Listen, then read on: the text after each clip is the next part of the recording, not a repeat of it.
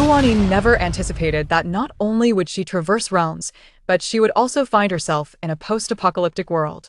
Upon opening her eyes, she was besieged by zombies, with only two pitifully thin children by her side. Wanyin lamented, "My life is forfeit. System, impossible, absolutely impossible." After binding with the most formidable hotel system of the apocalypse, Wanyin embarked on a delightful journey of nurturing children and managing a hotel. Chapter 91. This matter, I shall resolve. Darling, how do you feel? Are you all right? Li Xiaoxi inquired anxiously. Observing her apparent panic, Wanyin gently reminded, "You should first procure some hemostatic medication to help staunch his bleeding. All medicinal supplies in the hotel have been unlocked. A previous guest had utilized the hemostatic agent, which proved exceptionally effective. Moreover, given that Wang Jianqing is an ability user, his recovery capabilities surpass those of ordinary individuals, so he should be relatively unharmed." Curiously, in this post-apocalyptic landscape, while many offensive ability users have awakened, those with healing abilities are few and far between. At least, Wanyin has yet to encounter many. Suddenly enlightened, Li Xiaoxi dashed off to purchase medication. Su Shi, along with several other male guests, carefully lifted Wang Jianqing and laid him on the sofa in the lounge. Li Xiaoxi swiftly returned with hemostatic agents, anti-inflammatory medication, and bandages. With Su Shi's assistance, she administered the medicine and tended to Wang Jianqing's wounds. After enduring the apocalypse for so long, she was well-versed in such matters. Once bandaged, she also administered the anti-inflammatory medication, and at this point, Wang Jianqing's spirits had noticeably improved. "Darling, do you feel better?" Li Xiaoxi asked, tears brimming in her eyes. "How did you end up like this?" Wang Jianqing gently stroked her head, took a few deep breaths, and replied solemnly, "I was attacked." "What happened?" Su Shi inquired. "It wasn't a zombie or a beast. It was a human who attacked you?" "Yes." "Were they your enemies?" another guest asked. Wang Jianqing gritted his teeth and stated, "No, I don't know them at all. I overheard them say that if they killed me, perhaps there would be vacant rooms in the hotel." At this revelation, Wanyin's pupils constricted. "What?" a woman gasped. "How could someone do such a thing?" "It's not difficult to comprehend," another man clenched his fists and remarked. "Everyone is eager to stay in the hotel. Although the last time brought many vacant rooms, some individuals still couldn't secure accommodation. If a guest dies in the hotel, wouldn't that create vacancies for others? What shall we do? Does this mean that going outside will pose a danger for us in the future? Indeed, we cannot remain cooped up in the hotel forever. We still need to venture out to find items to exchange for points. I just bought an article of clothing, and my points are nearly depleted. I intended to go out tomorrow. But what if someone is lurking at the hotel entrance, follows us out, and then kills us? What then? It's terrifying. While the hotel can protect us from zombies and natural disasters, it cannot shield us from the malice of humanity. Boss Gu, what should we do?" Several guests looked to Wanyin for help. She flexed her fingers and calmly stated, "Rest assured, I shall resolve this matter." She is the proprietor of the hotel, and thus bears the responsibility for its guests. Currently, the patrons within the establishment are ensnared by a sense of unease, a sight she finds most disheartening. Moreover, if such circumstances were to persist, what reputation would remain for the hotel? They could either perish at the hands of the zombies or fall victim to human malice. With Wanyin's assurance, the guests in the hotel inexplicably felt a wave of relief wash over them. In their eyes, Wanyin was so formidable, possessing boundless capabilities, that she would undoubtedly resolve this predicament. Upon observing that Wang Jianqing had gradually regained his strength and was no longer in any life-threatening danger, Li Xiaoxi exhaled in relief and assisted him back to his room. "Boss, what should we do about this situation?" Su Shi inquired as Fangyang approached. "It is not difficult," Wanyin replied. "As long as the individuals outside are made aware that any ill intentions regarding the hotel are futile, that will suffice." Su Shi and Fangyang exchanged glances. Although Wanyin had not explicitly articulated her thoughts, an inexplicable excitement surged within them as they felt they were about to embark on a significant endeavor with her. Upon returning to the main room, Wanyin picked up the French fries that were meowing at her and internally questioned the system. "While I cannot intervene in the matter of killing outside, since it now concerns the hotel's business, may I take action?" "Of course you may," the system responded. "Host, how would you like to proceed?" I already possess the details of those individuals. With a mere command, I can eliminate them all with a Gatling gun. This. Gu Wanyin's lips twitched. Seems a bit excessive. She opened a drawer and retrieved a short knife. This was a weapon she had previously acquired from a store, exceptionally effective and extraordinarily sharp. She had been practicing with this very knife during her time at the zombie killing simulation training camp. Host, do you intend to take matters into your own hands? Indeed, Gu Wanyin affirmed. As the proprietor of the hotel, it is more effective for me to personally manage such affairs, instilling a sense of deterrence and dissuading those who harbor nefarious intentions. The system expressed its satisfaction. Host, you have grown.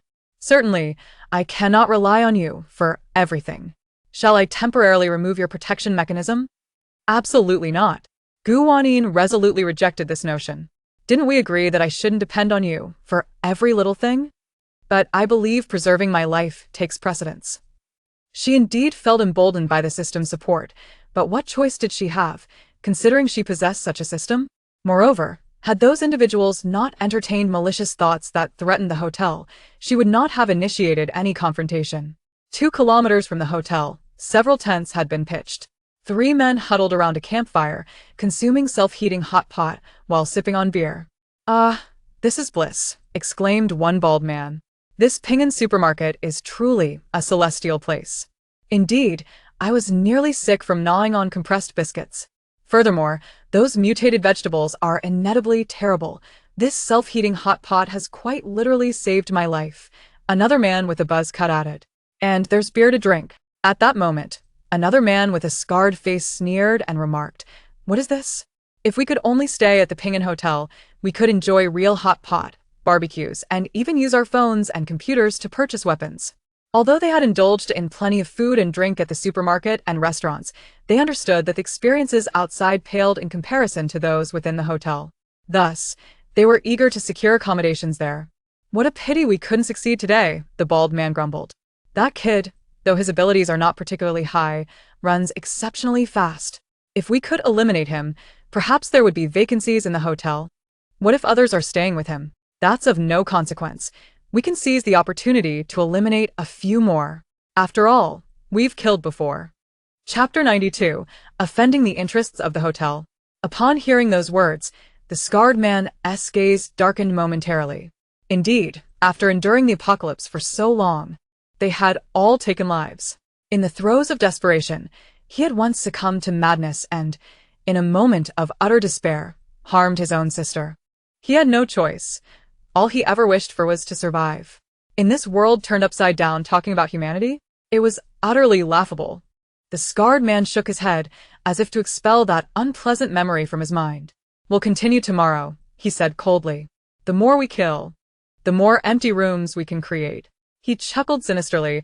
"I still have several crystal cores on me. I can enjoy some time in the hotel later. If you ask me, it's a brilliant idea from our dear scarred brother. Arriving so late, waiting patiently for an available room could take ages. It's far quicker to kill." The scarred man gazed into the flames, a chilling smile playing on his lips. The next day, Bai Shuwen stepped out of the hotel. Other guests in the lobby noticed her departure and felt a twinge of panic. How could she dare to venture out at such a time? What if someone were to kill her? And she was alone. I heard she possesses level 4 abilities. She should be fine, right? Yet, there were those with even higher abilities, and if several individuals banded together, even her level 4 powers might not suffice. She was being reckless. The murmurs of the other guests were lost on Bai Shuwen. Once outside, she walked purposefully in a certain direction, scanning her surroundings as if wary of zombies, while also searching for valuable items that could be exchanged for a greater number of points. Along the way, she encountered a few people, but everyone was in a hurry. Even those who recognized her as a pre-apocalypse superstar paid her little mind. In such dire times, who had the luxury to concern themselves with celebrities? Bai Shuwen moved briskly forward, but as she passed by a collapsed building, 3 men suddenly leaped out. These were none other than the scarred man, the bald man, and the crew-cut man. A superstar. The bald man leered, his gaze roaming over her with unwelcome intent. Bai Shuwen frowned and coldly inquired, "What do you want?" "We followed you from the hotel. What do you think we want?" The scarred man began to stretch his limbs. "You've stayed in the hotel long enough. Isn't time to vacate your room for someone else? If it were you, would you give up your room for someone else? Bai Shuwen retorted with a cold laugh. The crew-cut man chuckled. Of course not. But right now, we are the ones without a room. Don't blame us. Blame the hotel for being too good, or perhaps blame your own bad luck. Scarred brother, we must tread carefully. I've heard Bai Shuwen seems to have abilities. The bald man whispered. What is there to fear? The scarred man boasted. You two are level 2, while I'm level 4. Together, we can surely handle a single woman. As he spoke, he raised his hand, seemingly preparing to unleash his powers. At that moment, the bald man suddenly grinned and said, Big brother, since we're going to kill her anyway, why not let me have my fun first? The scarred man looked at him incredulously. Even now, you still have the mind to think of such things? The bald man gave a lewd chuckle. In the past, he would have never entertained such thoughts. His daily struggles revolved around scrounging for supplies and filling his belly. But now, with the safety of the supermarket and little eateries, he need not worry about food. And with Bai Shuwen being such a striking beauty, his desires had inevitably stirred. Enough! She possesses abilities. The scarred man snapped. We can kill her together. But, do you really want to complicate matters? Please, scarred brother. The bald man pleaded, grinning wickedly as he approached Bai Shuwen. Beautiful Bai, as long as you cooperate, we can grant you a quicker death. Otherwise, don't blame us 3 brothers for tormenting you. Bai Shuwen ignored him and scanned her surroundings. What are you looking for? The bald man taunted. Hoping for someone to rescue you? Don't be ridiculous. The crew-cut man scoffed. At a time like this, where are the good Samaritans? Give up on that hope. Just as he finished speaking, the sound of an approaching vehicle reached their ears. This time, it was Bai Shuwen who smiled. The scarred man furrowed his brow, sensing something amiss. In such times, a vehicle that sounded so fast could only spell trouble. A car sped towards them and came to a screeching halt. The door swung open, and the figure that emerged was none other than Wanyin. The trio had seen her at the hotel entrance, and their expressions shifted in an instant. Isn't that Bosco? The bald man said, forcing a smile. What brings you here? Wanyi's gaze swept over them with an unsettling calm before she spoke. I've heard that recently, there have been attacks on my guests at the Peace Hotel, aimed at acquiring empty rooms through violence. The scarred man forced a dry laugh. Bosco, you manage such a vast hotel with countless affairs. Do you really need to concern yourself with such trivial matters? Trivial? Wanyin raised an eyebrow.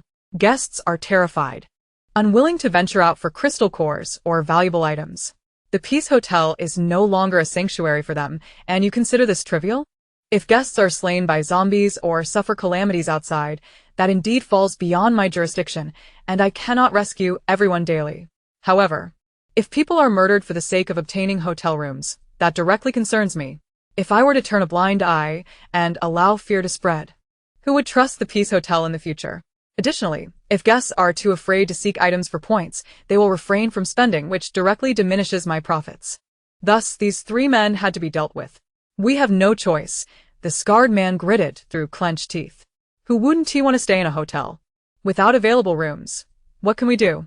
Bosco, you can't possibly believe this is a law-abiding society, can you? In the apocalypse, killing is the norm. We are merely trying to survive. Perhaps we are selfish, wishing to exchange others' lives for our own. But can you guarantee that others wouldn't do the same if given the chance? Let me tell you, many share our thoughts. They simply lack the courage to act. Wanyin nodded. What you say has some merit, but it seems I wasn't clear earlier. In this dire environment, where everyone is at the mercy of fate, your actions outside the hotel, no matter how many lives you take, do not concern me. However, your current behavior encroaches upon the interests of the hotel. Do you understand? I initially found it tedious to discuss this with you, but upon reflection, I thought you should at least understand the gravity of your situation. As her words fell, the expressions of the 3 men shifted dramatically. Chapter 93. Blacklisted from the hotel. What do you intend to do? The bald man shouted. You can't possibly mean to kill us, right? On what grounds? You must not think this is still a law-abiding society. Wanyin mimicked the scarred man's earlier tone. The scarred man gritted his teeth, his eyes glinting with malice. His hands trembled slightly. At this juncture, he had no choice but to fight to the death with the hotel owner. However, he had heard numerous tales.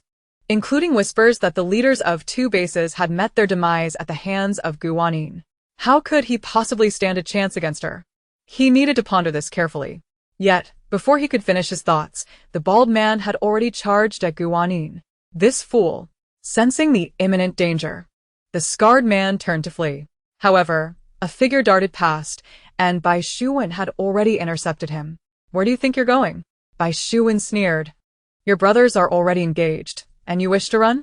That's rather disloyal, don't you think? Damn it, can loyalty fill one's belly? The scarred man shot her a fierce glare, only to turn and see the bald man already felled by Wanyin's kick, with her crouched beside him, mercilessly plunging her knife into his abdomen. Ah! Stop it! The bald man cried out. I've survived this apocalypse for so long. How can I die here? Wanyin seemed oblivious to his pleas, fixated on him for a moment before withdrawing the knife and stabbing it into another part of his body. Ah! The crew-cut man staggered backward, his eyes filled with panic. He couldn't comprehend why Wanyin was torturing the bald man if she intended to kill him. Was he next? The crew-cut man was perplexed, but the scarred man understood all too well. Wanyin's strikes targeted the very wounds they had inflicted upon that man just the day before. This woman is ruthless. After a while, Wanyin deemed it sufficient and, feeling weary of the ordeal, severed his tendons. Initially, she considered ending it swiftly. However, reflecting on how they had brazenly bullied others due to their powers and physical prowess, she resolved to render them incapacitated, allowing them to experience the taste of being oppressed. The knife she wielded, although taken from a weapon shop, had been specially modified by the system for her use. With this blade, even if they possessed abilities, the severed tendons would never heal. The bald man had already succumbed to the pain, unconscious on the ground. Nearby, several onlookers who had rushed over were now pale with fright, staring at Wanyin in terror. They were aware that the hotel owner was not an ordinary person. But witnessing such brutal actions from a seemingly delicate girl was indeed a shocking experience. Wanyin paid no further heed to the bald man. Rising to clean the blood from her knife with a handkerchief, her cold gaze then settling upon the crew-cut man. He attempted to turn and flee. Yet his feet felt as if they had taken root, rendering him immobile. The scarred man found himself in the same predicament. He wished to escape, to utilize his powers, but could only harbor those thoughts in silence. He was utterly powerless. This was truly maddening. He looked at the nearly lifeless bald man on the ground, despair flooding his heart. Wanyin, uninterested in prolonging the encounter, swiftly incapacitated both the scarred and bald men. Following this, she extracted the crystal cores from their bodies, 2 level 2 cores and 6 level 1 cores. Quite a substantial haul. Wanyin weighed them in her hand before handing Bai Shuwen 1 level 2 and 2 level 1 cores. After all, Bai Shuwen had put in effort today. It was only fair to grant her some benefit. Bai Shuwen beamed as she accepted them, saying, if such opportunities arise again, do come find me. I certainly won't decline. Wanyin smiled slightly, then turned her attention to the gathered crowd still observing nearby. You all must have witnessed what transpired. But I did not strike at these 3 men without cause. Just yesterday, they resorted to violence against the guests of this hotel to secure their stay here. Fortunately, that guest was fortunate enough to escape with their life. Upon hearing her words, several individuals felt a twinge of guilt. They had indeed contemplated the same notion. If they eliminated the guests, wouldn't that free up rooms in the hotel? In this apocalypse, perhaps many of you have blood on your hands, but that is a necessity for survival. However, I wish to make it clear today, if you kill for personal vendettas, that is your affair. Yet, if it is to create vacancies in the hotel, that tarnishes its reputation, and I shall not stand idly by. These 3 men have not only been rendered incapacitated, but have also been blacklisted from the hotel, the restaurant, and the Peace supermarket.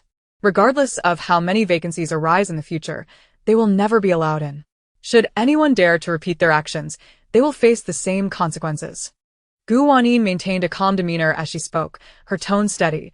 Do not believe you can hide your misdeeds. If it pertains to the hotel, I am privy to all. Thus, legitimate guests are always welcome, but those who wish to take the crooked path will find no sanctuary here. I will expedite the construction of additional rooms in the hotel, and I hope you do not jeopardize your eternal peace out of momentary desperation. With that, Wanyin departed alongside Bai Shuwen, leaving the crowd to exchange anxious glances. their eyes drawn to the three men lying unconscious on the ground. They had not anticipated that the hotel owner would be so fierce. "I'm a bit afraid of her. I think it's quite all right. She is the hotel owner, after all, and must consider the establishment's well-being. Indeed, this only reassures us that we can safely reside in the hotel. As guests, we not only enjoy its protection but also the safeguarding of Wanyin. You make an excellent point. Fortunately, I hadn't yet acted against the guests. I had indeed harbored such thoughts. Had you followed through, you would have been the next one lying there. I've seen those three before. Together they were quite formidable. Yet now they've been reduced to this. What a turn of fate. They brought this upon themselves by crossing the Peace Hotel. Upon returning to the hotel, Wanyin first approached the door of Wang Jianqing and Li Xiaoxi's room, knocking gently. The door opened, revealing a teary-eyed Li Xiaoxi, who smiled faintly upon seeing her. "Gu boss, how is Mr. Wang?" Wanyin inquired. "He is much better," Li Xiaoxi replied, though her gaze lingered on her husband, still looking weak, causing her heart to ache. "Remember to give him his medication on time, and here, take these." Wanyin presented her with 1 level 2 crystal core and 4 level 1 cores. Li Xiaoxi's eyes widened in astonishment. She hesitated to accept immediately, asking, "Gu boss, is this crystal cores? Why are you giving these to us?" "They were taken from the 3 men who tried to harm your husband yesterday. They rightfully belong to you," Wanyin explained, adding, "Moreover, I must admit I had not considered this situation thoroughly beforehand." "Did you truly avenge him?" Li Xiaoxi gazed at her with gratitude. "This is more than enough. You cannot be blamed for this. It's nothing, take them. I have no use for the crystal cores. I initially had 1 more level 2 core and 2 level 1 cores, but since Bai Shuan assisted me in seeking revenge, I gave them to her," Wanyin revealed without reservation. Even so, Li Xiaoxi was overwhelmed with emotion. "Thank you so very much." After her husband had been grievously injured, Li Xiaoxi had spent the entire night in sorrow, unable to sleep. She was anxious, fearing that if they ventured out again, would they still be safe? Indeed, in the apocalyptic world, the relentless onslaught of zombies and natural disasters is an ever-present threat. If one were to perish at the hands of the undead or succumb to a catastrophe, they might accept their fate. However, to lose one's life at the hands of fellow humans simply because they sought refuge in a hotel, what a cruel twist of irony that would be. How could they ever muster the courage to venture out in search of supplies to exchange for points? They must not only guard against the zombies, but also remain vigilant against the predatory gaze of other humans eyeing their quarters. Moreover, with children now in their care, how would they sustain themselves in the days to come? Yet, to her astonishment, Wanyin not only reprimanded those 3 men but also compensated her with the crystal cores they possessed. This act instilled within her a profound sense of security. Furthermore, those crystals provided enough respite for them to breathe easier. Much like Li Xiaoxi, the other guests of the hotel exhaled a collective sigh of relief upon learning that Wanyin had incapacitated those men and subsequently blacklisted them. This decisive action served to instill fear, ensuring that outsiders would think twice before acting recklessly. Thus, when they ventured out to eliminate zombies in the future, they could do so with greater peace of mind. However, their relief was short-lived as unsettling news soon reached them. An alarming surge of zombies had suddenly emerged in City A. While an increase in zombies typically signified a corresponding rise in crystal cores, the threat they posed was far from trivial. Among the hotel's occupants were 4 men residing in one of the family rooms, brothers bound by blood. Though their abilities were modest, they were robust and strong. Prior to the apocalypse, their parents had perished in their rural hometown, victims of a merciless cold snap. Fortuitously, the brothers had gathered together in time, preserving their unity throughout the apocalypse without internal strife, thus surviving to this day.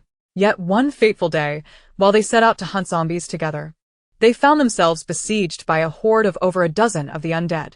Ultimately, only one of the brothers managed to return, recounting that, in addition to the zombies he had encountered, he had glimpsed many more staggering figures in the distance. While the zombies in City A had always been numerous, it was now evident that their ranks had swollen considerably. Days later, several guests who had ventured out to hunt zombies failed to return, one of whom was a 5th-level ability user. This turn of events sent a wave of genuine panic rippling through the hotel. Even those waiting at the entrance for vacant rooms found the influx of new guests to be disappointingly scant. Logically, given the hotel's newfound notoriety, one would expect a steady stream of visitors seeking accommodation. Yet, the recent surge in zombie numbers rendered the journey to the hotel perilous, effectively deterring potential guests. As for the matter of the zombies, Wanyin found herself powerless to intervene. After all, in this world, the existence of zombies and their propensity for violence was a natural part of the unfolding chaos, beyond her capacity to alter or combat. Nonetheless, she sensed that both the hotel and the nearby Peace supermarket and small eateries had seen a decline in their profits. The training camp for zombie extermination was bustling, with long queues forming outside, yet she pondered anxiously whether her system would remain secure in its leading position. "Oh, how I wish I could establish communication with other bases," Wanyin lamented, "so I could sell supplies to them from afar. This would not only offer a glimmer of hope to others, but also allow us to accumulate more points." Initially, acquiring points from other worlds had proven quite challenging, while her own system had been operating smoothly, granting her the top rank. However, as other systems gradually progressed, her lead began to dwindle. Particularly concerning was the 066 system from the horror realm. She sensed its relentless pursuit of her position. If the 066 system were to claim the top rank, her own system would undoubtedly be infuriated. No, it would be utterly devastated. "Host, how did you know that the first task on the newly refreshed list is precisely this?" the system inquired. Wanyin was taken aback. "Huh? I had no idea. I merely had a notion. I thought it might not be feasible." Ding. "A new task has been unlocked. Establish a partnership with a certain base to sell supplies and generate revenue. Task rewards. Unlock all rooms on the 3rd, 4th, 5th, and 6th floors of Building 3. Upgrade all rooms on the 9th and 10th floors of Building 2. Further upgrade all rooms in Building 1. Unlock special rooms on the 6th and 7th floors of Building 6, and unlock the vegetable market along with unlimited goods therein, as well as the dry cleaning facility and associated amenities, and finally, unlock the maternity and infant supplies store with unlimited products." More tasks to undertake. Wanyin stretched, brimming with excitement. "Can I choose which base to collaborate with?" "You may select any base, regardless of distance," the system clarified.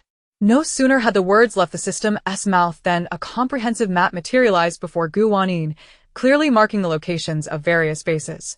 With a mere click on a base, detailed information about it would appear alongside. "Let me see," she mused, recalling that the largest base described in her readings was the Mu-Ro base. However, given the vastness of the world, there must surely be bases larger than Mu-Ro. Currently, most of the residents from the Mu-Ro base had taken refuge in the hotel, and those who hadn't had migrated to City A. Thus, partnering with the Mu-Ro base would hardly yield significant points. With determination, Wanyin began to explore the different options, diligently reviewing the accompanying descriptions. She decided to focus on domestic bases for now, postponing any considerations of international options. Naturally, she aimed to choose a base that was not only expansive, but also densely populated. This would maximize her potential for earning points. Ultimately, Wanyin opted for a place known as the Survival Base. The name was refreshingly straightforward, much like herself. Her decision was influenced by two primary factors. Firstly, it was vast, housing more than 20,000 survivors, a substantial proportion of whom were ability users. Secondly, this base was the farthest from City A within the country. Even before the apocalypse, direct flights from the city housing the survival base to City A were non-existent, requiring layovers and taking 7 to 8 hours in total. Now, with no flights available and most individuals lacking access to vehicles, they could only traverse the distance on foot. The journey from the survival base to the Peace Hotel would undoubtedly take an extensive amount of time, ensuring that its residents would remain distant from City A for the foreseeable future. Hence, they would be unable to stay in the hotel or procure supplies from the Peace supermarket or local eateries. With this understanding, collaborating with the survival base to sell them supplies seemed the most prudent course of action. System: how do I initiate contact with the people at the survival base? Chapter 95: The Survival Base. Simple. The survival base is home to over 20,000 individuals, 2/3 of whom are ability users. It is a sprawling establishment, akin to a small town, featuring numerous small buildings, apartments, and even villas, alongside communal dormitories and tents. The streets are bustling with activity, with some selling homegrown vegetables and others preparing food, though the culinary offerings pale in comparison to pre-apocalyptic standards. Nevertheless, the inhabitants appear to have acclimated, as securing sufficient sustenance remains their foremost priority. Occasionally, individuals will sell everyday items at exorbitant prices, such as shampoo and body wash. However, what was once commonplace before the apocalypse is now considered a luxury, with even advanced ability users hesitating to make a purchase. Even the sellers possess only a limited stock of such items. As the apocalypse descended, their city was besieged by extreme weather conditions and devastating earthquakes, rendering the search for essential supplies an arduous task. Although their base appeared orderly, they were frequently beset by hordes of the undead and natural disasters, leaving little room to innovate or develop new resources. Many materials and raw supplies were simply unattainable. The entire base was fortified with formidable walls, patrolled daily by high-level supernatural beings to prevent sudden zombie invasions. Occasionally, a few of these elite individuals would venture in and out. At that moment, a vehicle approached the entrance of the base. Sister Ling is back. Open the door. The gates of the base creaked open, allowing the vehicle to enter. Along the way, nearly everyone turned their gaze toward the car. Inside sat a woman with neatly cropped hair, her appearance unremarkable yet possessing a striking physique that hinted at her formidable nature. She was Ling Quan, the leader of the survival base. After the calamity struck, she was among the first to awaken her abilities, now wielding a potent 9th-level wind power and a 7th-level lightning power. In the early days of the base, many questioned her capabilities, doubting that a woman could possess such strength, while others plotted against her in secrecy. Yet in the end, she subdued them all through sheer strength. Over the course of a year, she transformed the base into its current state. However, she felt it was still insufficient. Many within the base were struggling to meet their basic needs, and when disaster struck, they had no contingency plans. While she could have barred ordinary citizens and low-level supernatural beings from entering, memories of her relatives who perished in the earthquake lingered in her mind. Let it be. I will take my time. If it takes another 10, or even several decades to develop, I have faith in my abilities. Ling Quan parked her vehicle in front of her villa and stepped out, entering the house. As soon as she walked into the living room, a man hurried toward her. Sister Ling, we have a situation. Ling Quan furrowed her brow. What is it? Come see. The man led her to her study, and upon entering, Ling Quan was taken aback to find a screen inexplicably materialized on the wall. On it, a message requested a call, accompanied by the words Safe Hotel. Safe Hotel? What is that? Ling Quan's expression turned wary. Who authorized you to install such a thing in my study? Due to the distance from City A, the reputation of the Safe Hotel had not yet reached them, leaving Ling Quan oblivious. I don't know. We didn't install it. The man protested. I merely came to clean your study when this screen suddenly appeared. It's too bizarre. Is there such a power? Ling Quan Musha, Barplaksha. Sister Ling, should I take it down? The man asked excitedly. Not yet, Ling Quan replied. Would you dare to touch something so ominous? After a moment's contemplation, he conceded. So, should we connect? Ling Quan pondered, slowly approaching the wall. The request to connect changed to would you like to connect? With two options, yes or no. Ling Quan frowned, deep in thought. Meanwhile, in the Safe Hotel, Wanyin yawned while holding a tablet. No one has answered yet, she lamented. System, what if she doesn't pick up? Then I will make the host's face appear in the sky above the base. The system replied, and you can communicate directly with the people there. Wanyin considered the implications of her entire face suddenly appearing in the sky, potentially scaring the inhabitants to death rather than the zombies or disasters. Speaking of which, this base leader, Ling Quan, is truly impressive, Wanyin sighed. I wonder what the author was thinking when creating this character. Surely, only someone of her caliber deserves to be the heroine. And what about Nkailu? Did the author choose her based solely on appearance? The world is vast and full of surprises. As Wanyin engaged in casual banter with the system, the tablet suddenly displayed call connected. Straightening her posture, she prepared for the conversation. On the other side of the screen, Ling Quan recoiled slightly upon seeing the face of a young girl. Who are you? She asked, her voice laced with suspicion. Hello.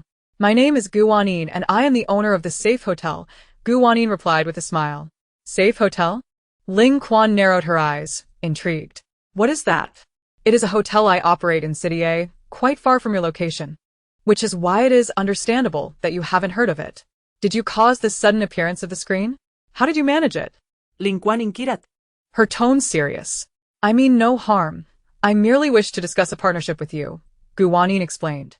I am aware that your base houses a substantial population, and I possess a vast array of supplies that I can offer for sale. As Wanyin concluded her statement, a brief promotional video appeared on Ling Quan's screen, showcasing the safe hotel, complete with images of various amenities and a mechanical voice announcing, "Do you wish to be well fed? Do you seek warmth? Safe hotel. A paradise in the apocalypse, offering quality goods at reasonable prices.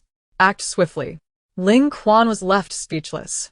Wanyin, equally taken aback, muttered to herself, "System. What an utterly haphazard advertisement. I crafted it specifically." The system proclaimed proudly, "This way, anyone unfamiliar with a hotel can view the advertisement." Am I clever or what? Wanyin retorted, "What is with that tone seeking praise? Do you truly not find this advertisement embarrassing?" As the advertisement concluded, the video call with Ling Quan resumed. Wanyin cleared her throat and stated earnestly, "So, Miss Ling, my hotel has an abundance of supplies available at highly favorable prices. With over 20,000 people in your survival base, your demand for resources must be significant. Would you consider purchasing supplies for my hotel?" Ling Quan és sagàs a flicarat pensibeli. Remaining silent. Is this a deception? The man beside her, named Zhuangda, whispered. How could such a young girl possibly run a hotel and have so many supplies to spare? Ling Quan shot him a glance, replying coolly once. People said a young girl, like me, could never manage a base. Zhuangda scratched his nose, feeling somewhat awkward. However, Ling Quan too found the situation perplexing. After all her struggles, she had only managed to reach this point.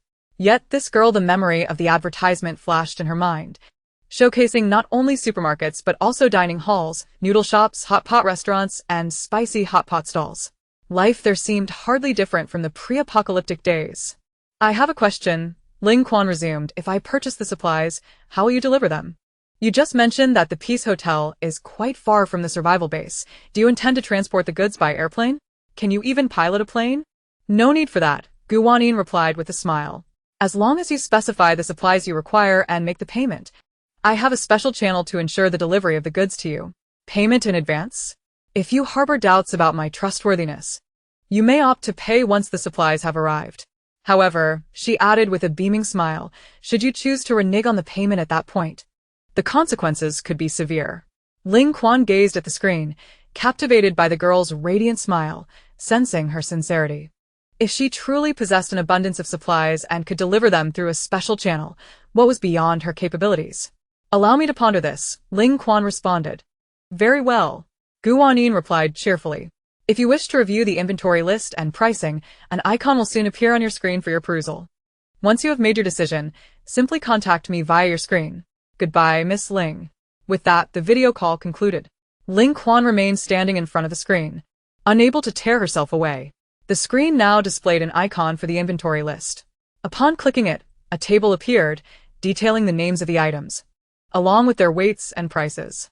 The list included bread, instant noodles, bottled water, biscuits, canned goods, self-heating hot pots, as well as a variety of alcoholic beverages, soft drinks, coffee, snacks, and even everyday necessities such as towels, shampoo, body wash, toothpaste, and toothbrushes.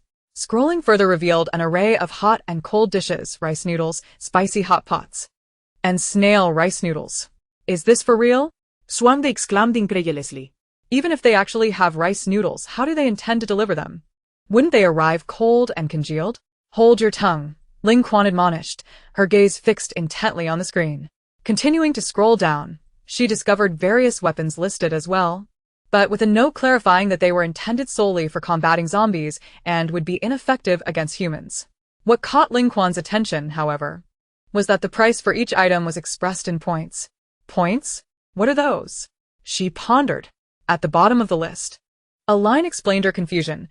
Points could be exchanged for various normal items such as crystal cores, gold, silver, jewelry, copper, iron, and fabric. Please note, Crystal cores are the most valuable. A first-level crystal core can be exchanged for 1,000 points, a second-level core for 2,000 points, a third level for 4,000 points, and a fourth level for 8,000 points, and so forth. Other items can be exchanged based on their assessed value. For example, an 18G gold necklace can be traded for approximately 80 points. Zhuangde, who had been watching alongside her, remarked the prices for those initial items seemed quite reasonable, especially since crystal cores can yield so many points. Indeed, they are not expensive, Ling Quan replied. In this post-apocalyptic world, the items on that list are exceedingly precious. Just consider a bottle of clean water. It might require several crystal cores to procure one here. The audacity of that girl to sell them at such low prices was astonishing. It seemed that her supplies might indeed be abundant, perhaps even inexhaustible. Inexhaustible? Zhuangde exclaimed. Wow, a fourth-level crystal core can be exchanged for 8,000 points. That could buy a great deal. Ling Quan smiled faintly. Do you think fourth-level crystal cores are easily obtained? While each fourth-level zombie does possess one, would you dare to confront a fourth-level zombie in a one-on-one battle? Zhuangde hesitated. Well, certainly not, although he possessed fourth-level abilities. Zombies were far more formidable than those with abilities. Even taking on a second-level zombie was a daunting prospect. Such was the nature of this world. Thus, while the points obtainable from crystal cores might be plentiful, aside from first-level cores, the others were not so easily acquired. So what do we do now? Zhuangde implored. If the supplies on that list are genuine, we must purchase them. He rubbed his hands together, though I remained skeptical. The sudden appearance of that screen suggests the girl possesses some extraordinary means. I have an idea, Ling Quan replied. What kind of idea? Did you ever enjoy reading novels? Ling Quan countered, not immediately providing an answer. Zhuangde scratched his head. You know, I used to be a workaholic, burning the midnight oil and collapsing into bed as soon as I got home. I hardly had time to read novels. I've read a few, though. I did, Ling Quan said. Once, while visiting my cousin, I noticed a few novels on the coffee table and casually flipped through them. I didn't finish them. But in the openings of those stories, the protagonists often had some sort of system or various spaces. The narrative described how only the protagonist bound to the system or space could interact with it. Just moments ago, the realization that the supplies in the Peace Hotel might be limitless had led her to think of systems and spaces. Chapter 97. The beginning of collaboration. Otherwise, she found it impossible to explain the wonders of that hotel and the girl. No matter how powerful her abilities might be, it was implausible to conjure such an abundance of supplies, especially not with a screen capable of facilitating communication in her study. If that girl truly possessed a system or a space, she would undoubtedly be a formidable presence. What does this have to do with novels? Zhuangde inquired, thoroughly perplexed. Nothing much. I believe we should consider collaborating with her to procure supplies, Ling Quan suggested. Life is hard for everyone at the base. At the very least, we need to secure more food. That would require the people at the base to provide some crystal cores, wouldn't it? Although you have many cores, Ling Jia, it's still not enough to purchase supplies for everyone at once. Indeed, that's true. Please summon Lao San and the others. I need to convene a meeting to discuss this matter thoroughly. Ling Quan referred to the other managers at the base, of whom she was the strongest and held the most power. After Zhuangde gathered the others, Ling Quan briefly summarized the situation regarding the Peace Hotel. Is there truly such a place? A bespectacled man questioned, skepticism etched across his face. I find it hard to believe. I think it's worth a try. A beautiful girl with a high ponytail chimed in. After all, didn't he, the owner of the Peace Hotel, say we could receive the supplies first and pay later? If we genuinely received the supplies, we certainly wouldn't default on the payment. If it turns out we get nothing, then we merely wasted some time. A muscular man slammed his fist on the table, declaring, if such a place exists, why wait? Let us go and seize it. Ling Quan frowned, displeased. Lao Shan. Do you understand what you're suggesting? Am I wrong, Ling Jia? At this point, who cares about the lives of others? This may not be the most honorable approach, but there are benefits to be gained. I opposed letting those useless civilians into the base from the start. That's enough, Lao San, the bespectacled man interjected, frowning. How can you speak to Ling Jia that way? Moreover, we don't even know where the Peace Hotel is. How do you propose we take it? Are we to run around like headless chickens? Lao San fell silent, his lips curled in a dismissive smirk. In that case, let us start by purchasing a small quantity of supplies. Ling Quan remarked, if this truly proves reliable, we should rally the others at the base for a substantial order. What do you all think? I am in favor, chimed in the girl with the high ponytail. I concur, added the bespectacled gentleman. The others voiced their agreement as well, while the third member remained silent, though the principle of majority ruled rendered his opinion less significant at this juncture. Then I shall contact the owner of the Ping and Hotel shortly, Ling Quan stated. At this point, there is little left to discuss. The bespectacled man and the girl with the ponytail animatedly conversed about the delectable items they might procure, while the third member, wearing a discontented expression, exited the meeting room. Third, someone called out behind him as he walked a few paces away. Turning back, he saw it was Ling Quan. She approached him, saying, "There is no need for you to feel disgruntled. Consider this. If the owner of the Ping and Hotel were so easy to deal with, could she possibly keep her establishment afloat?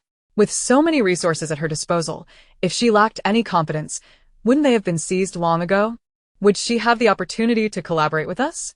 Ling Jia, when did you become so timid? This is not like you," he scoffed. "I am merely analyzing the facts." Ling Quan replia. "I advise you to refrain from harboring such thoughts, lest you bring harm upon yourself." With no further words, the third member left, his demeanor grim. Ling Quan paid him no mind as she returned to her study. Approaching a screen mounted on the wall, she noticed a call icon and promptly tapped it, the screen displaying a message indicating it was awaiting connection. Wanyin had just returned to her room with some snacks, settling down to watch a film, one featuring by Xu Wen from his early career, showcasing commendable acting even then. As Wanyin was about to open a bag of chips, she suddenly heard a notification sound. Hastily, she discarded the chips and picked up the nearby tablet. Indeed, it was a call request from Ling Quan. "Miss Ling," Wanyin greeted with a smile, "have you come to a decision?" "Boss Gu, I would like to initially purchase supplies worth 2,000 points, Ling Quan replied, uncertain if this was permissible. Wanyin's expression revealed no surprise. She had anticipated that Ling Quan might opt for a modest order to gauge her reliability. Of course, that is entirely feasible. A transaction worth 2,000 points is still a transaction, and I see no reason to decline. However, before we commence our business, there is something I must clarify. Go ahead. Any supplies you purchase from the Ping and Hotel may be given to others or resold at equivalent or lower prices after payment of points. But reselling at inflated prices is strictly prohibited. Should this occur, I will reclaim the supplies, and points will not be refunded, Wanyin stated. If you can accept this condition, we may officially begin our transaction. There is nothing I cannot accept, Ling Quan replied. I had no intention of reselling at a profit. Very well, Wanyin smiled. She had previously read up on Ling Quan, noting her integrity despite having engaged in some regrettable actions during the apocalypse. However, she would not resort to price gouging. Nevertheless, it was prudent to clarify such matters in advance. System. We may commence the transaction now, Wanyin mentally instructed. Affirmative. Host. Activating long-distance point exchange channel and supply transfer portal came the system's response. At that moment, Ling Quan observed a dark opening appearing beneath the screen on the wall. Boss Gu, what is this? Simply deposit the corresponding crystal cores or precious metals into the portal, and points will be automatically exchanged, Wanyin explained. However, as we agreed, you may take the goods before payment, so you can now select the supplies you wish. As Wanyin finished speaking, the screen before Ling Quan shifted again, revealing a selection page. She could click on desired items, choose quantities, and add them to her cart before finalizing her order. The prices displayed were comparable to those at the hotel. This arrangement differed from her supermarket or restaurant venture outside the hotel, as it involved collaboration with a major base housing over 20,000 people, which would inevitably lead to substantial purchases. Not only did this enhance volume, but it also opened the door for long-term cooperation, an endeavor that was on her task list, making additional price increases unnecessary. Moreover, given the distance from the survival base to the Ping and Hotel, coupled with the calamities and zombies outside, it was impractical for them to occupy the hotel in the short term, negating any concerns over whether pricing would diminish the hotel's allure. Chapter 98. Long-term cooperation. Ling Quan had already contemplated her choices. After a short while of selection, she opted for an assortment of supplies including bread, bottled water, instant noodles, and self-heating hot pot, totaling 2,000 points. While there were many more items available, she chose to start modestly in order to assess the situation. Upon confirming her selection, a blinding light suddenly enveloped her. Instinctively, she shielded her eyes with her hand. When the light faded, she beheld a seemingly ordinary door appearing beside the screen. Boss Gu, what is this? Although Gu Wanyin's face was not visible on the screen, her voice was still audible. Behind that door lies an alternate space warehouse. All the supplies you purchase will materialize in that warehouse, ensuring that you won't occupy space at your survival base, especially as you will undoubtedly be acquiring significant quantities in the future. Ling Quan raised an eyebrow. So, This boss Gu was confident that she would indeed purchase substantial amounts in the future. Yet, upon reflection, if the supplies were genuinely abundant and clean, even if they were not gourmet, she would certainly buy in bulk. For those living in the apocalypse, the mere availability of clean, affordable food to satiate their hunger was a monumental blessing. I understand, Ling Quan stated, pushing open the door before her. Even as someone who had faced many trials, the scene beyond the door left her astonished. It was a warehouse approximately the size of 3 basketball courts. This space exceeded even her villa. No wonder Gu Wanyin referred to it as an alternate space warehouse. Ling Quan's suspicions about Gu Wanyin possibly being bound to some system intensified. No supernatural ability could accomplish such a feat. Unless, could it be that Gu Wanyin was an extraterrestrial? However, such speculations were no longer of consequence. The critical point was that she must not offend Gu Wanyin or entertain any improper thoughts, lest she face dire consequences. The supplies she had just ordered were neatly stacked by the door: boxes of bread, bottled water, instant noodles, and self-heating hot pot. Ling Quan saw no need to count them, trusting that a remarkable establishment like this would not shortchange her. A cursory glance assured her that the quantity was indeed satisfactory. Opening a box of bread, she found an assortment of flavors, as she had not specified any preference during her order. She casually took out a caterpillar-shaped bread, tore open the packaging, and took a bite. Her eyes lit up. Soft and sweet, it was utterly delicious. Though she was not one to indulge in culinary delights, having consumed whatever food was available in the post-apocalyptic world, this bread was simply exquisite, compelling her to savor it endlessly. Unexpectedly, the hotel not only boasts an abundance of resources at affordable prices, but also offers delectably exquisite food. She must initiate a long-term collaboration with the hotel. In doing so, both she and the residents of the base can enjoy a more prosperous life. In Ling Quan's heart, she has already regarded Gu Wanyin as a benefactor. After consuming a hearty portion of bread, Ling Quan promptly stepped outside and tossed a Tier 2 crystal core into the darkened passageway. Boss Gu, are you still there? I have placed the crystal core into the passage. Yes, I received it, Gu Wanyin replied with a smile. Thank you immensely, Boss Gu. Ling Quan exclaimed with excitement. I wish to establish a long-term partnership with you. Would that be agreeable? Of course, Gu Wanyin responded. The more business I have, the better. Wonderful. However, I hope you could grant me a few more days. I need to assess how much supplies the people at the base truly require, and then gather the crystal cores or other items that can be exchanged for points. All right, contact me whenever you are ready, Gu Wanyin said. Thank you. After hanging up the call, Gu Wanyin stretched lazily. Next, it was time to focus on Ling Quan's matters. They would simply await the points. Gu Wanyin said to the system, What do you think? How many points can we earn this time? Could it surpass 100 million? If so, my ranking will surely be first again. The system eagerly exclaimed, That fellow 066 cannot compare to me. Moreover, Ling Quan has expressed her desire for a long-term collaboration with us. Gu Wanyin smiled. The task assigned to me by the Interstellar Federation is truly splendid. I even suspect they are deliberately assisting you in achieving first place. Could it be? The system questioned skeptically. What reason would they have to assist me intentionally? I cannot say. I am not well-versed in your circumstances, she replied. Ding. Congratulations, host. The task has been completed.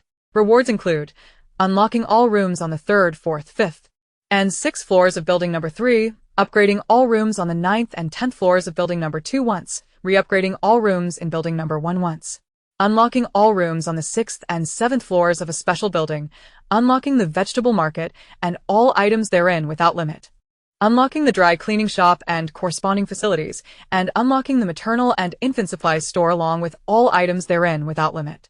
Although Gu Wanyin had only conducted a transaction of 2,000 points with Ling Quan, it was still considered a collaboration with the survival base, thus completing the task. Even without the constraints of this task, Gu Wanyin intended to continue trading with Ling Quan. After all, how could one neglect the opportunity to earn points? With the unlocking of all rooms on 4 floors, the hotel outside saw nearly all waiting guests checked in. This was primarily due to the surge of zombies in City A, rendering it impossible for new arrivals to reach the hotel entrance and await vacant rooms.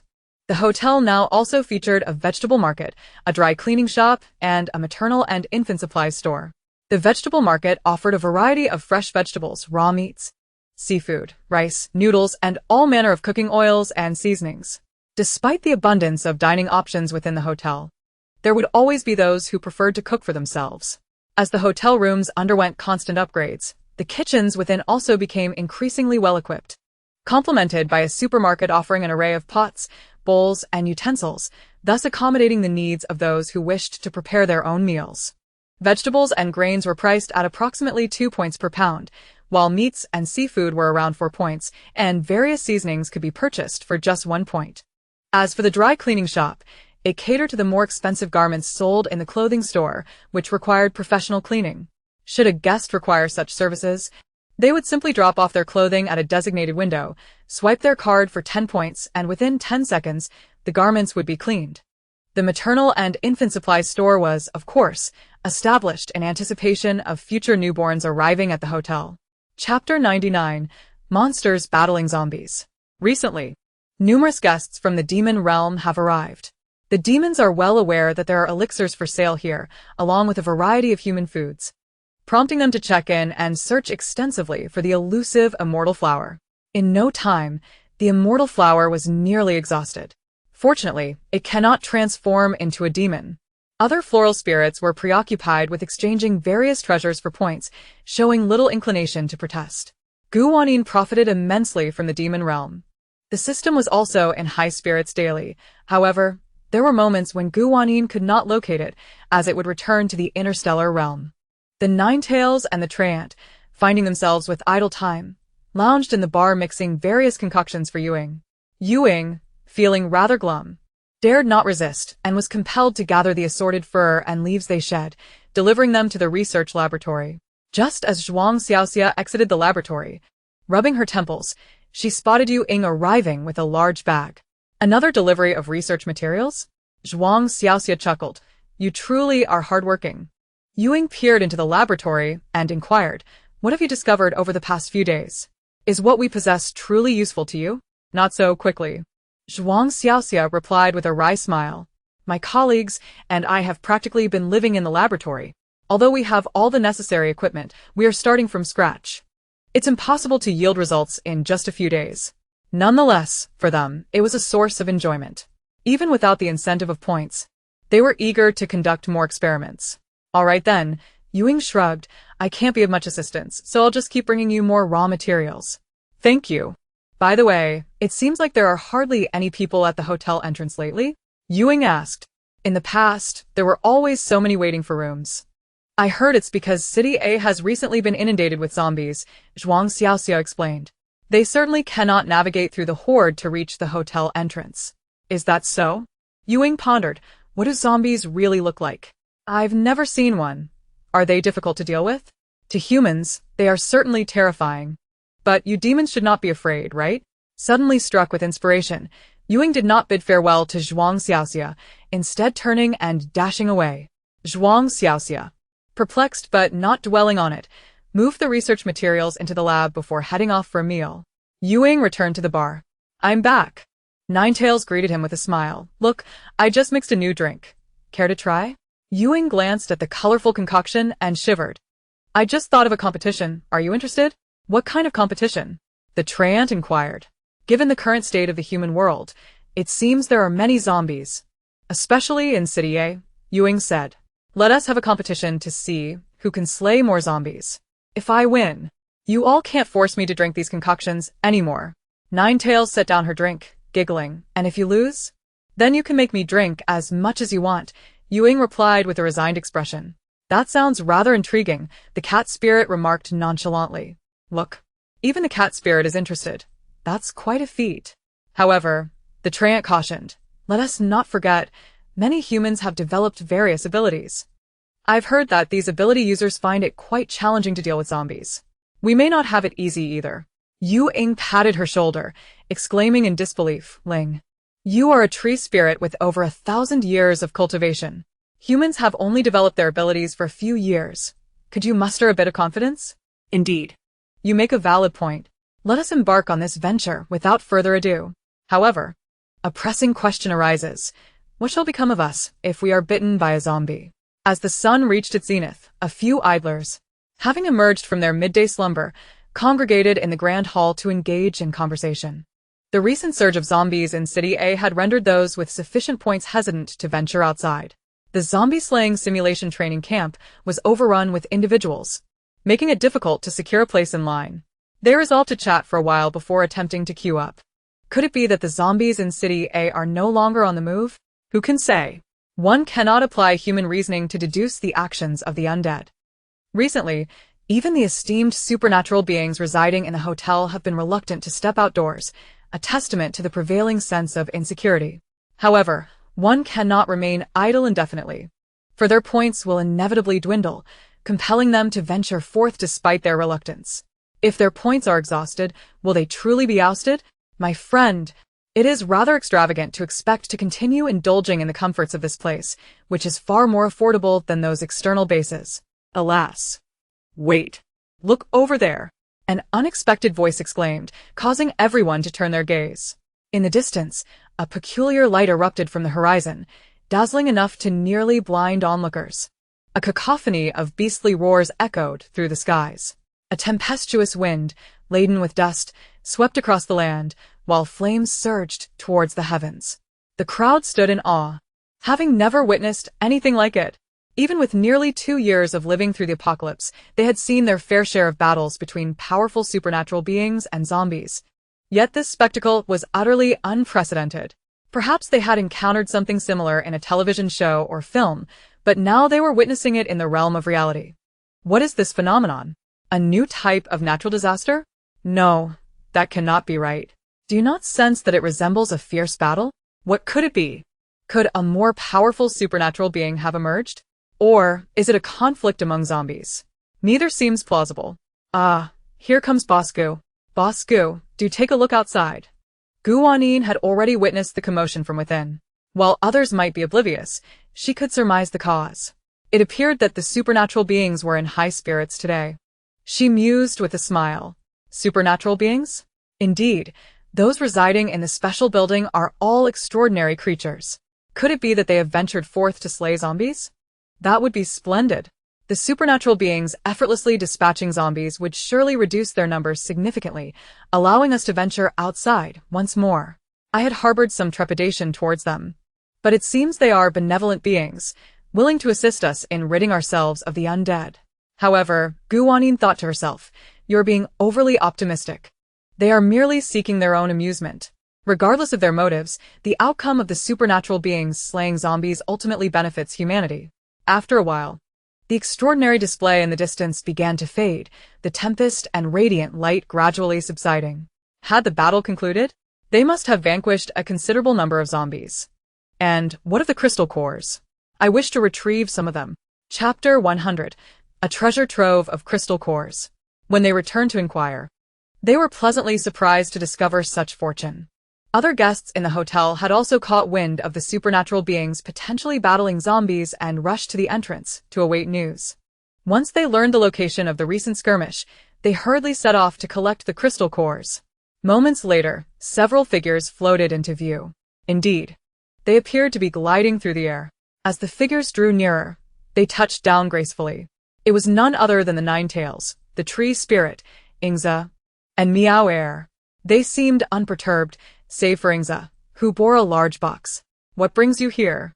Nine Tails inquired, her 9 fox tails swaying playfully behind her, as if they were engaging in a team-building exercise at the hotel entrance.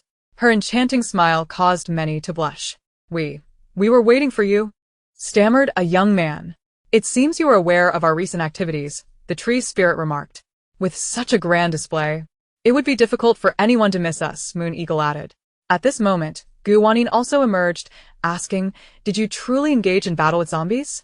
"Indeed," Moon Eagle replied, placing the large box on the ground, having specifically brought it to transport the crystal cores. As he opened the box, it was filled to the brim with crystal cores. Though the majority were of the first level, there were also many of the second, third, fourth, and even a few fifth-level cores. The crowd's eyes glimmered with greed. Crystal cores. These are indeed crystal cores, although we cannot utilize them ourselves. We have heard that your kind exchanges crystal cores for points, so we thought it prudent to bring them back, Ninetails explained, crediting Meow Air with the idea. Upon hearing this, everyone turned their grateful gazes towards Meow Air, causing the normally stoic creature to blush. However, a dilemma soon arose. The tree's spirit stated, "With so many crystal cores and so many guests in the hotel, how shall we distribute them?" Ninetails looked to Wanyin and asked, "Wanyin, what do you propose?" Wanyin stroked her chin, lost in thought. Indeed, distributing these crystal cores among the hotel guests would provide them with a temporary reprieve and allow her to earn more points. Yet, the supernatural beings could not possibly eliminate all the zombies. Points would inevitably run out. If they simply handed out the crystal cores now, would it instill a sense of entitlement among the guests?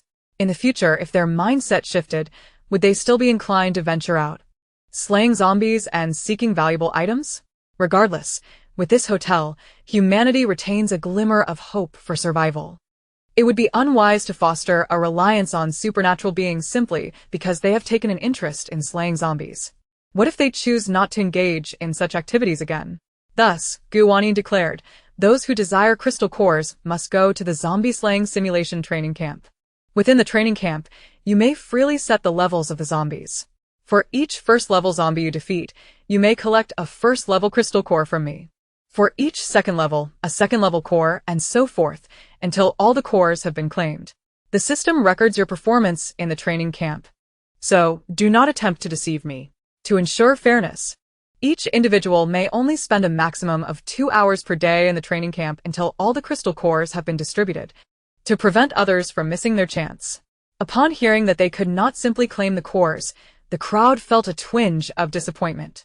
However, upon reflection, they realized that when they typically ventured out to slay zombies for crystal cores, the risks to their lives were substantial. But within the zombie-slaying simulation training camp, despite the challenges they faced, at least there was no danger.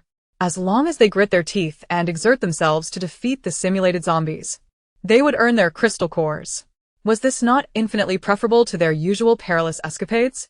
At least they need not worry about dying or suffering injuries or illnesses.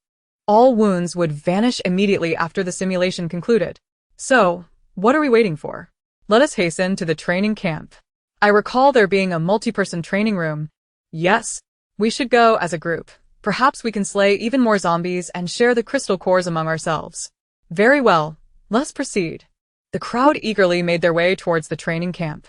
The tree spirit smiled at Wanyin and remarked, "Your idea is quite commendable. It will prevent them from developing a sense of entitlement, while also encouraging them to engage in more physical training. This will undoubtedly enhance their chances of triumph in future encounters with zombies. Regardless, we owe you our gratitude." Wanyin replied, "By aiding in the extermination of so many zombies, the number of them in City A must have significantly diminished. This may also attract more new guests to our hotel." "Do not mention it," Cat Air interjected nonchalantly. "Our endeavor to slay zombies is not motivated by altruism towards humanity, but rather for the sake of a wager." "Wager?" Wanyin inquired, her curiosity piqued. The tree spirit proceeded to elucidate the details of their bet, and who emerged victorious in the end. Who claimed the most kills? Wanyin's interest deepened. The Ninetails chuckled lightly and replied, "Some certain demons proposed this wager, believing it would enable them to turn their fortunes around. Alas, they ended up with the fewest kills." Wanyin instantly comprehended the situation and cast a sympathetic glance at the flushed Yuing. How was I to know they were all exerting their utmost? Yuing exclaimed indignantly. "I had merely intended to partake in a bit of fun. I never anticipated they would take it so seriously." "Are you jesting?" Cat Air shot him a glance. "None of us employed our full strength." Wanyin recalled the earlier confrontation. So, it turned out they had not truly given their all. A few days later, Ling Quan from the survival base contacted Wanyin. During this interim, they had meticulously compiled a list of necessary supplies. Though the survival base was expansive and populated, its management was exceptionally thorough. The base was segmented into numerous areas, each overseen by several leaders responsible for cataloging the supplies desired by each individual, collecting crystal cores, and ultimately submitting the compiled forms to Ling Quan. Miss Ling, please write down all the supplies you require on a piece of paper and affix it to the screen. I shall receive it on my end, Wanyin instructed. Understood. After Ling Quan completed her list, she affixed the paper to the screen. To her astonishment, she witnessed the paper gradually vanish. Moments later, it astonishingly appeared in Wanyin's hands. Upon reflection, considering they could conjure an otherworldly storage facility and instantaneously deliver supplies, there was little that could not be achieved by the Peace Hotel. Wanyin's gaze fell upon the paper, which was densely filled with the requested supplies. The quantity was staggering. Chapter 101.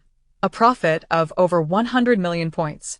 To begin with, in terms of sustenance, the survival base requested 100,000 loaves of bread, 100,000 packets of instant noodles, 100,000 bottles of mineral water, 50,000 packs of compressed biscuits, 50,000 cans of meat, and 50,000 self-heating hot pots. After all, they were merely at the outset. Their primary concern was ensuring they had enough to eat, with the self-heating hot pots providing a delightful treat. For the time being, they refrained from purchasing snacks and beverages. Next came a variety of medical supplies: 2,000 boxes of painkillers, 2,000 boxes of hemostatic drugs, 2,000 boxes of cold medicine, 2,000 boxes of fever reducers, along with ample gauze, disinfectants, and more. Following that were an array of weaponry. They requested several thousand items, including long knives, short knives, wooden guns, long swords, and short swords.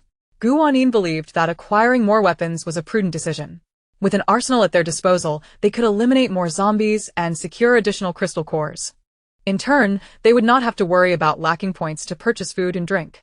The system calculated that this transaction would indeed yield them over 100 million points. Host, did you see that? We can earn over 100 million points. The system exclaimed excitedly within Wanyin's mind. I see it.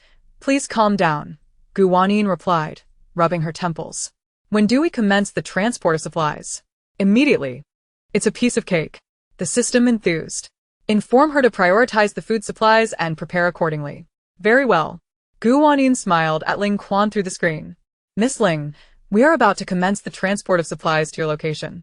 As before, everything will be delivered to the otherworldly storage facility. Additionally, should the warehouse space become insufficient, it will automatically expand, so you need not worry. We will start with the food items. Understood. Ling Quan nudda. We have prepared the crystal cores and items such as gold and silver jewelry. They will be sent shortly, and I will deposit everything into the portal. Excellent. The call temporarily concluded, while the bespectacled man and the girl with a high ponytail observed Ling Quan closely. Who would have thought the hotel owner would be such a beautiful young lady? The bespectacled man adjusted his glasses, his cheeks tinged with color. You're blushing. The girl with the high ponytail teased. What a pity we are too far from the Peace Hotel. You won't be able to see her in person any time soon. Don't be ridiculous. I was merely expressing a thought. Right now, the impending supplies are of utmost importance. Indeed, the self-heating hot pots. The girl with the high ponytail gulped. I have already devoured several boxes of the self-heating hot pots Miss Ling purchased earlier. They're simply delectable. Ling Quan's face displayed a hint of indulgent amusement. This time, I selected several flavors for you to try. Wow, that's fantastic. The bread and instant noodles are equally delicious. Water is also crucial, the bespectacled man added. Although our base's water has been purified, it still carries a peculiar aftertaste. Exactly. The mineral water from the Peace Hotel has no strange taste. It tastes wonderfully sweet. Ling Quan siga. If only we could be closer to the Peace Hotel. However, if that were the case, with so many people at our base, wouldn't there be an insufficient number of zombies to slay? The bespectacled man mused. First, let us finish off the zombies here, the girl with the high ponytail retorted. Just days ago, a horde of zombies attacked the base. Thankfully, we managed to fend them off. Otherwise, everyone in the base would have been in dire peril. With Miss Ling here, what is there to fear? Moreover, with so many weapons acquired this time, we will certainly find it easier to slay zombies. I wonder how effective the weapons from there will be. In such a remarkable place, the weapons must surely be effective. Suddenly, Ling Quan inquired, "Where is Lao San?"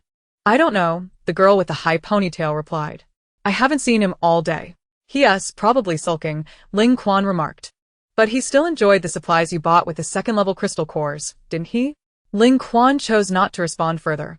As she heard a commotion emanating from the warehouse, she pushed open the door, and despite having prepared herself mentally, her heart raced with excitement upon witnessing box after box filled with abundant supplies.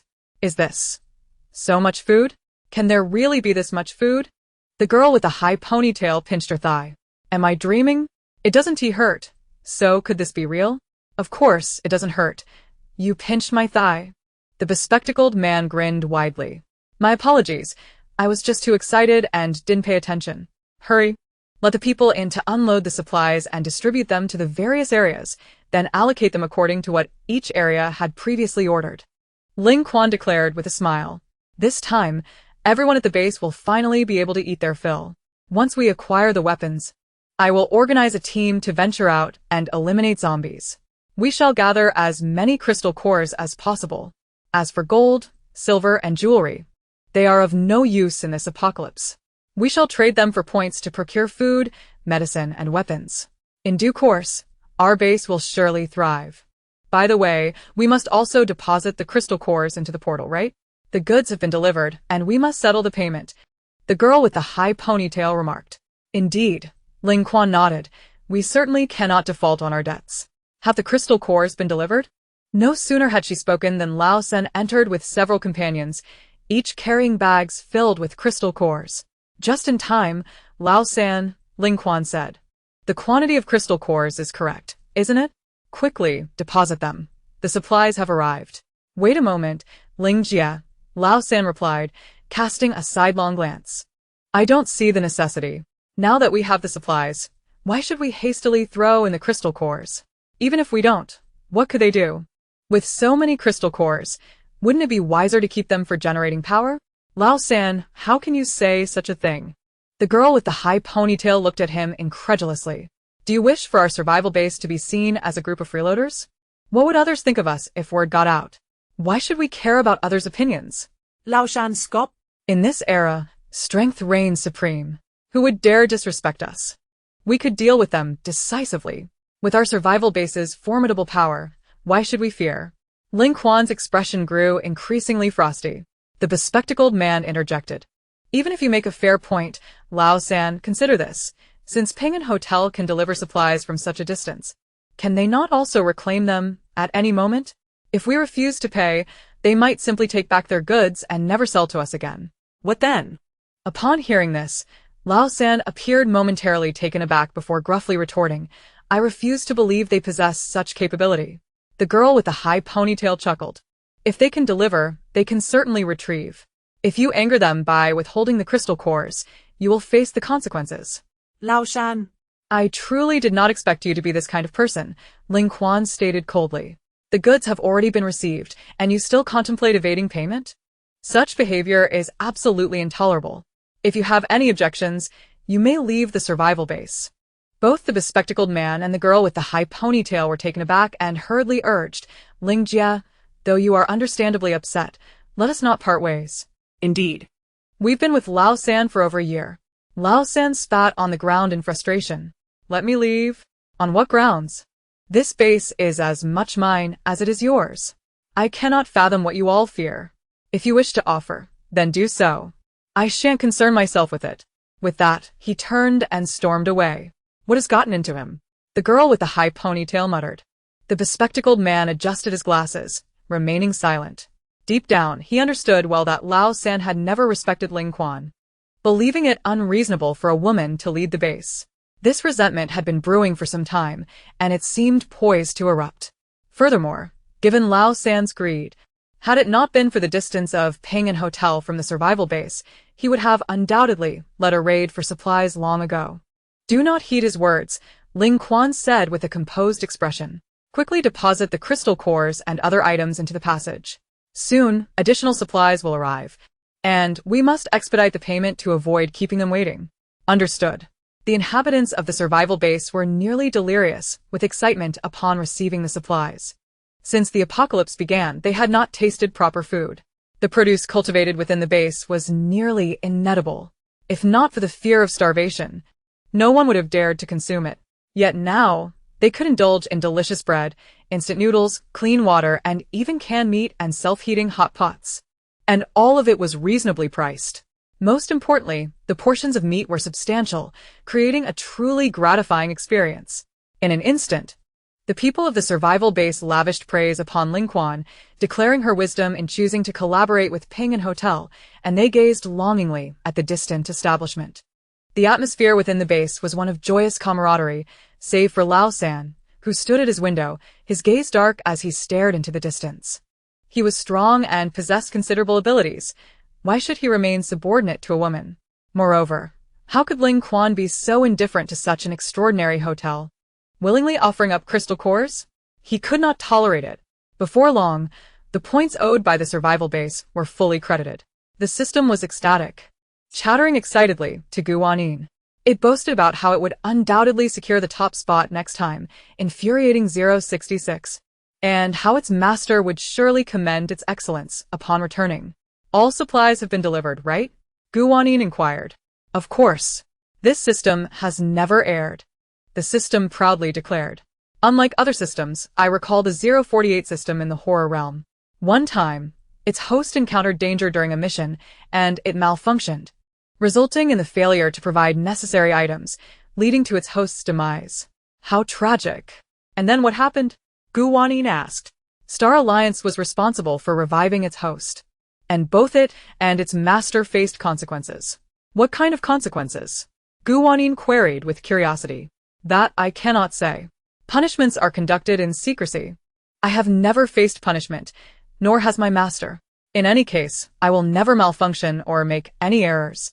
Rest assured, host. Well, I believe you. As they conversed, there was a knock at the door.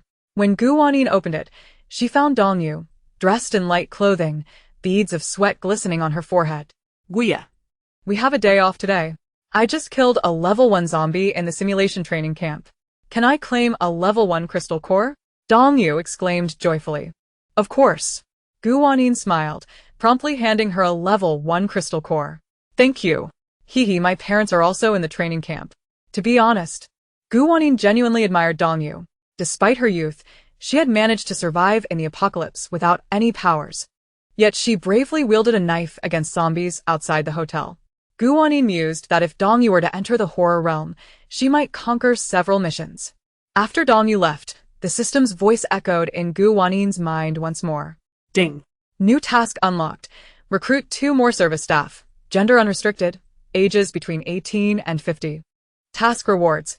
Unlock all rooms on the 7th, 8th, 9th, and 10th floors of Building 3. Upgrade all rooms in Building 2 again. Unlock Building 4. Unlock all rooms on the 1st and 2nd floors of Building 4. Unlock 2 staff dormitories. For sets of uniforms, unlock indoor sports facilities and related amenities. Unlock the optical store with unlimited products, and unlock the photography studio and its related facilities. Starting from Building 3, all hotel buildings would now have rooms on the 1st floor, which varied in type: single rooms, double rooms, deluxe rooms, family rooms, and presidential suites. Wanyin was not particularly surprised by the task to recruit 2 additional service staff. Given the increasing number of hotel buildings and rooms, along with the growing guest count, having only Su Shi and Fong Yang as service staff was insufficient. Moreover, the task was not difficult. Although service staff received no salary, accommodations and meals were provided, and they did not need to expend points or endure the arduous task of battling zombies for crystal cores. It was likely that many would eagerly vie for the opportunity.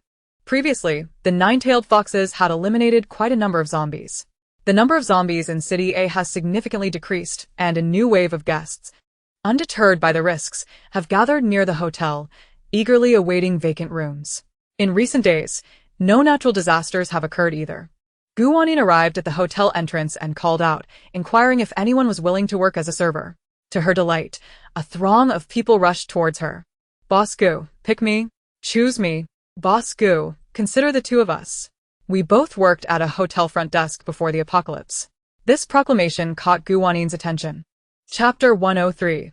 Two new servers. She turned to see two young women, likely in their mid-20s, with dirt-smudged faces and tattered clothes, energetically pushing through the crowd to the front. Surviving in this post-apocalyptic world is no small feat, and cleanliness has become a trivial concern. "What are your names?" Gu Wanyin inquired. "I am Lu Yu, and this is my sister Lu Song," announced the slightly taller girl. "We both have extensive experience from working at the same hotel before the end of the world." Yes, boss. We'll work hard and follow your instructions." Lu Song chimed in eagerly. Her enthusiasm amused Gu Wanyin. Indeed, in these trying times, a little eagerness is hardly a vice. This girl has potential. "All right, come in with me," Gu Wanyin said with a smile. Lu Yu and Lu Song beamed with joy. Hand in hand, as they followed her into the hotel. They had just arrived, having encountered numerous zombies along the way, but their quick reflexes and nimble legs had led them safely to the hotel entrance. Little did they expect to secure jobs as servers. Others looked on with envy and admiration. They are so lucky. Well, being a server means work, right? Think about it.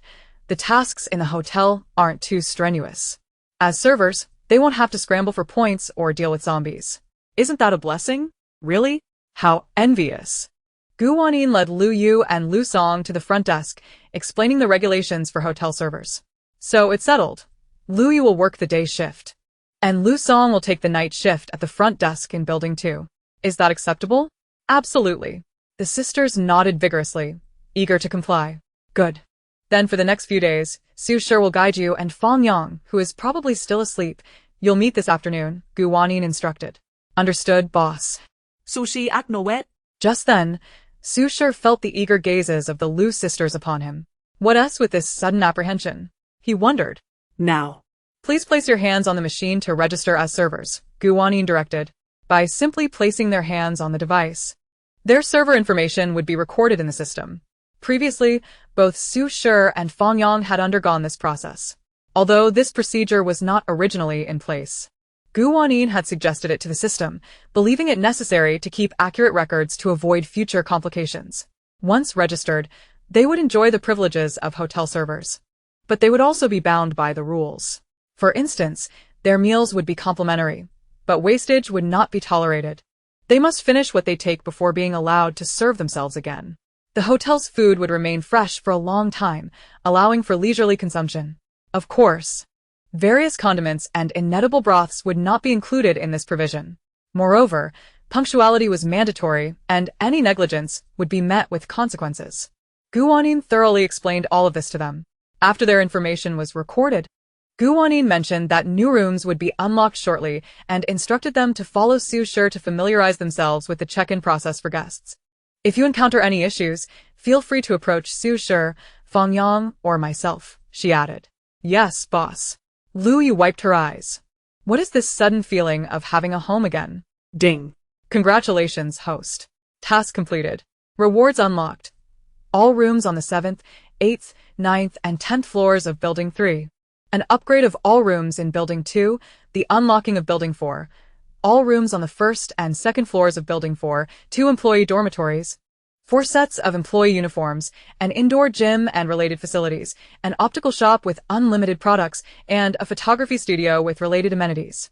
Upon hearing the system's announcement, Gu Wanyin informed Su Shi that all rooms in Building 3 were now available for check-in, and Building 4 had been completed, with the 1st and 2nd floor rooms ready for occupancy. Understood, boss. Su Shi, accustomed to such news, promptly went out to notify those waiting for rooms. Lu Yu and Lu Song stood in astonishment. What did it mean that rooms were suddenly available? Were they vacated by someone? But in such a splendid place. Who would choose to leave? And where did Building 4 come from?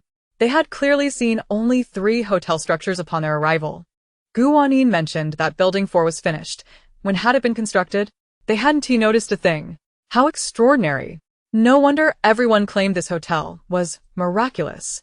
They had successfully secured positions here as servers. A surge of pride welled up within the sisters. Soon, several guests arrived to check in. Lu Yu and Lu Song stood by, observing Su Shi and quickly grasping the process. As they understood their duties, Wanyin decided to take them to the employee dormitory first, encouraging them to wash up and change into clean uniforms before continuing their training. It was no small feat for two girls with only level 1 abilities to have made it this far. Just as she was about to lead them away, a minor disturbance occurred. A man, with only a necklace and a ring in hand, realizing these items wouldn't yield many points, attempted to snatch a level 1 crystal core from a 12 or 13-year-old boy. Initially intending to intimidate the boy into surrendering it, he found the youth surprisingly defiant, leading to a scuffle. The man, filled with rage, not only hurled insults but also pushed the boy and attempted to kick him. Before anyone could condemn his actions, the system promptly intervened and expelled him. He vanished in an instant. Liu gasped in astonishment. Of course, Wanyin replied coolly. Violence of any kind is strictly prohibited in the hotel, and attempting to steal a child's crystal core is utterly unforgivable. Such individuals cannot be allowed to stay. Liu shivered slightly and exchanged a glance with Liu Song. How incredible, yet frightening. They must adhere to the hotel rules diligently. It would be best to follow Boss Gu without question. Wanyin then took them to inspect the employee dormitory. Their accommodation was on the first floor of Building 2, identical to the rooms of Su Shi and Fang Yang. Each of them received 2 sets of uniforms, and since they were both girls, the system thoughtfully provided them with 1 dress and 1 pantsuit each. Chapter 104, Special Materials. The sisters were overjoyed. They had previously resided in several bases, all of which were filthy and chaotic, with scarce resources. It is unfortunate that they possess only first-level abilities, and the well-managed, resource-rich bases in nearby cities only accept advanced ability users, rendering them unable to gain entry. Venturing further afield is equally perilous, with zombies and natural disasters lurking at every turn, leaving their lives hanging by a thread. Yet, unexpectedly, they now find themselves residing in such a splendid place, without any financial obligation. Of course, the accommodations cannot compare to those before the apocalypse, but to their eyes, it is nothing short of paradise. Aside from food, other items in the store are available for their selection, albeit with the caveat of moderation. Wastefulness is strictly prohibited. Wanyin cautioned that should one reach the threshold of waste, a warning would be issued, and after 3 warnings, penalties would ensue. Rest assured, boss. We are all mindful and will not squander anything. We shall adhere to your guidance. Very well, you may take a moment to rest. Then proceed to learn from Su Shi and the others. Tomorrow, work officially commences. Recently, a new eyewear store has opened within the hotel, delighting patrons in need of glasses. Some had discarded their spectacles at the onset of the apocalypse and have suffered the torment of nearsightedness ever since, with no means to replace them. The eyewear store, located in Building 2, is equipped with automated eye examination devices that recommend the most suitable glasses based on one's ocular condition. Various choices for frames and lenses are available, differing in appearance and quality, with prices ranging from dozens to thousands of points. In addition, contact lenses and colored lenses are offered, along with VR goggles. However, the VR goggles are quite pricey, for they are extraordinarily remarkable. Once donned, one can select from various scenarios and, after a brief wait, feel as though they are truly immersed in that world. For instance, if a player selects the scene of a primordial forest, moments later, they appear to be standing amidst it, rather than merely wearing goggles, as they can sense the ambient temperature and even perceive the fragrance of foliage in the air. Yet, upon removing the VR goggles, they instantly return to the reality surrounding them. Unlike the zombie-killing simulation training camp, these VR goggles are designed purely for enjoyment, ensuring no pain or injuries are felt. Such VR goggles, when paired with the necessary equipment, cost tens of thousands or even over 100,000 points, likely affordable only to elite ability users. Moreover, there is an indoor sports complex housed within an alternate space, featuring ample facilities including badminton courts, table tennis halls, volleyball courts, swimming pools, and various sports such as indoor trampolining and rock climbing. Access to the indoor sports complex costs 8 points for 2 hours, allowing patrons to engage in any activity without additional fees, catering to those seeking physical exercise, as frequent visits to the gym can become monotonous. Furthermore, if the mood strikes, guests can organize table tennis, badminton, or swimming competitions within the facility. There is also a photography studio, where all cameras are automated. Before taking pictures, Guests can adjust settings according to their preferences, such as angles, intervals between shots, and whether to apply beauty filters. Of course, if a guest is adept and wishes to hold the camera to photograph another, the camera is designed to withstand such handling. After a brief wait, the photos are produced.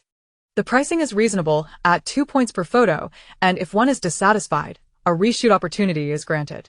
However, clothing is not provided, so those wishing to capture wedding photos must procure outfits from the clothing store. The photography studio has proven quite popular, as smartphones are prohibitively expensive for most, with only a few advanced ability users indulging in their purchase. Others without phones, eager to capture moments, flock to the studio. Although Wanyin still possesses crystal cores, which they can exchange for more cores by slaying zombies in the simulation training camp, they will inevitably run out. At that juncture, they will have to venture out to confront the undead. Despite their ongoing efforts to bolster their physical prowess, who can guarantee perpetual safety, should an unfortunate incident occur, at least they could leave behind a photograph for their loved ones as a memento. Pre-apocalypse pictures have long been lost, as most did not carry them while fleeing. Nevertheless, while they have mentally prepared for the possibility of meeting their end at the hands of zombies, the prevailing attitude remains optimistic. The hotel has bestowed upon them hope, providing sustenance, safety, and a place to rest, along with a training camp for practice, infinitely superior to the uncertainty outside. Having endured hellish days, residing in such a fine hotel now compels them to embrace life with vigor. Observing guests laughing and chatting within the hotel, and the gradual increase in the number of children at the school, Wanyin feels a sense of contentment. At that moment, Zhuang Xiaoxia delivered more good news. Although we have yet to discover any substance akin to an antidote, we have identified a peculiar material within the fur or leaves of the monsters. After thorough discussion, we unanimously believe that this substance may enhance human stamina and even activate abilities. Zhuang Xiaoxia exclaimed with excitement. Is that so? Wanyin replied, astonished. You are remarkable. Initially, we speculated that since the monsters possess such formidable powers, the fur they shed might contain something beneficial for humans, even if it is ineffective for them. What began as mere conjecture is now gradually being substantiated. However, it cannot be used directly, can it? Wanyin inquired. Are you suggesting that simply consuming the fur or leaves could bolster stamina or activate abilities? That is certainly not the case. We're still in the initial stages of research and must continue our investigations. I believe we may eventually develop related potions, Zhuang Xiaoxia explained. I just wanted to share this good news with you, but please, keep it to yourself for now. If we fail to produce results, it would only lead to disappointment. Rest assured, I understand, Wanyin replied. I shall return to the laboratory. Zhuang Xiaoxia turned and dashed away, leaving Wanyin feeling a surge of excitement. If a potion capable of activating abilities were truly invented, it would mean that everyone could possess powers, making the task of exterminating zombies significantly easier. At that point, both she and the system would earn even more points. As days passed, the system's task list remained unchanged, yet the day for interstellar rankings had arrived once again. The system had departed early for the interstellar realm, while Wanyin savored burgers and cola, enjoying hot pot with Bai Shuwen and Zhuang Xiaoxia. Why haven't we seen Dongyu lately? Wanyin inquired.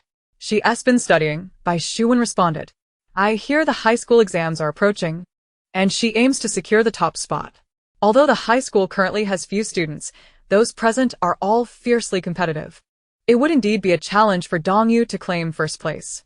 Wanyin reminisced about her own days of relentless studying in high school, feeling a pang of empathy. By the way, it seems we haven't spotted the monsters in several days. Where could they have gone? Zhuang Xiaoxia questioned. I have heard whispers of a grand event in the demon realm. It seems everyone has returned to partake in the festivities and shall return in a few days. Wanyin remarked. Ah, I see. A gathering in the demon realm, where a multitude of enchanting beings engage in revelry and dance. The sight must be quite splendid. She mused. As they conversed, a familiar chime echoed in Wanyin's mind. Ding. Host, I have returned. You're back. This time. I presume you have once again secured the top position? Wanyin inquired internally. Indeed. My prior collaboration with the survival base yielded over 100 million points. Who could surpass that? The system declared with pride. I even received commendations. If that fellow 066 were a person, his nose would surely be out of joint at this moment. By the way, he ranked third again, while the other Wanyin and her system have reclaimed second place. Upon hearing this, Wanyin felt a surge of joy. Furthermore, after the system manager learned of your two situation, they have generously granted you the opportunity to select a world to explore for a few days. You may deliberate on which world to visit together. Really? Wanyin exclaimed, surprised. Does this mean I can finally meet her? Absolutely. Wanyin had never anticipated that she would have the chance to meet another version of herself, let alone in a different realm. There are additional rewards as well. Unlocking all rooms from the 3rd to the 10th floor of Building 4, upgrading all rooms in Building 3 once more, unlocking special rooms on the 8th to 10th floors of Building 8, and granting access to an elevator in Buildings 3 and 4, as well as unlocking the hospital and its associated facilities. Note: doctors, nurses, and other staff within the hospital, as well as guests in the hotel, may apply for positions, subject to the system's judgment on their suitability. At last, a hospital. Wanyin sighed in relief. Although the hotel had already unlocked all necessary medicines, their efficacy paled in comparison to having a doctor available in case of serious illness. She recalled her previous concerns regarding Li Xiaoxi's impending childbirth.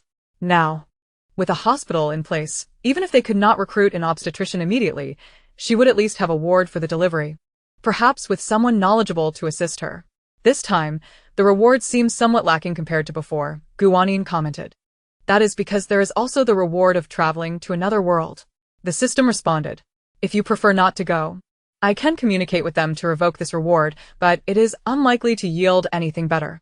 Wanyin pondered for a moment and replied, then I shall proceed. I won't exchange it. Since the chance of receiving a superior reward was slim, she resolved not to squander this opportunity for an adventure. Which world do you wish to visit then? What does the other Wanyin say? Since we are going together, we should discuss it? She stated she would defer to your judgment. Let me think. When I return to my room, could you retrieve the introductions for all the worlds for me to peruse? Of course. After enjoying a hot pot meal, Wanyin prepared to return to her room.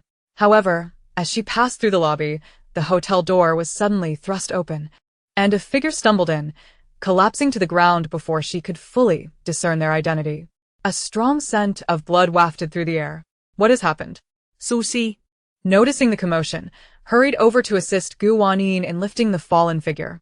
To her astonishment, the being was not a human but rather a moon hawk. Moon hawk. Wanyin furrowed her brows deeply. How did you end up like this? Quickly, come and lie down. Together with Su Shi, they helped the moon hawk to a sofa in the lounge. I cough, Boss Gu, there has been a catastrophe. The Ninetails and the others are currently in grave danger. At this revelation, Wanyin's pupils dilated in shock. The Ninetails? And the tree spirit and cat heir? What has befallen them? She immediately queried. Cough. At the demon realm gathering, a rebellion was instigated, aiming to seize the demon king's throne. The Ninetails sacrificed themselves to protect the demon king and fell into enemy hands. I barely escaped with my life. The Ninetails told me you would find a way. Wanyin was taken aback. A rebellion in the demon realm. Could she, a mere human, truly find a solution? Yet, recalling how the Ninetails had always treated her with such kindness, continuously bringing her guests and collecting their discarded fur without complaint, it was clear they had become her friends in her heart. Now, with the Ninetails in peril, could she truly stand idly by? Boss Gu. The moon hawk suddenly grasped her wrist, pleading, I implore you, you must save them. I am gravely injured and will need several days of recuperation to fully heal. I am utterly powerless. If you can devise a way to rescue them, I shall dedicate my remaining life to repaying your immense kindness. Wanyin did not respond immediately, but turned to Su Shi. Please help him back to his room. Understood. Sushi not dead. And you, boss.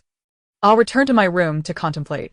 Though she did not immediately acquiesce, the moon hawk said nothing further and was assisted back to his quarters. Upon returning to her room, Kaylay expressed her concern. Sister, are you truly going to the demon realm to rescue Sister Ninetails? Though I worry for Sister Ninetails as well. What if you encounter danger? Hamburger chimed in anxiously. Wanyin gently patted their heads and smiled. You need not fret. I will consider this carefully. For now, focus on your studies. Kayleigh and Hamburger exchanged glances, understanding her unspoken words, and quietly turned to their desks to work on their assignments. Seated on the sofa, Wanyin appeared composed, yet her heart was troubled. System, did you hear that? The Nine Tails are in peril. I did, the system replied. Ultimately, this matter requires your decision. Chapter 106, Journey to the Demon Realm, a meeting of two. Wanyin contemplated and asked, if I venture into the demon realm, will I be absolutely safe? Of course, the system assured her. In any world, this system guarantees your safety. You shall not suffer harm or be ensnared by any entity, nor shall any unforeseen events befall you. Then there is no need for further deliberation, Wanyin declared, thumping her thigh triumphantly. What is there to fear? I shall go. It is fortuitous that I have the opportunity to traverse to another world. I can journey to the demon realm and see if I can rescue the Nine Tails. Pausing, she added, however, the other Wanyin may not wish to accompany me. If possible, could we separate and explore different worlds? She need not follow me to rescue the Nine Tails. She could enjoy herself in another realm. I will inquire. The system departed for a brief moment before returning with an update. The other Wanyin has expressed her desire to accompany you. She finds it thrilling and is eager to go at any time. Furthermore, her system can fully ensure her safety, so there is no need for concern. Wanyin considered this. Two invincible beings embarking on a journey to the demon realm. What was there to fear?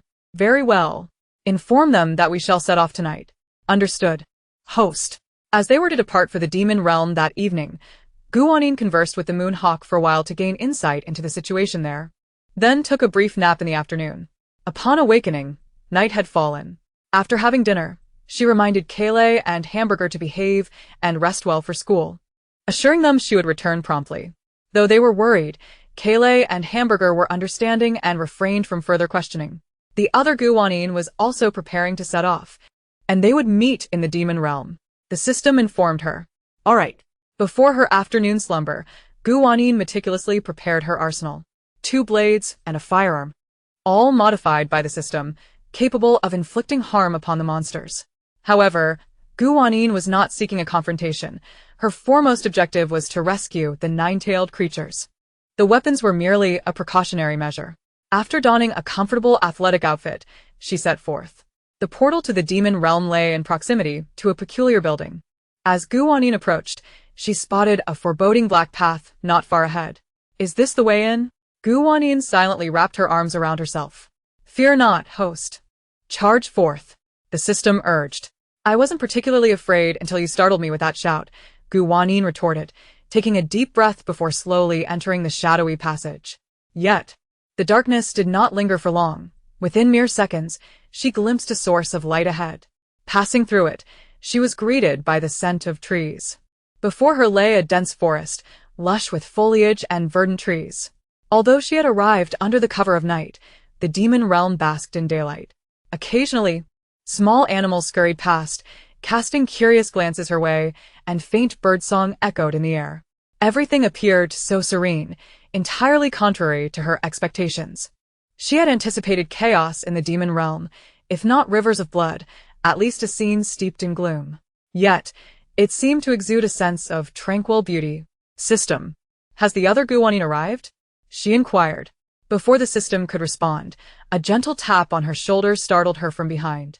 Turning around, she found a girl who bore an uncanny resemblance to her, roughly of the same age, smiling warmly at her. This was her appearance from before her transmigration. For reasons unknown, Wanyin felt an immediate kinship with her, as if they were long-lost friends. However, she was unsure how to address the girl. Should I call you Wanyin? She pondered, feeling it awkward, as though she were addressing herself. Before she could conclude her thoughts, the girl introduced herself. Hello. I am Guli Shang Angelina Ying Su Yun Ling Su Li Hima Yotku Antalya Shang Meng Sun Mai Heise Vai Kyang Vai Mai Gi Lai Yuling Xia Wanyin. Wanyin was taken aback, her lips twitching as she grasped the girl's shoulders and shook her lightly. Get a grip. You've been bound to the Mary Sue system for too long. The girl, slightly dazed from the shaking, seemed more alert now. All right, I get it. To avoid confusion, just call me Han, she suggested. Wanyin exhaled in relief. At least there was hope for clarity. The two conversed for a while, sharing snippets of their recent lives. Before her transmigration, Gu Wanyin, like Gu Han, had been without parents. However, hers had tragically passed away when she was 16, leaving her with a substantial insurance payout that sufficed for her education. After their exchange, she had ventured into the apocalypse, running a hotel, while Gu Han continued her studies at the university, successfully wooing the four prominent school heartthrobs. So far, their tasks had gone smoothly. Yet, I find my days rather mundane.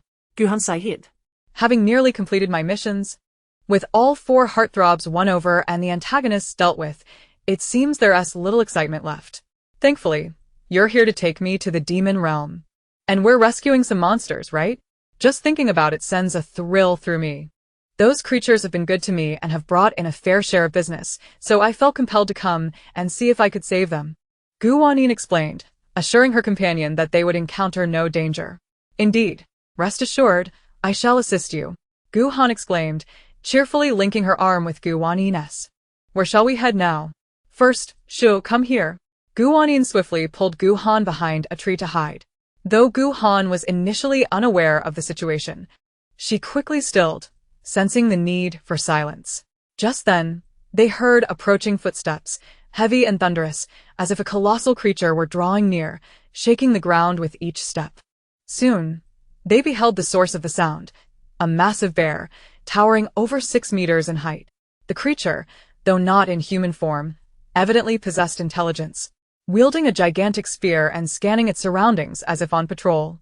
Fortunately, it did not notice Gu Wanyin and Gu Han. Once it passed, the two emerged from their concealment. Fascinating, Gu Han mused, stroking her chin. This is the first time I've seen a bear up close.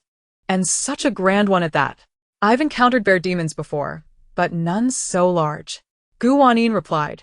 Although they were impervious to harm, they had just arrived and wished to avoid alarming any unfamiliar monsters, lest it jeopardize the 9-tailed creatures still in enemy hands, which was why Gu Wanyin had insisted on hiding. Chapter 107, The Great Hammer of 80. Your hotel must be quite intriguing, Gu Han asked eagerly. I've heard zombies can't enter? Wow. How fortunate it would have been if I had encountered such a hotel earlier, sparing me from fleeing with cola and hamburgers. Gu Wanyin remarked, I must commend you for surviving so long with only cola and hamburgers. You must have endured considerable hardships. Gu Han waved her hand dismissively. Let us not dwell on it. It's a tearful tale. That time was one I'd rather forget. Would you like to meet cola and hamburger? Gu Wanyin inquired. Gu Han hesitated before shaking her head. As long as I know they're doing well, that's enough. Right now you are Gu Wanyin, their sister. Since we've exchanged identities, let us commit to it entirely to avoid unnecessary complications. Gu Wanyin wholeheartedly agreed. Where shall we go now? Gu Han asked. I spoke with a male demon named Ewing earlier, and he mentioned we could seek out the Demon King, Gu Wanyin replied. Although the 9-tailed creatures had fallen into enemy hands, the Demon King remained unharmed under their protection. However, his whereabouts were currently unknown. Host, I know. The system chimed in her mind. Just as Gu Wanyin was about to respond, Gu Han announced, my system says it knows. Upon hearing this, Gu Wanyin's 088 system grew displeased. I know too. I'll lead you. You don't need it. My capabilities surpass its own. Gu Han's 073 system, likely hearing 088, also expressed discontent. Gu Wanyin felt a buzzing in her head, clearly indicating that 088 was arguing with the other system. Observing Gu Han rubbing her temples. Gu Wanyin realized her assumption was correct. You two systems, cease your quarrel, she interjected. Both of you are remarkable, far superior to that, what was it again, 066 system? You both outshine it. As the adage goes, the enemy of my enemy is my friend. With 088 and 073 both dissatisfied with 066, they quickly reconciled upon hearing Gu Wanyin's words. With their guidance, Gu Wanyin and Gu Han swiftly arrived at the foot of a mountain, the twilight casting an eerie shadow over the landscape. A chill unexpectedly coursed through Gu Han. She pressed closely against Gu Wanyin, pleading, Inin, you must protect me. Sob sob. You little whimper, I could easily knock you out with a single punch, Gu Wanyin retorted. You truly lack an appreciation for romance. Gu Han grumbled, so, from which path should we ascend the mountain? I suspect it should be from that direction, Gu Wanyin replied, raising her hand to point. Guhan noticed a narrow path partially concealed by overgrown weeds, making it difficult to discern. You can see that? Impressive. Had I possessed your keen eye, I wouldn't have nearly fallen victim to that insufferable green tea, BT. Wanyin regarded her with sympathy. Have you encountered quite a few green tea types? Don't even get me started. It's enough to bring tears to my eyes. Of course, there are many more lovely sisters out there, ha. Wanyin swiftly halted her silly chuckle, and the two continued their ascent along the hidden path. As they walked, Wanyin suddenly came to a stop, grasping Han's arm. What is it? Han inquired, plötsligt. There's something ahead, Wanyin stated, extending her hand forward. Indeed. There appeared to be an invisible barrier that obstructed their path. This must be a barrier set by the Demon King or his subordinates, Wanyin explained. Given the presence of insurgents, they are undoubtedly searching for us. What should we do? Should we break the barrier? Han asked. But won't that attract the enemy? They're already here. Wanyin smiled wryly. Look behind you. Han turned to see a formidable army of demons marching toward them from not far away, sending a shiver down her spine. Is that the insurgents? Indeed, Wanyin confirmed. Yu Ying informed me that the insurgents carry black flags, while the Demon King's flag is red. By the flickering firelight held by the demons, Han could clearly see the flags they bore, each one black. With so many demons, this barrier surely won't hold. It was evident that while the barrier could withstand dozens or hundreds of demons, if it were capable of containing such a vast insurgent army, the Demon King wouldn't have been forced to retreat to the mountains. We must break the barrier quickly to reach the summit and warn them of the enemy's arrival, urging them to relocate. If something happens to the Demon King, all of Jiawei's efforts will be in vain. With that, Wanyin intended to summon her wooden gun from the system to see if it could breach the barrier. Modified by the system, her wooden gun was anything but ordinary. However, at that moment, Han spoke with seriousness. Let me handle this. Extending her hand, a large hammer materialized in her grasp. Wanyin stared in astonishment. Is that a hammer? Without hesitation, Han swung the hammer and brought it crashing down upon the barrier, shouting as she did so, 80! 80! Wanyin was left speechless, her laughter echoing as she watched Han assault the barrier. Remarkably, the hammer struck a fissure in the barrier, and with another mighty blow, she created a large enough opening for both of them to pass through. Surprisingly, instead of vanishing, the shattered barrier fell to the ground like shards of glass. Wanyin pondered for a moment, bent down to collect 2 pieces, stowing them away in her pocket, and then hurried up the mountain alongside Han. What do you need those fragments for? Han inquired as they ran. I thought they might prove useful, Wanyin replied. By the way, where did you get that hammer? It seems capable of breaking through the demon realm's barriers. Of course. I received it as a reward for completing a mission. It's a super hammer enhanced by interstellar technology. I've named it Qianmeng Ran Xishang Kouei Mo Shan Liu Huanziyin, Han declared proudly. Wanyin quickly covered her mouth. She was genuinely curious how Han managed to remember such a lengthy name. Could she even repeat it? Wanyin was deeply skeptical. Just as the two were nearing the mountain summit, a massive figure suddenly blocked their path, exclaiming, Halt! What are you doing? Prepare to perish. Wanyin was taken aback. This is moving too quickly. We haven't even stated our purpose, yet we're to meet our demise? Nonetheless, neither of them felt particularly alarmed. After all, they were impervious to harm. The creature before them, after delivering its threat, examined them more closely and exclaimed, Boss? Is that you? No, wait. Why are there 2 bosses? Upon hearing this, Wanyin lifted her gaze.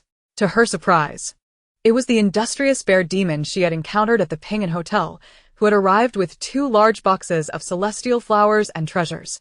Bypassing human food to head straight for the elixir shop, she recalled that he had exchanged points several times, purchasing only elixirs, making him the most diligent demon she had ever seen. Wanyin remembered his name, Xiong Tao. It's you, Wanyin exclaimed with a smile. What are you doing here? Are you one of the Demon King's subordinates? Cough cough, I'm just a lowly soldier. I hardly have the privilege of conversing with the Demon King. The Jiawei are his close guards, but they are currently, boss. Are you here to rescue them? Yes, Wanyin nodded. But let's not dwell on that. A large force of insurgents has arrived. You need to inform the Demon King to relocate immediately. What? Insurgents? Xiong Tao's expression shifted dramatically. He had been assigned to patrol and guard the mountain, and if insurgents appeared, he was supposed to report back promptly. However, having gone days without sleep, he had dozed off, only awakening when Gu Wanyin and Gu Han barged in. "Thank goodness you're here, Gu Boss," Xiong Tao exclaimed as he turned to rush toward the Demon King. Otherwise, this could have been disastrous. With Jiu Wei absent and the Demon King injured, that barrier we set up can't withstand anything. It seemed their assumptions were correct. Moreover, judging by Xiong Tao's tone, the barrier was even weaker than they had anticipated. No wonder it had been so easily breached with a hammer. Had they not discovered the approaching enemy in time, the Demon King would have been doomed. Soon, Xiong Tao led them to a cave. He wasted no time in explaining further, rushing inside. After a brief moment, several demons emerged alongside him. Gu Wanyin spotted snake demons, flower demons, and even a couple of familiar faces from her time at the hotel. "I sensed a significant concentration of demonic energy," the snake demon said, frowning. "Since Gu Boss has confirmed they are not our reinforcements, we must relocate. However, the Demon King is gravely injured, and with Jiu Wei absent." The flower demon expressed her concern. "Remaining here only invites death." Just then, another demon emerged. He was quite tall, carrying a young girl clad in a golden gown on his back. The girl sported small dragon-like horns, lending her a rather adorable appearance, though she bore numerous wounds that suggested serious injuries. "Is Lord Ing still unconscious?" the flower demon asked anxiously, referred to as the creature of the eagle. He shook his head. Gu Han whispered into Gu Wanyin's ear, "So this is the Demon King. It is entirely different from what I had imagined." Gu Wanyin nodded in agreement. Indeed, the Demon King she had envisioned was a colossal figure, endowed with boundless magical powers. "Since the rebels are nearly upon us, let us depart," proclaimed the eagle. He entrusted the Demon King to the flower spirit for support while he lay prostrate on the ground. Gu Wanyin pondered in confusion. What is he doing? Before she could deduce the reasoning, she observed the surrounding creatures retreating. Although she was unaware of the cause, she instinctively pulled Gu Han back as well. Then, she witnessed the eagle gradually reverting to its true form, a magnificent old eagle. Most notably, this eagle was extraordinarily large. Gu Wanyin immediately grasped its intention. Sure enough, several creatures assisted the Demon King onto the eagle's back and then clambered up themselves. Shortly thereafter, around 20 creatures dashed out from the cave, all of whom ascended onto the eagle's back. "Boss Gu, or rather, both of you Boss Gus, hurry up," shouted Xiong Tao to the two of them. "We must leave. Here, Lord Eagle flies the fastest." Gu Wanyin, still grasping Gu Han's hand, scrambled up. With a mighty cry, the eagle spread its wings and soared into the sky. Wow! Gu Han could not contain her exclamation. "This is exhilarating. Wanyin, this trip has truly been worthwhile."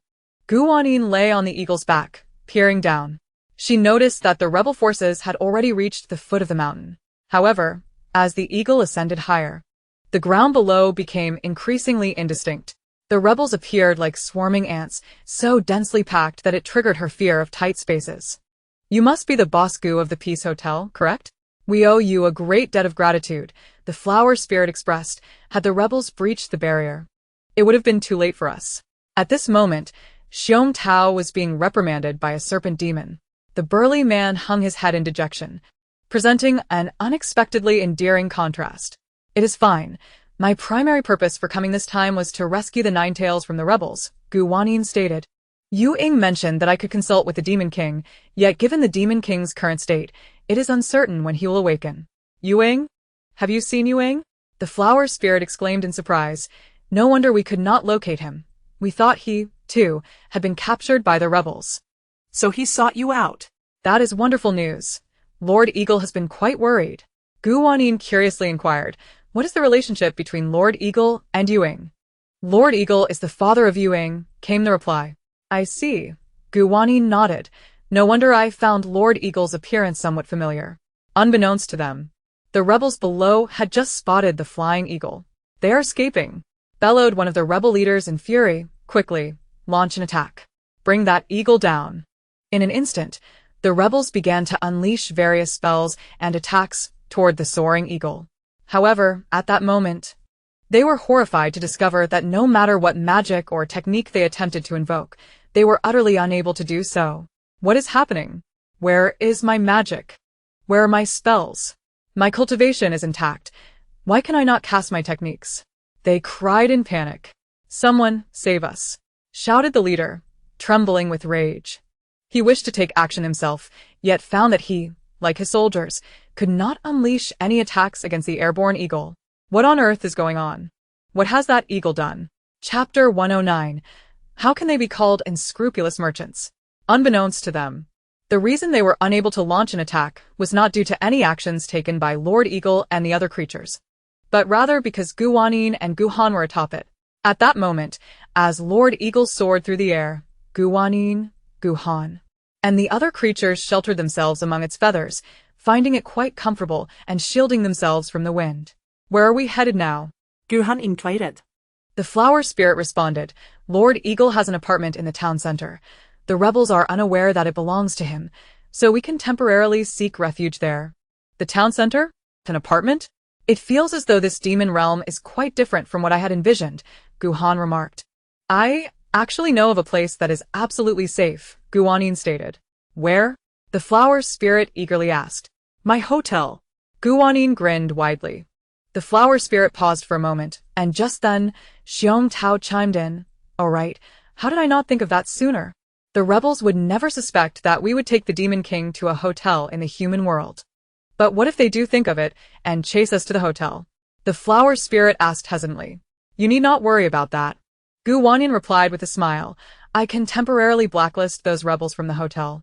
Moreover, even if they were to arrive at the hotel, as long as they remain inside, they would be unable to harm the Demon King. Really? The flower spirit's eyes sparkled. That would indeed be a splendid refuge. Thank you, Boss Gu. Ahem, wait, don't be too quick to thank me, Wanyin quickly interjected. To stay at my hotel, you will need to exchange for points with celestial flowers or gold and silver treasures. Given the current condition of the Demon King, you may stay in a family room or a presidential suite. There are indeed vacancies. Wanyin vaguely felt as though she were acting like a shrewd merchant. But that's not right. I am merely promoting the hotel normally, while also providing the Demon King with an absolutely secure sanctuary. How can that be deemed unscrupulous? She mused. Well, as long as we can ensure the safety of the Demon King, what is the cost of some gold and silver treasures? Celestial flowers are indeed hard to come by now, she remarked. At that moment, Xiong Tao quietly said, however, will Lord Eagle agree to this? I recall hearing other demons mention that Lord Eagle believes hotels are merely places for leisure, which distracts demons from their cultivation, so he despises hotels. Hotels may be places for leisure, yet they also offer numerous elixirs that can enhance a demon's cultivation and magical prowess, Wanyin replied with a smile. Most importantly, they have healing elixirs that can stop bleeding and help demons recover swiftly, which would be beneficial for the Demon King. Oh, by the way, Yu Ying is still at the hotel. He has also sustained injuries. Hasn't Lord Eagle been quite worried about him? It would be perfect to check on him. The flower spirit's eyes brightened. That is splendid. I shall go speak with Lord Eagle right away. With that, the flower spirit sprang up and dashed over to Lord Eagle, whispering something to him. After a while, Lord Eagle altered his course, hastening toward the path leading to the hotel. Han leaned closer to Wanyin and whispered, This Lord Eagle claims to detest hotels, yet he seems to know the direction to the path all too well. It appears he has a certain interest in the hotel, though he may be reluctant to admit it. Wanyin nodded in agreement. Soon, Lord Eagle descended at the entrance of the path. After both women and the other creatures dismounted from his back, he reverted to his human form. Once you arrive, simply approach the hotel staff, Wanyin instructed. Have them arrange a spacious room that can accommodate several demons, making it easier for you to care for the Demon King. Additionally, there is a pharmacy within that offers elixirs suitable for the Demon King's recovery. If you cannot find the place, just ask the staff to guide you. Lord Eagle looked at her sincerely and said, I apologize, Boss Gu, for my previous misconceptions about your hotel. It is no matter. Wanyin waved her hand dismissively. Your perspective was not entirely incorrect. Hotels are indeed places for indulgence, but they offer much more than mere revelry. You will understand once you visit. Furthermore, with new business opportunities on the horizon, she was indifferent to Lord Eagle's prior remarks. The hotel has been operational for quite some time now, and the outside world is rife with all sorts of gossip. If she were to concern herself with every single remark, it would surely drive her to despair. Zhongming gazed at her with admiration and inquired, "What about you?" "We must rescue Jiawei and the others," Wanyin replied. "To be honest, that is the most significant reason for our journey to the demon realm. Do you have any idea where they might be held?" Zhongming hesitated before responding. "The rebels are quite formidable and have been plotting for a long time. Our reinforcements will take some time to arrive. Are you certain you want to proceed?" "Rest assured," Gu Han proclaimed with a hint of pride, "we will be just fine." Only then did Zhongming feel reassured and proceeded to detail the possible locations and routes where Jiawei and her companions might currently be found. "I will stay to assist you," the snake demon offered. "An extra pair of hands will provide an added layer of security." "I want to stay too," Xiong Tao exclaimed. No, that's unnecessary," Wanyin quickly replied. "You both just focus on taking care of the Demon King. The two of us will suffice." With their invincibility, the two of them had nothing to fear, while the demons did not share the same level of assurance. Should the demons remain to assist, despite their good intentions, they could easily become a liability. Of course, such sentiments were best kept unspoken. "Very well," Xiong Tao said, appearing quite disappointed. He had hoped for an opportunity to prove himself. The demons then made their way into the passage towards the hotel, while Wanyin and Gu Han deliberated on the locations Xiong Tao had just mentioned. They ultimately selected a place they both deemed most likely to be where Jiawei and the others were imprisoned and set off in that direction. Even if Zhongming had not provided them with the route, as long as they knew the destination, their systems could furnish them with a map. However, Gu Han wondered aloud, why did the systems know where the Demon King was before, yet now they are unaware of Jiawei's whereabouts? That is because, prior to the Demon King's unconscious state, she contacted the Interstellar Network to inform them of her location. 066 responded. Wanyin was taken aback and asked, "She could still reach the Interstellar Network?" "Of course," came the reply. "She is the Demon King, and she is the only one with such authority in the demon realm. However, the Interstellar Network does not involve itself with the affairs of the demon realm, hence." Wanyin nodded in understanding. After all, the Interstellar Network could not engage in charitable acts every day, managing this and that it would be utterly overwhelming. Even she, were it not for her close ties with Jiawei and the others, would not meddle in the matters of the demon realm. The two continued their journey, their steps unyielding. Having diligently trained over the past few days, they hardly felt fatigued even after walking for most of the day. As daylight gradually broke, Wanyin suddenly spotted a somewhat familiar small figure darting ahead. "Wanli," she whispered. To her surprise, Wanli actually heard her, turned, and excitedly rushed over, exclaiming, "Boss Gu, what a surprise to see you here. What brings you to the demon realm?" "Wait, why are there two Boss Gu?" Wanyin and Gu Han exchanged glances, realizing that they indeed bore a striking resemblance. Both Xiong Tao and Wanli had referred to them as two Boss Gu. "I am another persona of Boss Gu," Gu Han stated mysteriously. "Through my relentless training, I have attained a physical form, much like you demons transforming into human forms after diligent practice. Do you understand?" Wanli was momentarily taken aback, then nodded in understanding. "Oh, I get it. You are truly impressive." Gu Han maintained a serious demeanor, though the corners of her mouth twitched as she stifled a laugh. Wanyin discreetly pinched her waist and explained to Wanli, "I am here to rescue Jiawei, Shuling, and Mar." "Really?" Wanli's excitement surgea. "I was just about to go save them too. Boss Gu, let us go together." "You're going too?"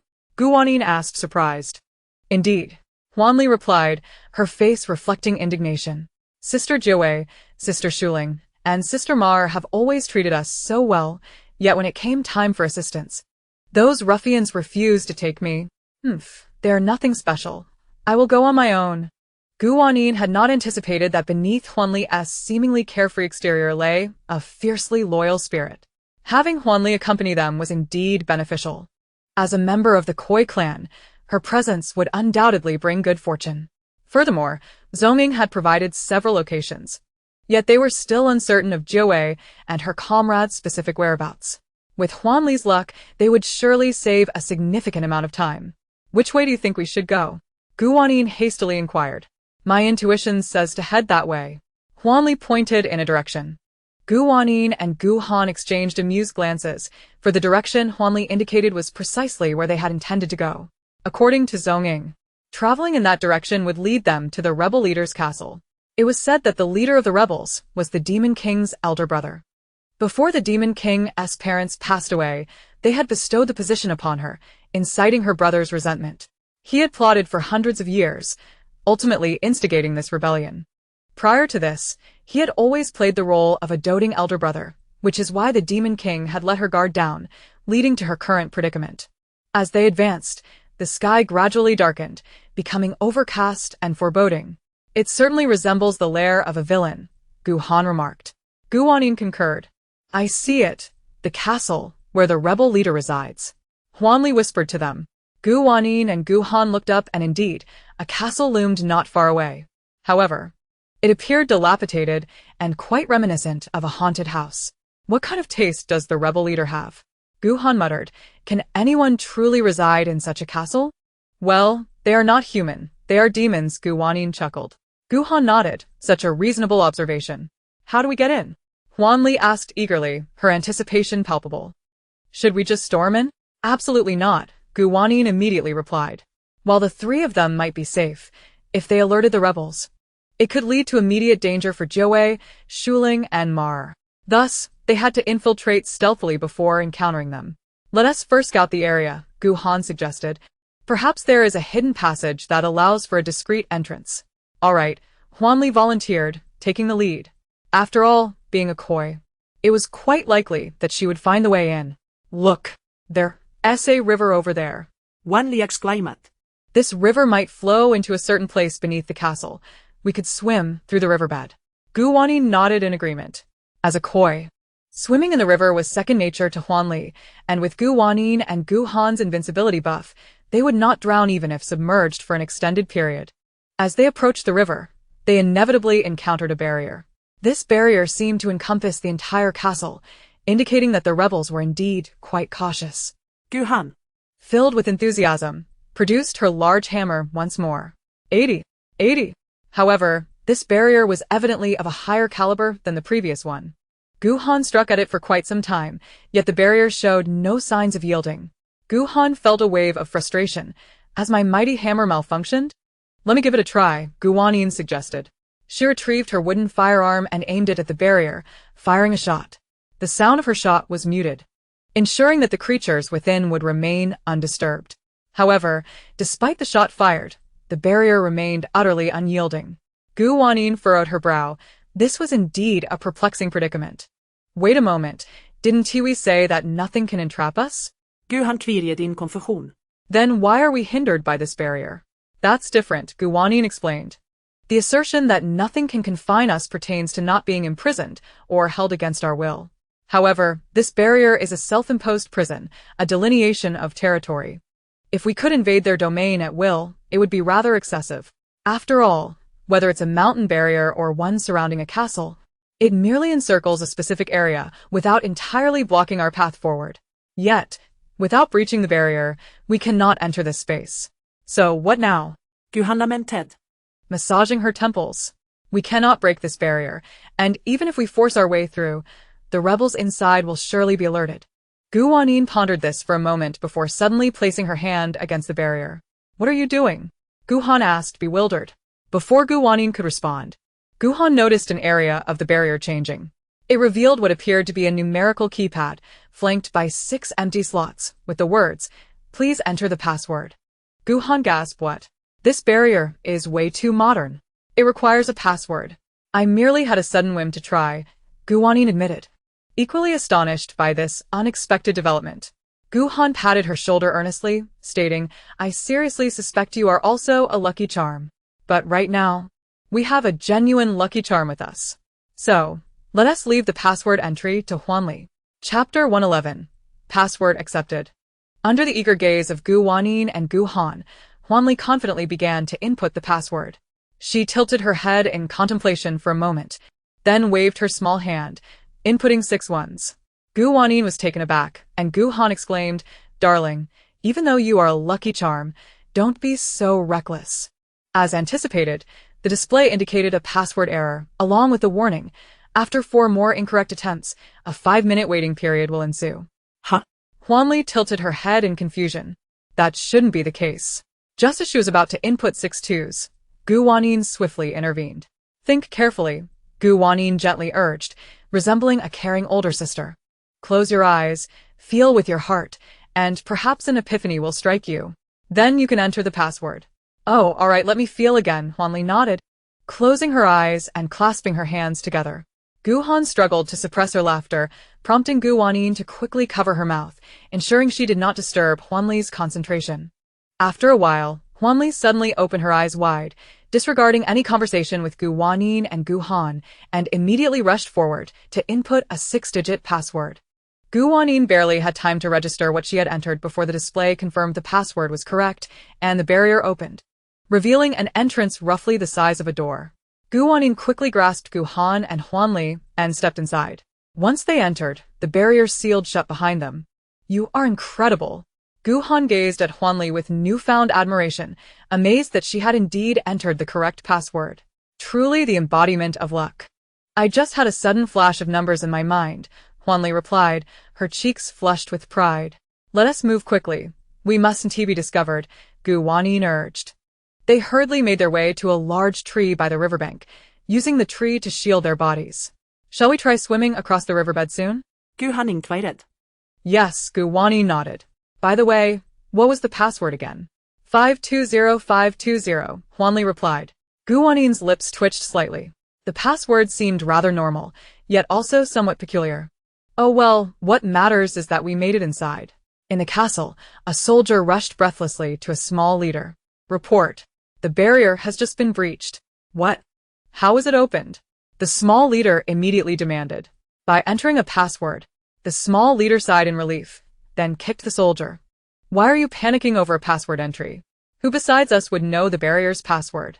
Moreover, the demon queen has long been driven into hiding, and her most trusted subordinates are locked away in our dungeons. What is there to fear? Boss, are you sure we don't need to check? Check what? Get lost. Don't interrupt me while I enjoy my drink. Meanwhile, Huanli had already leaped into the river alongside Wanyin and Guhan. She transformed into her true form, a plump little red koi, leading the way with her tail swishing. Though Wanyin and Guhan were not fish, they were protected by their systems, allowing them to remain submerged for extended periods without issue. The river was quite enchanting. Despite being at the entrance of the antagonist's castle, the water was remarkably clear, and numerous small fish swam joyfully about. After swimming for a while, Wanyin noticed many little fish nibbling on a type of aquatic plant. What is that? She asked Huanli ahead of her. That's called stamina grass. Many fish adore it. It's abundant in the rivers of the demon realm and grows rapidly. Eating it makes one feel invigorated, Huanli explained, munching on a stem herself. Wanyin cast another thoughtful glance at the patch of stamina grass. But now is not the time for such considerations. Chapter 112. The Secrets of Do Diju. After swimming for approximately 10 more minutes, they suddenly spotted a glimmer of light ahead. Huanli peeked out and joyfully exclaimed, We really made it inside. Hurry, come look. Wanyin and Guhan also emerged to see. Indeed, they had seemingly entered the castle's underground. Before them lay a broad subterranean passage, with flaming torches illuminating the walls at intervals. It feels like an adventure, Guhan exclaimed excitedly. Huanli was the first to leap ashore, transforming back into her human form. Wanyin followed suit and pulled Guhan up. As they emerged from the water, their bodies dried instantly, leaving Huanli gaping in astonishment. How are you both so amazing? The water dried off instantly. Because we possess formidable magical powers, Guhan said mysteriously. This is known as the instant drying technique. Would you like to learn? Yes. Huanli nodded enthusiastically. Wanyin sighed in exasperation. Stop teasing the child. Let us proceed and see where this leads. Be cautious and stick to the walls to avoid being discovered. Huanli and Guhan obediently followed behind her, keeping close to the walls as they advanced. After a short distance, they reached a corner. Wanyin quickly instructed them to halt and cautiously peered around the bend. To her surprise, she discovered what resembled a dungeon. Her gaze quickly fell upon the nine-tailed fox, the tree spirit, and the cat demon, each confined within separate cells. The three of them appeared to be gravely injured, with the nine tails reverting back to its fox form, lying there with its nine tails drooping lifelessly. Wanyin felt a pang of sympathy. In her memory, the nine tails and the others had always been spirited and cheerful. Now, however, they were in such a pitiable state. Had she not arrived, it was likely they would have perished in this dungeon, their millennia of cultivation obliterated in an instant. One couldn't help but wonder just how formidable the rebels were to inflict such damage on these powerful creatures. After all, the insurgents had plotted for hundreds of years for this very moment. How could they not be powerful? Aside from the three of them, there were also 3 guards in the dungeon, currently seated at a table engaged in a game of cards. 3 with 2. Impressive, my brother. 3 twos take 2 kings. With a good hand, one can be so audacious. Wanyin thought to herself, why do I suddenly find these 3 guards so unreliable? Yet, she was too impatient to wait any longer. With the 9 tails now in sight, there was little reason to hesitate. Wanyin signal to Han. And the 2 of them stepped out boldly. Who goes there? Although the 3 guards were engrossed in their game, their vigilance was sharp. Upon hearing the commotion, they immediately seized their weapons, pointing them toward the 2. Do not be alarmed. We merely wish to retrieve our friends, nothing more. We hope you 3 gentlemen can show some leniency to spare us all this trouble. Han implorered. What nonsense are you spouting? Who are you? And how did you get in here? One of the guards demanded fiercely. They must have entered through the riverway, another guard suggested. It seems they are also under the command of the Demon King. If we capture them, we can claim credit with the leader. Quickly. With that, the 3 guards charged forward, weapons raised. However, being mere foot soldiers, newly transformed into demons, they lacked significant magical power and could only rely on close combat. Yet, they found themselves unable to approach Wanyin and Han at all. They barely took a few steps before their feet were rooted to the ground, immobile. What is happening? This is unscientific. One exclaimed. Wait, we are demons. Do we even adhere to the laws of science? Enough of your nonsense. Think of a way out. Despite their struggles, the 3 guards remained utterly unable to move. Wanyin and Han approached the cell where the 9 tails and the others were imprisoned, discovering that, like the barrier outside, it was also protected by a barrier that required a password to breach. Indeed, Wanyin mused, recognizing that the guards seemed somewhat dim-witted. It was improbable they could manage the watch single-handedly, without assistance. Do you see? Their SA password. One guard said gleefully. Even if you can restrain us. Do you think you can crack the password? I don't believe you. What do you know? We possess a secret weapon. Han declared proudly, calling out, Huanli. Come here. Upon hearing her name, Huanli dashed over, making a cheeky face at the 3 guards. Wanli. Could it be she is from the Koi clan? One guard muttered. I am indeed from the Koi clan. Huanli stated, hands on her hips. Now, unlock the password for them to see. Han excitedly. Wanyin felt a sense of unease, sensing things were not as straightforward as they appeared. Huanli approached the barrier, waved her hand, and input the previous password. Unsurprisingly, the display indicated a password error. Dear, the passwords for these barriers are likely all different, Wanyin said earnestly. So I have to guess 3 new passwords? Huanli began to fret. How am I supposed to do that? Wanyin stroked her chin, suddenly struck by an idea. She turned around, smiling mischievously at the 3 guards, who felt a chill run down their spines. What are you planning? One guard stammered. Don't be nervous. I merely wish to propose a deal, Wanyin said. If you tell me the password, I shall reveal to you the secrets of the card game, ensuring your skills improve dramatically. The 3 guards exchanged glances, inexplicably intrigued. But don't let her deceive you. One warned. Consider this. If someone were to rescue them right under our noses, would we even survive? Fear not, Wanyin said with a smile. Soon enough. We will carry them out through the castle gates, before the eyes of all. Thus, the responsibility will not rest solely on your shoulders. But we still won't tell you the password. Came the retort. Do not forget, you are currently incapable of moving, Han chimed in. Stepping closer to one guard and snatching the weapon from his hand, brandishing it before him, the guard nearly lost his wits in fear. With the promise of saving their lives and acquiring the secrets of the card game, the opportunity was too tempting to resist. The three guards glanced at one another, their not-so-bright minds contemplating for a moment. Finally, one relented. Fine, I will tell you the password, but you must not harm us.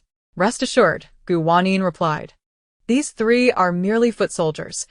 If anyone is to be harmed, it would be the leader. However, I am only here to rescue the Nine Tails and have no interest in the grievances of demons. Let the Demon King take care of vengeance. Each of the three guards knew the password to a different door. Once all the doors were unlocked, Wanyin rushed to scoop up the Nine Tails, who appeared to be the most severely injured, curled up into a small ball. Logically, her true form should not be this diminutive. Han also took hold of Mao Er, who, still somewhat conscious, recognized that help had arrived and, without needing prompting, transformed into her true form, a snow-white cat. Ah! Han squealed, clutching her heart. So adorable. She felt her inner cat lover surging forth. Yet, she understood the urgency of their situation and quickly carried Mao Er out. As for the tree spirit, it transformed into a small sapling, which Wanyin tucked into her pocket. This way, they were assured of their safety. Wanli. While the demons outside remain unaware, swim out through the underground river and find a safe place to wait for us, Wanyin instructed. Will you really be all right? Wanli asked, still concerned. This is the stronghold of the rebels. The leader, the brother of the Demon King, is here too. I've heard his magical powers are exceedingly formidable, and you two are merely humans. Do not worry, Han reassured her, patting the little one's head. Even if the entire demon realm crumbles, we will remain unharmed. Wanli gazed at them with admiration before turning to flee. Wanyin then fulfilled her promise, imparting the secrets of the card game in great detail to the three guards. She was indeed a master of the game. After listening, the three demons nodded seriously, their gazes toward Wanyin now tinged with respect. Then shall we take our leave? Wanyin suggested to Han. Certainly. In truth, they hoped to avoid unnecessary trouble. Ideally, they would swim out through the underground river. However, with three severely injured demons to carry, venturing down the river was no longer a simple endeavor. As soon as they departed, the three little soldiers would be free to move, and inevitably, they would alert the rebels, who would then attempt to intercept them. Thus, they decided it was best to exit boldly through the main gate. As long as the Nine Tails and Cat Air were cradled in their arms, they would be safe. Upon leaving the prison, the various monsters they encountered paused momentarily at the sight of them before charging forward with fierce intent. Yet, when they were within a certain distance, they suddenly found themselves immobilized, only regaining their normal state once the two had passed. Some of the monsters attempted to wield their powers, but to no avail. Frustrated and powerless, the monsters could only follow in their wake, desperately seeking an opportunity to break through. As they made their way, an unexpected procession of monsters trailed behind them, creating a scene that was both eerie and comical. Just as they were approaching the castle's grand entrance, the entire structure seemed to shudder. The faces of the monsters reflected a palpable sense of panic, with several soldiers collapsing to their knees in terror. The leader was enraged. What should they do? The Nine Tails and these monsters had been specifically entrusted to be guarded by the leader, and now they were about to be taken away. If the leader held them responsible, all of them would be in dire straits.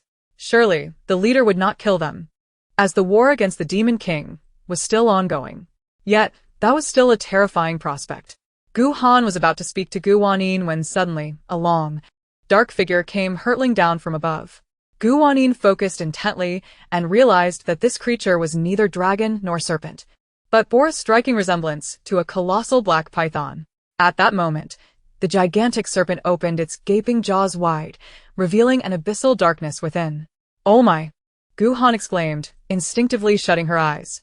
Although she understood they were not in danger, the visual impact was too overwhelming, and she was certain she would have nightmares that night. All the monsters believed the leader would tear these two insufferable girls to shreds. Although they inexplicably could not launch an attack, in their eyes, the leader was the strongest in the demon realm, having even defeated the Demon King. However, the next scene left them utterly dumbfounded. The leader, too, was frozen in place. The once formidable black serpent stood there motionless, as if it had become a mere statue. In that moment, The monsters felt a sense of pity for themselves, realizing their plight was far less dire than that of the leader. With a sigh of relief, Gu Han patted her chest and said, "Wanyin, we should leave quickly. This is too frightening. I'm bound to dream of being swallowed by a snake tonight." "Let us go," Gu Wanyin agreed. The two of them, along with the three severely injured monsters, strode confidently out of the rebel-esque castle. Remarkably, the other monsters exhaled in relief, for these two had managed to walk out in the leader's presence without being stopped. How could the leader blame them now? Once outside the castle, they found Wanyin hiding beneath a large tree. "Sister Ninetails, Sister Cat Air, Spirit Sister, they wouldn't," Wanyin stammered, her face ashen with fear. "They should be fine," Gu Wanyin reassured her. "However, their injuries are quite severe, and we must hasten to bring them back to the hotel for treatment." Right. They rushed toward the passage, and had not gone far when a dark purple mist materialized before them. As the mist gradually dissipated, a monster emerged. It was the Eagle Lord. "Eagle Lord, what brings you here?" Wanyin asked with delight. "The Demon King has consumed the elixir and is recovering, and with the care of other monsters, he is steadily regaining his strength. I couldn't bear to leave you all without checking in," the Eagle Lord replied, transforming into his true form, an eagle. Without delay, Gu Wanyin and the others climbed aboard, and the Eagle Lord soared into the sky. When the rebel monsters rushed out of the castle, they could only glimpse a small black dot in the distance. "Eagle Lord, how did you know we were here?" Wanyin inquired. "It was a guess," the Eagle Lord admitted. "I surmised that the place you would first arrive would likely be here, so I decided to come and test my luck. I never expected to actually find you." "Boss Gu, how are Ninetails and the others faring?" "They are in critical condition and require immediate medical attention," Gu Wanyin stated solemnly. Upon hearing this, the Eagle Lord accelerated his flight. With him leading the way, they swiftly reached the entrance of the passage. "All set. I must return now." Gu Han hentet Ketzer zu Huani, instructing her zu Hollunste. Gu Wanyin paused, suddenly recalling that this time, the interstellar reward was a trip to a world, and since they had already visited the demon realm, Gu Han could not venture to the apocalyptic world. "Wanyin, I truly will miss you," Gu Han said, grasping her hand. Gu Wanyin felt a pang of reluctance as well. Although they had only spent 2 days together, it felt as if they had known each other for years. "I hope we can meet again in the future." "We certainly will," Gu Wanyin promised, squeezing her hand. All right. "You must return quickly and not delay the treatment for Ninetails and the others. My passage is just over there. I must go now." "Okay, goodbye." Gu Han turned to leave, and Gu Wanyin cast one last lingering glance at her retreating figure before also turning to step into the passage. The Eagle Lord instructed them to enter first, ensuring he would be the last. Just as he was about to enter the passage, he turned back and suddenly his expression shifted. "Oh no, the rebels are coming. If they reach the hotel it's all right," Gu Wanyin reassured him with a smile. "You needn't worry." Seeing her smile brought him an inexplicable sense of calm. He said nothing further and stepped into the passage. Before long, the rebel army arrived at the entrance. "Leader, we can enter the hotel through this passage," a little monster eagerly reported. "I suspect not only those 2 wretched girls and Ninetails are inside, but the Demon King is likely hiding there as well." The rebel leader, Long Shi, gazed coldly at the passageway. He was the half-brother of the Demon King, Long Yu. He had always believed that after their father's death, the throne of the Demon King would rightfully belong to him. Yet, he never anticipated that their father would pass the throne to his sister, Long Yu. Why was that? He was the eldest son. Was it simply because he was a hybrid of dragon and snake that he had to bow beneath his sister? He felt a profound sense of injustice. Thus, he had endured for hundreds of years, pretending to be the good elder brother while plotting for this very day. However, the hotel on the other side of the passage had thrown all his plans into disarray. He had to destroy that hotel and eliminate Long Yu along with all her loyal followers to ascend to the throne of the Demon King. "Move out," Long Shi ordered coldly. "Yes." The rebels advanced one by one, all stepping into the passage. Long Shi lingered at the back, fixated on the passageway. Once all the monsters had entered, he was about to follow when he noticed the first batch of monsters emerging once more. "What is going on?" Long Shi frowned, reprimanding them. "Who told you to come back?" "Leader, we don't know." The Yukai were engulfed in confusion. We had been traversing the passageway when a glimmer of light beckoned us forth, only to find ourselves inexplicably returned to the Yukai realm. What could possibly be the cause? Longshi muttered a few curses under his breath, refusing to accept defeat, and charged back into the passage. Yet, after a brief interval, he too emerged alongside the other Yukai. Equally bewildered. Who could be orchestrating such mischief? Longshi's countenance darkened with fury. His subordinates were equally perplexed. They had heard that entering this passage would lead to a certain hotel, yet now. Who could fathom why they could re-emerge after entering the passage? Meanwhile, Wanyin had successfully returned to the hotel with Huanli and the other Yukai. "Boss, you're back," Su Shi exclaimed joyfully as he approached her. "The injuries of the Nine Tails are quite severe," Wanyin stated. "We must take them to the hospital." Previously, the hospital had been unlocked due to the system achieving first place once again. Although the doctors and nurses had not yet been fully recruited, the wards, beds, and various facilities were in place. Moreover, the Nine Tails were accommodated in private rooms, inaccessible to others. Once they were settled into the hospital, proper care could be provided. "I will procure some restorative elixirs," Huanli offered. Upon returning to the Yukai realm, he had gathered some Xianhua flowers and exchanged a significant amount of gold and jewels for points. The room card could only be used by the owner. And since the Nine Tails were unconscious, they could not retrieve their own cards to purchase elixirs. Thus, Huanli would have to use his card. While it was prohibited to resell items purchased within the hotel, guests were allowed to treat others voluntarily. Huanli, generous despite the high cost of the elixirs, was determined to ensure the recovery of the Yukai king and his companions without hesitation. Soon, he returned with 3 elixirs beneficial for the recovery of Yukai, administering one to each of the Nine Tails, the Treant, and the Cat Yukai. "This elixir is remarkably effective," Xiong Tao remarked, after giving one to the Yukai king. She regained consciousness almost immediately. "Is that so? How is she now?" Wanyin inquired. "She is in the room and has improved significantly. We booked a family room, and the flower spirit is attending to her," came the reply. "That is reassuring," Wanyin mused, although she had little interaction with the Yukai king. If the king were to recover, it would bring comfort to the Nine Tails upon their awakening. "Will the rebels truly not catch up to us?" Huanli asked again. "Rest assured, I have already added them to the hotel blacklist," Wanyin replied with a smile. Even if the rebels dared to cause trouble, they would not be able to patronize the hotel. Once the turmoil in the Yukai realm subsided, she would reconsider whether to lift their blacklist status. Huanli's eyes widened in astonishment. Was the so-called blacklist truly that formidable? What kind of establishment was this hotel? After consuming the elixirs, the Nine Tails gradually regained consciousness and found it easy to assume human form, although they still required further recuperation. With other Yukai present and the efficacy of the hotel's elixirs, Wanyin felt little concern and headed to the laboratory to find Zhuang Xiaoxia. Indeed, Zhuang Xiaoxia was busy in the lab. Wanyin observed through the glass door without disturbing her, only knocking when Zhuang Xiaoxia concluded an experiment and intended to take a break. "Boss Gu, you're back. I heard you went to the Yukai realm. Was it enjoyable?" "It was decent," Wanyin replied. "I came to bring you something. Take a look at this."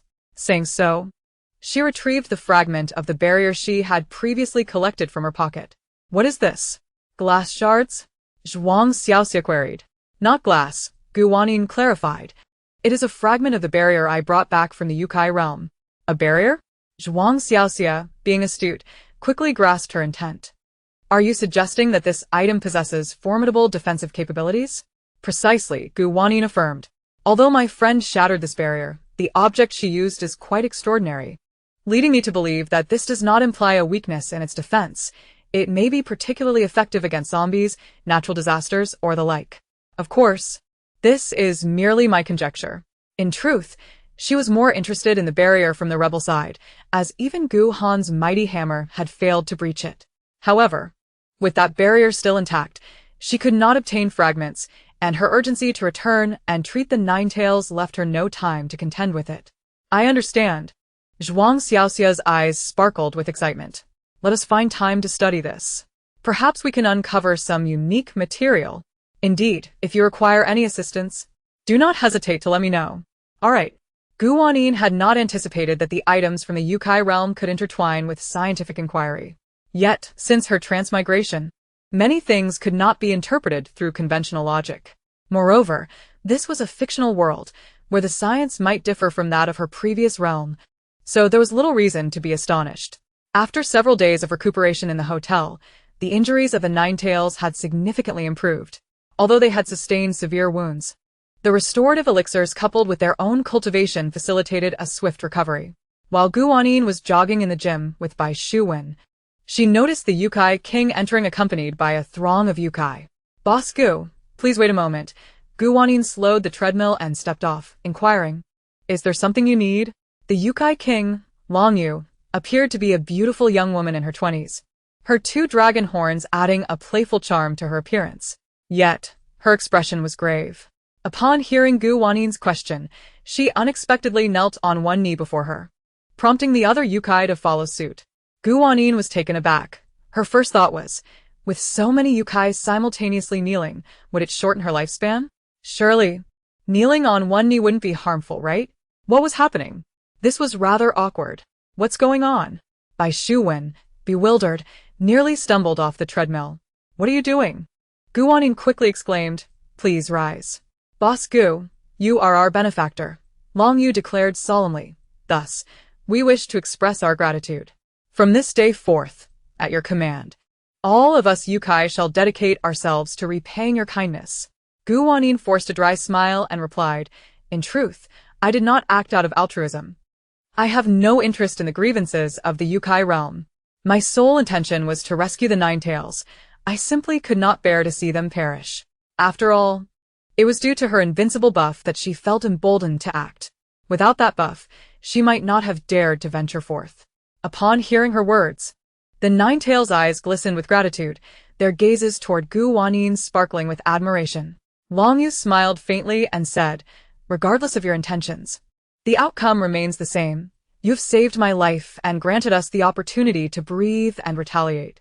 Wanyin considered this. Had she and Han not intervened, the Yukai King's barrier would soon have been breached by the rebels.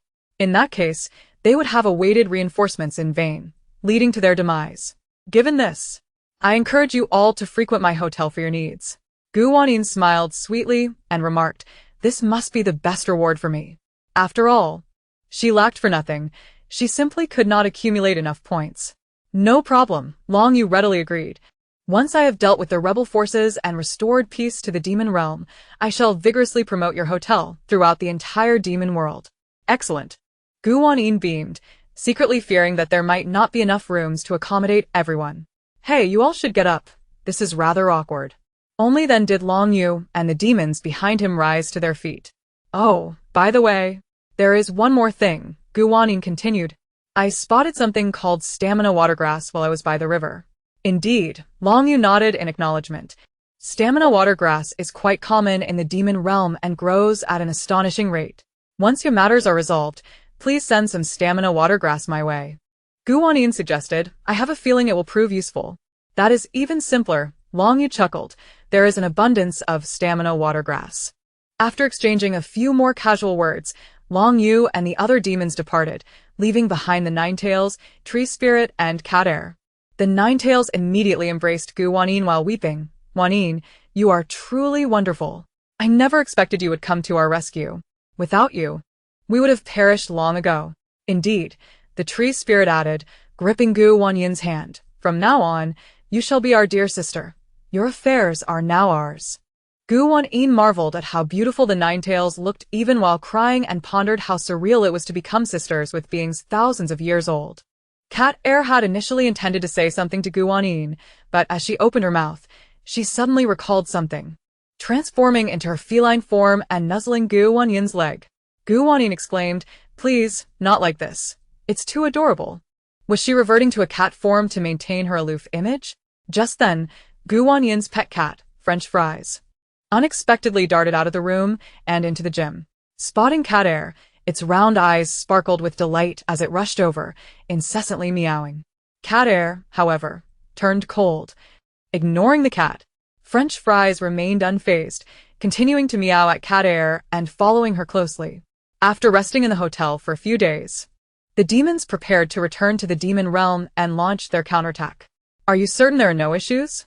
Su Sure expressed concern. Weren't you previously? The reason Long Shi managed to gain the upper hand was that I was completely unguarded, having regarded him as my most trusted brother. Long Yu's eyes glinted coldly, but this time I shall not make the same foolish mistake.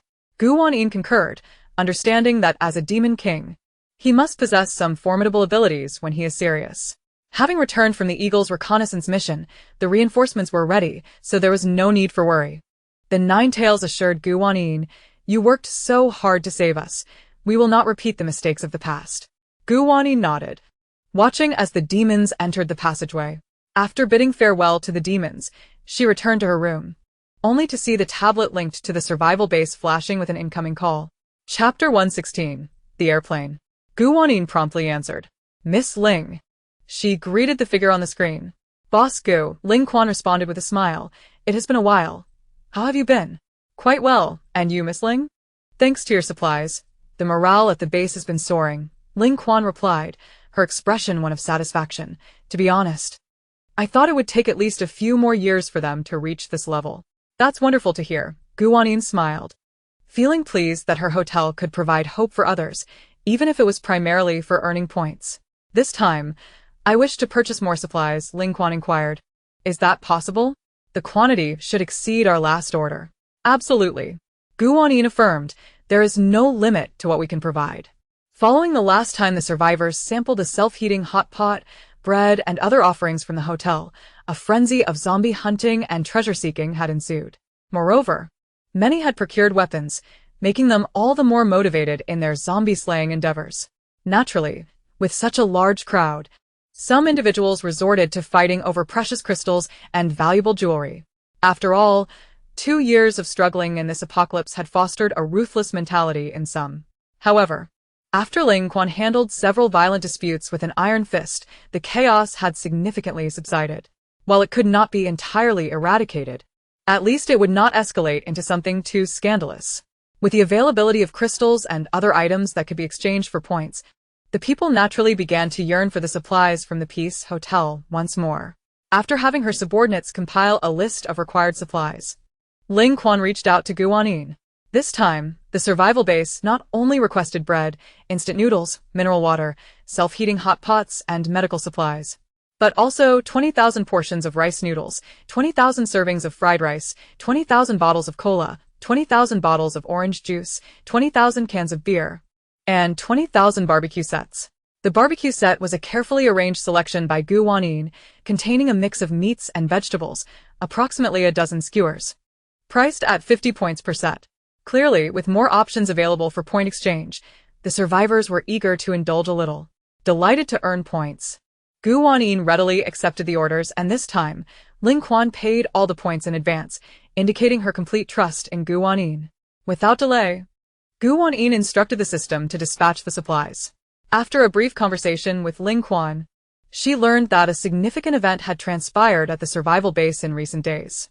One of the leaders, a man referred to as Old Three by Ling Quan and her companions, had instigated a rebellion along with a handful of his most loyal followers. Their intent was to eliminate Ling Quan and install Old Three as the supreme leader of the base. Upon hearing this, Gu Wanyin mused about the prevalence of rebellion everywhere. The demon realm was in turmoil, and now the survival base was as well. However, since Ling Quan was still intact and conversing with her on the screen, it was evident that Old Three had not succeeded. After all, Ling Quan was formidable and possessed a sharper wit, with more loyal followers than Old Three. Even with the element of surprise, Old Three had only managed to inflict minor injuries on Ling Quan, while he himself had fled, gravely wounded. "He fled?" Gu Wanyin inquired. "Yes," Ling Quan nodded. "I have sent people to search for him, but to no avail." Gu Wanyin thought it rather strange that this man, Old Three, would choose to stir trouble instead of maintaining a stable existence at the survival base. In this apocalyptic world, with zombies and natural disasters looming, how could he survive alone while gravely injured? Nevertheless, the situation had little bearing on her, and after hearing about it, she did not dwell on it further. The previous initiatives to unlock the hospital and recruit doctors were ongoing. However, the demand for doctors and nurses was substantial, and it wasn't feasible to simply hire anyone with a modicum of knowledge, much like the teachers from the school. Therefore, filling the positions would take time. Fortunately, They had managed to secure a reliable doctor for the obstetrics and gynecology department, alleviating concerns for Li Xiaoxi's upcoming delivery in a few months. This would be the first child born in the hotel, and the guests were quite excited about it. Li Xiaoxi and her husband were also particularly thrilled, as the hotel had recently unlocked a maternal and infant supplies store, prompting them to eagerly purchase some items even before the baby was born. In the blink of an eye, over a fortnight has passed, and Wanyin has successfully completed 2 tasks assigned by the system. The first involved selling 5 items at a maternity and baby goods store, while the second required attracting 10 customers to a local market.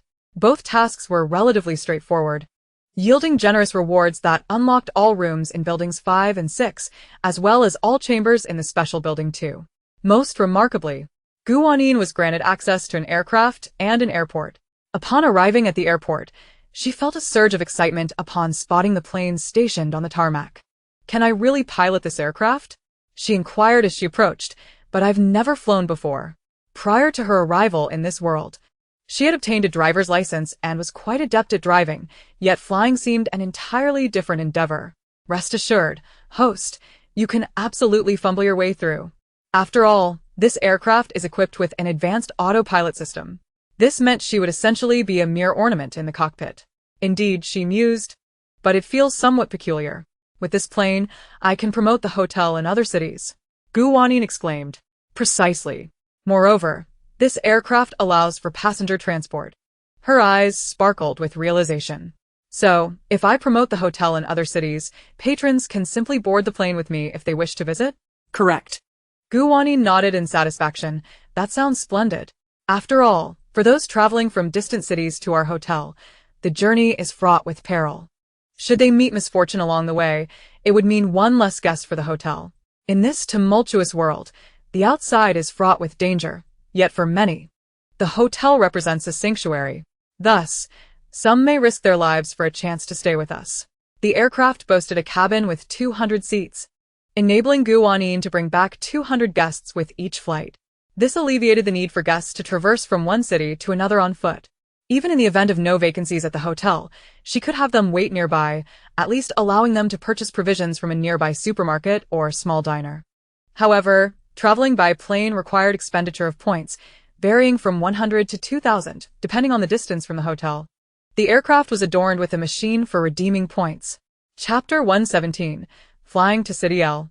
As night approached, Wanyin resolved to enjoy a restful night's sleep, planning to take the aircraft to another city the following day to promote the hotel and potentially return with guests. The hotel had recently unlocked 2 new human habitation buildings, and after accommodating the guests waiting nearby, only a few rooms remained. Nevertheless, new guests continued to arrive. Upon her return with guests, there might not be any vacancies left. Yet, she would make sure to clarify with them beforehand whether they wished to accompany her. Just as she contemplated this, the system chimed. Ding! A new task has been unlocked. Fly to any city for promotion and return with at least 50 guests. Task rewards. Unlocking buildings 7 and 8 and all their rooms. The massage parlor and its facilities, and 1 main suite. This task was fortuitously timed. Wanyin exclaimed, I was just planning to fly to another city tomorrow. And now I need not worry about returning without available rooms. The 2 newly unlocked buildings provided ample accommodations. Furthermore, the unlocking of a main suite meant that Kale could have a room of his own. After all, although he was still young, it would soon become inappropriate for him to share a room with them as he grew older. Returning from the airport to the hotel, Wanyin was surprised to see the Demon King Long Yu and Jiu Wei had arrived. Boss Gu. Long Yu greeted her with enthusiasm. It's been a while. Indeed. Have you dealt with the rebels? Yes, Jiu Wei replied, tossing her hair back, unconsciously exuding charm. With adequate preparation, handling the rebels was rather simple. After returning to the demon realm, Long Yu and her companions dismantled the enemy forces within a mere half-month, capturing Long Shi in the process. Yet, Long Yu had merely sealed him in a place of extreme cold, perhaps still clinging to the remnants of their fabricated sibling bond, refraining from killing him immediately. That's splendid. With the hotel having unlocked a new special building, you can bring more demons who wish to visit. Wanyin always kept business in mind. I've brought a few along this time. Long Yu smiled. They are quite eager to see the legendary hotel. I've already checked them in, Boss Su Sure added. Wanyin nodded.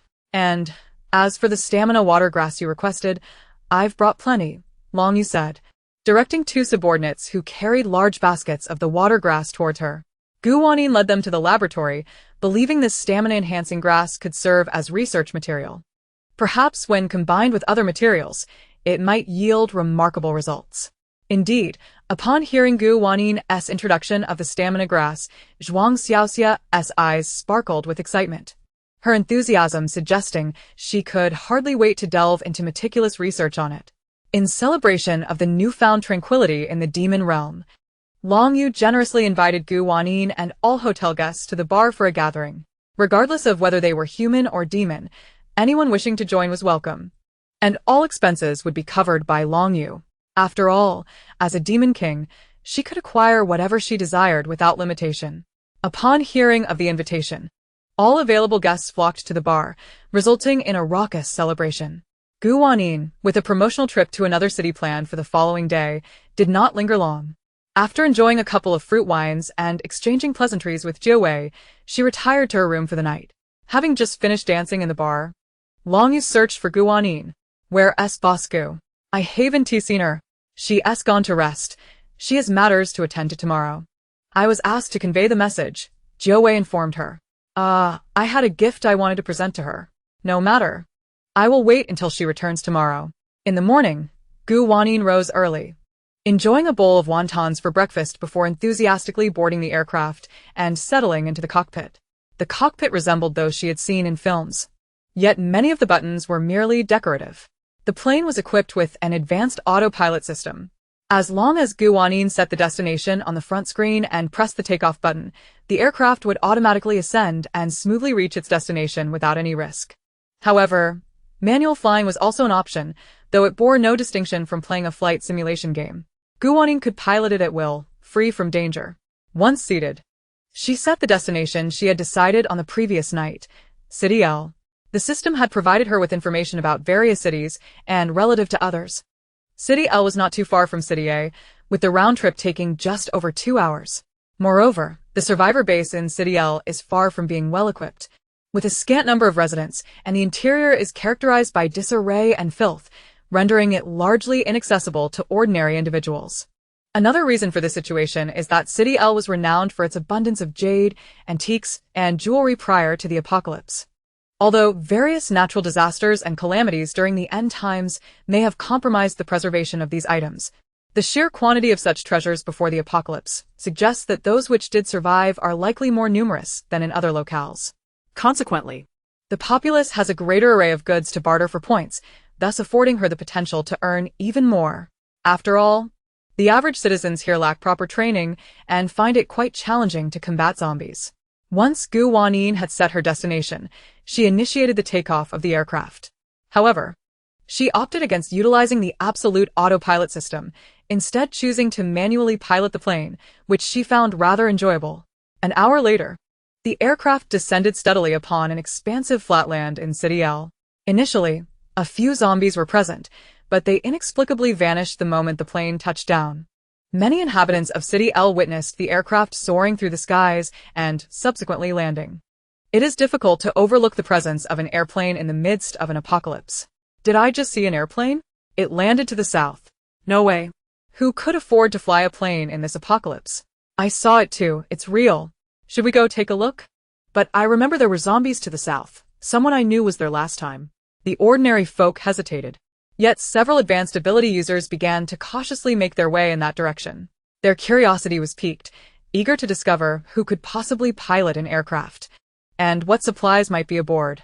Upon disembarking from the plane, Wanyin scanned her surroundings, noting only a handful of zombies retreating at odd angles, with no humans in sight. Oh, dear, she exclaimed, slapping her forehead. She had not chosen her landing site wisely. Well, I might as well walk over there and see if I can find anyone. As she strolled along the street, the devastation in City L surpassed that of City A, revealing the aftermath of a severe earthquake, with most structures reduced to rubble. A flicker of doubt crossed her mind. Under such conditions, could any antiques or jade have remained intact? Nonetheless, it mattered little. As long as she could attract customers, they would surely seek ways to exchange goods for points upon learning of the hotel's offerings. Continuing her walk, she spotted a few individuals peering curiously from a short distance away. Gu Wanyin immediately donned a smile, greeting them warmly. "Is anyone over there?" "Hello." The group, sensing she posed no threat, cautiously approached, though they maintained a respectful distance of about 10 meters. "Who are you? Did you just come from the south? Did you see the airplane?" "The airplane was piloted by me," Gu Wanyin replied. Before she could elaborate further, one of the individuals exclaimed, "Is it you? Where did you get the plane? Were you alone? How did you manage to fly it? Can you still find fuel? Was your plane not stolen?" The barrage of questions struck Gu Wanyin like a machine gun, leaving her somewhat frazzled. "To be honest, I'm not quite sure how to explain it all," she said. "In any case, I want to inform everyone that I own a hotel in City A called the Peace Hotel." At her words, one of the men suddenly froze in surprise. Gu Wanyin continued, "The Peace Hotel offers various rooms and a plethora of supplies. Furthermore, it provides immunity from natural disasters and zombie incursions. You can exchange crystal cores, gold, silver, jewels, antiques, and ordinary items such as pens and watches for points, which can be used to stay at the hotel." "Is there really such a place? Are you joking? Even if there are supplies, it's just a hotel. How can it provide immunity from disasters and zombies? Are you an advanced defensive ability user? Surely, that's beyond even the highest level." Gu Wanyin sensed the skepticism surrounding her claim. After all, such assertions seemed preposterous to those who had endured the apocalypse. Yet, she had a duty to transport 50 guests back, and just as she was about to further clarify, a man interjected, "Wait, I think I've heard of this Peace Hotel." At this revelation, not only the others, but even Gu Wanyin herself expressed surprise. How did the people of City L know about the Peace Hotel in City A, given their lack of access to phones, computers, or the internet? "How do you know about it?" a woman inquired. "A few days ago, I met a man who claimed to be from City A. He mentioned a remarkable hotel there, suggesting we might try to visit it, but I didn't believe him at the time." The man scratched his head. "I thought it was too far-fetched. But now, this girl is saying the same thing? And she flew here by herself." He began to find her story increasingly credible. "Do you know that man's name?" Gu Wanyin asked. "I don't know his full name, but his surname is Fu." Upon hearing the surname, Gu Wanyin understood immediately. It was Fu Siheng, the man who had departed from her hotel. He had made the arduous journey from City A to City L, and even took the time to promote the hotel. Though he was a man prone to evasion, Gu Wanyin silently applauded his efforts. "Oh, Mr. Fu has stayed at my hotel," she revealed. "Then why did he leave if your hotel is so wonderful?" someone questioned. "It was due to a personal matter," Gu Wanyin responded gently, "and I cannot disclose the details." "How about this? Follow me to my airplane, and you can see for yourselves," Gu Wanyin suggested. "You'll find information about the hotel on board." "But there are zombies in that area, right?" a woman quivered. "What if we encounter them?" "The zombies have all fled," Gu Wanyin reassured them with a smile. "As long as my airplane is there, they won't approach." Though still somewhat skeptical, the group was willing to take the chance. After all, the notion of a girl flying an airplane amidst the apocalypse was utterly extraordinary. If her claims about the hotel proved true, they would be eager to seize the opportunity. Gu Wanyin led them to the aircraft. Upon witnessing the actual plane, they were filled with astonishment. Though they had seen and flown on airplanes before, this was the apocalypse. After all, yet, they remained on high alert, casting wary glances around, fearful that zombies might suddenly appear. "Everyone look here." Gu Wanyin pointed at a certain area on the plane's fuselage. They noticed a sizable screen had appeared there. Just then, the screen began to play an advertisement, an introduction to the Peace Hotel. Since the last time the system had aired a rather foolish advertisement for Ling Quan, Gu Wanyin had provided some feedback. Following her suggestions, the system had amended the advertisement, making it far more presentable than before. A number of individuals stared in astonishment at the diverse array of stores displayed on the screen. Hot pot, barbecue. A man wiped his mouth. There were also clothing and cosmetics, and a woman gazed longingly at the display. How could this be possible? Where could they possibly procure these supplies at this moment? However, one must consider that this airplane was flown here by her. Indeed, that is a valid point. But could she be a fraud? What advantage would she gain by coming here to deceive us? Who knows? The group found themselves ensnared in a web of confusion. After a while, A few more people arrived, prompting Gu Wanyin to replay the advertisement for them. One man, after watching intently, suddenly had a glint in his eye and, seizing the opportunity while others were distracted, dashed toward the airplane. He was capable of piloting a plane, regardless of whether that hotel was genuine or not. He intended to claim the aircraft for himself first. Sir, I must caution you. This airplane belongs to me. You are not permitted to board without my consent, or you will face dire consequences, Gu Wanyin interjected suddenly. The man hesitated momentarily, then scoffed and resumed his advance toward the plane. Even if he could not seize the aircraft, he needed to ascertain whether there were supplies on board. It had been ages since he had eaten a full meal. Yet, just as he was about to step inside the airplane, he felt an immense force that propelled him backward, sending him flying several meters away. Chapter 119. The airplane returns passengers to the hotel. Ultimately, he landed heavily on the ground. Despite the hard surface, it felt as though he had bounced off a trampoline. And he ended up coughing up a mouthful of blood. Onlookers were left in shock. Some were dumbfounded, some wore serious expressions, while others furrowed their brows, seemingly deep in thought. What was he doing? It appeared he rushed toward the airplane. So, was it that girl who orchestrated this? That may not be entirely accurate. The airplane is hers, and he insisted on boarding. How can one say the girl is at fault? Let me put it this way. This girl is no ordinary person, and it is best not to provoke her. That is a reasonable point. I think it is all right. Haven't you ever encountered a high-level psychic? The issue is, no matter how formidable a high-level psychic may be, they still need to take action, right? Did you see that girl make a move just now? The man who had fallen took some time to rise, clutching his chest, and looked at Gu Wanyin in terror. I gave you a warning, Gu Wanyin replied coolly. You chose not to heed my advice. The man, seemingly spurred by some unseen force, trembled in place for a moment before suddenly letting out a howl and sprinting away. Gu Wanyin mused, was he really that shaken by a fall? Host, aside from expelling him, what else did you do? She inquired. You've guessed it, host. It's nothing much. I merely conjured a few phantoms to flash before him, the system replied. Oh dear, you've turned mischievous again. After this incident, several individuals began to believe Gu Wanyin. The truth was, in El City, they saw no glimmer of hope. Each person felt that surviving another day was uncertain, not knowing when they might be bitten by a zombie or starve to death. The conditions in El City were utterly deplorable, regardless of whether that hotel was real. Boarding a plane with Gu Wanyin to a city would at least offer a slight improvement to their living conditions. Surely, a city must have decent survival bases. Even if Gu Wanyin were to deceive them, seeking their lives, they would accept it. After all, it was a gamble worth taking. If they won, they would reside in a splendid hotel. If they lost, they would bid farewell to this hellish world, which was not such a terrible outcome. Hello. May I ask your name? A man approached Gu Wanyin and asked hoarsely. My surname is Gu, she replied with a smile. Guests at the hotel typically refer to me as Boss Gu. Boss Gu, we wish to accompany you back, the man stated. Gu Wanyin noticed a woman and a girl of around 11 or 12 years old following him, likely a family of 3. Very well, she said cheerfully. Using crystal cores or valuable items such as gold, silver, jewelry, watches, and pens, they could exchange for points. The higher the item's value, the more points could be redeemed. You may start collecting items, then return to exchange for points and obtain cards. I will remain here for a day and depart in the evening. Moreover, to board the airplane, points are required, 200 points per person for the trip from here to the Peace Hotel in a city. Understood, the man nodded, then turned to his wife and daughter. I have a level 1 crystal core on me. You take it for now while I find something to exchange for points. Wait for me here.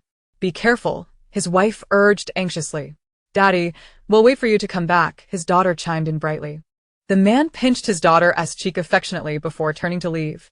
With his lead, several others began to seek items to exchange for points. Gradually, more and more people approached the airplane, seeking information, and Gu Wanyin patiently explained the hotel details and played the advertisement repeatedly. However, as the crowd grew, so did the number of desperate and reckless individuals attempting to rush the airplane, some even trying to confront Gu Wanyin. Naturally, their fates were grim. Those who dared to confront her were swiftly tossed into the air, performing multiple spins before being shot out like a rocket, disappearing from sight. The onlookers were left in stunned silence. They knew there were formidable high-level psychics, yet they distinctly saw Wanyin standing calmly, not making any moves. Some who had read novels speculated whether Wanyin had bound herself to some system. However, they had no means to confirm it. At noon, feeling hungry, Wanyin returned to the cockpit and enjoyed a bowl of rice noodles. The noodles, which she had collected from a noodle shop that morning and stored in a takeout box, still tasted freshly cooked, fragrant and spicy, with a delightful chewy texture. In the afternoon, Wanyin began exchanging points for guests preparing to return with her. Originally, the point exchange machine was located on the aircraft, but finding it cumbersome, she had the system bring it down. She sat beside the airplane, and those wishing to exchange points lined up with their items. The cards issued after exchanging points were transportation cards. At the airplane's entrance, there was a card reader. Guests only needed to swipe their card to board the plane safely. The remaining points on the card could be transferred to their room card upon returning to the hotel. Once one person took the initiative, more and more people came to Wanyin to exchange points and obtain cards, subsequently boarding the airplane. Most were driven by a gambling spirit. In the end, over 100 individuals boarded the plane. The mission to bring back 50 guests was undoubtedly achievable. As dusk began to fall, Wanyin observed those still hesitating and said, "I am preparing to depart. There are still plenty of empty seats on the airplane. Are you certain you do not wish to come with me? The next time I visit El City, it is uncertain when that will be." After saying this, she replayed the advertisement. Once the advertisement concluded, yet another couple made up their minds, obtained their cards, and boarded the plane. However, the others still found it hard to believe her. Wanyin waited a little longer. But seeing that no one approached her to handle their card applications, she said nothing more and took the machine onto the plane, returning to the cockpit. The cabin door gradually closed, and the aircraft began to taxi. Inside the cockpit, an announcement was made. Wanyin spoke into the microphone. "Dear passengers, we have commenced our taxiing. Please fasten your seatbelts, stow your tray tables, adjust your seat backs to their upright position, and open the window shades. Thank you for your cooperation." In truth, even if the passengers wished to dance the square dance while taking off, it would not be a problem.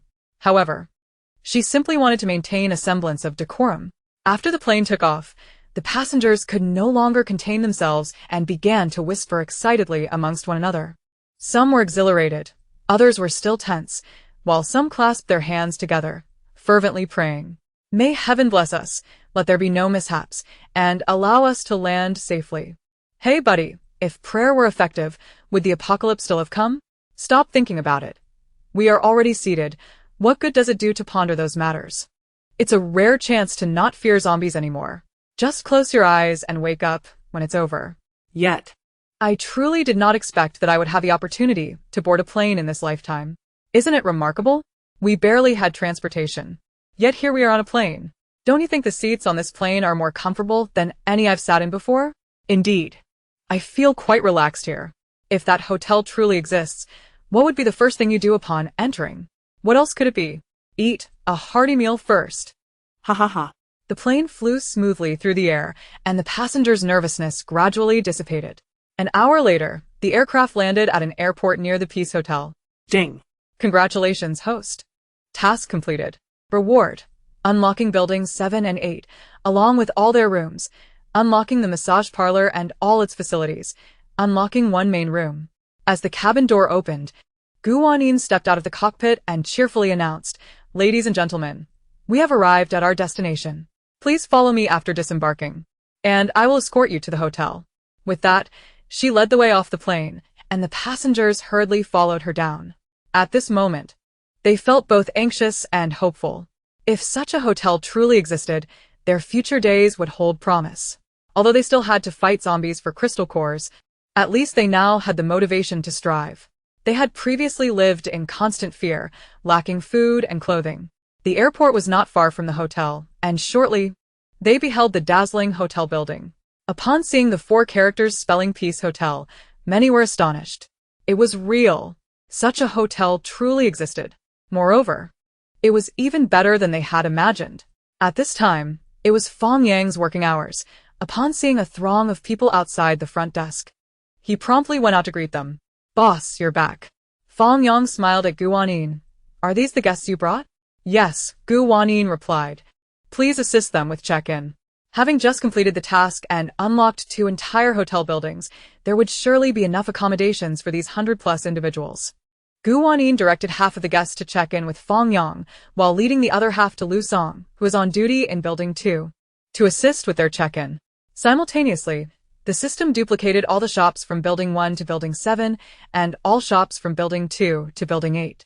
While the specific locations of the shops within the buildings might differ, the internal facilities, products, and pricing standards remained entirely consistent. Thus, guests close to Buildings 7 and 8 would not need to trek all the way to Buildings 1 and 2. As more hotel buildings were constructed, the number of shops would inevitably increase. Otherwise, if a guest craved a bowl of rice noodles, would they really need to walk from Building 100 to Building 1? That would be too dire. Once over 100 guests had checked in, they excitedly began to explore the hotel. Although they were all housed in Buildings 7 and 8, their excitement led them to start their exploration from Building 1.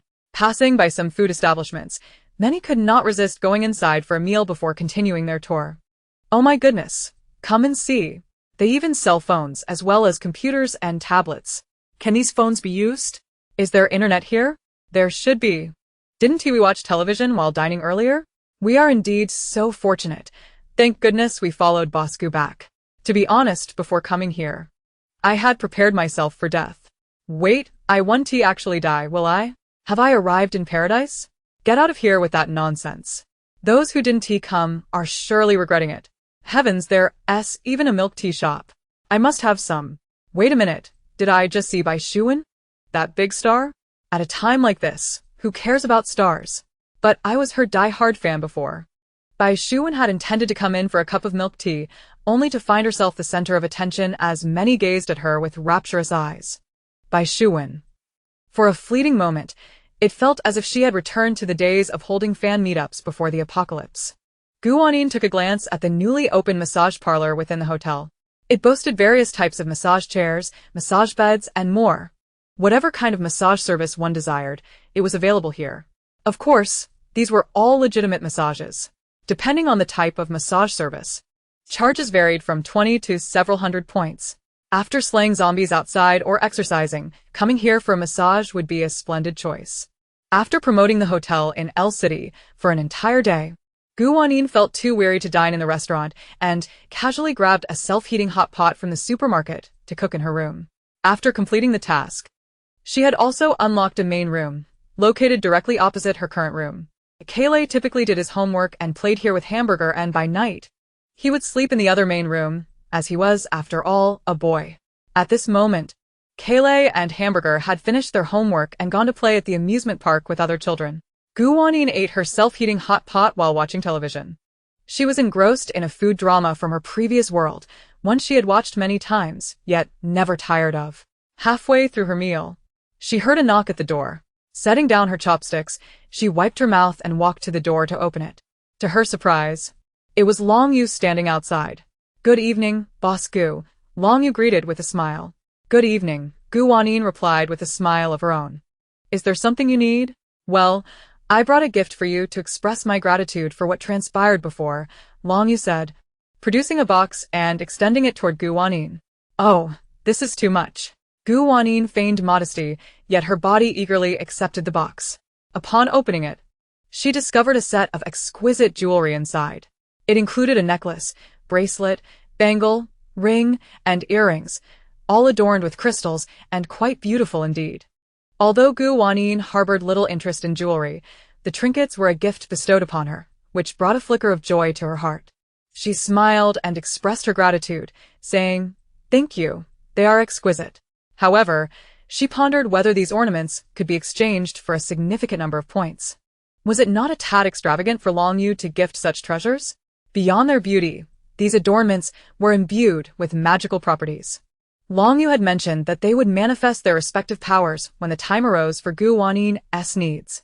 This was the very reason she had chosen to present this set of jewelry to Gu Wanyin. Ordinary ornaments would fall short of conveying her gratitude, and it would be more prudent to exchange them for points, thereby allowing Gu Wanyin to benefit more. Upon hearing this, Gu Wanyin nodded in understanding, though she felt no surprise. After all, it was a gift from the Demon King, and it was only natural for it to possess magical qualities. Chapter 121. My head hurts from your crying. Gratitude flowed once more from Gu Wanin's lips, but Long Yu merely shook her head, replying, You have bestowed upon me a great favor. Whatever I do for you is but a mere obligation. This is merely a gift, and you need not thank me. With that, she flashed a smile at Gu Wanyin and took her leave. Returning to her room with the jewelry box, Gu Wanyin mused to the system. They are exceedingly grateful, aren't they? When I saved the 9 tails, I never contemplated this much. The system responded, In the future, should you require assistance, the demon realm shall stand as your support, and the jewelry gifted by the Demon King will undoubtedly prove invaluable. Ah, you are my true support, Gu Wanyin retorted, placing the jewelry box with care. Host, your words touch me deeply, but... The system trailed off, leaving an unspoken thought lingering in the air. Gu Wanyin sensed something amiss and inquired, But what? Nothing really. Wait, you are certainly hiding something from me. Gu Wanyin furrowed her brow. System. Who are we to each other? Have you encountered some trouble? Actually, I haven't received any updates on my doctor for quite some time, the system admitted. The interstellar side has yet to clarify the situation, and 066 has been pressing me alongside its doctor. While I can manage for now, there's an unsettling feeling in the air. Gu Wanyin had not anticipated such a revelation. Rest assured, she consoled, no matter what transpires, I shall stand by your side. Moreover, having secured first place repeatedly, I should be able to command some respect in the interstellar realm, right? Certainly, the system replied, a hint of pride in its voice. You are quite cherished in the interstellar domain now. Then it's settled, Gu Wanyin smiled. Trust me, even if challenges arise in the future, I will face them with you. Wah, host, you are truly wonderful. Cease your tears. Your sobbing gives me a headache. Despite her words, the ensuing days passed in serene tranquility for both Gu Wanyin and the system. Approximately 3 months later, Gu Wanyin traversed several cities for promotions and welcomed numerous guests. She successfully completed tasks such as hosting 50 clients at her massage parlor, fully booking special accommodations, and welcoming 100 guests from other cities. Coupled with 2 more first-place rewards, the hotel now boasted 22 grand buildings alongside 3 special ones, resembling a small community. With the increase in hotel buildings came a surge in clientele, overwhelming the 4 servers. Additionally, with a task requiring the recruitment of more staff, Gu Wanyin hired 6 new employees, carefully selected, both male and female. Each possessed distinct personalities, yet all adhered to the hotel's regulations, diligently working, each one more industrious than the last. One day, Gu Wanyin piloted her aircraft to the distant city, a journey lasting over 4 hours. Following her usual routine, she showcased advertisements to the gathered crowd, introduced the hotel, and invited those interested in accompanying her to exchange points for transportation cards before boarding the plane. While East City's survivor base was fewer in number, its management was notably superior to other locations.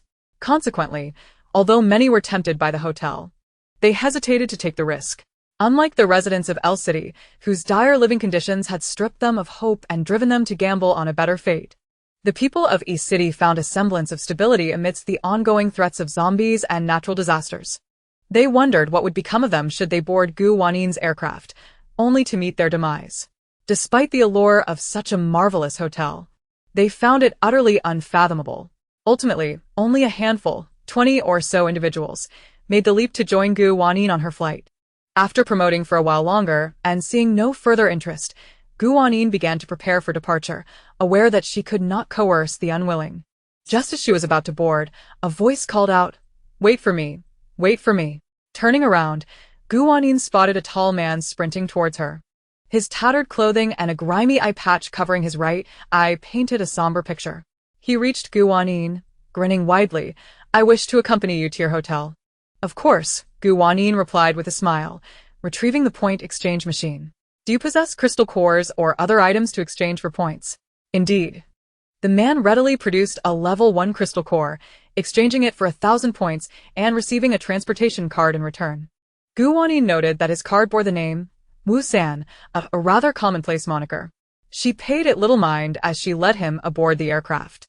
Once the guests had settled into their seats, Gu Wanyin took her place in the cockpit. Meanwhile, Wu San remained fixated on her silhouette, his gaze filled with curiosity. After another 4 hours of flight, the aircraft descended at the airport near the hotel. Guests hurriedly disembarked, and Wu San lingered at the back, exiting alongside Gu Wanyin while deliberately trailing her. Noticing that Gu Wanyin did not glance back, he stealthily drew a short knife from his sleeve. Yet as he brandished the weapon, he felt an unseen force preventing him from approaching her even a step closer. How bizarre.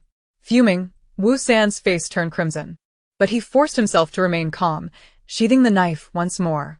He realized he could no longer afford to act recklessly.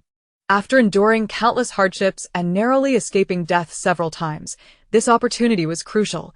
He needed to exercise restraint. Upon returning to the hotel, Gu Wanyin instructed the servers to assist the guests with check-in before retiring to her quarters. As Wu San joined the queue, he surveyed the hotel lobby in awe. How splendid! He had not anticipated encountering such a remarkable place in this apocalyptic world. Compared to his previous base, this establishment was nothing short of extraordinary. However, with the hotel thriving, possessing numerous buildings and resources, he could not help but wonder how that girl had managed to sustain it. Had no one considered seizing the hotel from her? In the past, Wu San would never have contemplated such matters, having always relied on brute force to resolve issues. Yet, after enduring the trials of recent months, coupled with the peculiar events he had witnessed, he was compelled to employ his intellect. Mr. Gu is undoubtedly not an ordinary individual. Should he act rashly, he may very well face yet another setback. He must contemplate this matter thoroughly. Chapter 122. In that case, he would be gravely mistaken. Upon returning to her room, Gu Wanyin noticed an unanswered call on the tablet used to communicate with the survival base. It seems Lingquan had sought her out today. She presumed he was likely there to place another order for supplies. With a sense of delight, Gu Wanyin redialed, and Lingquan answered promptly. Mr. Gu, she greeted. Ms. Ling. I apologize for my absence. I was out for a matter and have just returned. Not a problem at all, Lingquan replied cheerfully. As long as you provide the list of supplies to Ms. Gu, the goods will swiftly reach the survival base. A day or two's delay is hardly a concern. After negotiating a significant deal, Gu Wanyin casually inquired, Have you found that traitorous third yet? Not yet, Lingquan replied, her frustration evident. I have no idea where he has disappeared to. By the way, he wouldn't have gone to your hotel, would he? Surely not. Gu Wanyin paused, contemplating. Your survival base is quite distant from the Peace Hotel. How long would it take him to walk here on foot? However, she recalled that she had been flying to other cities recently and bringing back passengers. Although it seemed implausible for the third to have reached City A in just over 3 months, what if he had walked to another city? If she happened to have gone to that city as well, he could easily blend in with her passengers and return with her. For instance, she had visited City E today, which lies conveniently between the survival base and the Peace Hotel. While it would be arduous for him to traverse to City A, reaching City E might just be feasible within that time frame. It appeared overly coincidental, yet sometimes, events unfold in such remarkable ways. He has always harbored ill intentions towards your hotel, Lingquan sighed. I advised him against it, but he refused to listen. I worried for him, but who knew? At this point, a self-deprecating smile crossed Ling Juan's lips. He hardly deserves my concern. Rest assured, Gu Wanyin reassured her. Even if he truly arrives, he would be unable to cause any trouble at the hotel. Indeed, I believe that, Lingquan smiled, fully aware that such an extraordinary hotel would render the third powerless, leaving him to suffer the consequences of his own folly. After a few days at the hotel, Wu San's desire to seize this establishment grew stronger. The resources available were far beyond his expectations. Beyond mere sustenance, there existed a myriad of other shops. He also observed that nearly all the guests treated Gu Wanyin with utmost respect. Naturally, Gu Wanyin was amiable, treating guests as friends. Logically, she held the authority here and could easily assert her dominance. Yet, she had never done so, as long as others did not provoke her or disrupt the establishment's rules. She maintained her courteous demeanor. Wu San pondered that he would not be as foolish as Gu Wanyin. If he were to acquire this hotel, he could live like an emperor. In that case, he would demand absolute subservience from everyone and could even indulge in a harem of beauties. Just the thought was exhilarating. However, upon calm reflection, he realized that usurping this hotel would be exceedingly difficult. Wanyin undoubtedly possessed some hidden secrets. He would need to tread a different path. As he contemplated, Wu San found himself chuckling at the absurdity of his thoughts. Once he had relied solely on brute force, but now he found himself engaging in earnest contemplation. His previous failures at Lingjuan's had imparted a valuable lesson. After a hasty meal, Wu San wandered around the hotel. Upon reaching the lobby, he noticed a new waitress on duty, Xiao Meixian, a diligent and earnest young woman recently hired by Wanyin. Wu San, currently residing in room 22, approached her, thinking she would be easy to deceive, hoping to extract information. To his surprise, no matter how he inquired, her responses were consistently, "I don't know." "How was the hotel established?" "I don't know." "What abilities does Mr. Gu possess?" "I don't know." "How formidable is Mr. Gu?" "I don't know." "Did you have lunch?" "I don't know." Wu San was exasperated. What the hell? Is this a case of not judging a book by its cover? This girl appears easily duped. Yet she is remarkably cautious. No wonder she can work here. At that moment, a bright voice rang out. "Sister, I'm back." He turned to see a girl resembling Xiao Meixian sprinting towards them. "You're back. Is everything all right?" Xiao Meixian's previously expressionless face now bore a hint of affection. No. "But I still didn't dare to kill any zombies, alas." Xiao Meixian expressed her frustration, lamenting her lack of progress despite training rigorously at the camp. "That's all right." Xiao Meixian comforted her. "Take your time." The two sisters were ordinary individuals without any supernatural abilities. Xiao Meixian had been fortunate enough to catch Wanyin's eye and become a waitress, while Xiao Meichen, unable to secure a position, had to exchange points for a room card to stay in a single room. "Ah, who is this?" Xiao Meichen inquired, glancing curiously at Wu San. "This is a guest." Xiao Meixian replied curtly. "Hello, I am Wu San," he said, forcing a friendly smile. He realized that Xiao Meichen might be genuinely naive. "Oh, hello. You mentioned you were afraid to kill zombies? No worries, next time I'll take you with me. I have abilities to protect you," Wu San offered eagerly. Before Xiao Meichen could respond, Xiao Meixian interjected coldly, "No need. Meichen, you should head back to your room." Xiao Meichen cast one last glance at Wu San before turning to leave. Xiao Meixian's eyes were filled with warning as she watched Wu San. He, however, remained unfazed, beaming with delight. Since Xiao Meixian is a waitress, she cannot constantly monitor Xiao Meichen. "I will eventually find an opportunity. Once Xiao Meichen becomes my ally, I can use her innocence to get closer to Xiao Meixian and uncover Wanyin's secrets." With a cheerful disposition, Wu San turned to leave, oblivious to the slight smirk that curled at the corner of Xiao Meixian's mouth. This man thought he could manipulate her sister? He was gravely mistaken. During dinner, Wanyin learned of Wu San's antics from Xiao Meixian. As she gnawed on a chicken leg, she contemplated the situation. This man is named Wu San. Could he be the third Lingquan mentioned? Considering his behavior, it seemed highly plausible. Perfect. She had planned to fly to the survival base in a few days. At that time, she would capture Wu San and deliver him to Lingquan. It would serve as a beneficial gesture for her partner. Chapter 123. The question of who deceives whom remains to be seen. Though Xiao Meichen's sister worked as a waitress at the hotel, she was not entitled to any special privileges. She was a guest at the hotel, perpetually seeking crystals or other items to exchange for points. Otherwise, she would be unable to continue her stay. In truth, her life was not extravagant, yet she needed to procure several more crystals to ensure her basic needs of clothing, food, and shelter were met. She was acutely aware of her lack of abilities, and when it came to killing zombies, she was not as adept as those with powers. Thus, she frequently visited the zombie simulation training camp to hone her skills. She possessed a knife, not one purchased from a store, but rather one she had found previously, which proved to be somewhat effective. That morning, after finishing her meal, she finally resolved to venture out. Today, without fail, she was determined to slay a zombie. She would confront the undead head-on. After all, evasion would not solve her predicament. Before departing, she made a point to bid farewell to her sister, Xiao Meixian. "Oh, sister. If I don't return, you must live well in my stead and never lose hope." Xiao Meichen sobbed. Xiao Meixian replied with an impassive expression, "Do not worry. I will certainly live well." Xiao Meichen exclaimed, How heartless. Humph. I shall take my leave now. Wish me luck in slaying a zombie. With that, she turned on her heel and departed. Xiao Mei Xian watched her sister's retreating figure, a flicker of concern evident in her eyes. Although Xiao Mei Chen had set out with several guests, her heart remained heavy with worry for her sister.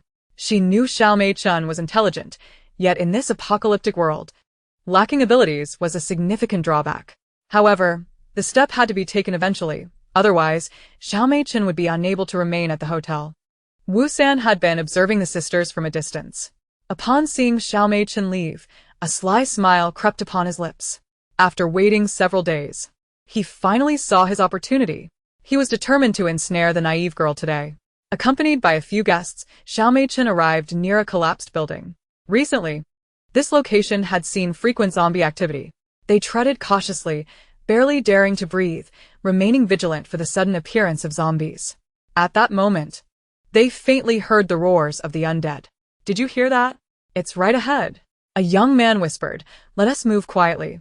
We'll catch the zombies off guard, which will be to our advantage. The others nodded in agreement, treading softly as they pressed forward. However, just as they were focused on the path ahead, several zombies suddenly lunged at them from behind. Xiao Mei Chen, positioned at the back, was the first to be tackled by a zombie. Ah! She screamed, but fortunately, her reflexes were swift. As the zombie lunged to bite her, she quickly turned her head aside, brandishing her knife and stabbing desperately at the creature. Yet this was her first real battle, and under such circumstances, she struggled to perform adequately, failing to strike a fatal blow despite multiple attempts. The zombie continued to lunge at her, and Xiao Mei Chen's face turned pale. She knew full well that if she were bitten, it would be all over. The other guests were preoccupied with other zombies, rendering them unable to assist her. As the zombie's maw opened wide, the stench overwhelming, Xiao Mei Chen despairingly closed her eyes. Yet, the anticipated pain never came.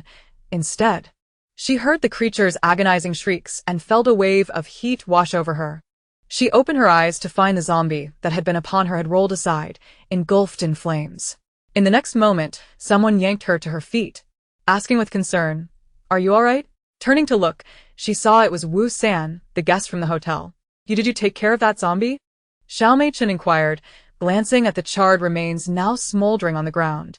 After all, it was merely a first-level zombie, easily dispatched by a high-level ability user like Wu San. "Indeed," he replied with a smile, "I possess fire abilities. I intended to join you in slaying zombies, but arrived just in time to see that creature upon you. Thank you for saving me." Xiao Mei Chen expressed her gratitude. "Had it not been for you, I might have become a zombie myself." Everything unfolded according to Wu San's plan.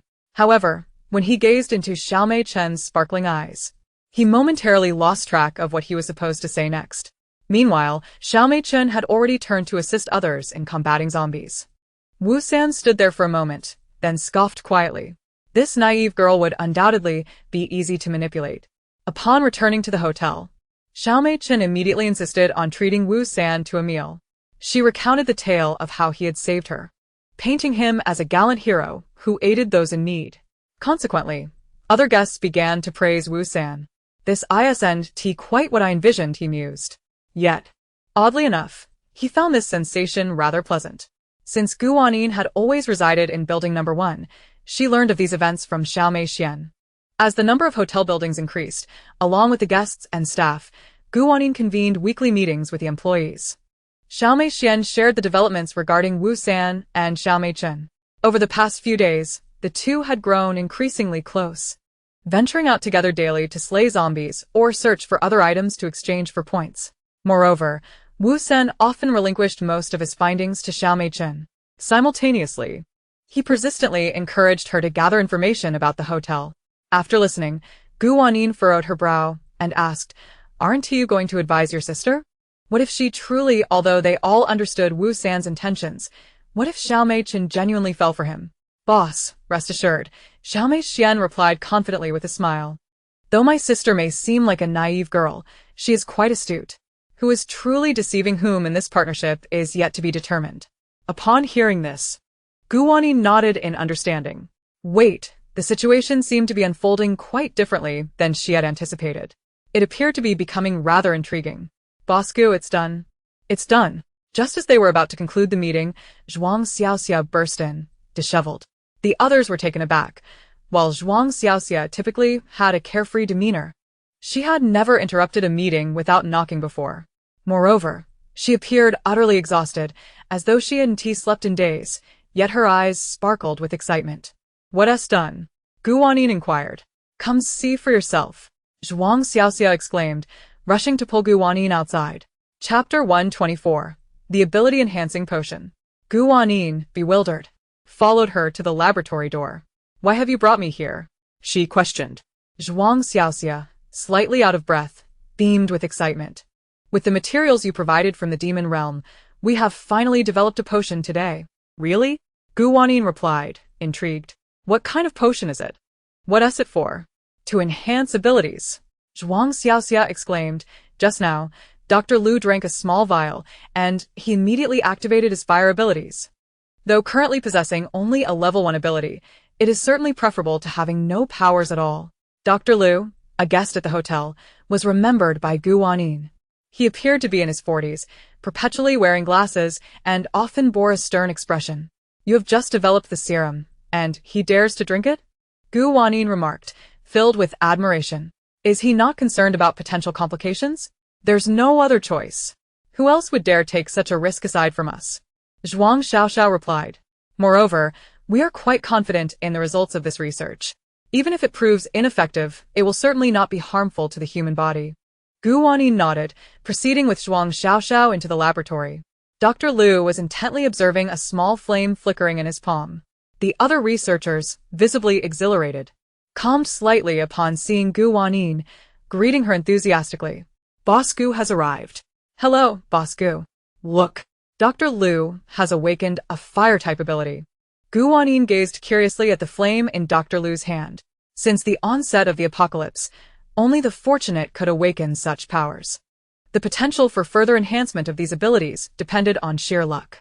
However, with this serum, it might be possible for ordinary individuals to awaken their powers, and even for those already endowed with abilities to elevate their levels. As Zhuang Xiaoxiao noted, even if the powers gained from the serum are modest, they are certainly better than having none at all. This would undoubtedly facilitate their encounters with zombies in the future. Of course, eradicating them entirely would still require considerable effort, as the world depicted in the book differs vastly from the one Gu Wanyin once inhabited. The population in this world far exceeds that of her previous life, resulting in an unfathomable number of zombies. Though the advent of the hotel has invigorated people's determination to combat zombies, the slain are but a drop in the ocean compared to the global horde.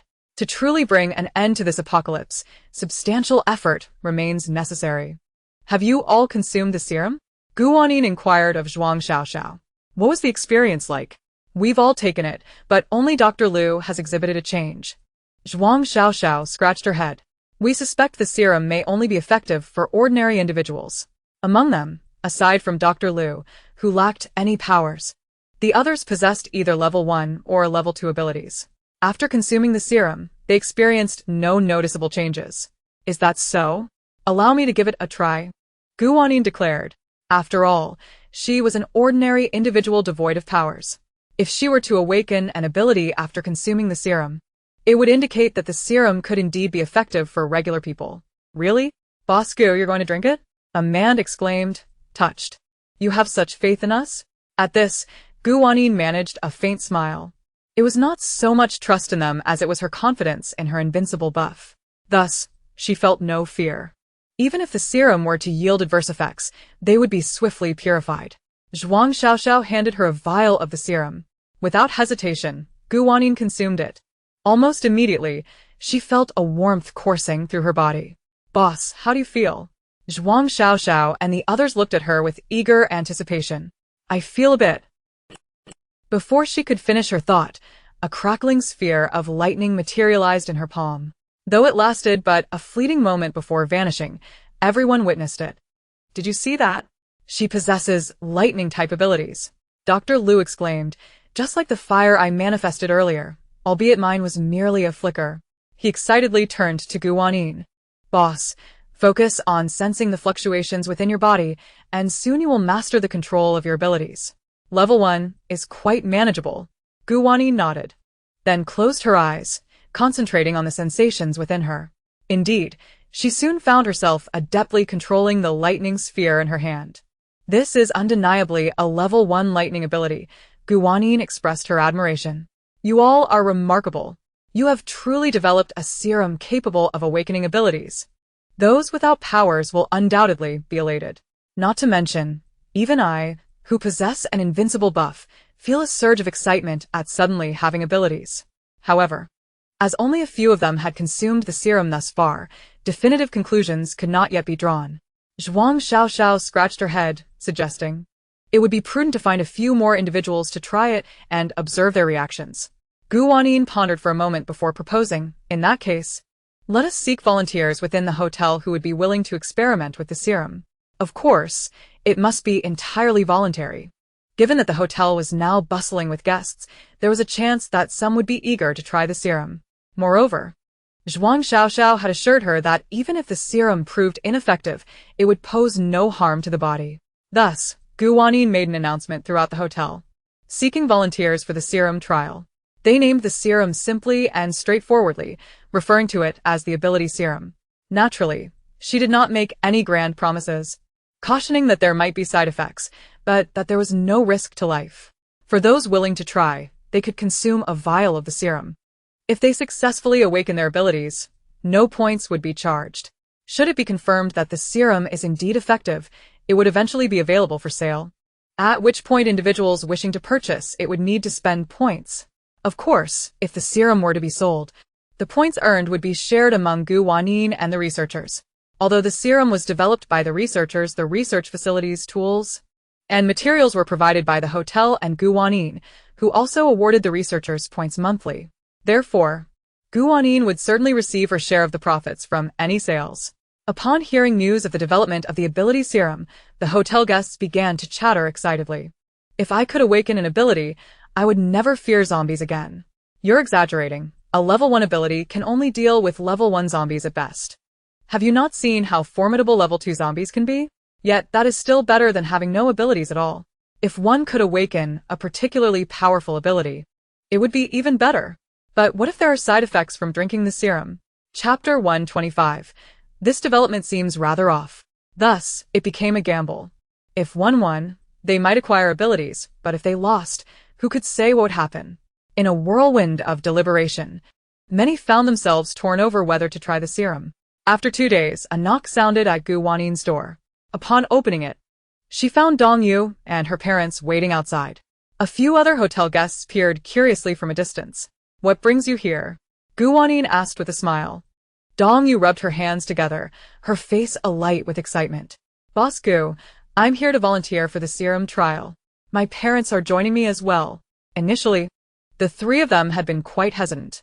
However, after 2 days of discussion, they had finally made up their minds. Since there was no risk to life, why not take the plunge? Having survived the apocalypse and reunited after being separated, what was there to fear? If all 3 could awaken their abilities, they would be better equipped to confront zombies in the future. At the very least, 3 individuals joining forces to combat a level 1 zombie should pose no problem, right? The more Dong Yu contemplated this, the more exhilarated she became, and she promptly brought her parents along. All right, just a moment, I'll fetch it for you. Wanyin had previously stored some potions in her room. Upon hearing that the Dong family wished to partake, she returned and retrieved 3 vials, distributing 1 to each of them. The family, without any hesitation, resolved to drink up, believing that since they were here, pondering further was futile. They downed the concoctions in one go. Observing this scene from a distance, a few other patrons widened their eyes, anxiously awaiting their reactions. After a brief interval, Dong Yu suddenly clasped her stomach, her face contorted in pain as she exclaimed, "Oh no, why does my stomach feel like it's ablaze?" At her words, the onlookers' expressions shifted dramatically. Could it be that side effects were indeed manifesting? Wanyin inquired about the sensations of Dong Yu's parents, but the couple reported feeling nothing amiss. Moments later, the fiery sensation in Dong Yu's abdomen inexplicably vanished. She stretched out her hand, and a flicker of flame appeared at her fingertips. Staring at the tiny flame, Dong Yu was momentarily stunned, then leapt with joy, proclaiming, "It's real. I have awakened my powers. This is a fire-type ability." Do you still feel any discomfort? Gu Wanyin quickly asked. No, not at all. Dong Yu replied, her excitement palpable. In fact, I feel incredibly invigorated. Gu Wanyin nodded in agreement. She had experienced a similar surge of energy after consuming the potion.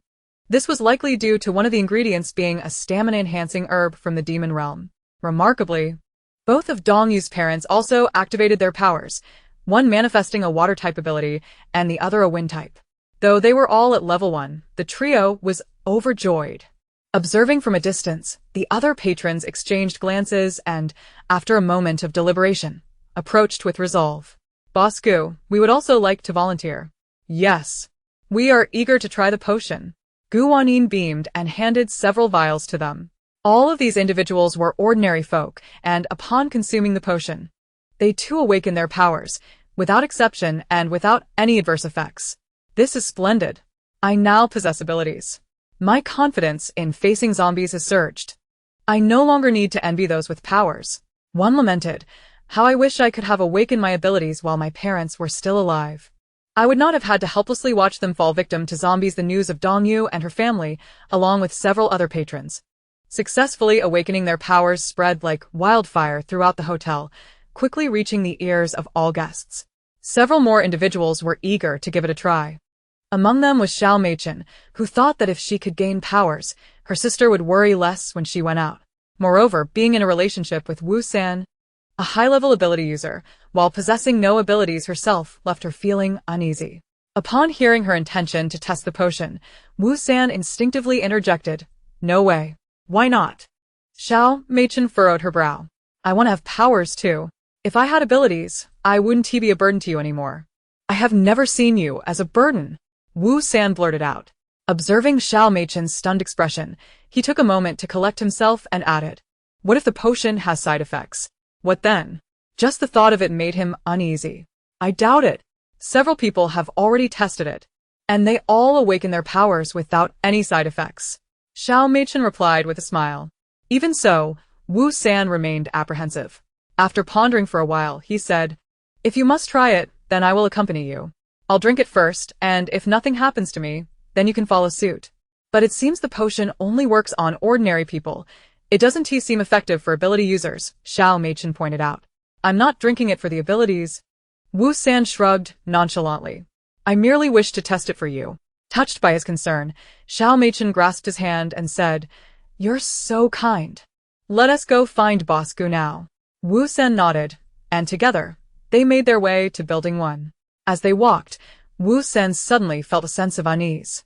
Initially, he had thought Xiao Meichen was an easy target to manipulate, intending to have her investigate the hotel's secrets for him by getting close to her. Why then? Was he now so worried about her, even willing to test the potion on her behalf? This development felt quite off. Before he could sort through his thoughts, they stood at Gu Wanyin's door. Xiao Meichen raised her hand and knocked. Soon, Gu Wanyin opened the door. Upon seeing Wu San and Xiao Meichen at her doorstep, she raised an eyebrow and inquired, "What brings you here?" "Boss Gu, we've come to try the potion," Xiao Meichen said cheerfully. Gu Wanyin turned to Wu San, asking, "You wish to partake as well?" Wu San maintained a serious expression and remained silent, prompting Xiao Meichen to answer for him. "He is going to drink too. He claims he is worried about me, so he wants to test it first, haha." Gu Wanyin's expression remained unchanged, but she was somewhat surprised. It appeared that Wu San genuinely cared for Xiao Meichen. She recalled what Xiao Meichen's sister had once mentioned. "Though my sister may appear as a naive and sweet girl, she possesses a sharp mind." Now that she is with Wu San, it is uncertain who is truly deceiving whom. Indeed, Gu Wanyin retrieved 2 vials of the potion. Wu San took one first. He glanced at Xiao Meichen, then tilted his head back and consumed it in one gulp. "How do you feel?"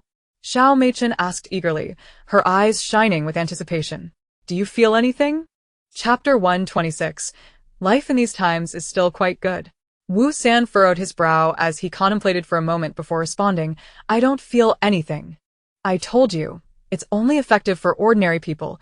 It's useless for ability users," Xiao Meichen pouted. "Look at you wasting the potion." "It's no matter." Gu Wanyin chuckled. "This is also a significant experimental outcome. We need to ascertain the effects of the potion on both ordinary people and ability users.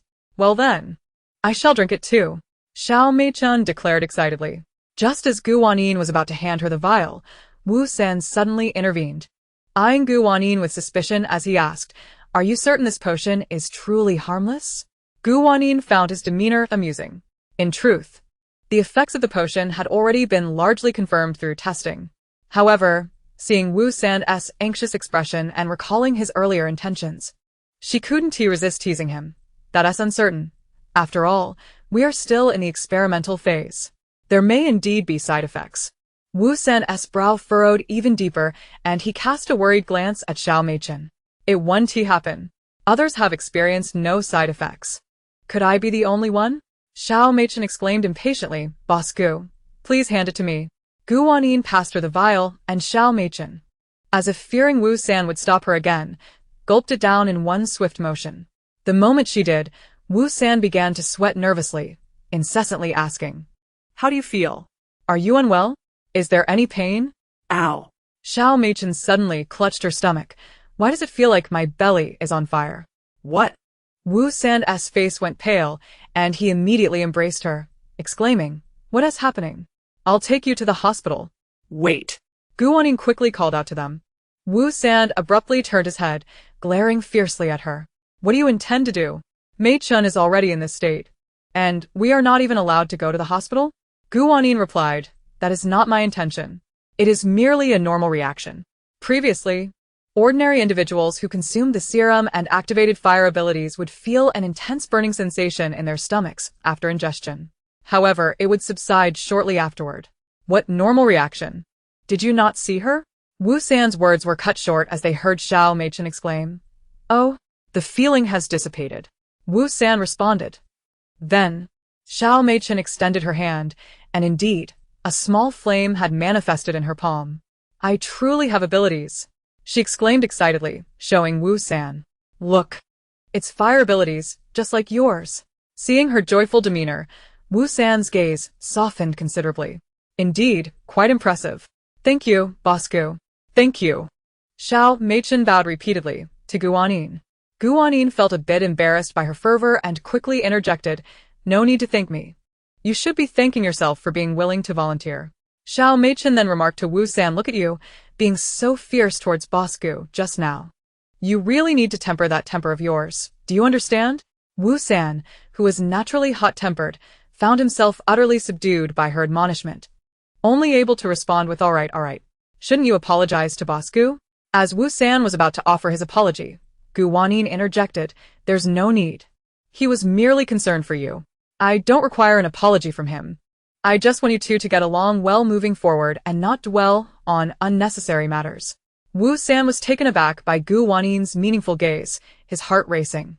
Could it be that she already knew who he was? Having maintained contact with the survival base, she would certainly have heard about him from Ling Quan.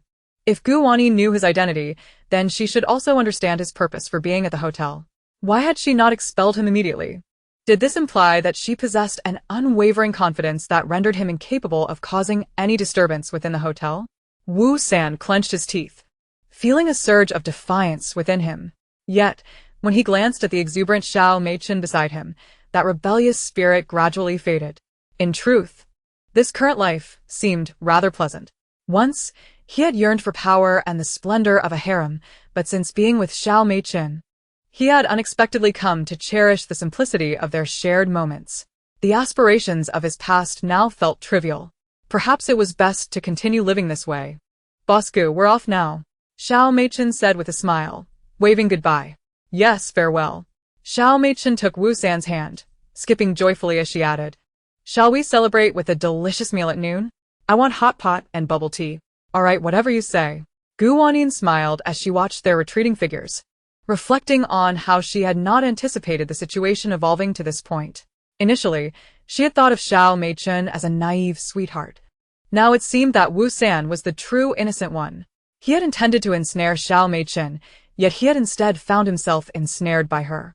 However, judging by her demeanor, it appeared she genuinely cared for him, since they had both resolved to lead a good life together. Should she still consider binding Wu San and delivering him to Ling Quan?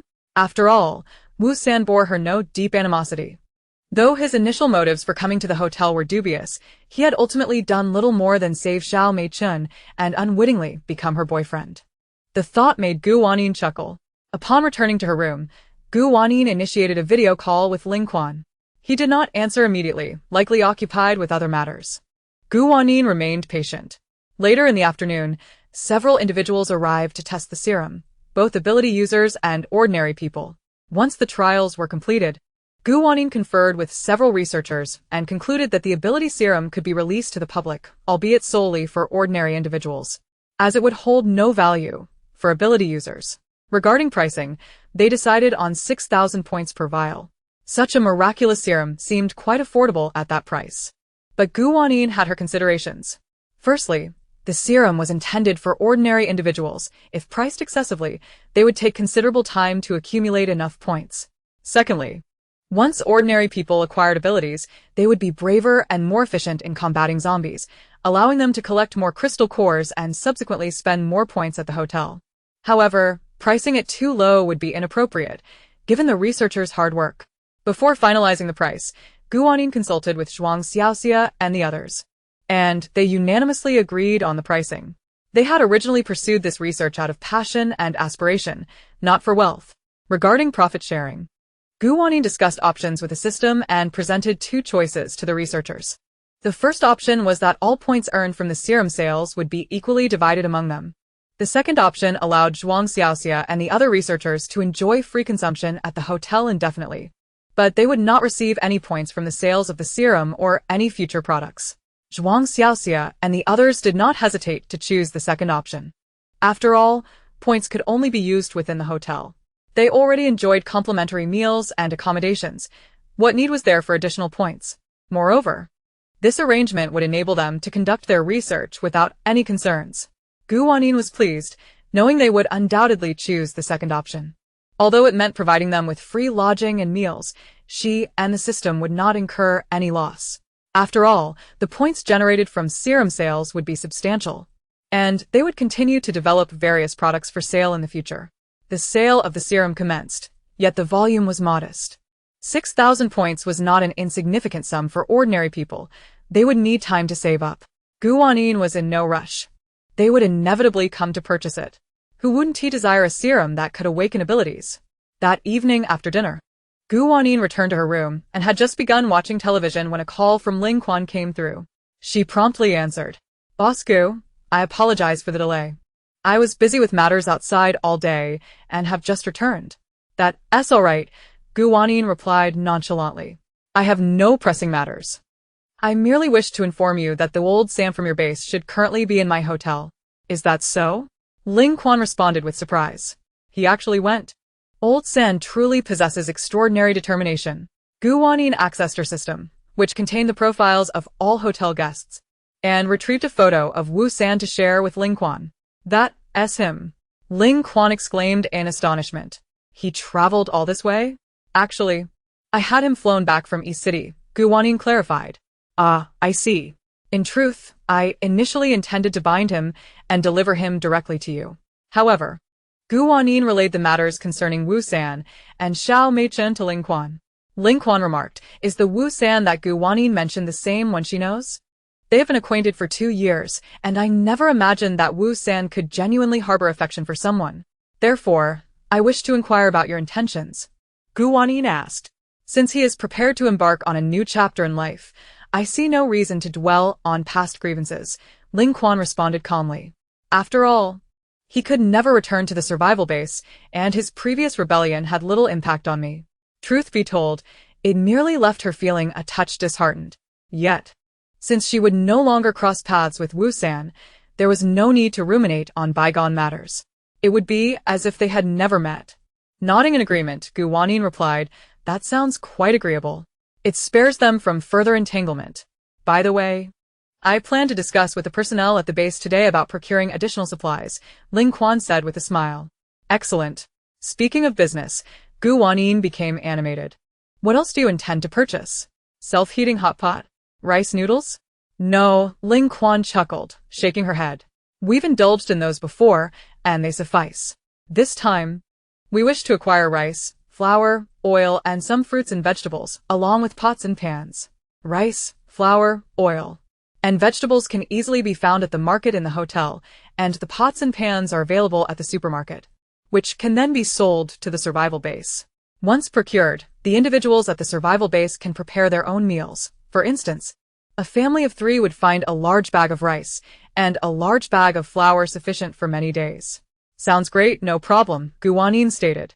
Just send me the list once you've compiled it. All right.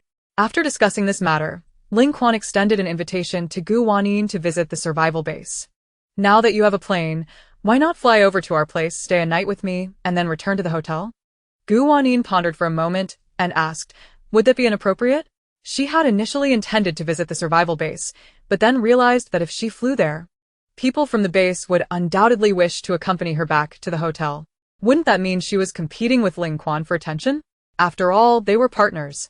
Engaging in such behavior would be rather unseemly. Moreover, with Wu San beginning a new life with Xiao Meichen, she had no intention of escorting him back to the survival base, rendering the visit even less necessary. Ling Quan seemed to sense Wanyin's thoughts and chuckled, Boss Gu. It's of no consequence. The original intention behind establishing this base was never to profit from people. Moreover, our supplies come from you. So even if some individuals from the base accompany you back to the hotel, it matters little. Besides, there are over 20,000 people at the survival base. Your plane can only carry 200 back. Hearing this, Wanyin felt profoundly touched. No wonder someone capable of founding such a vast base possessed such a grand vision. However, she then considered, but if I go, and the people at the base fight over the chance to return with me, what if it leads to violence? Ling Quan realized this too. The hotel was so appealing that many would likely wish to accompany Wanyin back. Yet, with only 200 spots available, avoiding conflict seemed an impossible task. Perhaps it's best to let it go for now, Ling Quan sighed. In the future, when the opportunity arises, you can come over. To be honest, she was quite eager to meet Wanyin in person. Wanyin felt a tinge of regret as well. After chatting for a while longer, they ended the video call. After some time, when the hotel guests had accumulated enough points, the sales of the ability-enhancing potion soared. Those ordinary individuals who consumed the potion invariably awakened various abilities. However, upon inquiring, Wanyin discovered that all of them were combat-oriented abilities, with no healing abilities in sight. It appeared that in this world, healing powers were indeed quite scarce. How wonderful it would be if her hotel could boast a healer. She could recruit them to work in the hospital. This way, if any guests suffered injuries while outside, a healer could provide convenient treatment. Just as Wanyin was contemplating this, a few days later, 5 young female guests arrived at the hotel. They checked into a family room together. At that moment, Fang Yang was on duty, and upon seeing the young women, she eagerly engaged them, completing their check-in while enthusiastically introducing the various aspects of the hotel, even discussing the fact that the school was still hiring teachers and the hospital was looking for doctors. Does the hotel even have a hospital? One short-haired girl inquired. What qualifications are needed to apply for a doctor position? Well, I'm not entirely sure, Fang Yang scratched her head. I only know that applicants need to enter a room for a written test and interview, and the results will be determined immediately afterward. Who determines the results? The hotel owner? Another girl asked curiously. Probably, but the judgment will certainly be fair, Fang Yang replied. Upon hearing this, the girls did not press further. They were astute individuals and understood that given the hotel's extraordinary nature, some details need not be clarified. They heard that the hotel initially consisted of only 1 building, yet it now boasted over 20. Moreover, no one witnessed how it came to be constructed. Did that not make it wondrous enough? In comparison, other matters seemed rather trivial. Noticing their keen interest, Fang Yang asked, "Are you all considering applying for the doctor positions? Just let the boss know." "Yes, we are," one girl replied. "However, we're a bit tired right now, and would like to rest in our room for a while before grabbing a bite to eat. We can discuss this tomorrow." "Certainly. Your room is in building 22, just walk straight back, and it's easy to find. There are staff in the lobby of building 22, and if you have any more questions, feel free to ask them." "Thank you very much." After the 5 girls departed, Fang Yang felt quite cheerful.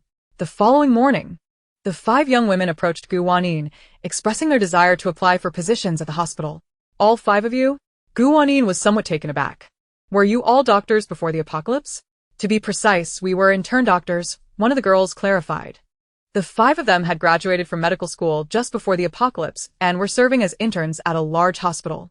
The outbreak of the zombie crisis had occurred rather abruptly, and they were all on duty at the hospital at that time. Given their close friendship, they fled together. They later searched for their families, but none had survived. Thus, they had journeyed together to this day. I see, Wanyin nodded. While they were interns, if they could pass the System S assessments, they could be employed directly in the hospital. At that moment, another girl added, moreover, all 5 of us possess healing abilities. This revelation genuinely astonished Wanyin. All of you? Are you saying that all 5 of you are healers? She had previously pondered the fact that she had never encountered a healer in this world. To her surprise, today, 5 of them appeared all at once. Indeed. Speaking of this, the 5 young women felt a sense of pride. Aside from the 5 of them, they had not encountered any other healers in the past 2 years. Wanyin firmly grasped the hand of one of them and earnestly implored, "You must ensure to enter the hospital within the hotel. With the presence of healers, the patients at the hotel would no longer have to worry excessively about their ailments." In truth, it was unnecessary for Wanyin to say this, as the 5 girls were more than willing. To be candid, their healing abilities were quite formidable, and utilizing them felt instinctive. Once they entered the hospital, they could earn points as a form of salary each month. Wasn't that far superior to venturing out to slay zombies? After all, healing abilities held little utility in the context of battling the undead. The 5 girls embraced the opportunity and swiftly applied for positions. Unsurprisingly, all 5 of them successfully secured roles at the hospital. After all, healers were a rare find, and the system recognized this fact. Furthermore, they had all been intern doctors before the apocalypse, making them exceptionally suited for work in a hospital. 2 months passed in the blink of an eye. The hotel now boasted 30 towering buildings, in addition to 5 special structures. After such an extensive period, the guests at the hotel had grown accustomed to the supernatural beings residing in the special buildings. It was not uncommon to witness humans and these creatures mingling, even dining and drinking together. Wanyin occasionally took to the skies in her aircraft, transporting guests back from other cities. The hotel had also unlocked several new establishments, such as a printing shop, a spa, a DIY workshop, and a board game cafe, among others. Additionally, a film studio had been established. This studio was specifically designed for shooting films and television series. Within the studio, numerous scenes could be freely selected, ranging from ancient interiors to deserts and seaside vistas. Filmmakers could even modify details, including costume selections. If directors and actors wished to utilize the studio for filming, they would incur no costs in points. However, the films produced would be screened in the hotel's cinema, with Wanyin receiving half of the earned points. After all, the filming location and props were provided by the hotel. The remaining half would be allocated within the film's production team, sparing Wanyin any concerns. Once the studio was established, Bai Shuwen was elated. She had never anticipated that she would have the opportunity to return to her former profession, all while earning points. Prior to the apocalypse, she had been a celebrated star, her looks and acting prowess widely recognized. Thus, when individuals sought to create films, she was naturally the first thought that crossed their minds. After some time, a director from the hotel approached Wanyin with a proposition. Intrigued, Wanyin wondered what matters related to filmmaking could possibly concern her. Once seated in the lounge area of the lobby and engaging in conversation with the director, she discovered that he had been a horror film director before the apocalypse. Upon learning of the studio's existence, he was eager to embark on a new horror project. Consequently, he inquired if he could borrow the staff from the haunted house within the amusement park. Having visited the haunted house previously, he found the actors portraying ghosts to be remarkably convincing. If he could incorporate them into his film, the cinematic effects would surely be extraordinary. After listening to him, Wanyin readily nodded. That is indeed possible, however. But what? Is there a cost in points? The director asked. Not at all, Wanyin replied. It's just that they are not merely acting as ghosts, they are actual ghosts. The director was taken aback and promptly fell from the sofa onto the floor. Initially, he found the revelation chilling, but soon, his excitement surged. Actual ghosts would undoubtedly enhance the film's horror, eliminating the need for any post-production effects. Thus, Wanyin accompanied him to the haunted house to select ghost actors. The ghosts residing in the haunted house were employees of the hotel. And since half of the points earned from the film would belong to the hotel, it was only fair for the ghosts to assist in the production. Naturally, participation was voluntary. If any ghost declined, they could not be coerced.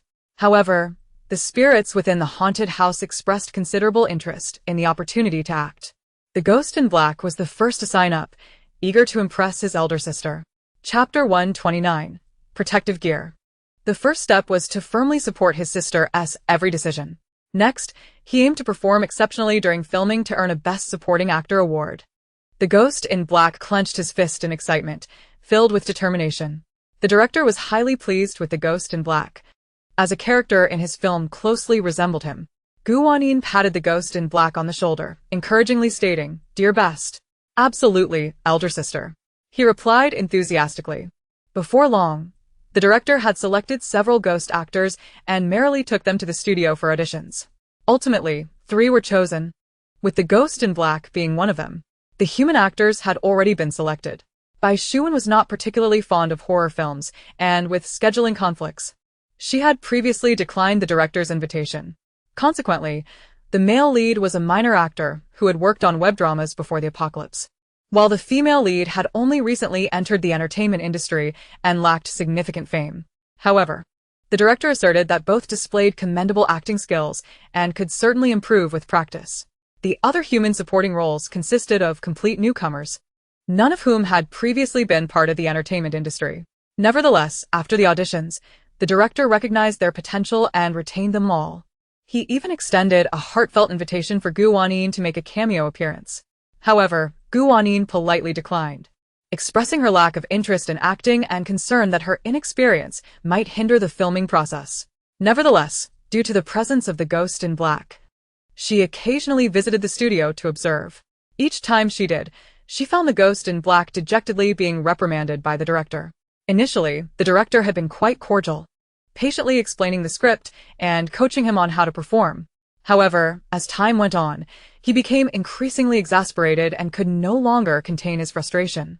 The ghost in black, feeling wronged, rushed over to Wanyin upon her arrival, lamenting, "Elder sister, I swear I was performing exactly as he requested.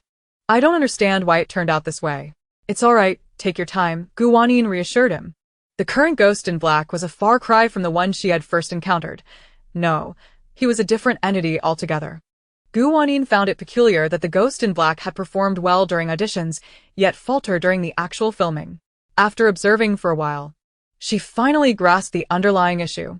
During auditions he had been relaxed. However, once filming commenced, he became anxious, fearful of not meeting expectations. In truth, he possessed considerable talent, but his desire to excel led him to overact, resulting in a performance that felt overly exaggerated. Even Wanyin found herself furrowing her brow. And the director was certainly not pleased. As the scene concluded, the specter clad in black crouched before Wanyin, gazing at her with an expression of pitiful longing. "I discern the reason for your subpar performance. It is your anxiety that hinders you," she remarked. "Consider it this way. Do not perceive this as acting. Instead, recall how you instilled fear in the realms of terror. Imagine yourself within that ominous world, and your performance should markedly improve." Upon hearing her words, the black-clad specter appeared to grasp the essence of her advice, nodding silently before retreating to a corner to reflect. When they resumed filming a short while later, the specter indeed exhibited a significant improvement, prompting the director to nod approvingly. Wanyin felt reassured. With a few more takes, the specter would likely adapt seamlessly. Upon exiting the studio, Wanyin resolved to head to the gym. Once there, a thought struck her, and she inwardly inquired of the system. "Dear system, with so many hotel buildings now unlocked, and an increasing number of guests along with enhanced facilities, what will happen once all the zombies in this world are eradicated? What will the guests use to exchange for points?" Despite the current abundance of zombies, the invention of enhancement potions had ignited a fervent enthusiasm among people for exterminating the undead. If this trend continued, the complete annihilation of zombies was merely a matter of time. Once the zombies were exterminated and other viable resources for point exchange dwindled, your mission in this apocalyptic realm would be fulfilled. At that juncture, the interstellar community would assist humanity in reconstructing their homeland, restoring the prosperity and order that existed before the apocalypse. It is important to note that the interstellar community would serve only in a supportive capacity, helping to mitigate natural disasters, while the primary efforts would rest upon humanity's shoulders. Understanding dawned on Wanyin, and she nodded in acknowledgement. People were now cognizant of the need to strive against the zombies, ensuring they did not become incapacitated themselves. Thus, when the time came to rebuild their homes, their determination would surely be even greater. However, a realization struck her. What about my own fate? Wanyin suddenly recognized a significant oversight. Where would she go when that time arrived? You have a multitude of choices, host. You may opt to remain in this world, and all the benefits provided by this system will still be available to you. Alternatively, you could venture to other worlds, and you may even bring your loved ones along. Wanyin nodded, feeling enlightened. And what of you? Will you bind to another host? After spending so much time with the system, the thought of it seeking another host stirred a twinge of disquiet within her. Nonetheless, if it were a matter of interstellar regulations, she could not allow the system to violate them on her behalf. That is a secret for now, the system replied. So, you have secrets from me as well. How disheartening, Wanyin teased. 2 months later, researchers including Zhuang Xiaoxia, utilizing the barrier fragments Wanyin had procured from the demon realm along with other materials, developed a unique protective shield material. This material could be fashioned into specialized protective clothing. When people ventured out to combat zombies wearing these suits, they could withstand a portion of the zombies' assaults, significantly enhancing their safety. Wanyin began recruiting guests at the hotel skilled in garment creation, establishing small workshops and compensating them monthly with points to mass-produce protective clothing. The protective suits were available for sale at the hotel for 2,000 points each, in various sizes. They were not only sold at the hotel but also dispatched to survival bases, quickly generating substantial points. Over time, the Peace Hotel formed collaborations with bases worldwide. Those who could reach the hotel invariably chose to stay there, as it was undeniably secure, offering a comprehensive array of amenities for dining, entertainment, and more, with the hotel complex continuously expanding. Having completed all tasks on the system's list, Wanyin knew that as soon as the hotel was fully occupied, a new building would instantly materialize. For those unable to travel to the hotel due to distance, they could procure supplies from the Peace Hotel at various bases, including food, weapons, enhancement potions, and protective clothing. People relentlessly hunted zombies, acquiring cores in exchange for points. As this continued, the total eradication of zombies was imminent. At that point, humanity could begin to reconstruct their homes. With the accumulation of points, the system was initially elated. However, upon returning from a visit to the interstellar realm, Wanyin sensed a change in its demeanor. Is something amiss? She inquired. Host, this is truly dire. I must inform you. The system's words were abruptly interrupted by a crackling electrical sound, followed by a sharp pain in Wanyin's head. Clutching her temples, she called out in her mind, System? What is happening? Are you alright?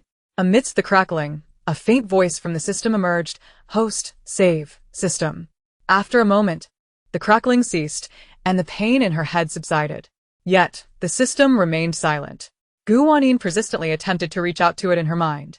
Suddenly, an entirely unfamiliar voice echoed in her consciousness. Ding! Esteemed host, greetings. I am System 066. Upon hearing the voice reverberate in her mind, Wanyin's expression darkened. 066? Is that not the system from the horror realm? The one that sought to bind with me? She queried coldly. Where is my system? Host, I am now your system. 066 replied, its voice devoid of any resemblance to 088, imbued instead with an eerie quality. Suppressing her rising anger, Wanyin pressed, What of 088? The last thing I heard before its voice vanished was a plea for help, which unsettles me greatly. 088 is no longer connected to the host. Please prepare to proceed to the horror realm. Are you jesting? Wanyin retorted with a scoff. You assert that there is no connection? You cannot arbitrarily replace systems without my consent. As for the horror realm, those who wish to go may do so. I have no intention of setting foot there. You had better divulge 088's whereabouts swiftly. Host, should you refuse to venture to the horror realm, as per regulations, you will be removed from this world, 066 replied. its tone growing increasingly sinister. Yet Gu Wanyin remained unfazed, even taking a sip of water. Do you take me for a fool? I have consistently ranked first for so long. Do you think you can simply remove me without consequence? Do you believe the interstellar community will allow this? 066 fell silent, producing only a few rustling sounds, as though it were vexed yet powerless against Gu Wanyin. You may choose not to inform me of 088's location and prolong this standoff. But know that you will earn no points and will fail to make it onto the leaderboard. Let's see how long the interstellar community will tolerate you, she challenged. Just then, a knock echoed on her door. Rising, she approached and opened it to reveal a short-haired woman wearing glasses. Gu Wanyin felt a sense of familiarity with this woman. You're Gu Wanyin, aren't you? I am Joshi, Dr. Shen's assistant, the woman exclaimed. Oh, Dr. Shen is the creator of 088. At this revelation, Gu Wanyin's eyes brightened. Of course. 088 had mentioned having a particularly capable assistant named Joshi and even showed me her photograph. It was indeed the very woman standing before her. Gu Wanyin immediately inquired. That's wonderful. I've been troubled by the sudden disappearance of 088 and now 066 is still echoing in my mind. Josie furrowed her brows and replied, to be concise, Doctor. Shin may have encountered an unfortunate incident and is currently unaccounted for, leaving his fate unknown. Consequently, 066 and its creator have seized the opportunity to forcibly drag 088 into the realm of terror and have bound 066 to you. Is there truly such a situation? Does the interstellar community not intervene? Gu Wanyin questioned, perplexed. 088 was once cherished, but that was solely due to Dr. Shen's influence. With his disappearance, everyone in the interstellar community is preoccupied with searching for him, naturally neglecting this trivial matter. And as for me, I am merely an assistant, so I apologize. Josie's words were piercing, yet they were the harsh truth. To those in the interstellar realm, 088 was merely a system created by Dr. Shen, and with his absence, 088 would not be of much concern to them. However, Gu Wanyin felt differently. To her, 088 was an invaluable companion, and she could not simply stand by. How can I rescue 088? Josie, taken aback by her resolute gaze, paused for a moment before promptly saying, in fact, I came here to ask you to help save 088. If it remains in the realm of terror for too long, it may descend into chaos, resulting in an outcome akin to human death. What she did not anticipate was Gu Wanyin's proactive willingness to rescue 088. It was no wonder that 088 had previously sung her praises and that 066 had been persistently fixated on her. Absolutely not, Gu Wanyin declared immediately. She then sensed a rustling in her mind, as if 066 was displeased. Nevertheless, she disregarded it. Josie continued, you will likely have to venture into the realm of terror and navigate through a dungeon, as 088 is concealed within one of these dungeons. Ha! 066 voice chimed in. She speaks the truth. Thus, host, there is no escaping this fate. You must traverse the dungeon. Moreover, in the realm of terror, your invincibility buff will be nullified, and you may meet your demise at any moment. However, rest assured, as long as you diligently complete my tasks and help me earn points, I shall reward you. Before it could finish, Gu Wanyin turned to Josie and said, all right, I understand. Do you have any means to extract 066 from my mind? It's quite bothersome.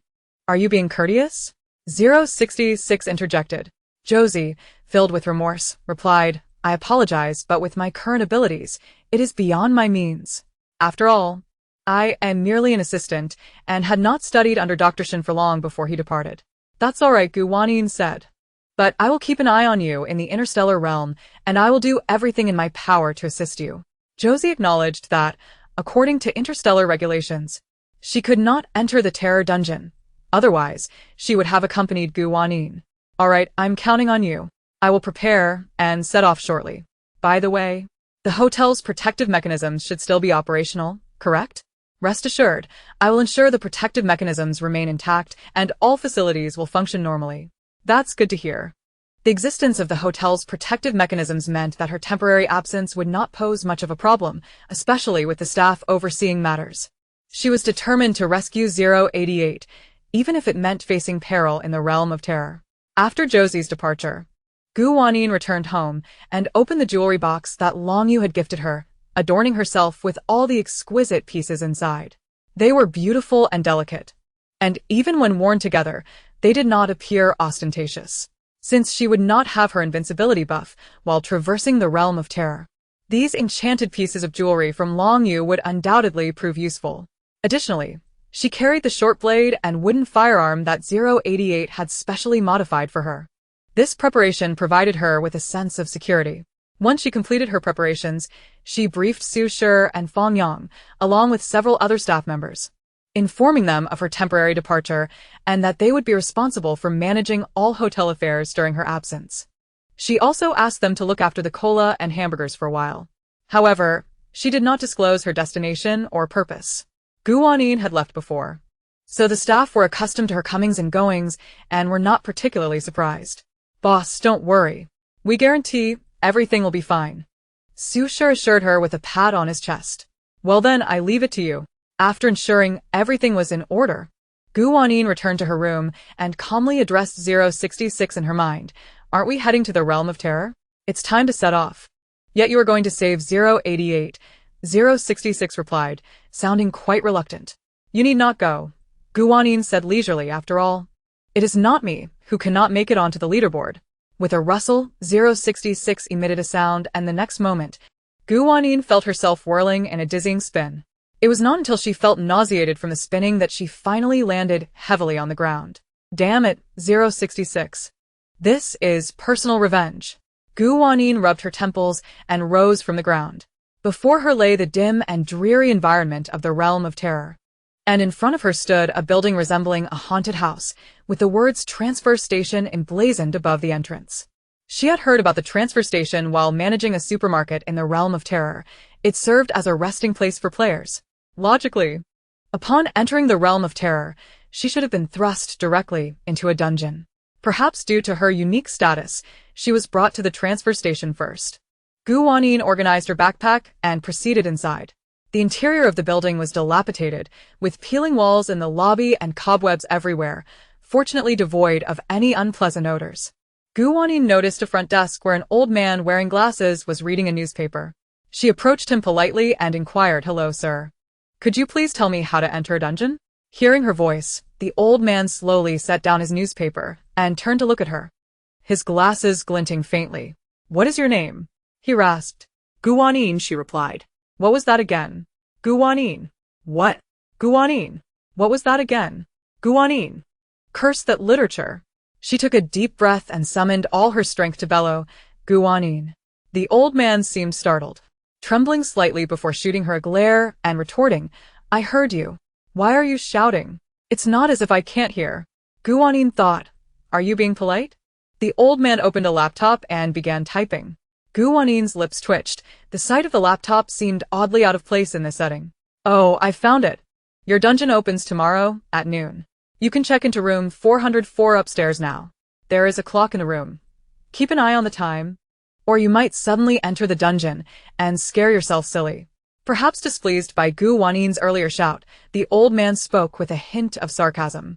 Gu Wanyin was too weary to argue and simply asked, "Is there a fee? What about the room card?" "No fee for lodging, but meals require the exchange of spirit orbs." In the transit station's chamber, there were no room cards available.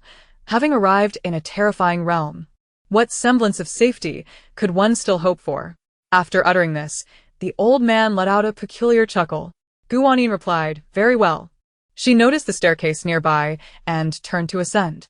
However, at that moment, she heard the sound of a door being pushed open and instinctively glanced back.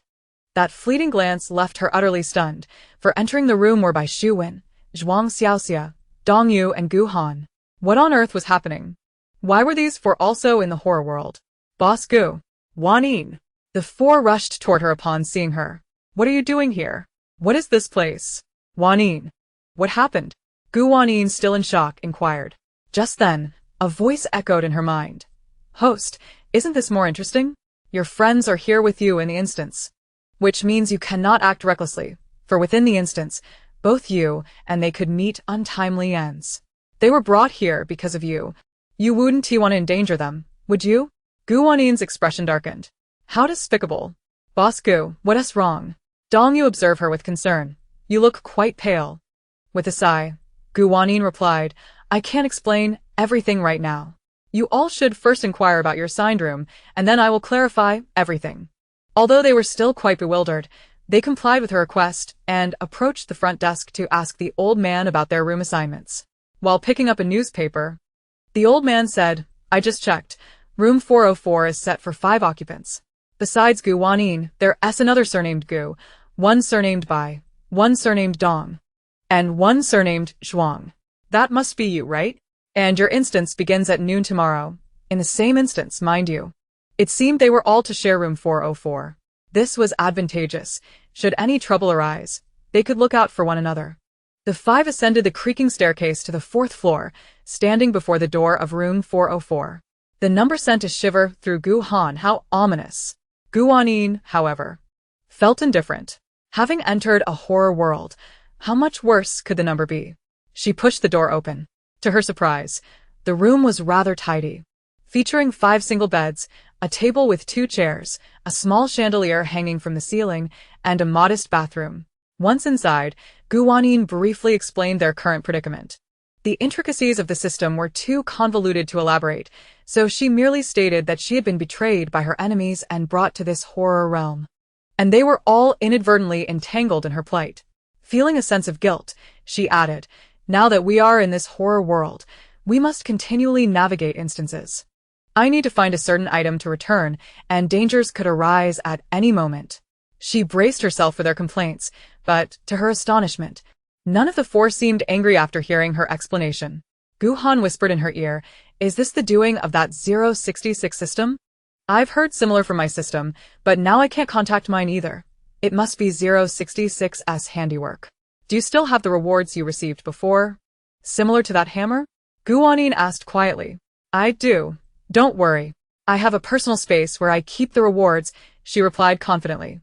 To Gu Wanyin's surprise, Dong Yu appeared a bit excited. Navigating a horror instance? It sounds rather thrilling. Zhuang Xiaoxia chimed in, since we're here, let's just dive in. Bai Shuwen added with a smile, I just tested it and my abilities are intact, so I feel reassured. Hearing this, the others also tried. Indeed, despite being in the horror world, their powers remained. Gu Han, lacking abilities, had her previously acquired reward items. This revelation eased Gu Wanyin's mind considerably. Since they were all brought here because of her, she was determined to ensure their safe return, not leaving a single one behind. Chapter 132. Epilogue. Entering the instance. They currently lacked spirit orbs, making it impossible to purchase food. However, prior to their arrival, Gu Wanyin had packed numerous compressed biscuits and beef jerky in her bag. After eating, they wandered around the vicinity of the transit station. The area was bustling with both human players and spirits. Gu Wanyin aimed to help them acclimate to a life where ghosts were an everyday sight. Additionally, she distributed pieces of jewelry she wore, giving a bracelet to Bai Shuwen, a bracelet to Dong Yu, and a ring to Zhuang Xiaoxia. After all, they had been brought to this horror realm because of Gu Wanyin, and they were her friends. Above all, Gu Wanyin was committed to ensuring their safety. As for Gu Han, Gu Wanyin initially intended to give her earrings. But Gu Han insisted she had various life-saving items already. Gu Wanyin reconsidered. After all, Gu Han had her own system, likely possessing numerous rewards.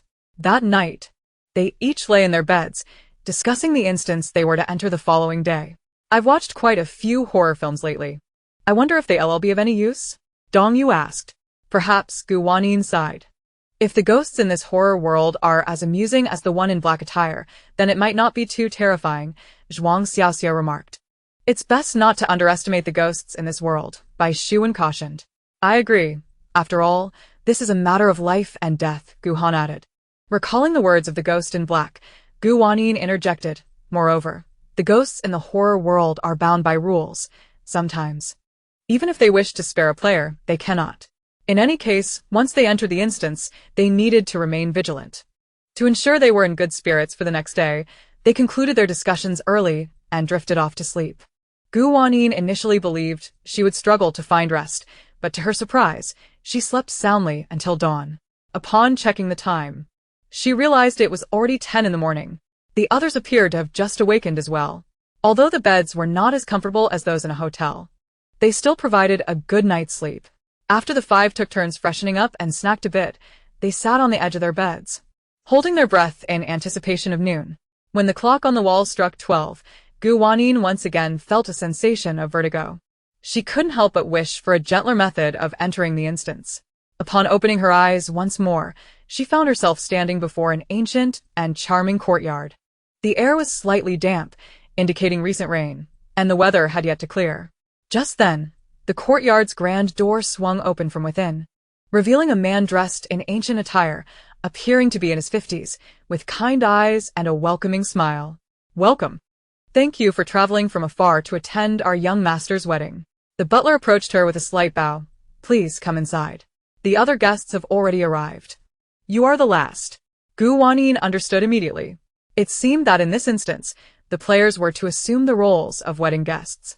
How to escape the instance would only be revealed upon entering the courtyard. Wanyin nodded gently, following the steward into the estate. The residence was vast, and after traversing an indeterminate number of corridors, they finally halted before a door. "All the other guests are inside. You may enter and rest for a while," the steward said respectfully. "The second young master is currently occupied with matters and will only be able to entertain you this evening." Wanyin nodded and pushed the door open.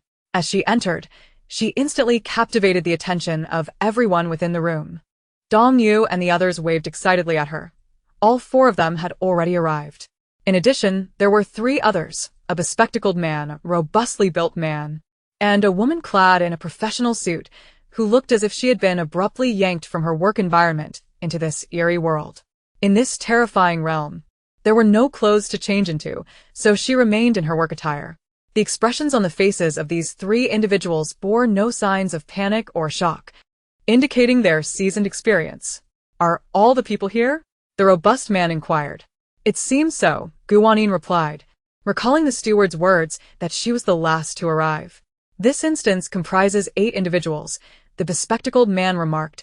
"It should be manageable. It doesn't appear to be of particularly high difficulty." "Well then, since everyone is present, let us introduce ourselves," the woman in the professional suit suggested. "I am Chen Cc, and I have successfully completed 2 instances previously." "I am Lu Zhuang, having passed 3, the robust man declared.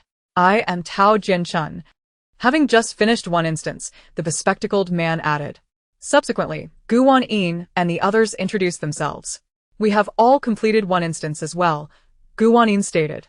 This was a prearranged consensus among them to assert that they had completed at least 1 instance upon entry, to prevent others from perceiving them as novices, filled with trepidation. Indeed, while they were inexperienced in navigating instances, they were mentally prepared and would not act recklessly. "Do you all know each other?" Lu Zhuang raised an eyebrow. "Yes. We were together in the last instance," Han replied. The other 3 did not seem particularly concerned, as it was understood that merely having a larger group did not guarantee success in a horror instance. "Let us wait a moment," Tao Jianchun suggested. "It appears we must meet the second young master to uncover the means of exiting this instance." "It seems peculiar," Bai Shuwen remarked. "In such an expansive estate, is the second young master the sole occupant? What of the eldest young master? The master and mistress? Logically, as guests, even if the second young master is otherwise engaged, they should at least come to greet us. Shall we take a stroll outside?" Dong Yu proposed. "Did not the steward mention that the second young master would only arrive in the evening? The time has barely passed noon. Are we to sit here for the entire afternoon? If we encounter any danger outside, no one will take responsibility." The steward did not explicitly say we could not leave this room, Zhuang Xiaoxia countered. If danger lurks beyond, such significant information would not be withheld by the NPCs. Her reasoning resonated with the others. Consequently, all 8 individuals ventured out of the room. Wanyin and her 4 companions naturally remained together, while the other 3 formed their own group, consciously choosing a different path. Although they were permitted to explore the estate, Wanyin cautioned, "We should not enter any rooms indiscriminately. After all, this is someone else's home." The others nodded in agreement, unaware that, around a corner, an individual was casting a resentful gaze at their departing figures. Chapter 133. Extra. Kill him. The estate was even larger than they had anticipated, after wandering for some time. They had yet to explore it fully, nor had they encountered the other 3 individuals. Even in broad daylight, the atmosphere was unsettling. Every door was firmly closed. And despite the announcement of the second young master's upcoming nuptials, there was not a hint of celebratory decor, no red silk, lanterns, or auspicious symbols to be found. The maids and servants they encountered appeared quite ordinary, each one behaving respectfully with their heads bowed. Dongyu attempted to engage a few maids in conversation and was surprisingly successful. "We have been here for quite a while. Why have we not seen your master and mistress?" she inquired. "The master and mistress passed away long ago," a round-faced maid replied. "For many years. It has been the eldest young master who has shouldered the family's burdens." "And what of the eldest young master?" "He too passed away last month," another maid sighed. "It seems that good people do not live long. The heavens are unpredictable." Gu Wanyin immediately pressed. What was the cause of his death? A puzzled expression crossed the faces of the maids. Ah? How did he pass? They questioned, seemingly unaware. Neither the second young master nor the steward knows. The eldest young master died, without any clear explanation. He died, the maids' expressions suddenly dulled, their eyes growing vacant. As they stared blankly at Gu Wanyin and her companions for a moment before bowing their heads and forming a line to leave, chanting in unison, "He died. He died." Even in the light of day, the scene was eerily grotesque. Bai Shuwen rubbed the goosebumps on her arms and speculated. Could it be that the condition for completing the instance is to uncover the cause of the eldest young master's death? That seems likely, Gu Wanyin nodded. It is indeed strange. The elder brother passed away last month, and now the younger brother is to be wed this month? In ancient times, such occurrences are unfathomable. Gu han remarkerat. Frågning. Zhuang Xiaoxia had a sudden realization. Do you think it possible that the younger brother killed the elder brother? Perhaps that is why he is indifferent to the elder brother's death and is proceeding with the marriage without any hesitation. There is a possibility. But I doubt the instance will be so easily navigated, Gu Wanyin said with a wry smile. Moreover, she not only aimed to complete the instance, but also sought to locate 088. However, the most pressing issue was that she had no idea in what form 088 would manifest within the instance. After having explored the estate for a while, she had not encountered anything resembling a system. She had informed the others that if they discovered anything unusual, they must report it to her. Once the maids had departed, they continued onward. Unexpectedly, as they passed by a room, they noticed the door was ajar. From the outside, they could glimpse the interior, which appeared to be a study. As they leaned in to peer inside, a voice suddenly called from behind them. "What are you looking at?" The voice was ordinary, yet its unexpectedness startled them. Turning around, they found the steward standing behind them, smiling amiably. Just taking a casual look, Bai Shuwen replied with a smile. "Steward, what is this place? Why is the door open?" "Oh, this is the second young master's study," the steward explained. "It seems one of the cleaning servants forgot to shut the door. I must have a word with them." With that, he turned and walked away. Gu Wanyin thought, "You say the servants are careless and forgot to close the door. Yet you do not close it yourself." This was practically an invitation for them to enter. Explaining why Tao Jianchun had previously remarked that the instance did not appear to be of high difficulty. "Shall we go in and take a look?" Gu Han asked. Gu Wanyin nodded. They divided their roles, with Gu Wanyin and Gu Han, along with Bai Shuwen, entering in search of clues, while Dongyu and Zhuang Xiaoxia remained outside to alert them should any unexpected situations arise. Upon entering the study, a faint scent of sandalwood wafted through the air. The 3 individuals rummaged through the room in search of useful clues, making an effort not to disturb any items. Gu Wanyin discovered a small box nestled within a drawer. Upon opening it, she found a hairpin, exquisitely crafted and seemingly of considerable value. Was it intended for the second young master to present to his new bride? After contemplating it for a moment, Gu Wanyin returned the hairpin to its original place, closing both the box and the drawer. "Look here, there's a rather peculiar letter No. It resembles a diary," Gu Han whispered. Upon hearing this, Gu Wanyin and Bai Shuwen approached. Gu Han held a piece of paper in her hand, the handwriting chaotic, reminiscent of someone scribbling while intoxicated. The trio scrutinized the scrawl. "The one I love most has been taken from me. I hate. This should have been mine. I cannot endure such pain. I cannot bear to see the one I love with another." This line was notably clear. At the bottom of the paper, 6 words were penned in the most orderly fashion. Kill him, kill him. The neatest writing was also the most chilling. I boldly speculate that the eldest young master has taken away the one the second young master cherished, prompting the second young master to murder the eldest, Gu Han mused, stroking her chin. From the clues on this paper, it appears to be the case. After killing the eldest master, he eagerly sought to marry the woman he loved. Bai Shuwen concurred with Gu Han's assessment. Gu Wanyin found their analysis quite plausible, yet her intuition suggested that matters were not so straightforward. Having memorized the content of the paper, they placed it back where they found it. After all, they were in a horror scenario. While it was acceptable to observe, they should refrain from taking anything lest they trigger the conditions for a ghostly attack.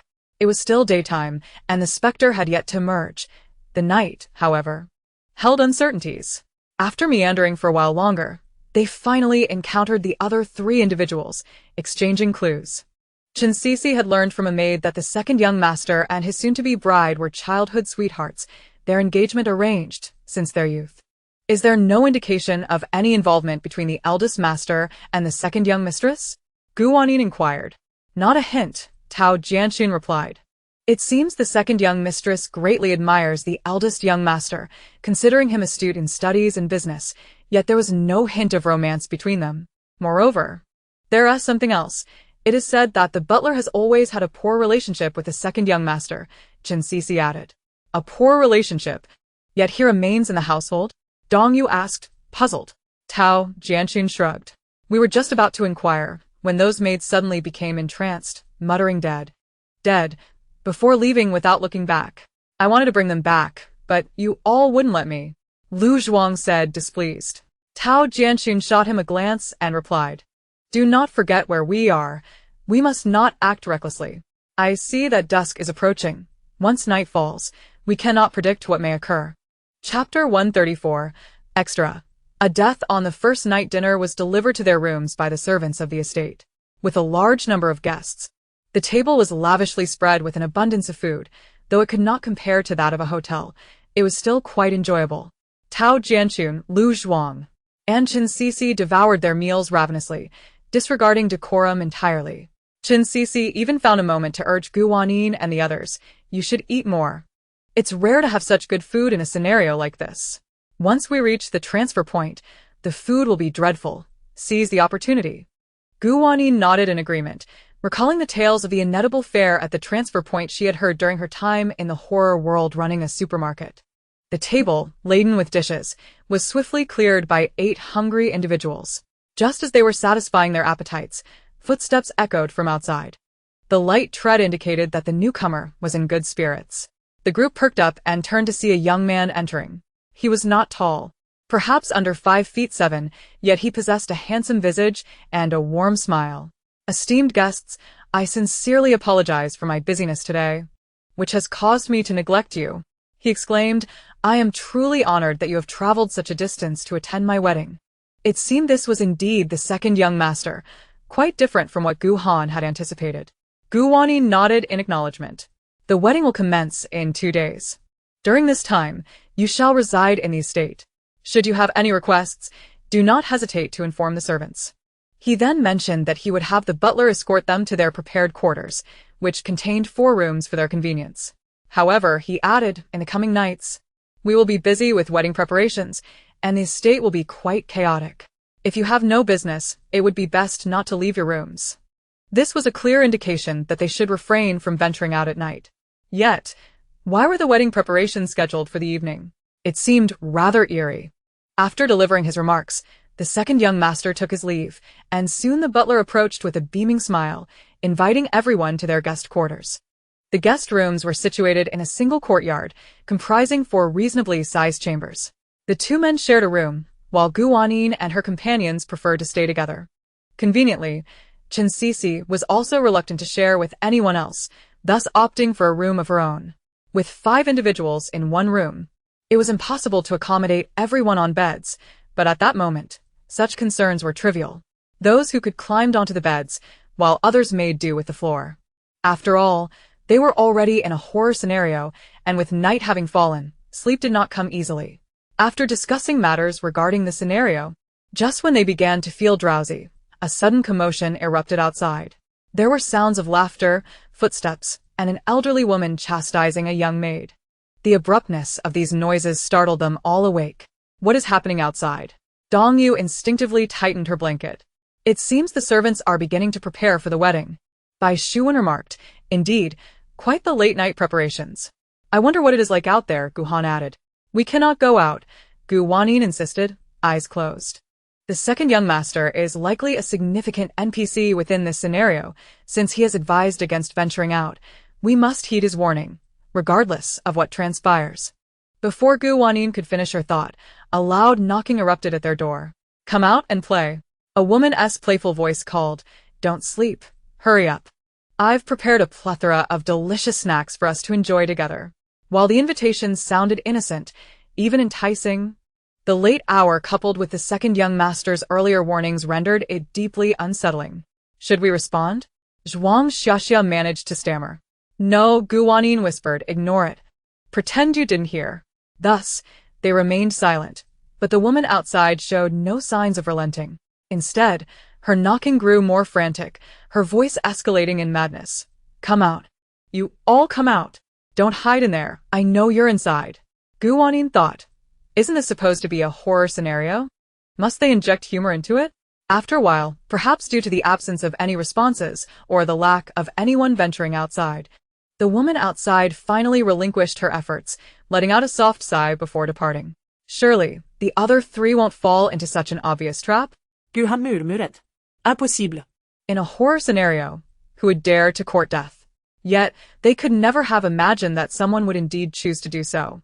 As a result, they only managed to catch a few moments of sleep just as dawn began to break. It was only when the sun was fully risen that they finally emerged from their room, only to be met with a chilling sight, a dead body. Lu Zhuang lay lifeless in the courtyard, his demise gruesome, with only his head intact while his body had been brutally dismembered. The shocking scene made Gu Han gag involuntarily. The other four, despite having faced zombies in a post-apocalyptic world, were equally unnerved. At that moment, the doors of the other two rooms swung open. An Chen Sisi and Tao Jianxun stepped out. Upon witnessing the horrific spectacle, Tao Jianxun's legs buckled, and she collapsed onto the ground, while Chen Sisi managed to maintain her composure, albeit with a pallid expression. What on earth happened? How did Lu Zhuang die? Chen Sisi turned to Tao Jianxun and asked. Weren't you two together last night? Yes, Tao Jianxun stammered, but someone knocked on the door at night, saying they wanted to go out for fun, and there would be snacks. Lu Zhuang insisted on going. Chen Sisi's frustration flared. Why didn't you stop him? The second young master clearly stated no one should go out at night. Was he seeking his own demise? In a scenario of this difficulty, losing a person on the very first night is utterly senseless. I tried to stop him. Tao Jianxun immediately retorted, but he insisted it was fine. What could I do? He chose to court death. Would you have me accompany him to his grave? I am not his keeper. Chen Sisi's expression softened as she considered her words. Let's not quarrel, Bai Shuwen interjected. What's done is done. Arguing won't change anything. At this time, we must unite and find a way to clear the scenario, ensuring that no one else meets a similar fate. Upon hearing this, the two women ceased their bickering. Dong Yu quietly asked, what do we do with the body? Should we just leave it here? No sooner had she spoken than several maids rushed in, swiftly clearing away the dismembered remains. One of them even cradled Lu Zhuang's head and hurriedly exited. Everyone was taken aback. Shortly thereafter, the steward entered, accompanied by several servants carrying food boxes. Despite the absence of one individual, the steward appeared oblivious, cheerfully greeting, Good morning, everyone. Did you sleep well last night? Chapter 135, Side Story. The Curious Little Squirrel. What do you think? Gu Han asked softly. It seems you all rested well. Breakfast is ready. After you finish, you may do as you please. The steward instructed the servants to set down the food boxes before departing with them. Gu Wanyin and the others brought the boxes into the room and opened them. Breakfast was indeed quite lavish, featuring buns, eggs, glutinous rice cakes, side dishes, fried dough, porridge, and more. However, after witnessing such a harrowing scene, no one had much appetite. Eventually, Chen Sisi was the first to pick up a bun, stating, We should eat something. We need our strength to navigate the scenario. Indeed. The steward mentioned we could leave the residence after breakfast. Perhaps we can seek out neighbors or nearby individuals for information. We might uncover something new, Zhuang Xiaoxia suggested. Since there was no explicit prohibition against leaving the house, it must be permissible, Tao Jianxun added. But let's eat first. Although Chen Sisi had been the first to suggest eating, upon taking a bite of her bun, she suddenly retched. What's wrong? Dong Yu exclaimed, startled. Is the bun off? No, Chen Sisi grimaced. It's just that seeing the meat filling made me think of what we just witnessed. Upon hearing her words, the others turned pale. I have a bold idea that I'm uncertain whether to share, Gu Han said softly. I don't think you should, Gu Wanyin replied, cracking an egg on the table. But I can't help it, Gu Han lamented. The meat we ate last night and the filling in today's buns. Surely they can't be. Before she could finish, Gu Wanyin quickly shoved the peeled egg into her mouth. Although her words remained unspoken, the implication was clear. And a wave of nausea swept over everyone. No, it can't be, Chen Sisi insisted, struggling to maintain her composure. The scenario's difficulty isn't that high. It can't be so twisted. Besides, the first person only died in the middle of the night. Yet, none of them felt inclined to eat any longer. They set down their chopsticks and prepared to venture outside the residence. By day, the house was eerily quiet. They walked to the front door without encountering the steward or any other servants, and the second young master was nowhere to be seen. One by one, they exited through the front gate when suddenly, Chen Sisi, who was at the back, let out a shriek. "Ah! Someone pull my hair!" The others quickly turned to look. However, there was no one behind Chen Sisi. "There's no one here," Tao Jianxun said, puzzled. Could it be a mistake? Impossible. Chen Sisi clutched her head, her face pale. Someone definitely pulled my hair from behind. And the force was such that it felt like they were trying to rip it from my scalp. But as soon as she shouted, the sensation vanished. In such a place, no one dared to draw any conclusions hastily. "Let us move on," Bai Shuwen suggested. It should be safe during the day. Chen Sisi had no choice but to follow the others, though her heart trembled with fear. Why would someone pull her hair? Could she be the next to perish? The residence seemed quite remote, with no signs of civilization nearby. They walked for quite some time before discovering a relatively bustling street. This street featured several shops and street vendors. At one end stood an elderly man selling goods, who, upon catching sight of Gu Wanyin, broke into a broad smile. "Young lady, come take a look. I have all sorts of adorable little animals. If you fancy one, feel free to take it home."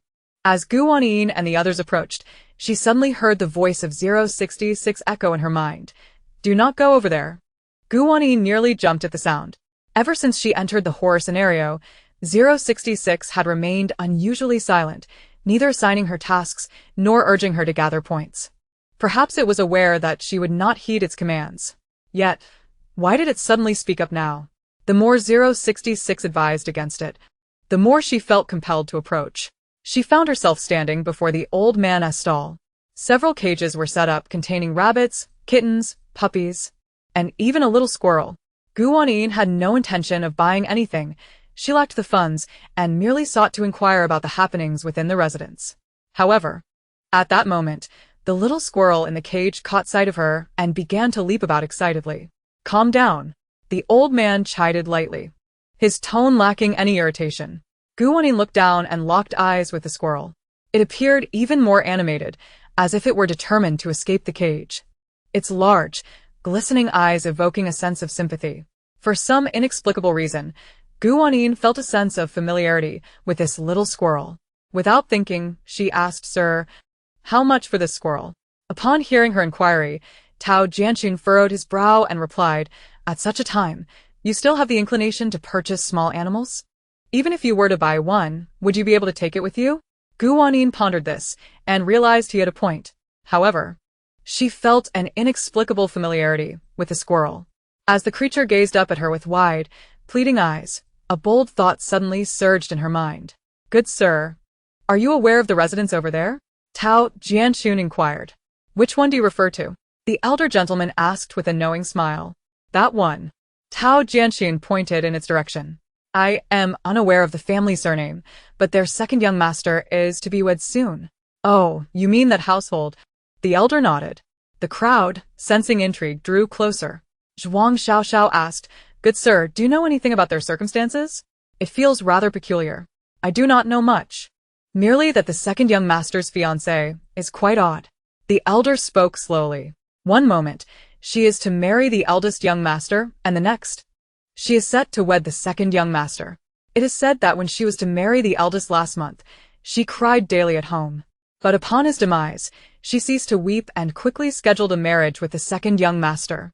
"Are you suggesting that the second young master's fiancé was still set to marry the eldest last month? Yet, wasn't her engagement to the second young master arranged since childhood?" I know not. The elder waved his hand dismissively. "Who can fathom the matters of affluent families?" The crowd wished to inquire further, but the elder appeared disinclined to engage, instead smiling at Wanyin and saying, "Young lady, if you fancy this little squirrel, then do procure it." Wanyin continued to gaze intently at the squirrel, which looked back at her with tearful eyes. "Good sir, I wish to buy it, but I lack the silver." Wanyin said, "Would you consider trading it for this?" As she spoke, she retrieved an item from her bag. Upon closer inspection, the crowd realized it was a bottle of calcium milk, which Wanyin had taken before entering the terrifying world, alongside the food items. Tao Jianxun's eyes widened in disbelief. "You brought this with you? Why not keep it for yourself instead of trading it for a squirrel? What a waste. If you do not want it, may I have it?" Gu Han could not help but interject. There must be a reason for Wanyin's actions. Tao Jianxun huffed and fell silent. "What is this?" The elder examined the calcium milk, inspecting it from different angles. "It is a drink." Wanyin inserted a straw and offered it to the elder, saying, "Good sir, do take a sip." The elder, skeptical, took a cautious sip, and then his eyes lit up. Delightful. "Then may I take the squirrel?" Wanyin asked with a smile. "Take it away," the elder replied, sipping the calcium with a contented expression. Wanyin promptly opened the cage, intending to hold the squirrel in her arms. Before she even reached out, the squirrel leaped into her embrace, joyfully nuzzling her chin and clinging to her clothing with its tiny claws. "Good boy." Wanyin gently patted its head. "Good sir, do you truly know nothing about that residence?" Zhuang Xiaoxiao pressed on. "I truly do not." The elder waved his hand. "You may inquire elsewhere." With no other option, they departed. They sought out others on the street for information, but most were merely gossiping, unable to provide any concrete details. However, one piece of information piqued Wanyin's interest. It was said that the eldest and second young masters were half-brothers, and that the second young master's biological mother had been brought into the household as a stepmother after the death of the eldest young master's mother. Moreover, the second young master's biological mother had been coerced by her family, lacking true willingness. Nevertheless, this did not affect the bond between the brothers, which had remained strong over the years. After exhausting their inquiries on the street, they had no choice but to return home. As they walked, they chatted. Wanyin felt as if she was beginning to discern a vague outline of the situation, though she was not yet certain. All the while, the squirrel nestled in her arms, seeming fearful of being abandoned, clutched her clothing tightly. "Boss Gu, it seems this little squirrel has taken quite a liking to you," Bai Shuwen remarked with a smile. "It appears you too are fated. However, being a creature within this instance, can it truly be taken out?" Dong Yu inquired. Wanyin chuckled softly. "I believe it can." As they continued their conversation, they failed to notice that Wanyin had gradually fallen behind. Once she realized no one was paying attention to her, she cradled the squirrel in her hands and whispered, "You're the system, aren't you? 088? The squirrel's eyes brightened, nodding vigorously. Wanyin took a deep breath, suppressing her excitement. She had not anticipated finding the system in her very first instance. It felt as though she had been blessed with fortune. Finally locating her system, the weight on her heart began to lift. "So, you cannot speak at the moment?" Wanyin inquired softly. The squirrel system nodded with a pitiful expression. "Do not worry," Wanyin reassured it. "Once I manage to take you out, Assistant Xiao will surely find a way. For now, I shall focus on completing this instance."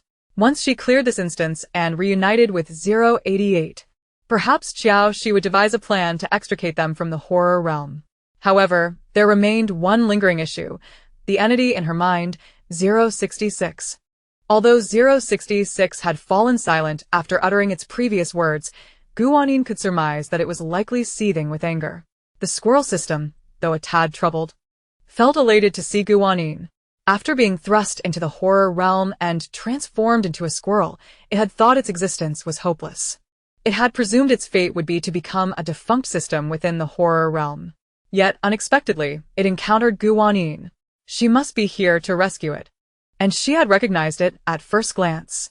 Truly, she was its destined host, and it was overwhelmed with emotion. Alas, it could not yet speak.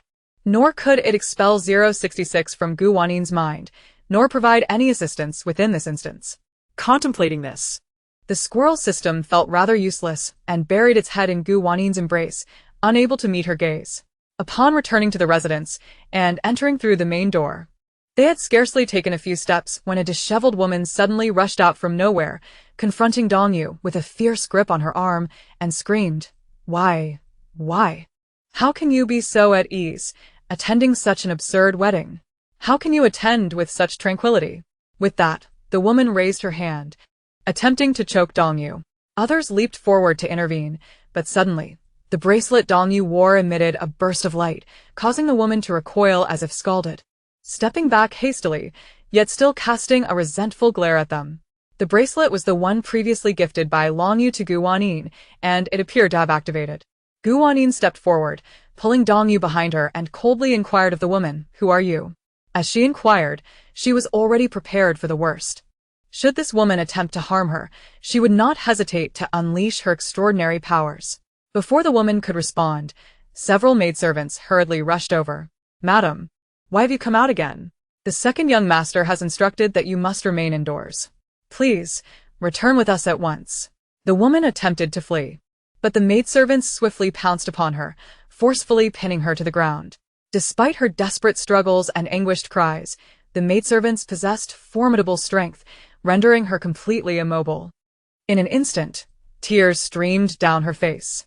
The scene was inexplicably heart-wrenching. Chin could not restrain herself from saying, Hey, there's really no need for such treatment. One maidservant abruptly lifted her head, her terrifying gaze sending chills down one's spine. Yet, she quickly donned a smile and politely explained, Dear guest, you may not be aware, but this lady is the soon-to-be second young mistress. Her mental state is rather unstable, and we have no choice but to act this way. As per the second young master's orders, Wanyin and the others fell silent. Could the second young master truly permit such treatment of his fiancée? If what the maidservants claimed was true, how would the wedding proceed? How could a bride in such a state participate in the ceremony? I apologize for disturbing our esteemed guests. We must hasten to escort the second young mistress back, said the maidservants, who then proceeded to drag the woman away. Akin to hauling a sack, the woman continued to weep, casting resentful glances at Wanyin and the others. Chapter 137. Interlude. This is the difference between you and 088. After this uproar, the mood among the group was decidedly somber as they silently returned to the entrance of their lodgings. What a preposterous wedding. And yet we are expected to attend without question? Tao Jianxun could no longer contain her grievances, as if we were eager participants in this farce. In her eyes, we were merely willing guests at the wedding. Zhuang Xiaoxia offered a rueful smile. NPCs have no understanding of what it means to break through a dungeon. Wanyin had previously inquired of the dark-clad specter, who had mentioned that some NPCs within the dungeon bore self-awareness due to their status as employee ghosts. Yet others lacked such consciousness, merely fulfilling their respective narratives. What shall we do now? Chin rubbed her temples, feeling that although some clues had emerged, the truth remained elusive. I suspect that the second young master killed the eldest young master for the sake of his beloved, Dongyu proposed. Indeed. Isn't it said that the second young mistress wept daily when she was to marry the eldest young master, and cease to weep upon his death? She must share mutual affection with the second young master, Gu Han added. Bai Shuwen furrowed her brow and remarked, If that is the case, why has the second young mistress ended up in such a state? And why does she deem this wedding absurd? Moreover, the wedding itself was shrouded in mystery. Wanyin, what are your thoughts? Wanyin, preoccupied with petting the little squirrel system, was suddenly called upon. She replied, I believe that the conditions for clearing this dungeon extend beyond merely identifying the murderer of the eldest young master. We must also uncover all the truths surrounding this estate. What truths could there possibly be? Tao Jianxun questioned, perplexed. The events that transpired among the key figures, the eldest young master, the second young master, and the second young mistress, Gu Wanyin elucidated. No, there should be four. There is also the steward.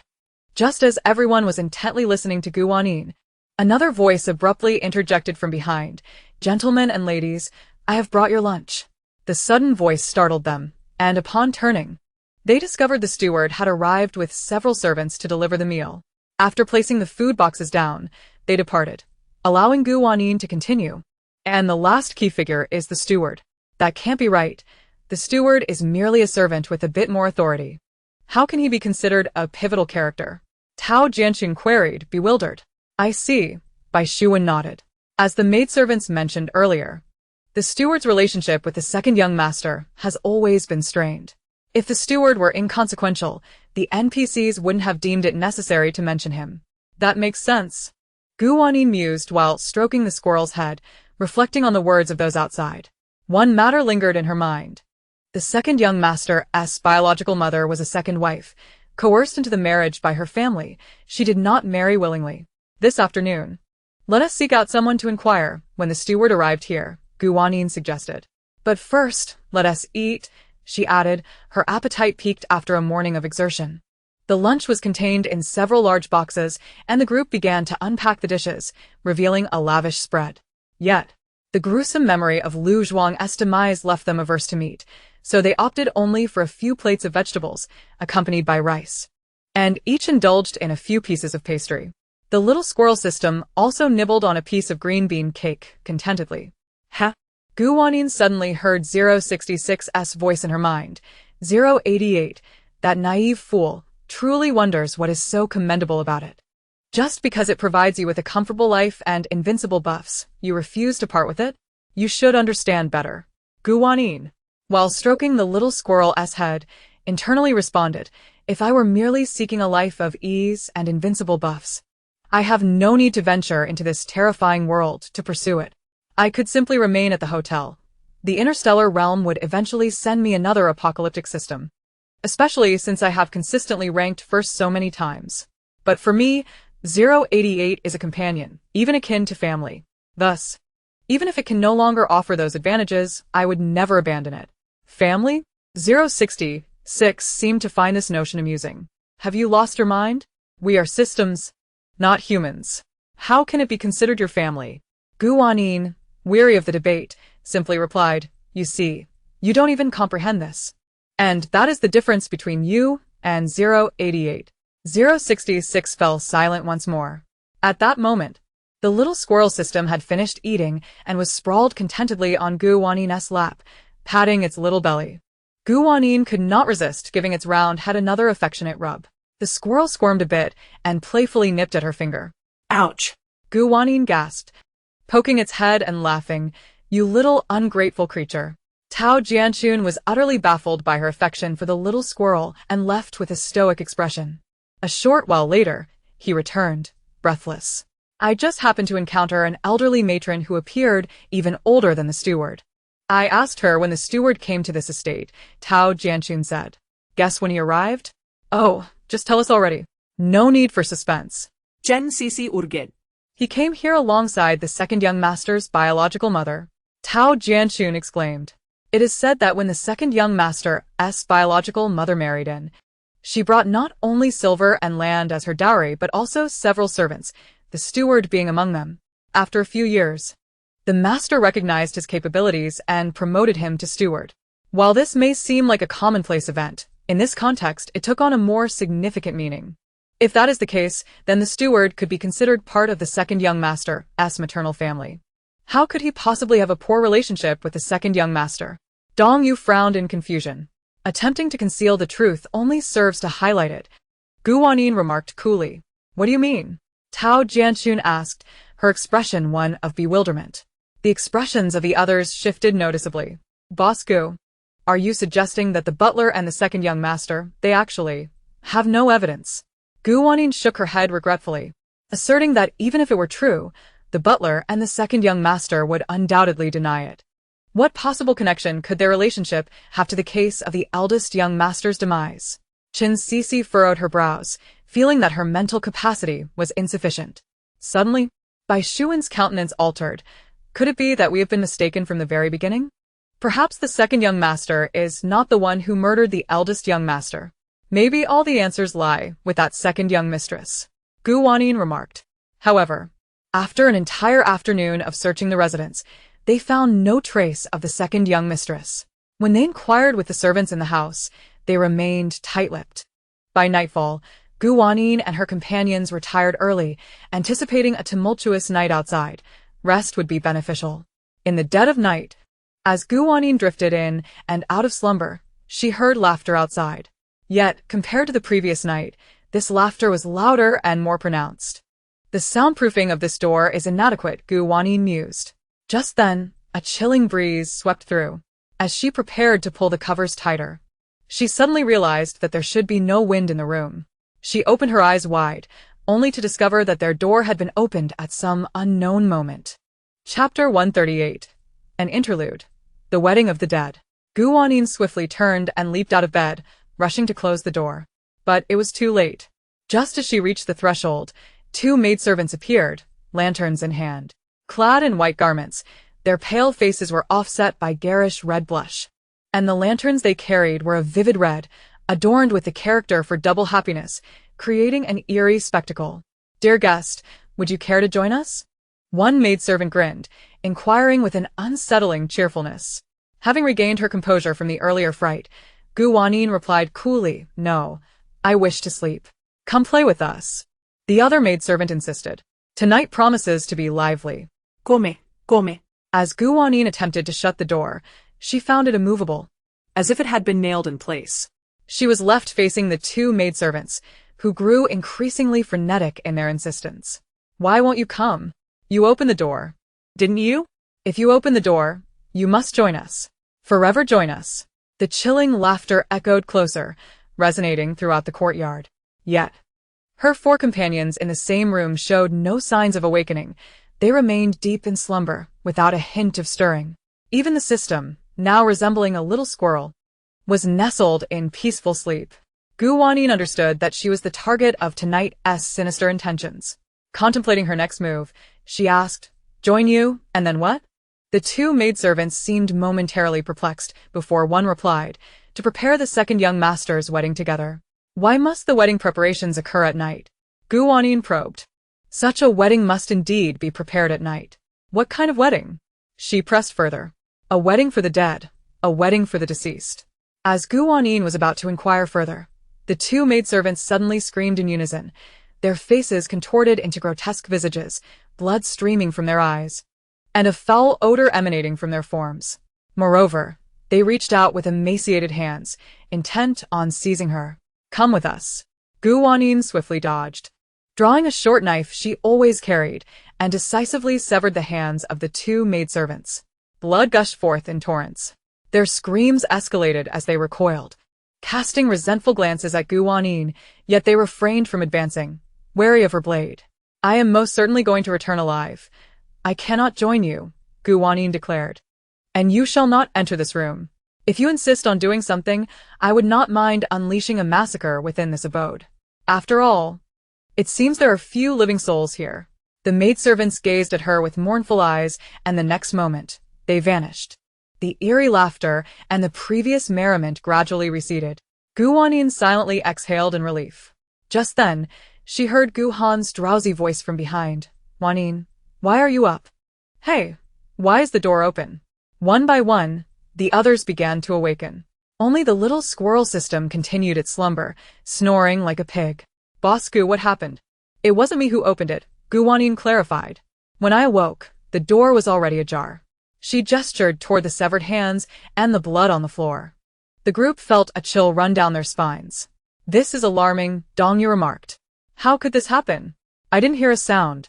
Bai Shuwen stood up, tapping his head in disbelief. "Neither did I," Zhuang Xiaxia added, feeling guilty for having slept so soundly.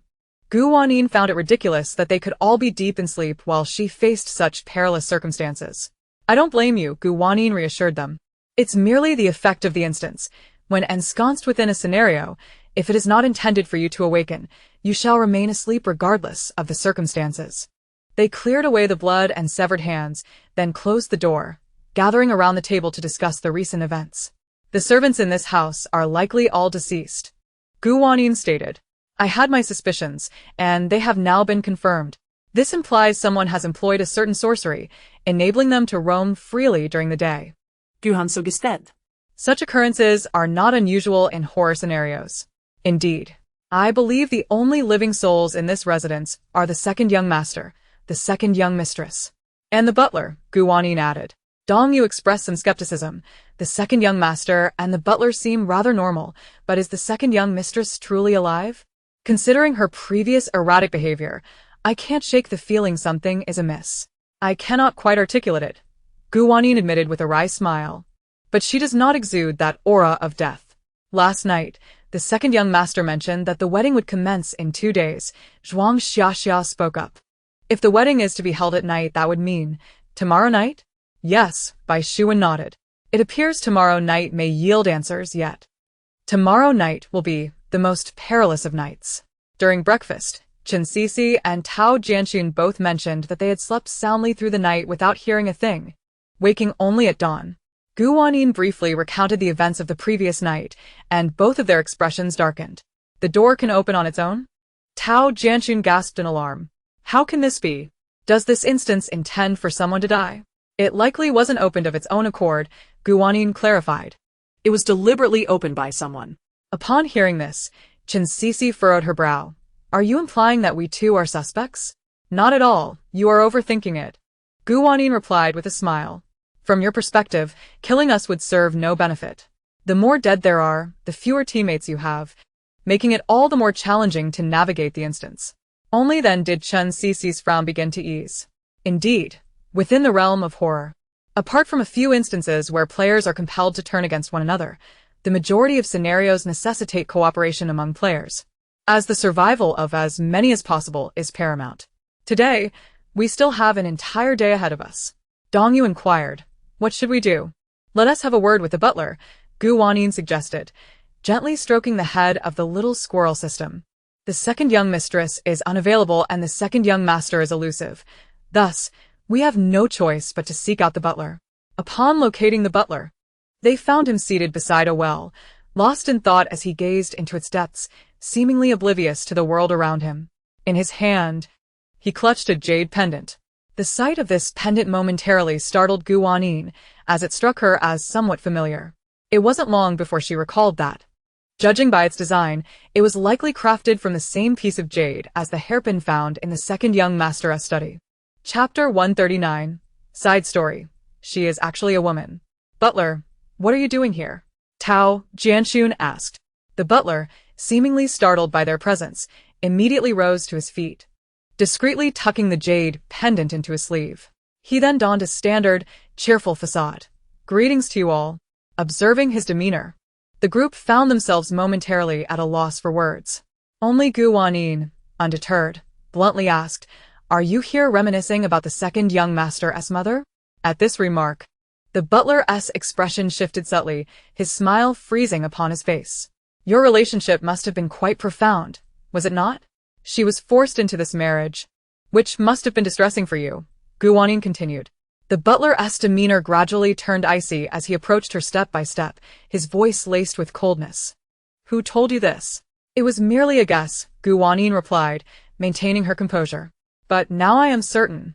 The butler glared menacingly at her, prompting a collective shiver of apprehension among the others.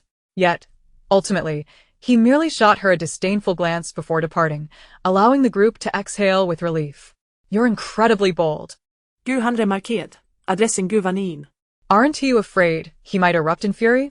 In this scenario, one cannot kill during the day, Wanyin replied. Incidents only occur at night.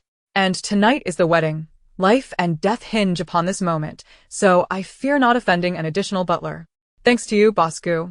We can now confirm a significant piece of information, Bai Shuan said. It appears that the butler and the second young master's mother indeed shared a deep affection. But it does not end there, Wanyin continued, her tone heavy. I suspect the second young master is the butler's child. What? The group gasped in astonishment. However, upon reflection, it was not entirely implausible. Given that the butler and the second young master's mother were once enamored, it seemed conceivable that they might have secretly pledged their lives to one another. The second young master's mother, while pregnant with him, could have easily bribed the physician and midwife to declare him a premature birth. The hairpin in the second young master's study must have been a token of their love. Wanyin asserted. He most likely knows about the butler and his mother, as well as his own lineage. But wait, Tao Jianxun interjected, furrowing his brow. I recall a maid mentioning that the relationship between the butler and the second young master is quite poor. Could it not be that the butler resents the child of the woman he loved being raised by another man, thus holding the second young master in disdain? Is it possible that their apparent animosity is merely a ruse to mislead others? Zhuang Xiaoxia suggested. As long as they feign a bad relationship, no one would suspect their true connection as father and son. Dong Yu ran a hand through her hair, exclaiming in frustration. Yet we still lack clarity on who murdered the eldest young master and the household servants, and for what purpose. The group fell into a contemplative silence. Suddenly, Wanyin interjected. Do you not find the second young master somewhat short? What do you mean? Are you looking down on shorter men? Tao Jianxun replied, displeased. We cannot help our height. Who wouldn't he want to be taller? I meant no offense, Wanyin clarified. It's simply that the second young master is already of age, yet stands at only about 1.65 meters. For an adult man, that is indeed somewhat short, though not entirely uncommon, Zhuang Xiaoxia remarked. Wanyin, are you suggesting that the second young master is, in fact, a woman? Gu Han asked, astonished. How could that be? He is the second young master, after all. Everyone in the household refers to him as such. Moreover, his demeanor and actions do not resemble those of a woman, Chen Sisi added, noting the incongruence. Bai Shuwen pondered for a moment before saying, if a girl were raised as a boy from a young age, it would be natural for her behavior to lack feminine traits. Even her voice could be trained. If that is the case, then the rationale we previously speculated, that the second young master killed the eldest young master out of love, no longer holds, Dong Yu stated. If the second young master is a woman, how could she possibly be attracted to other women? And how could she kill her own brother, or rather, someone she grew up alongside? Wanyin smiled gently and remarked, unless the second young master's beloved is not the second young mistress at all.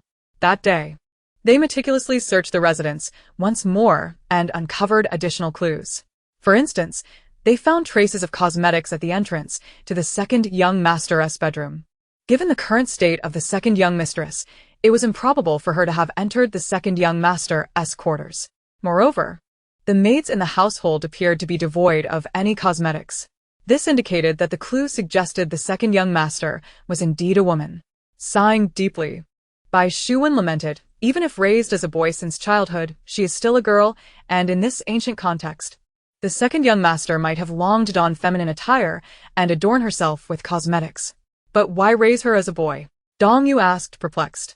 That is a question only the second young master's mother and the butler could answer, Wanyin replied. However, since their encounter with the butler that morning, he had not reappeared. It seemed that the servants in the household had also vanished. Previously, the kitchen door was closed, and they had not dared to enter. Yet this time, as they passed the kitchen, they found the door ajar. Upon entering, they discovered a small, peculiar object resembling a ritualistic array in a corner of the kitchen.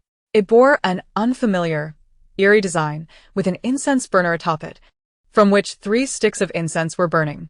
It was likely this array that enabled the dead within the residence to move during the day. Dong Yu shivered, feeling a chilling sensation. I can't shake the feeling that something is amiss. The one who set up this array must be either the butler or the second young master. Bai Shuwen asserted. The murderer of all those people must be one of the two. While the others nodded in agreement, Wanyin felt that something was still awry. Suddenly, she recalled the letter she had seen in the second young master's study. At the bottom of the letter it read, kill him, kill him. If they were to follow their previous conjecture that the second young master's beloved was not the second young mistress, then it must be the eldest young master. Having grown up together, despite their brotherly relationship, the second young master, being a girl, may have developed feelings for this brother with whom she shared no blood relation. Previously, when the eldest young master was to wed the second young mistress, it was only natural for the second young master to feel dissatisfied. But why would it say killed him? How could the second young master murder his beloved? Indeed, in ancient times, one could embody both male and female, as well as everything in between. However, the other characters in that letter were written in simplified Chinese, thus it should be interpreted through a modern lens. If the second young master were to commit murder, it would more appropriately pertain to the second young mistress, and the letter should have referred to her. Yet, if their previous deductions were accurate, then that letter was not authored by the second young master at all. Chapter 140, Side Story. There is only one living person. Wanyin suddenly realized that perhaps they had been mistaken all along. They had always believed that the perpetrator behind the murder of the eldest young master and the others within the residence was either the butler or the second young master. It was also one of the two of them who had used magical formations to enable the servants to move about during the day. However, upon further reflection, it was entirely possible that it was neither of them. Wanyin carefully recalled the contents of that letter. Dongyu, what was that phrase you mentioned earlier? Wanyin turned to Dongyu. Huh? Dongyu was momentarily taken aback. Which phrase? If the second young master were a woman, Wanyin suggested. How could she possibly be enamored with another woman? That was the gist of it. Oh, right. That's what I said. Dongyu nodded dazedly. What's the matter? Wanyin fell silent for a moment before softly stating, that assertion may not be entirely accurate. Dongyu looked at Wanyin, taking a step back. Boss Gu, you don't harbor any thoughts about me, do you? You're overthinking it. Dongyu finally exhaled in relief. You are straight. So it's natural for you to think that way, Wanyin remarked. Han, in a muddled state, asked, so, you mean the second young master still has feelings for the second young mistress? No, she must have feelings for the eldest young master. Then, does the second young mistress have feelings for the second young master? Oh, right. They grew up together as childhood sweethearts. It wouldn't be surprising for the second young mistress to be fond of the second young master. Yet, she must have inadvertently discovered that the second young master was a girl. Wanyin commented, but she had grown accustomed to loving the second young master since childhood. Hence, she could not suppress her feelings. Then she learned that the second young master had always loved the eldest young master. So, she killed the eldest young master? Yes. The letter in the study must have been penned by her. Tao Jianchun inquired in confusion, but why did that letter end up in the second young master's study? This clue suggests that the second young master discovered she was the murderer of the eldest young master, Wanyin explained. And the servants in the residence were also her victims. The reason for using magic to compel the servants to move was that she needed people to prepare for the wedding. But how could the second young master permit her to act so recklessly? Wouldn't she be furious upon discovering that she had killed the person she loved? Wanyin pondered for a moment and replied, one of my previous deductions may have been erroneous. Which one? Dongyu quickly inquired. Zhuang Xiaoxia rubbed her arms, covered in goosebumps, and said, earlier, Boss Gu mentioned that there were 3 living individuals in the residence, but now it seems there might only be one. That is the second young mistress. At this revelation, everyone fell silent, feeling a chill in the air. I have another question, Chen Sisi, pale-faced, said. Does the second young mistress wish to conduct a wedding with a corpse? If she deeply loved the second young master, this is not inconceivable. Perhaps after the second young master discovered that she had murdered the eldest young master, they had a dispute. Zhuang Xiaoxia suggested that she accidentally killed the second young master and later regretted it, wanting to complete the wedding with her beloved. Then, why invite guests? Tao Jianchun asked in fear. Although they were navigating through a narrative, NPCs within the story always required a reason to invite guests to a wedding. Wanyin turned her gaze toward the small magical formation on the ground and said, the second young mistress, having accidentally killed her beloved, must be in immense pain. It would not be surprising if she devised a resurrection spell for the second young master. Then Wanyin smiled and said, we, as guests, are naturally the offerings required for the resurrection of the second young master. It seems that her earlier madness in front of us was merely a ruse, creating the illusion that she was trapped within the residence. Bai Shuwen remarked, after all, who would suspect that such a tragic figure was the mastermind behind everything? So thrilling. Han responded with a bitter smile. But what are we to do tonight? Dongyu asked with a frown, although they had nearly pieced together the truth. They could not be certain it was entirely correct. Furthermore, it appeared that this narrative required them to survive the night in order to escape. It's all right. Wanyin patted her shoulder, They say this narrative wasn't particularly difficult? Although tonight is perilous, we will undoubtedly persevere. Besides, they still had their powers and protective items. Now, we can only wait for the wedding to commence tonight. Back inside. The little squirrel system immediately leaped onto Guanyin's shoulder and gently tapped her head with its tiny paw. Soon after, Guanyin heard the familiar voice of the system. Host. I can finally speak with you again.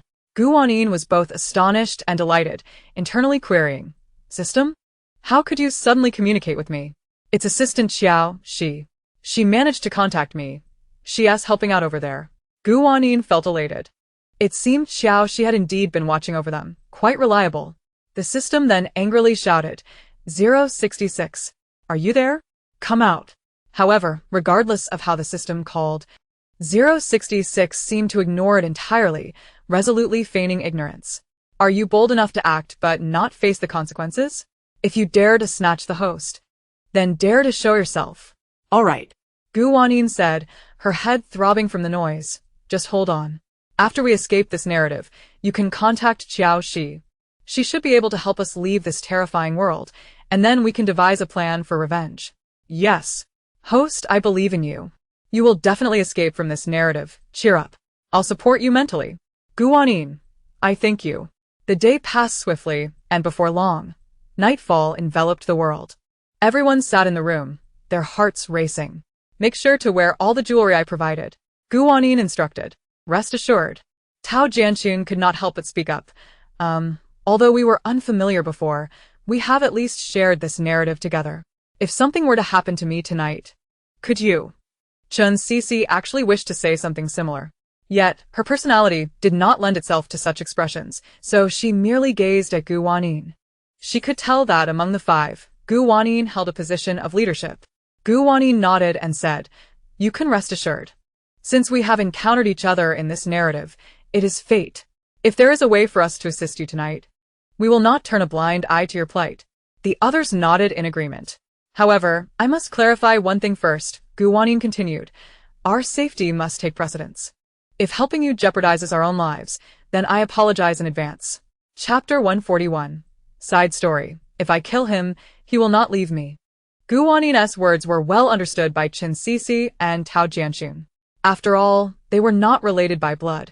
If they could lend a hand during a crisis, it would be commendable, but they could not expect them to risk their lives for them. Time swiftly slipped away, and darkness enveloped the surroundings. The crowd held their breath in anticipation when, from outside, faint sounds of drums and music began to resonate. The wedding had commenced. Guanyin murmured solemnly. Should we not make our exit?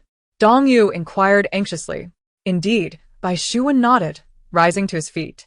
Let us proceed. What must come will come. There is no evading it. To escape the confines of this realm, they would have to endure this wedding. Even if they sought refuge within the room, the malevolent spirits would eventually seek them out. It was better to confront the situation head-on and resolve it swiftly. Together, they exited the room and made their way through the courtyard. Just then, a bridal sedan chair passed by their gate, carried by 4 servants clad in a striking combination of red and black. Their faces were pale, adorned with heavy rouge, reminiscent of the maid who had appeared at Guanyin's door that fateful night. The group trailed behind the sedan chair, arriving at the main door of the residence. At this moment, the entrance was festooned with red silk and lanterns, embellished with large, auspicious characters. Inside, vivid red candles flickered. There stood the second young master, dressed in the garb of a groom, his complexion similarly pallid, and his cheeks heavily blushed. The sight sent a chill through the onlookers. Indeed, the second young master was, after all, a corpse. The butler, standing nearby, bore the same uncanny appearance, a grotesque smile etched upon his face as he directed his gaze not at the bridal sedan, but at the group behind it. As the sedan chair halted at the door, 2 maids approached to assist the bride in descending, guiding her into the room to stand alongside the second young master. The butler, his voice sharp, intoned, bow to heaven and earth, bow to the ancestors, and the couple shall bow to each other. At that moment, a chilling gust swept through the air. Guanyin's expression shifted dramatically. She swiftly drew out her dagger and hurled it with force, piercing the space between the bride and groom, halting their ritualistic bow. What are you doing? Tao Jianxun gasped. If I am not mistaken, their union would signify the first step for the second young mistress to resurrect the second young master. Gu Wanyin stated gravely. If they complete the vow, we may find ourselves without a chance to resist. Though she had successfully interrupted their ceremonial vow, her actions had incensed the second young mistress. She ripped off her red veil, fixing Gu Wanyin with a chilling glare. What use is your glare? Gu Wanyin retorted with a cold smirk. As a murderer, what right do you have to wed her? A murder? The second young mistress laughed bitterly. I merely wish to be with the one I love. What crime is that? We grew up together, and I am the one who should be by their side, yet they refuse to love me. She approached the second young master, tenderly caressing his face, her eyes brimming with longing. I love you, even if you are in a female form. My affection for you has never wavered. But why is it that the one you love is not me, but someone who sees you merely as a brother? Yet the second young master remained expressionless, offering no response. What could a corpse possibly say? Gu Wanyin noticed a dark vortex beginning to materialize not far away. It seemed their previous conjectures were indeed correct. The second young mistress was the murderer. The truth was on the verge of revelation, and thus the path out of this realm was soon to open. So, you killed the eldest young master, did you? Gu Wanyin spoke. Originally, you simply did not wish to marry him, which is why you wept daily. But upon discovering the second young master was in a female form and harbored deep affections for the eldest young master, jealousy consumed you, leading to his demise. Exactly. It is all his fault. The one I love was promised to me, yet he insisted on marrying me. The second young mistress exclaimed in fury. Had he not insisted on marrying me, I would never have been separated from the one I love. Thus, I killed him, dismembering his corpse, ha ha ha. A frenzied smile spread across her face. But you did not anticipate that the second young master discovered your crime, Gu Huan interjected. He confronted you in anger, which prompted you to eliminate her as well. At these words, the second young mistress's expression transformed from mania to sorrow. I killed for the sake of being with her. Yet why could she not understand my heart? For the man who does not love her, she sought to have me imprisoned. How could I endure that? Despair filled her eyes as she gazed upon the second young master. Thus, I had no choice but to kill him. This way, he would never leave me, remaining by my side forever. Madwoman, Chin-Sisi muttered under her breath. But I will not let her be lonely, the second young mistress continued, cradling the second young master. I poisoned the food of the butler and the servants so they could accompany her. See how good I am to you? Is that so? Gu Wanyin mocked. Murdering so many, including her, is your notion of kindness? If you fear her solitude, why do you not join her in death? Tao Jianxun summoned her courage to speak. However, the second young mistress seemed deaf to their words, merely holding the second young master and smiling sweetly. Do not blame me. I regretted it deeply after killing you. Hence, I made great efforts and finally discovered a method to resurrect you. If we perform the wedding and offer these guests as sacrifices, you shall return to life. Dream on, Zhuang Xiaoxia retorted angrily. At that moment, Gu Wanyin observed that the dark vortex had fully formed. The passage is open.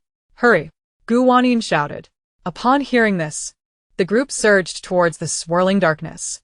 Yet, how could the second young mistress allow them to escape so easily? Stop them, she commanded fiercely. In an instant, a tempest arose, and piercing wails echoed through the night sky.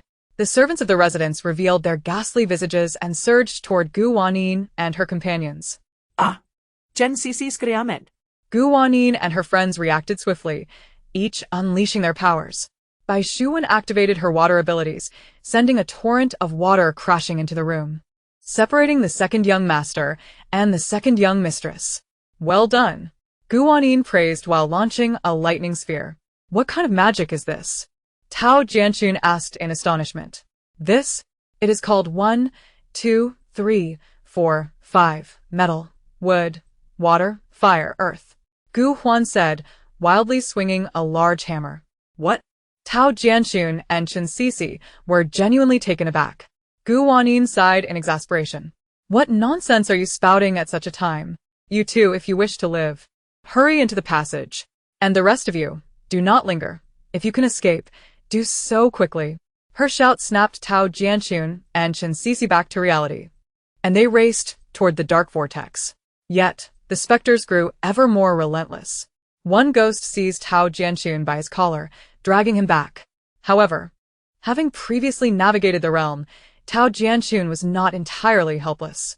He shouted for help while throwing weak punches and kicks, managing to intimidate the ghost despite his feeble attacks.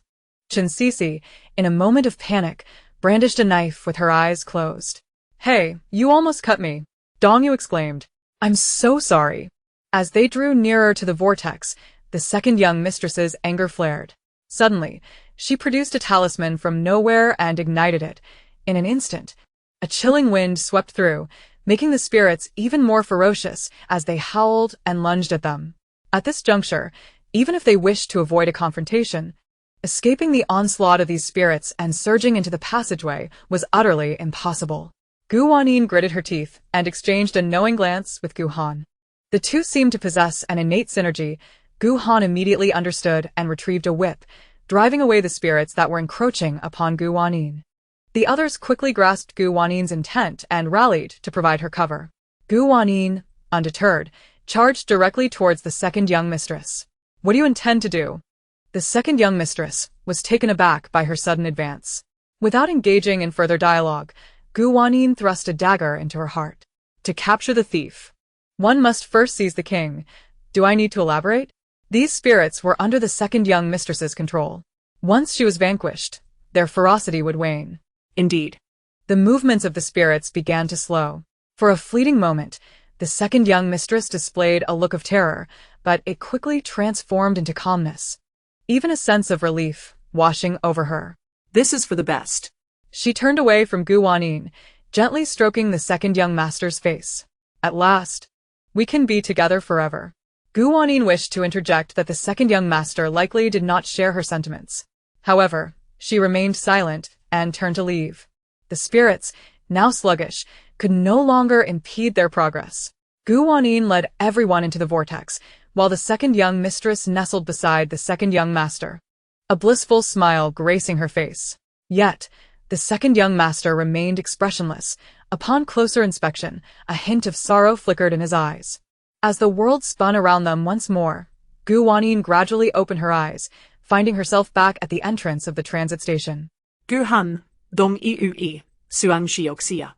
And Bai Shuwen were by her side.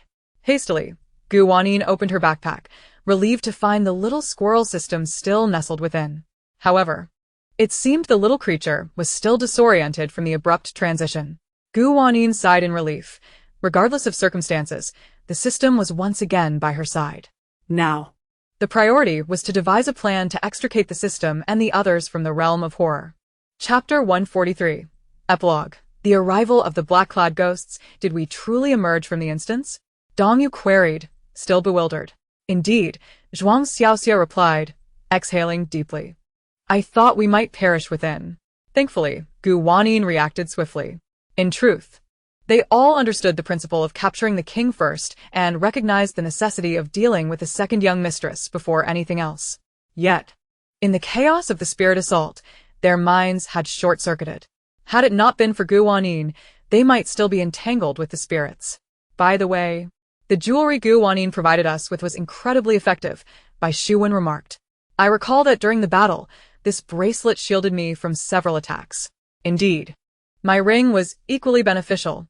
Without it, I surely would have sustained injuries, Zhuang Xiaoxia added. But what of Chen Sisi and Tao Jianxun? Gu Han inquired. Perhaps they returned to a different transit station since they did not enter the instance from the same location as us, Gu Wanyin explained. I see. As long as they are alive, it's a relief. It's unfortunate about the man who perished, she said, her voice falling silent. Although the loss weighed heavily on their hearts, they understood that many met their demise within the horror realm daily. Moreover, Lu Zhuang had brought his fate upon himself. There was little they could do. Thus, they did not dwell on the past instance and soon entered the transit station. The elderly man at the front desk was taken aback upon seeing the five of them. Well, well. You all returned unscathed? Impressive, indeed. You flatter us, Gu Han replied, smiling. Sir, we wish to leave the horror realm. How might we proceed? Leave? The old man scoffed. You think it's that simple? Let me check. You'll need to navigate through at least 6 more instances. 6? Gu Wanin's brows furrowed deeply. That simply will not do. If it were just her, she might have acquiesced. However, not only had she inadvertently entangled others in the horror realm, but her system was also at stake. 6 more instances could take an indeterminate amount of time. If the system remained in the horror realm too long, chaos could ensue. 6 more instances. Unexpectedly, Dong Yu perked up. I find these instances quite fascinating. They're a bit frightening, yet exhilarating. The old man regarded her with a look that implied she was unhinged. In his years of experience, he had never encountered someone who found horror instances enjoyable. No worries. Bai Shuwen waved her hand dismissively. 6 it is. As long as we stick together, we fear nothing. Zhuang Xiaoxia and Gu Han nodded in agreement. Gu Wanyin felt a twinge of emotion. She recognized that their supportive words stemmed from a desire to prevent her from feeling guilty. Who wouldn't want to return to the hotel and live a peaceful life? While they had grown adept at combating zombies, dealing with ghosts was still unfamiliar territory. She needed to devise a strategy to return them to the hotel swiftly. Once the system regained its composure, she would have it reach out to Assistant Xiao. Sir, will we be staying in the same room as before? How many days can we remain? Gu Haning tweeted. Let me see. Yes. You're still in room 404, and you can stay for 3 days. You must enter the next instance by noon on the 3rd day, so be prepared. All right, sir. The old man continued. Will you be purchasing any food? You can use spirit orbs, though the food here isn't very palatable. The others exchanged glances, unimpressed. However, Gu Wanyin suddenly recalled something and asked, wait a moment. We didn't retrieve any spirit orbs from the last instance. Oh, that's typical. Your previous instance was of relatively low difficulty. I estimate you might have only found 2 or 3 spirit orbs tucked away in obscure locations, so you naturally didn't come across them. Once the difficulty increases, obtaining spirit orbs becomes much easier. Then, how do we acquire food now? You can temporarily accrue debt, but if you fail to repay it upon returning from the next instance, you'll have to forfeit your lifespan, the old man stated ominously. Dong Yu shivered at his words. Truly, this is a horror instance. No matter, Gu Wanyin reassured them. I still have some compressed biscuits and beef jerky in my pack. We can ration them to last through these few days. Very well. Just as the 5 were about to ascend the stairs, the door behind them swung open. Gu Wanyin heard a familiar voice call out, Sister. She turned in surprise to see the black-clad ghost entering. Black-clad ghost? How did you end up here? Gu Wanyin asked. Elated. Before she departed, she engaged in a conversation with the figure clad in black. Thus the specter was aware of her impending journey into the realm of horror.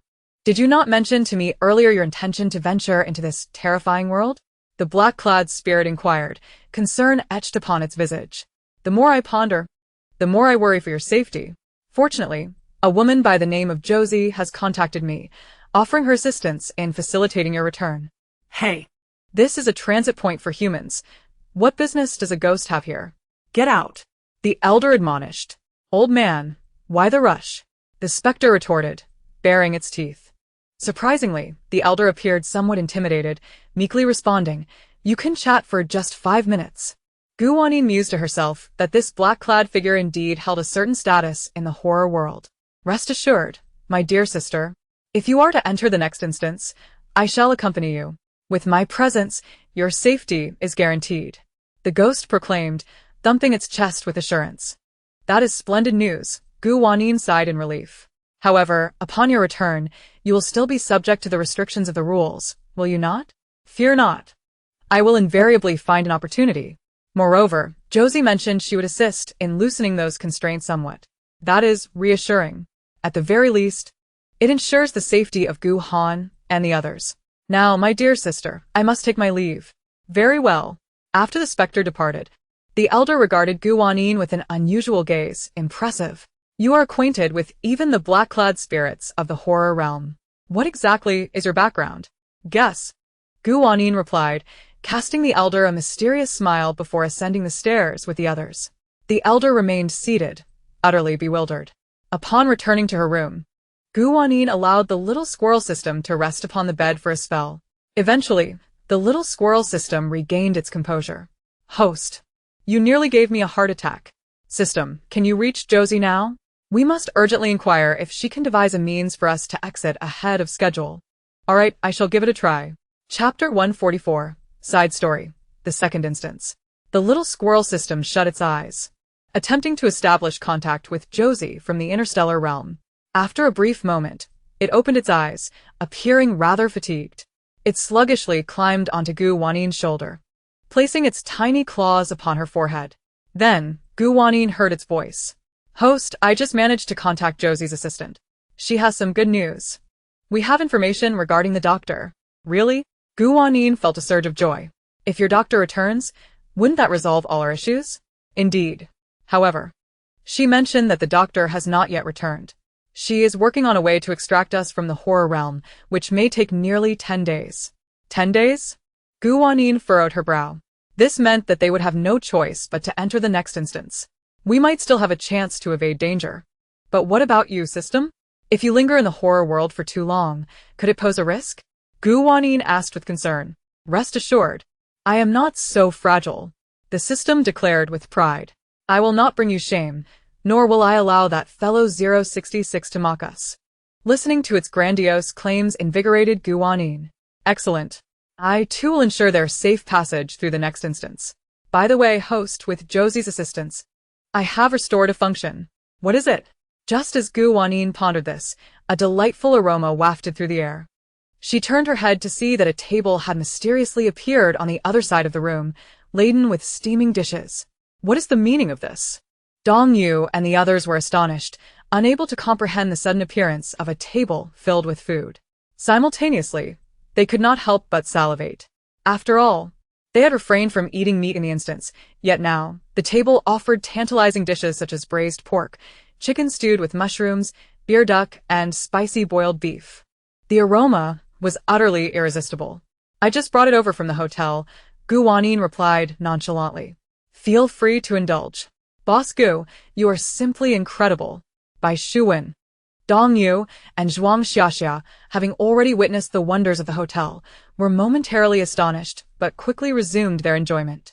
As for Gu Han, aware of the system's nature, she immediately deduced the source of the food. The group continued to feast joyfully, and thereafter, no matter what they desired to eat, they simply needed to inform Wanyin, who would relay their request to the system, allowing the food to be transported directly from the hotel. It feels like we are on a vacation, Gu Han remarked blissfully. And we don't even have to spend our own money. Indeed. However, I wonder what the next instance will entail. Bai Shuwen expressed a hint of concern. The previous instance had been relatively simple. Would the next one increase in difficulty? It surely will. But that is of no consequence. The greater the challenge, the more thrilling it becomes. We have the jewelry from the Demon King to aid us, so there is no need to panic. At noon on the third day, it was once again time to enter the instance. Wanyin secured the little squirrel system in her backpack. Initially, she intended for the system to wait behind, but her concern for its safety prompted her to take it along into the instance. The five of them had barely settled by the edge of the bed when the familiar sensation of vertigo enveloped them once more. When Wanyin opened her eyes again, she found herself standing before a towering building. This edifice appeared to be at least 10 stories high, resembling an office building housing numerous companies. Once she regained her composure, Wanyin stepped toward the entrance. Chapter 145. Side Story. Ping and Company. Upon reaching the entrance, the glass doors swung open automatically. Gazing at these doors, Wanyin felt a wave of nostalgia for her hotel. I wish I could return to the hotel, she mused. Entering the building, she was struck by the lavish decor. Impeccably maintained, entirely unlike what one would expect in a horror instance. Directly ahead was a reception desk manned by a young girl, presumably the guide NPC for newcomers to the instance. Wanyin walked over. Hello, she began, but before she could finish her greeting, the receptionist looked up with a smile and said, You must be the new employee reporting to Ping and Company. The company is on the 4th floor. You can take the elevator directly up. Wanyin was taken aback. What a coincidence, she thought, though upon reflection, her hotel was not the first establishment to bear the name Ping'an, it was rather commonplace.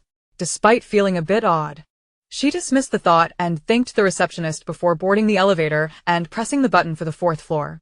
The elevator appeared completely ordinary, adorned with various advertisements. Ding. The elevator arrived at the 4th floor. As Gu Wanyin stepped out, she was greeted by the bold letters spelling Ping and Company. The font was identical to that of her hotel's sign. Her lips twitched slightly as she walked through the company's entrance. Upon closer inspection, the reception area bore an uncanny resemblance to her hotel lobby's waiting area. If this were merely coincidence, she would find it hard to believe. Had the interstellar realm grown lazy, or were 066 and its doctor deliberately trying to vex her? Never mind. Now is not the time for such thoughts. Navigating the instance is of utmost importance. The front desk was unoccupied, prompting Gu Wanyin to venture further into the office area. A dozen individuals were already seated there, including Dong Yu and her companions, who eagerly waved at her upon her arrival. Gu Wanyin approached and settled beside Gu Han. "Is everyone here?" inquired a portly gentleman. "I don't know. How many do we have now?" A woman with curly hair responded. Gu Wanyin counted and was taken aback to find that there were already 16 participants. The current number was double that of the previous instance. A wave of unease washed over Gu Wanyin, mirrored by the somber expressions of the others.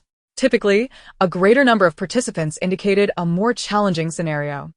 Although Gu Wanyin had just completed one instance, she was well-versed in the narratives of numerous novels and understood this principle. Why are there so many for the second instance when we only had 8 in the last? Gerhon whispered to her. It's likely the doing of 066. Gu Wanyin replied in kind. Perhaps it wants to ensnare us indefinitely within this instance, rendering us incapable of escaping. What a wretched system. I shall certainly ensure that we all survive and escape today. However, moments later, 4 additional players entered. Judging by their demeanor, they were seasoned participants. Consequently, the number of individuals in this instance swelled to a full 20. Ahem. The plump man cleared his throat to capture attention. I trust none of you are novices? Such a challenging instance would not admit newcomers. With no one claiming to be inexperienced, the man exhaled a sigh of relief. The curly-haired woman added, "This instance is likely to be quite arduous. I hope we can collaborate effectively, share any clues we discover promptly. Shall we introduce ourselves?" Certainly. Each person offered their introduction. Yet the sheer number made it unlikely anyone could remember all the names. Just as the introductions concluded, a woman clad in a blouse and a fitted skirt approached. Given her demeanor, she appeared to be one of the NPCs for this instance, her radiant smile reminiscent of the steward from the previous scenario. "Greetings, everyone," she exclaimed, warmly welcoming them to their employment at Peace Company. "I am the manager. You may call me Sister Yuan." "Hello, Sister Yuan." The group responded in unison. "The company won't be excessively busy for the time being, but do remember to work diligently," she continued. "Feel free to choose your workstations. As for the dormitories, they're located over there, 4 rooms in total, with 5 individuals per room. Please divide yourselves accordingly." It seemed almost tailor-made for Gu Wanyin and her companions, as the workstations were arranged in groups of 5, just as the dormitory rooms were. The 5 of them selected a row of workstations and powered on their computers. Gu Wanyin then opened her bag, releasing the little squirrel system for some fresh air. The little squirrel leaped onto her shoulder, its paws resting atop her head, and Gu Wanyin heard its voice. "Host, this instance appears to be quite perilous. I have heard from colleagues in other horror realms that the more normal an instance appears during the day, the more treacherous it becomes by night." "I understand. I will be cautious," Gu Wanyin mentally replied. The previous instance, while seemingly normal during the day, was set in an ancient backdrop, which didn't evoke as strong a sense of immersion for the players, and the maids in the manor occasionally exhibited odd behaviors. However, this current instance was set in a modern context within a company, exuding an air of normality and cleanliness that intensified the player's sense of immersion. Even Sister Yuan exhibited no peculiarities, patiently explaining work tasks to one of the players. Time flew swiftly, and before long, dusk descended. They had scarcely accomplished any work that afternoon, merely idling away the hours. One player remarked, "If only working in the real world could be as leisurely as this. I would rather return to the grind of the real world than remain here in constant fear." Another player's voice trembled as night approached. Upon hearing this, a chill gripped everyone's hearts. Just then, Sister Yuan arrived, carrying 2 large bags of takeout. "This is your dinner," she announced. "After your meal, you may return to your dormitories to rest." The takeout was quite ordinary, featuring 2 meat dishes and a vegetable, though the portions were somewhat scant. Sister Yuan also provided each of them with a bottle of mineral water. The other players devoured their meals ravenously, as they lacked the luxury that Wanyin and her friends enjoyed with their system, which ensured they had delectable food daily. Once they had finished eating, they organized their dormitories and quickly retired for the night. Naturally, Wanyin and her companions shared a room. The dormitory was pristine, furnished with 5 beds adorned with crisp white linens, blankets, and pillows. This hardly feels like a horror instance, Zhuang Xiaoxia remarked while turning on the lights. Night is approaching. We must not let our guard down, Bai Shuwen cautioned. The portion of the takeout was too small. I'm still hungry, Gu Han said, rubbing her stomach. Wanyin, can we order a hot pot? I'm craving it. No sooner had she spoken than a table appeared beside them. It resembled something from a hotel hot pot restaurant, with an automatic boiling pot and an abundance of hot pot ingredients, not to mention several bottles of beverages. Wow. I love this. The 5 of them sat down and joyfully indulged in their hot pot feast. Outside, darkness enveloped the sky. At that moment, a hint of eeriness began to permeate the atmosphere, as the outside darkness was so profound that one could scarcely see their hand in front of their face. There was neither moonlight nor stars, nor any illumination. Just as Wanyin was about to finish her last sip of cola, a sudden knock echoed on the door. Who is it? Dong Yu inquired. It's me, came a woman's voice from outside. I'm Sister Yuan. Chapter 146, Side Story. Remember to wake up early for work. Gu Han, having just satisfied her hunger, still felt a bit dazed upon hearing Sister Yuan outside. She stood to open the door. Wanyin quickly pulled her back. It's quite late, Sister Yuan. Is there something you need? Wanyin called out, her voice rising. We're all ready for bed. Oh, there is suddenly some work that requires you to come out and assist with overtime. Sister Yuan replied in a perfectly normal tone. Rest assured, you will be compensated for your overtime. The group exchanged glances, and Bai Shuwen interjected, Sister Yuan, we 5 do not work overtime. If there's anything, we can handle it in the morning. Based on their previous experience, it was best not to venture out after dark. Oh, all right then. Surprisingly, Sister Yuan did not press further, and quickly consented. Then you all should rest early. Be sure to wake up on time for work tomorrow morning. Okay.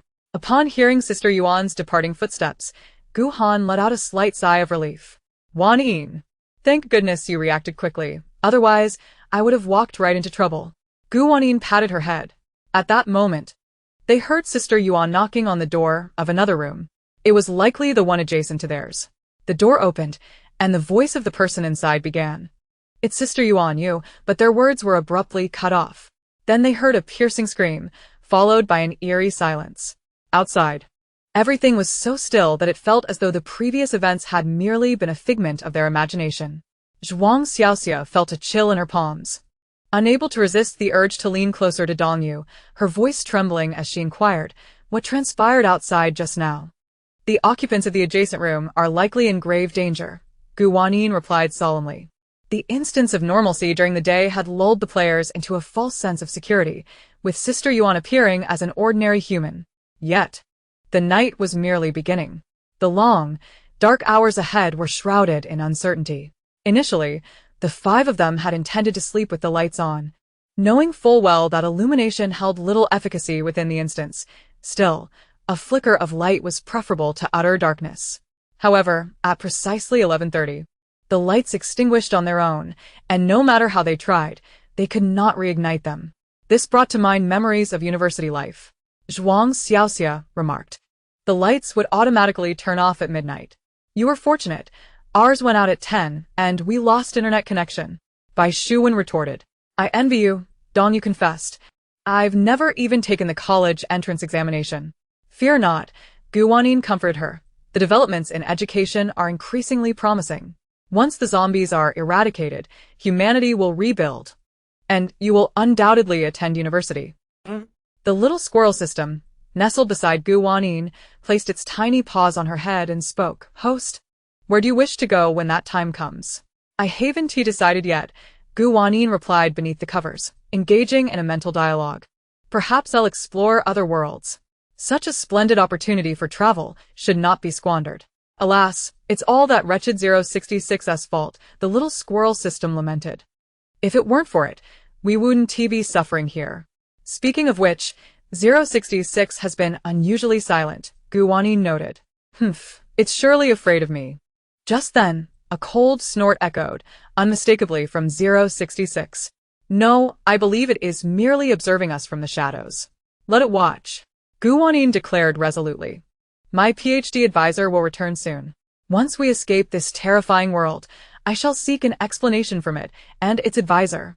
The others seemed to have succumbed to slumber. As Wanyin continued her conversation with the little squirrel system, she too gradually drifted into dreams. However, in the dead of night, she was abruptly awakened by a series of rhythmic knocks. Rubbing her eyes, her first instinct was to assume someone was at the door. Yet, upon further listening, the sound seemed not to be a knock on the door, but rather, someone tapping at the window. Sitting upright in bed, she turned her head, only to be met with a sight that sent icy dread coursing through her veins. Sister Yuan stood outside the window. Despite the impenetrable darkness beyond, a ghastly pallor surrounded her, illuminating her enough for Wanyin to discern her features. She was methodically tapping on the window, her expression earnest, as though engaged in an exceedingly important task. Wanyin's fingers gradually tightened. This was the 4th floor. At that moment, Sister Yuan seemed to sense something, her gaze slowly drifting to Wanyin's face, locking eyes with her. Then, Sister Yuan revealed an unsettling smile. Unsure how to react, Wanyin returned a weak smile in kind. An exchange of gestures, perhaps? Yet, in response to Wanyin's smile, Sister Yuan suddenly lunged forward, slamming her face against the window glass with a resounding thud, distorting her features grotesquely. This action left Wanyin utterly bewildered. Sister Yuan appeared to be making a fervent attempt to squeeze through the glass, but no matter how hard she tried, the window remained an impenetrable barrier. Once Wanyin realized she could not enter, her heart finally eased. Summoning her courage, she descended from the bed and approached the window. Sister Yuan's gaze remained fixed upon her. Wanyin scrutinized Sister Yuan's form. She was suspended midair, clad in the same blouse and fitted skirt from earlier in the day. Her inability to enter had ignited a spark of anger in her expression. Her teeth bared in frustration towards Wanyin. Unfazed, Wanyin stood her ground, observing Sister Yuan's antics. After a time, Sister Yuan seemed to concede defeat. Preparing to depart, Wanyin noticed her lips moving. From the shape of her mouth, she discerned the words, "Remember to rise early for work." Following this utterance, Sister Yuan inexplicably vanished. Wanyin thought, what a diligent worker. Even at this hour, she remains preoccupied with her duties. While she was awake, the others slept soundly until dawn. Han stretched and sat up, only to turn and spot Wanyin, who bore dark circles under her eyes. "Wanyin, have you not slept at all?" "I managed to doze off for a bit," Wanyin replied, her voice laced with weariness. Since awakening to Sister Yuan's presence in the dead of night, sleep had eluded her. "Why must every instance have me waking up in the middle of the night? Why aren't you asleep?" Dong Yu inquired. "Sister Yuan visited last night," Wanyin explained. "She stood right outside the window." "Outside the window?" Zhuang Xiaoxia shivered. "But aren't we on the 4th floor?" Just as Wanyin was about to respond, a piercing scream echoed from outside. Chapter 147. The Unraveling. The 5 of them rushed out of the room, discovering players gathered at the entrance of the adjacent room, their expressions a mixture of shock, distress, and fear. "What is happening?" Dong Yu asked urgently. "You all need to come and see," one player urged. As they approached, the sight within the room sent chills down their spines. Blood stained the walls, beds, and windows, and the room was in utter disarray, as though a fierce battle had transpired overnight. Most alarmingly, the 5 individuals who had occupied the room were nowhere to be found, not even their bodies. On the very first night, 5 had perished. One girl broke into tears. "What do we do? Are we going to die here?" "Stop crying. It's infuriating," a middle-aged man snapped. "What good does crying do at this point? We should be figuring out how to escape this instance. She's just young. It's only natural for her to be frightened by such events. There's no need to scold her. Indeed, we must unite if we are to safely exit this instance.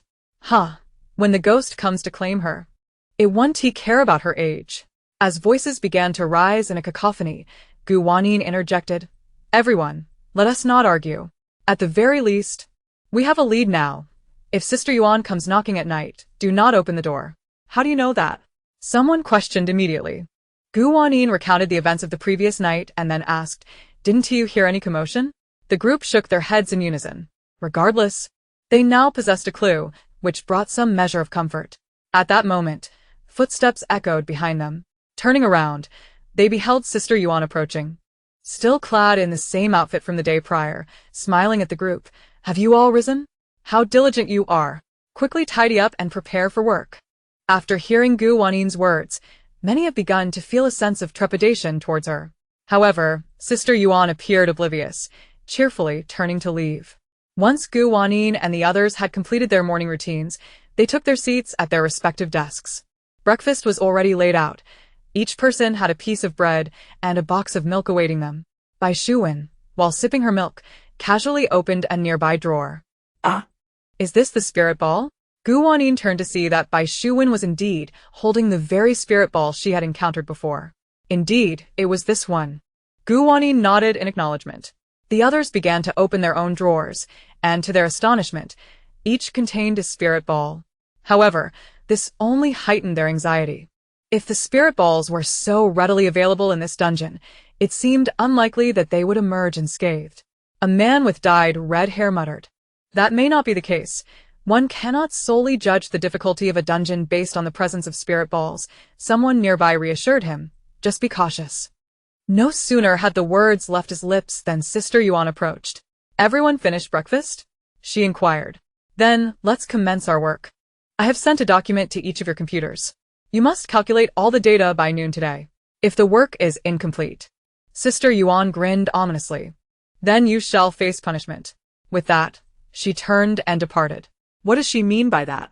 Zhuang Xiaxia felt uneasy. Could it be that failure to complete the work would result in death? Surely not. Could there be such a blatant form of demise? The stout man appeared skeptical.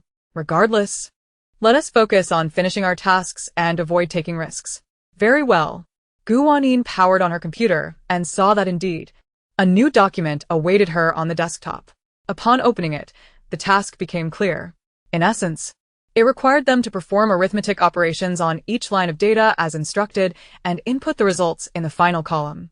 However, for reasons unknown, the document could not be computed using any formulas, and neither the calculator on their computers nor their phones would function. This meant they had to rely solely on their mental calculations. Initially, the numbers were straightforward, but they grew increasingly complex as they progressed. The players were not incapable of calculations, yet under such intense pressure, achieving complete accuracy in their results would undoubtedly prove challenging. The atmosphere fell silent as everyone immersed themselves in their work. The previously anxious red-haired man appeared increasingly tense, his legs trembling and beads of sweat forming on his brow. Surprisingly, he was the first to finish. At this moment, there was still over half an hour until noon. The others were left with only a few calculations remaining. "Where is Sister Yuan? Where is she?" "I've completed my work," the red-haired man exclaimed. The stout man advised, "Why not double-check? What if there are errors?" She merely stated that the work must be completed. She did not specify that it must be flawless. "Time is running out. I must inform her that I am done. I'm terrified. Hurry up, everyone." Just as he finished speaking, the sound of high heels echoed through the room. Sister Yuan was arriving. "I just heard that someone has completed their work?" Sister Yuan asked with a smile. "Yes, it's me." The red-haired man immediately responded, "I've finished." "Sister Yuan, come and see." "Very well, let me take a look," Sister Yuan replied, taking a seat at his desk to review the completed document. Meanwhile, the others hastened to finalize their own work, for time was of the essence.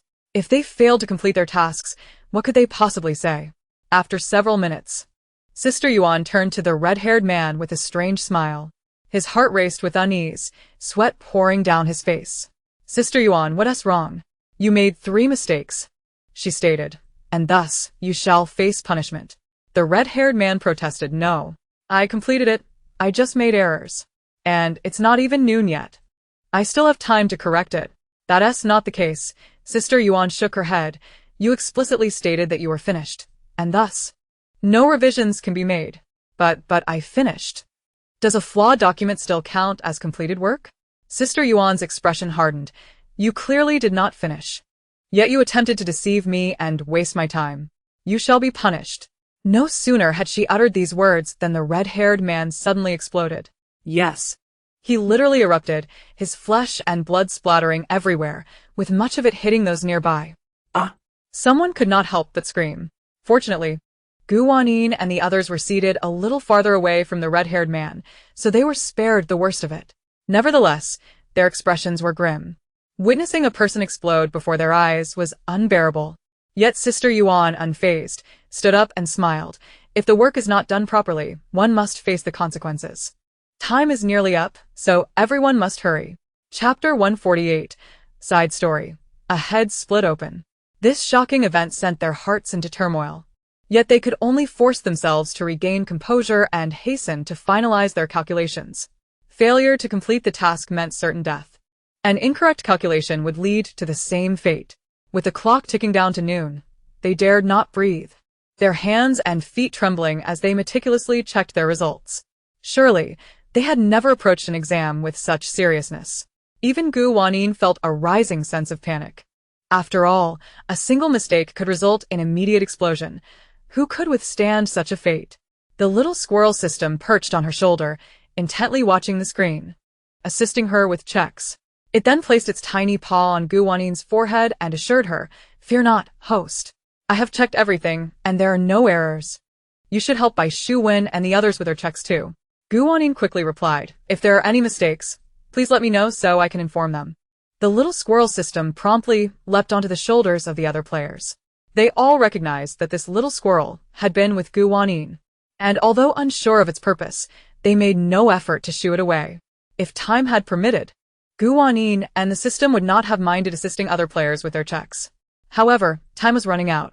Thus, Wanyin focused solely on her friends. Soon, the little squirrel system returned. "Host, only Dongyu's data in the 22nd row is incorrect. You must tell her." Wanyin glanced at the clock. Less than 2 minutes remained. She immediately stood and rushed to Dongyu's side. "What's wrong?" Dongyu was startled by her sudden approach.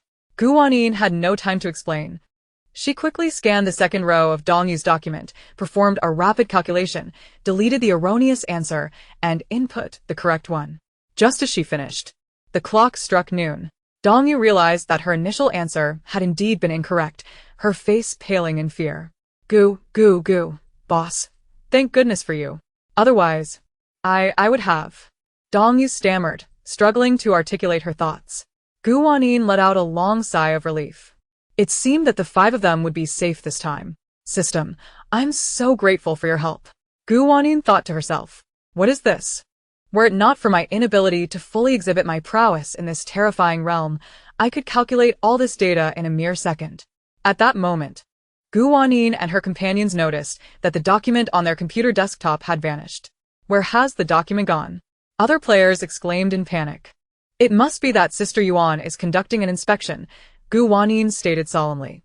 Upon hearing this, everyone else's heart sank, save for Wanyin and her group. "What should we do? I'm not even certain if my calculations are entirely accurate. If I must die, so be it." Living in constant dread every day is simply unbearable. Some players even broke down in tears. After approximately 10 minutes, Sister Yuan reappeared.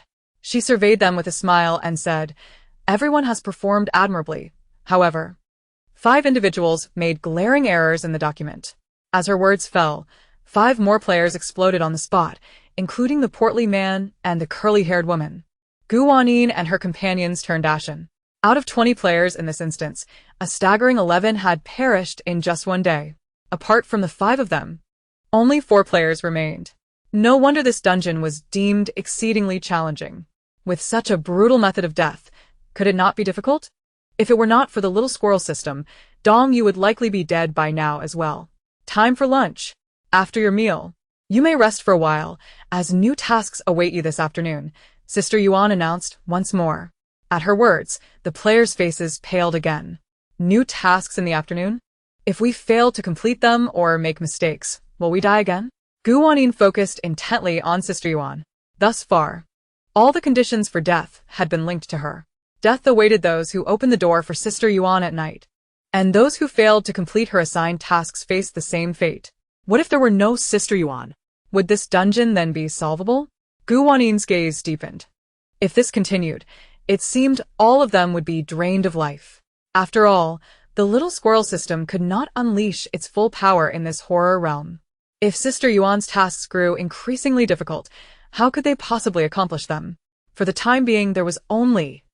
Sister Yuan appeared oblivious to their grim expressions, turning away to fetch lunchboxes. After a while, she returned, carrying numerous boxes and began distributing them. When she handed a box to Gu Wanyin, the latter smiled and said, "Thank you, Sister Yuan." She was the only one brave enough to speak to Sister Yuan at that moment. Sister Yuan regarded her with surprise before laughing. "Indeed, you must be a diligent employee." Naturally, Gu Wanyin responded with a smile. The other players looked on, astonished and fearful, unable to comprehend her motives in conversing with Sister Yuan, who had become a figure of terror in their eyes. Gu Wanyin set the lunchbox aside and continued, "Sister Yuan, I have some work-related inquiries. May I ask you to come a little closer?" Sister Yuan, still smiling, replied, "Of course. I adore answering work-related questions." Before she could finish her sentence, Gu Wanyin abruptly drew a knife from her bag and plunged it directly into Sister Yuan's heart. Sister Yuan's eyes widened in disbelief as she gasped, You dare." The other players were startled, some even screaming. "How disappointing. I couldn't kill her in one stroke," Gu Wanyin muttered in frustration. At that moment, Gu Han and the others snapped into action, rushing forward to bring it down upon Sister Yuan's head, instantly splitting it open. "What are you doing?" A player screamed, "You've killed the key NPC." Before he could finish, a dark vortex signaling their exit from the dungeon appeared nearby. What is happening? We actually cleared it? We can leave." A player shouted in surprise. So, it was this simple to clear the dungeon by killing Sister Yuan. Dongyu exclaimed incredulously. "This is not simple," Gu Wanyin remarked as she pulled out a piece of paper to wipe the blood from her blade. Few players dared to act directly against an NPC. However, she had already contemplated this. Since their entrance into the dungeon, the only NPC they had encountered, aside from the inconspicuous receptionist downstairs, was Sister Yuan. Thus, it was highly plausible that Sister Yuan was the key to clearing the dungeon. Either players killed Sister Yuan to escape, or she would exhaust them with one task after another until they all perished. While she wasn't entirely certain her hypothesis was correct, she decided to gamble on a bold move. As it turned out, her wager had paid off. "All right, let us hurry and exit." The players filed into the passage one by one. Gu Wanyin organized her bag and was just about to enter when she suddenly heard the system's excited voice. "Host, you're back. My doctor has returned." Chapter 149, The Apocalypse of Medieval Vampires. Sitting on the grand bed in her hotel suite, Gu Wanyin felt as though she were dreaming. The system suddenly informed her that its doctor had returned. Then, she felt a dizzying whirl. When she opened her eyes again, she found herself back in the hotel. Bai Shuwen, Dongyu, and Zhuang Xiaoxia had naturally returned with her, while Gu Han had returned to her own world. However, the system had not yet made any sound, likely off dealing with matters in the interstellar realm. After all, it had endured considerable grievances, and now that its doctor was back, it surely had much to report. 066 had also remained silent. Perhaps it was no longer in her mind. Gu Wanyin lay on the grand bed, indulging in a peaceful slumber. When she awoke, Cola and Hamburger had returned from school and were quietly sitting at the table doing homework. "Sister, you're awake," Hamburger exclaimed as soon as he saw her. "You were gone for so long. I missed you." Gu Wanyin patted his head and asked, "Have you had dinner?" "Not yet. I'll wait for you to eat together."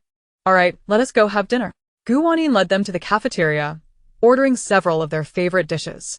Although they had fared well in the horror realm, the atmosphere made even the most delectable food fall short of satisfaction. As she was eating, the system's voice echoed in her mind. "Ding. Host, I'm back." "System. You've finally returned. How did it go? Was 066 and its doctor dealt with?" Gu Wanyin inquired mentally. "Of course. My doctor was furious upon learning I was mistreated. 066 doctor has been dismissed, and as for 066, it's no longer in your mind, so rest easy. Moreover, it has been stripped of its binding privileges with you, and will only serve as a lowly service system in the interstellar realm from now on." As for its functions, they have been significantly reduced, rendering it akin to a simpleton. The description of the system elicited a faint smile from Gu Wanyin. Although 066 was in a dire predicament, she felt no sympathy whatsoever. This 066 had not only dragged her family system into a terrifying world, but had also ensnared her and her friends in the process. Were it not for the jewelry that Long Yu had previously bestowed upon her, they would have endured far greater suffering. Merely transforming it into a fool was already too lenient. By the way, host, I have something to discuss with you. What is it? Please eat first. I'll tell you after the meal. Why the air of mystery? Gu Wanyin retorted. After dining, as Keilei and Han Bao went off to play, Gu Wanyin returned to her room and inquired, System, can we talk now? Indeed, host. Recently, the Interstellar has discovered another apocalyptic world and wishes to send someone to manage a hotel there. However, after a prolonged search, they have yet to find a suitable candidate. Hence. So, you want me to go? Precisely. Since the hotel tasks here have been completed, and with such reliable staff remaining, we can leave knowing that the hotel's operational mechanisms will persist. Once the zombies are eradicated, the Interstellar will assist in rebuilding this world's homes. Gu Wanyin pondered for a moment. Opening another hotel did not seem particularly daunting. After all, it would not be exhausting. But will my invincible buffs and various privileges still apply in this new apocalyptic world? Of course. With this system at your side, no unforeseen circumstances should arise. Then, venturing into another world sounds delightful, Gu Wanyin remarked. Is this apocalyptic world similar to the one here? Well, there are some differences. You'll understand once you arrive. What? When Gu Wanyin stood before a grand and opulent castle, she was momentarily taken aback. System, didn't he say we were managing a hotel? Where is the promised hotel? This is it. Host, look up.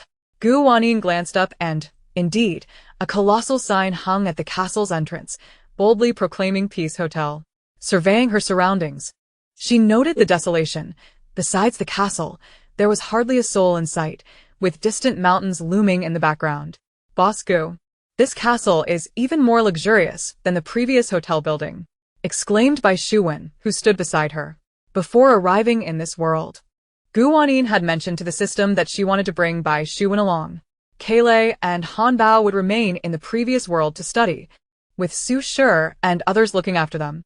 Dong Yu still had her studies to complete, and Zhuang Xiaxia was engrossed in research. Only Bai Shuwen, having just finished filming a movie, eagerly jumped at the chance to accompany her to this new world. The system had agreed to bring her along, but she would have to serve as a staff member at the new hotel. Bai Shuwen was more than willing, finding it hardly burdensome. Indeed, Gu Wanyin nodded in agreement. Host, please proceed inside. Once you're in, I will provide you with a detailed explanation. Thus, Gu Wanyin and Bai Shuwen entered the castle together.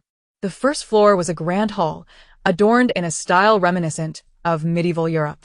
The walls were embellished with several enormous oil paintings, and the center of the hall featured sofas and tea tables, along with chairs.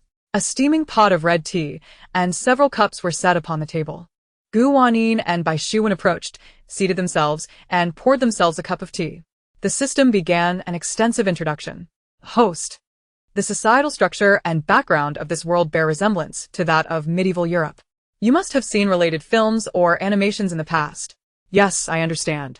So, there are kings, dukes, counts, and such positions? Precisely. In your original world, the medieval period was rife with chaos, feudal fragmentation leading to ceaseless wars, plunging people into despair and suffering. However, in this world, it is not war that brings despair and suffering, but rather vampires. Gu Wanyin's eyes lit up. I am quite familiar with vampires. I've watched numerous films and series related to them. The vampires in this world are particularly ferocious. They are the ones who have ushered in the apocalypse. Gu Wanyin understood. In the previous world, the apocalypse was instigated by zombies and natural disasters. In this world, it was the vampires who caused the downfall. The vampires relentlessly attacked humans, and with the humans' combat abilities vastly inferior to those of the vampires, most were left to flee in disarray, leading lives of torment.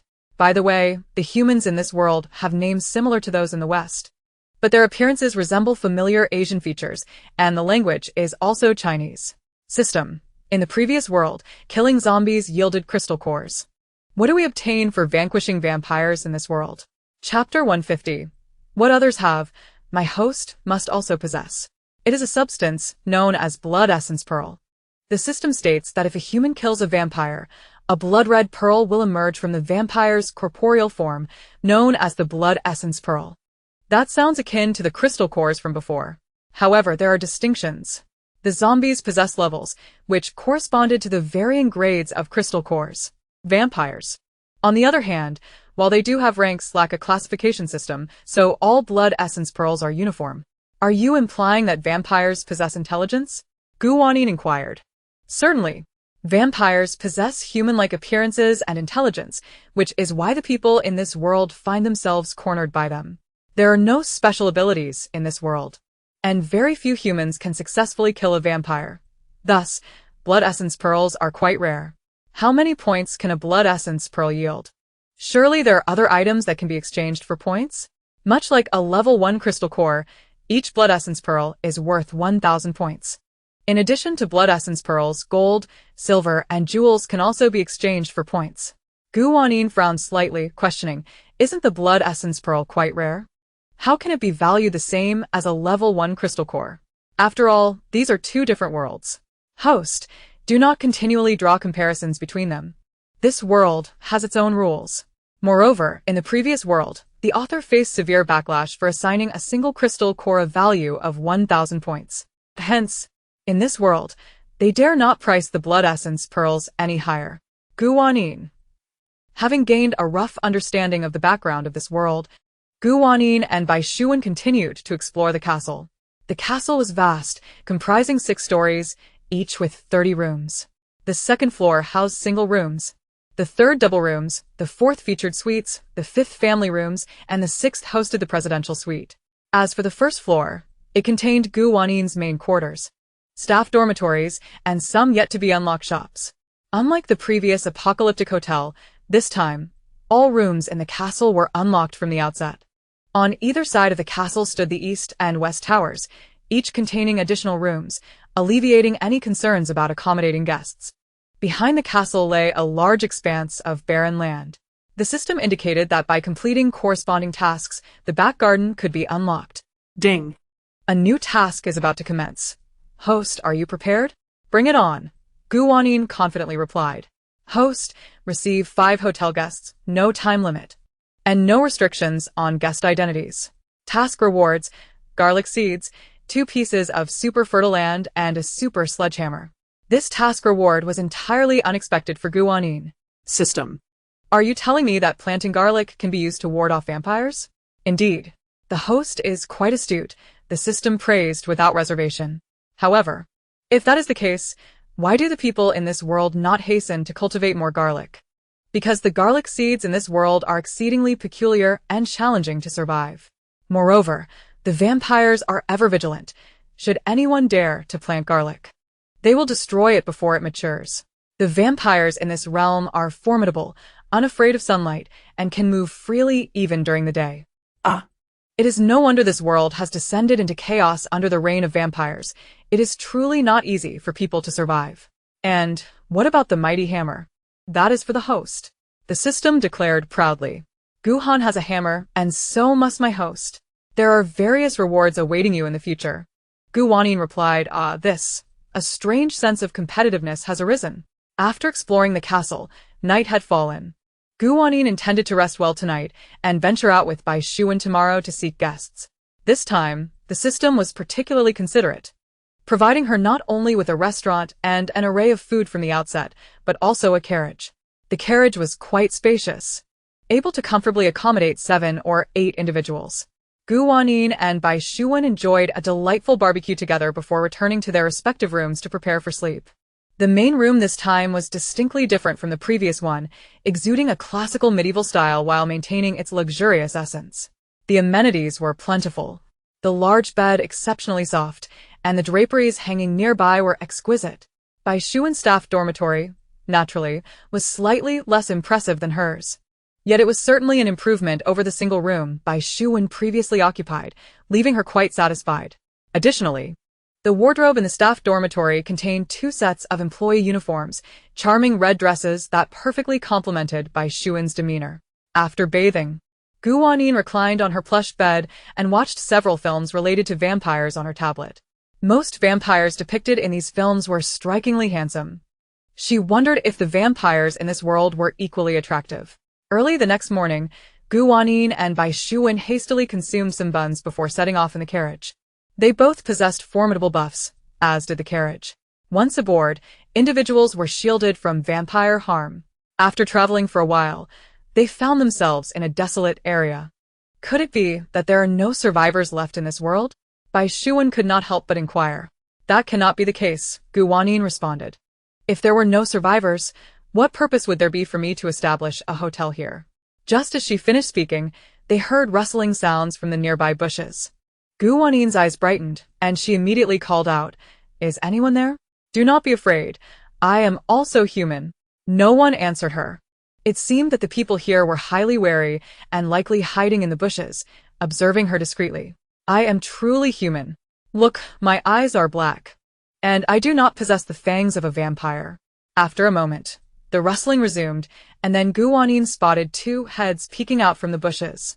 One was male and the other female, both appearing quite young, around 17 or 18 years of age. Gu Wanyin offered them a friendly smile. "What are you doing?" the boy asked nervously. "Aren't you afraid of being discovered by vampires, standing in the open like this and driving a carriage? Hurry and come in to hide." "Do not be afraid.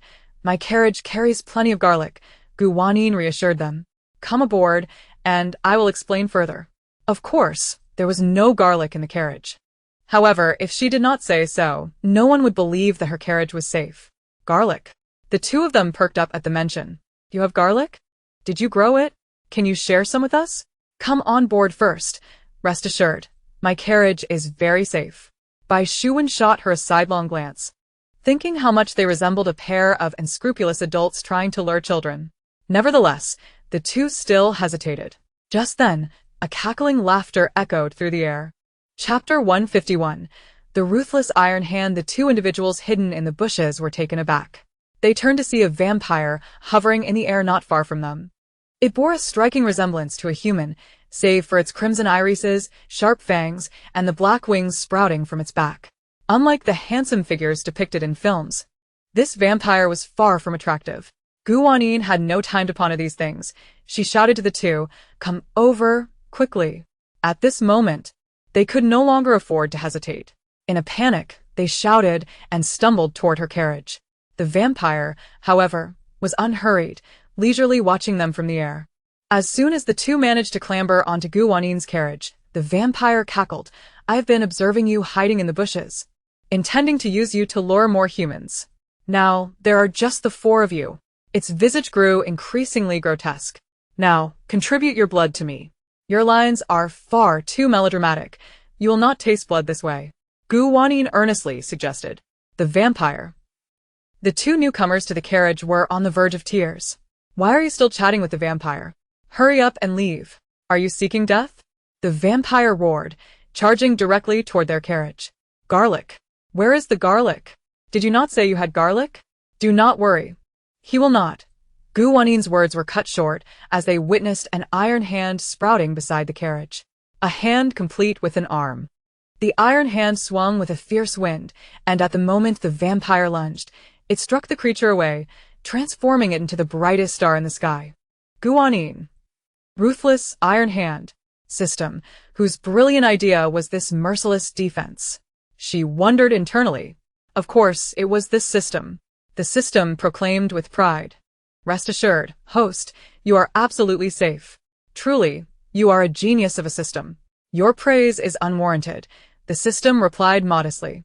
Bai Shuan remained composed, while the 2 newcomers were left utterly bewildered. Did you just send the vampire flying?" the girl asked, her eyes wide with disbelief. "What was that? Are you a witch?" "Certainly not. I am just an ordinary human like you." Gu Wanyin continued to drive the carriage. "However, I have been favored by the divine. Acquiring this marvelous castle and this carriage is a complimentary gift." Gu Wanyin understood that people in this era were deeply superstitious and revered the divine. making her statement quite reasonable in their eyes. Is that true? After her initial shock, the girl gazed at her with admiration. If you have received divine blessings, you must be an extraordinary person. Not particularly, Wanyin chuckled lightly. The boy, however, was more cautious than the girl, his skepticism evident as he asked, "Where are you taking us now?" "To see if we can find any other survivors, then we will return to the castle together," Wanyin replied. Bai Shuwen added, "As you just witnessed, as long as you are in the carriage, vampires cannot harm you. Likewise, the castle is completely secure, and there is food to eat. However, it is necessary for you to exchange blood essence pearls or gold and silver jewels for points, which can then be used to settle accommodation fees and purchase food." Absolutely secure? No wonder it is a castle bestowed by the gods. The girl exclaimed. If Bai Shuwen had stated this outright, they would undoubtedly have been incredulous. Yet, having just witnessed the merciless Iron Hand send a vampire flying, they were indeed curious to discover what the castle was like. "What exactly are points?" the boy inquired. "Well, "Consider them akin to currency, essentially used for transactions," was the reply. "Do you know of any nearby individuals?" Wanyin asked. The girl cast her gaze downwards, disheartened, and replied, "Initially, we were with several friends, but we got separated a few days ago, and now it's just the two of us siblings left. Lately, we haven't spotted any other survivors, perhaps because everyone is hiding so cautiously. After all, vampires have keen eyesight. Once spotted by a vampire, it's a certain death." "Well, let us proceed further," came the response. They had not ventured far when a piercing scream echoed from ahead. Chapter 152. What are you barking like a dog for? Has another person been attacked by a vampire? Bai Shuwen's expression shifted. Wanyin immediately cracked the whip, urging the horse to quicken its pace. Soon, they spotted a girl stumbling towards them, with a vampire trailing behind. This vampire seemed to be toying with its prey, leisurely walking rather than flying, a mocking smile gracing its lips. "Damn it, I detest pretentious individuals," Bai Shuwen cursed. "It must be the most insufferable vampire," Wanyin remarked. She waved to the girl, calling, "Hurry over. Come here." The girl, in a state of panic, recognized that they appeared to be humans in considerable number, and without a second thought, she scrambled onto the carriage, tumbling into Bai Shuwen's embrace. The vampire strolled to a stop not far from the carriage, its eyes glinting with a greedy light as it surveyed the humans. "I shall capture all of you and present you to Lord Julius," Wanyin retorted. "What are you barking like a dog for?" The vampire, taken aback, had yet to react when the merciless Iron Hand reappeared, extending its reach to deliver a punch that sent the vampire sprawling. After the carriage had traveled some distance, they encountered a middle-aged couple hiding in a burrow. The task of finding 5 hotel guests had been fulfilled, and with the carriage nearly full, Wanyin began to steer it back. On the way, they came across 2 more humans. Wanyin thought that with so many hotel rooms available, accommodating 2 additional guests would be beneficial. So she invited them to squeeze onto the carriage and return to the hotel together. The journey back was smooth, devoid of any vampire encounters. However, the spirits of those in the carriage were notably low. The wife of the middle-aged couple even began to weep softly. When asked, it emerged that her sister had been taken by a vampire days prior, and her whereabouts remained unknown. Others wished to comfort her, but were at a loss for words. While described as missing, those captured by vampires rarely had favorable outcomes. Furthermore, others had also lost loved ones to the hands of vampires. An air of melancholy enveloped the carriage. Bai Shuwen, noticing this, quickly interjected, "Everyone, we are nearing our castle. It boasts numerous rooms and food. You can exchange blood essence pearls or gold and silver jewels for points to stay." Her words indeed diverted the attention of several passengers, who began to inquire excitedly, "Is that true? What kind of food is available? How many people can a room accommodate? Is it safe? What if vampires find us? A castle is a large target. Surely vampires will discover it." Wanyin assured them with a smile, "Rest assured, my castle is absolutely secure." Those who had witnessed the Iron Hand's formidable power found her words credible. However, the later arrivals remained skeptical, doubting the existence of such a haven. Regardless of how fortified a stronghold might be, vampires could breach it. How could a mere castle withstand the onslaught of vampires? Yet, when the carriage halted before the castle, They could not help but gape in awe. What a grand castle! Is it not larger than the residence of a king? I wouldn't know. I have never seen a king's castle. Look, there's a sign. Peace in, what does it mean? Wanyin.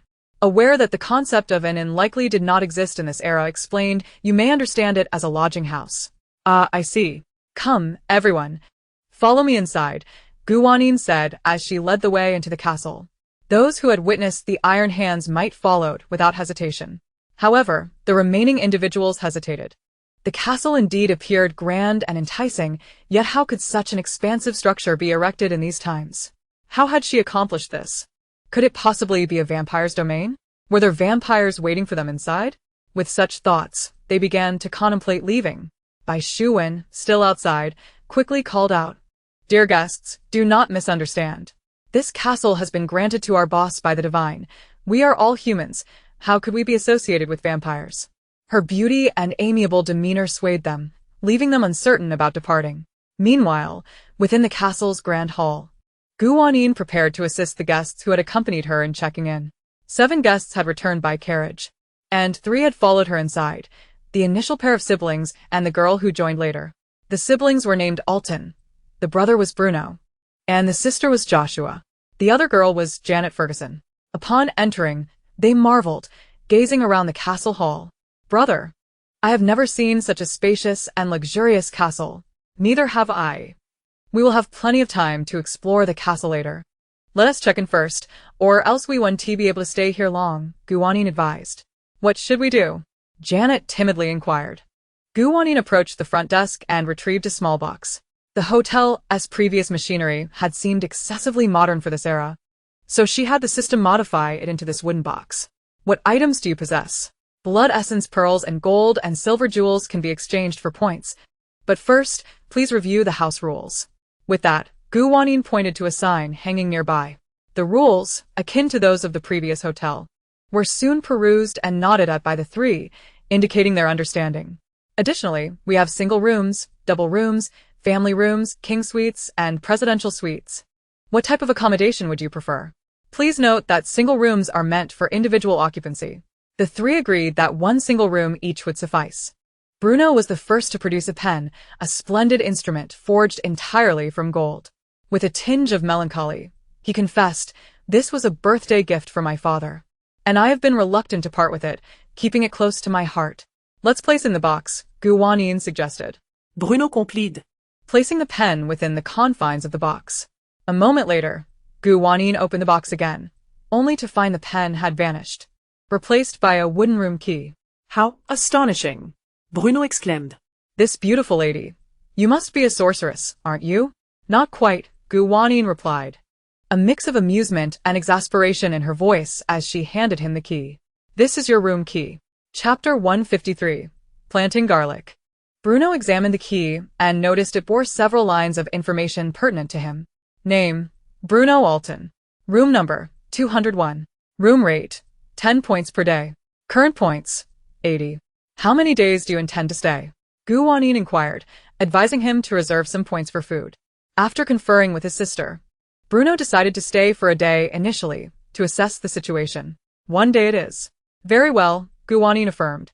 Upon Bruno's subsequent glance at the key, he realized the points had diminished to 70. This, he gasped. Truly, this is a castle bestowed by the divine. It is simply marvelous. He had lost count of how many times he had exclaimed in wonder, even causing his sister Joshua to express a hint of annoyance. All right, brother, cease your astonishment, and let us get our room keys as well.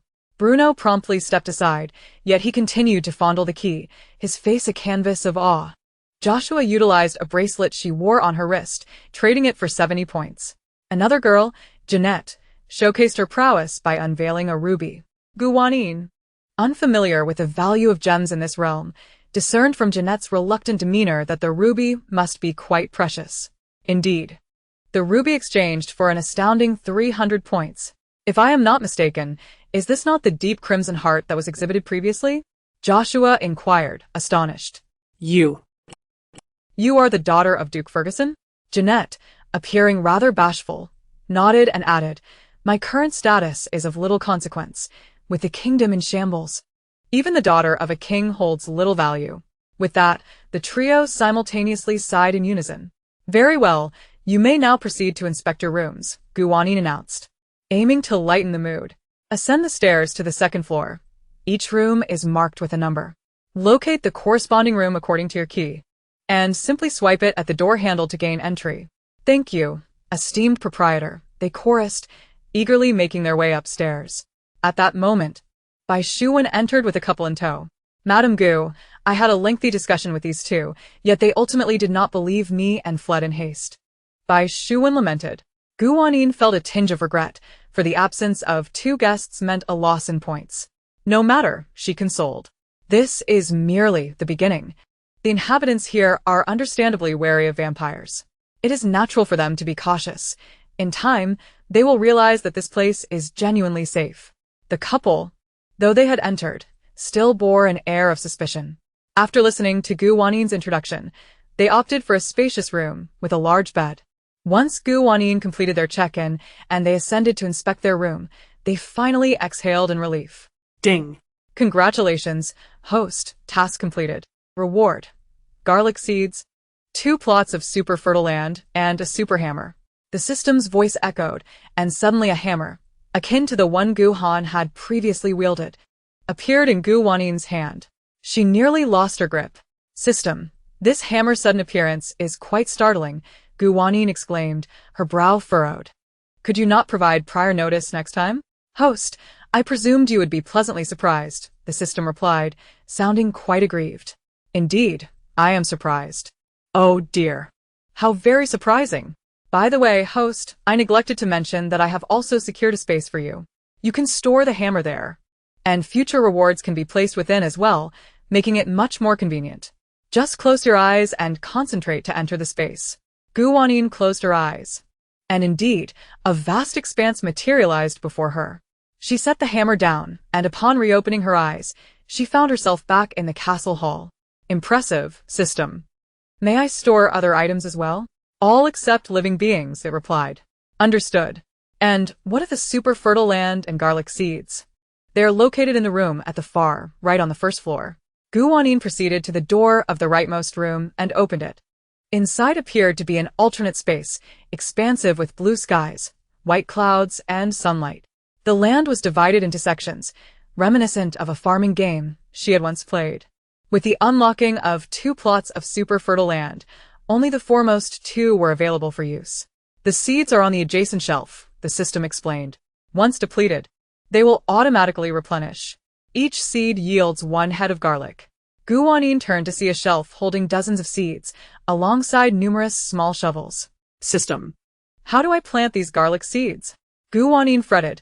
I have never farmed before. Fear not, host, it is quite simple. Following the system's guidance, Gu Wanyin picked up a small shovel and knelt beside the first plot of fertile land. She dug a small hole, placed a garlic seed inside, and covered it with soil. What next? She inquired. That's it. What? Is it really that simple? Indeed, as I mentioned, it is quite easy. Each garlic seed takes 12 hours to mature. After 12 hours, return, and you shall find a head of garlic grown here. Gu Wanyin planted another seed in the adjacent plot and then asked, do I need to water or fertilize them? You must water them once daily, however.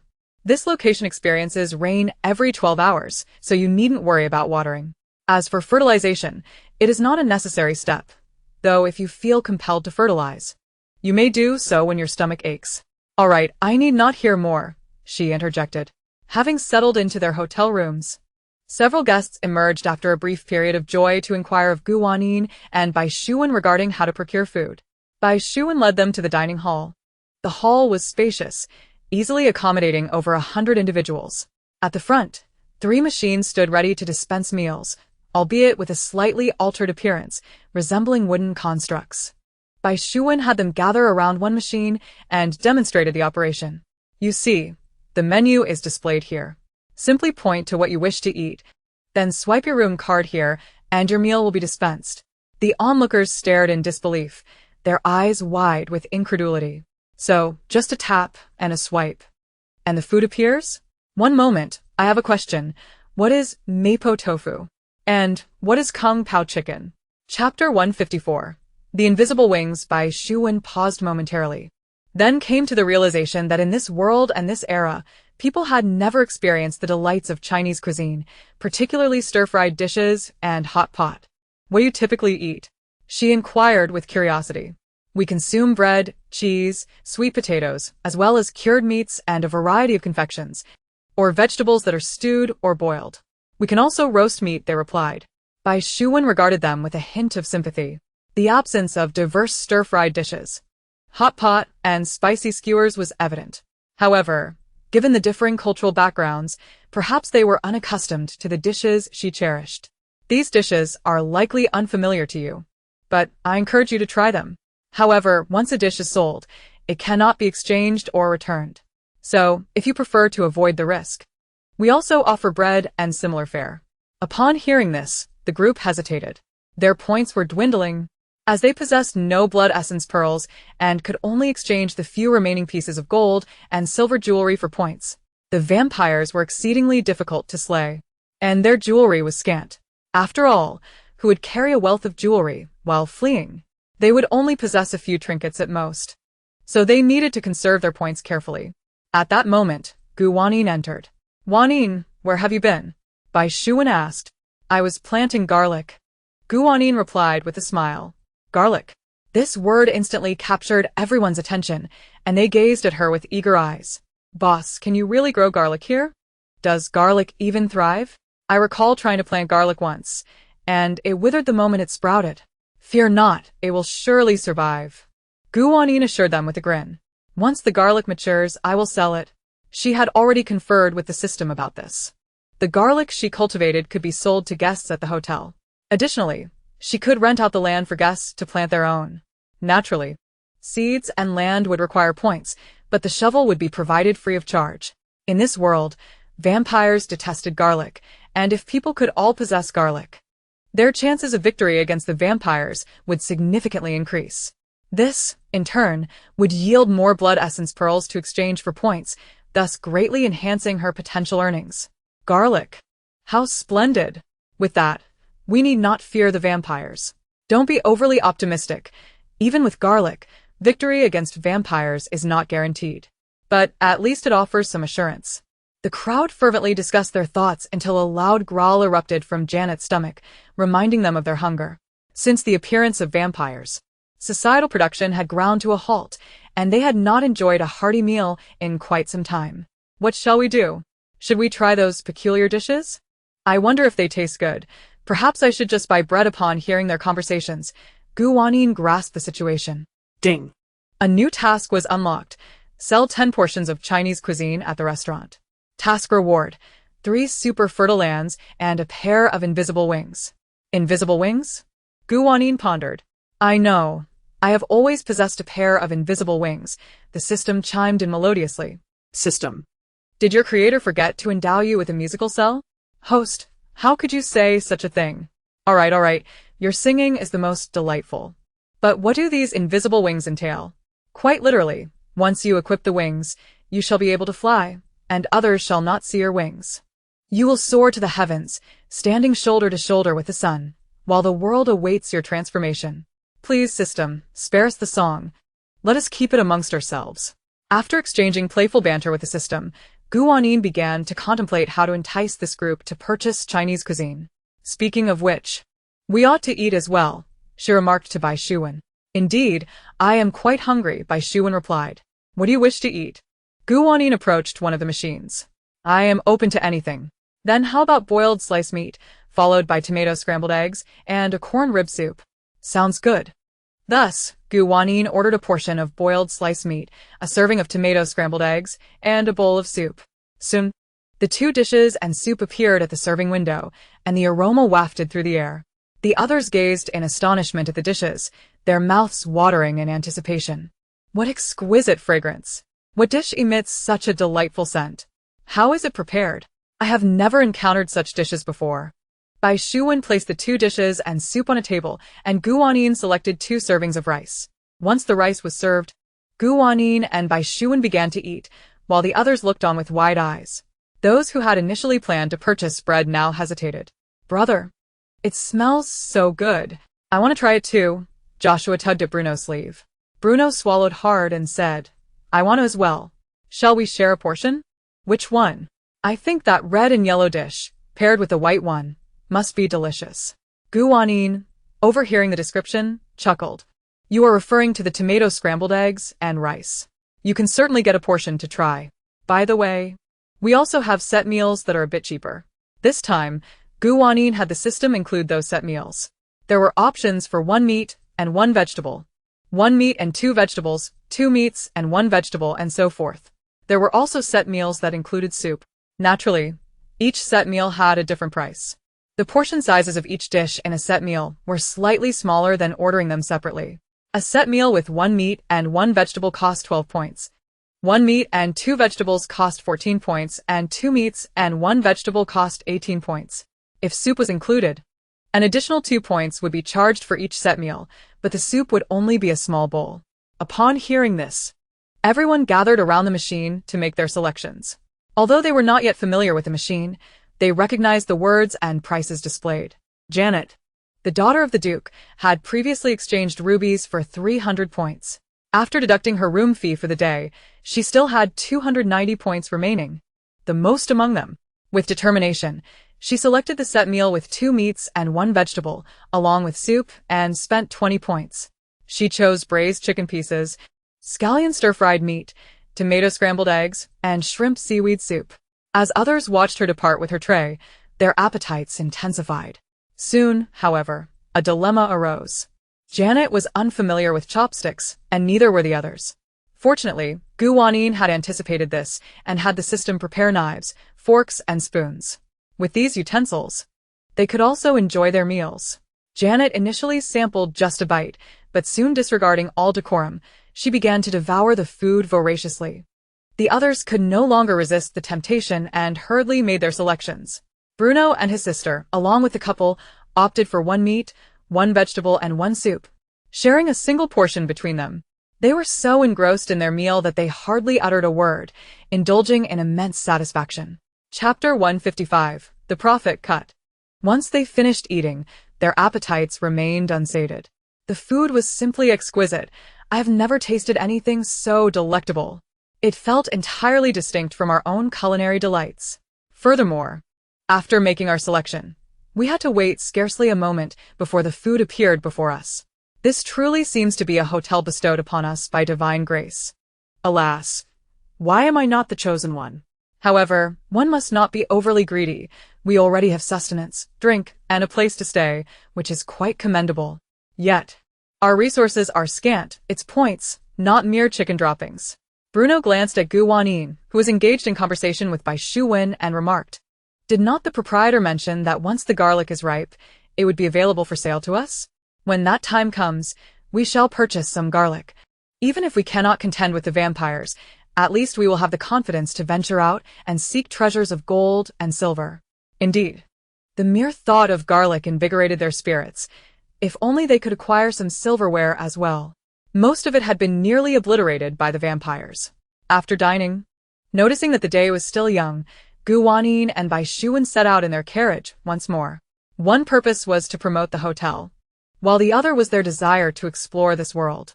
After all, the medieval backdrop was something they had only previously encountered in television dramas and films. The system had informed Wanyin that the carriage was a product of its design and required no guidance from a driver. The horses inherently knew the way. She merely had to voice her desired direction. Initially, Wanyin had wished to experience the thrill of driving the carriage herself, but having done so, she allowed the horses to take the reins while she and Bai Shuwen sat inside, munching on chips and spicy strips, gazing at the scenery flanking the streets. However, the present landscape was one of devastation. Occasionally, they passed dilapidated houses, most of which were abandoned, some even charred to ashes. Bai Shuwen could not help but reminisce about the days she struggled to survive during the apocalypse. Without Wanyin and the Peace Hotel, perhaps that world would still be in ruin, and she would remain uncertain if she could have persevered until now. Contemplating this, she felt an overwhelming urge to lean closer to Wanyin. Don't come over here, Wanyin protested playfully. How irritating. We are all girls. Can't we share a moment? Move away. While the two were engaged in their playful banter, they noticed a few figures ahead. Their swagger was unmistakably not that of humans. They were vampires. Wanyin promptly pressed a button at the front. The carriage's protective mechanisms were far from limited to the ruthless iron hand. Upon pressing this button, the entire carriage, including its occupants, became invisible. The vampires could not perceive them. While the ruthless iron hand was intriguing, Wanyin had no desire to squander time with these vampires. As the carriage glided past the group of vampires, Wanyin stole a glance. There were 7 in total, appearing quite youthful. Dressed in the garb of affluent young gentlemen of this era, handsome in appearance. However, their hair was an explosion of colors: red, orange, yellow, green, blue, indigo, and violet, creating a veritable rainbow. Wanyin found herself momentarily bewildered. Such hair colors might seem stunning in an anime, complemented by attractive faces, but in reality, I thought I saw a carriage passing by just now. How did it vanish in the blink of an eye? One of the vampires questioned. What are you talking about? You must have misseen. Never mind. I heard that a small town to the east still harbors a number of humans. Shall we head there and see who can slay more of them? Are you up for the challenge? Why should I not be?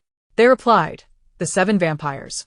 Not unlike a band of animated figures, immediately took to the air, wings unfurling as they soared skyward. However, their vibrant hair remained conspicuously noticeable against the sky.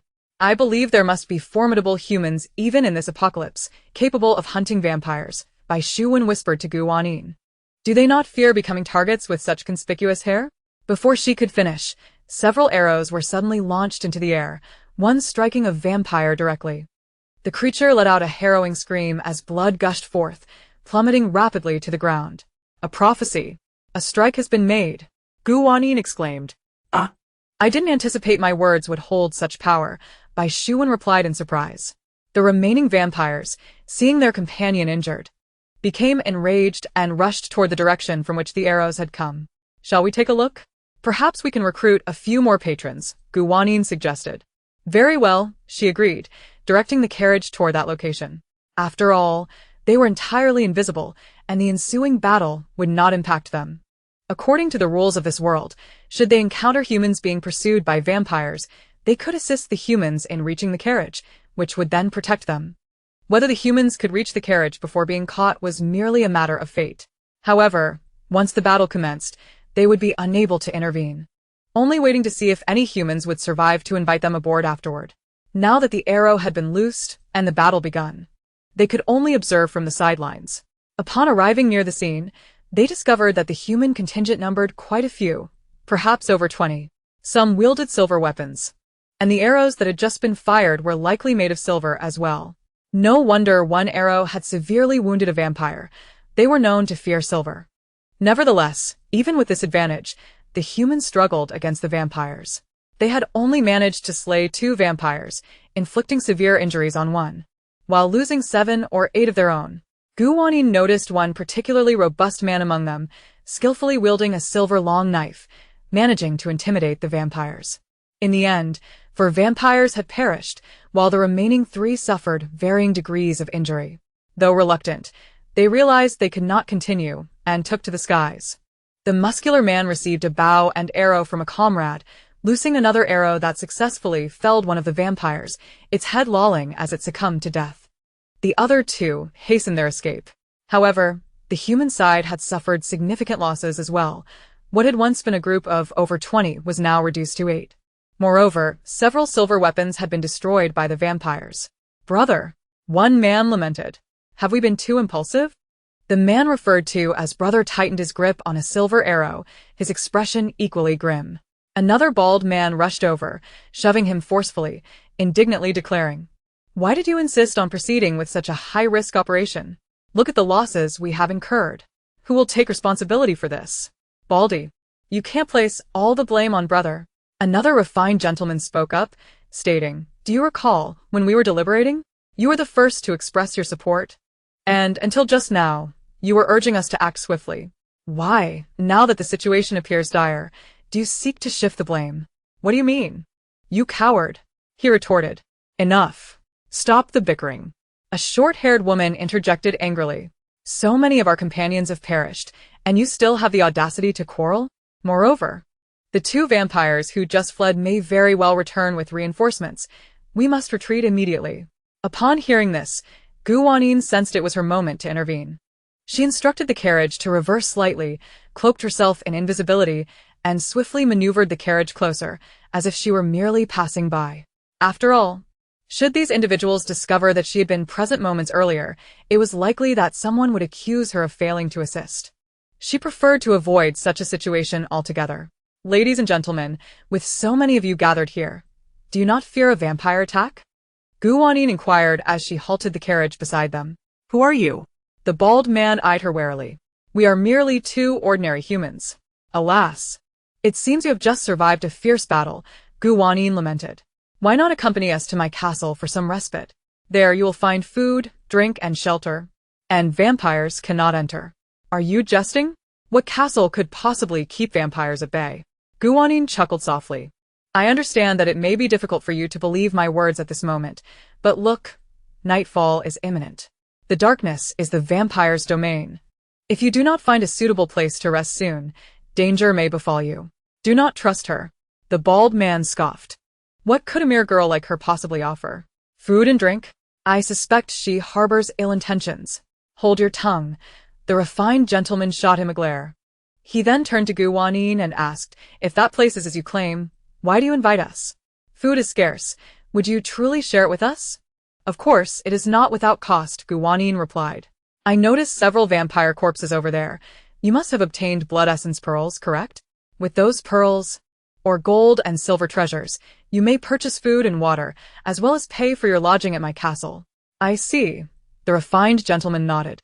If Wanyin had offered her services for free, he would indeed have questioned her motives, for in a world plagued by vampires, how many would be so selfless? Brother, what do you think? Should we take a look? The short-haired woman asked.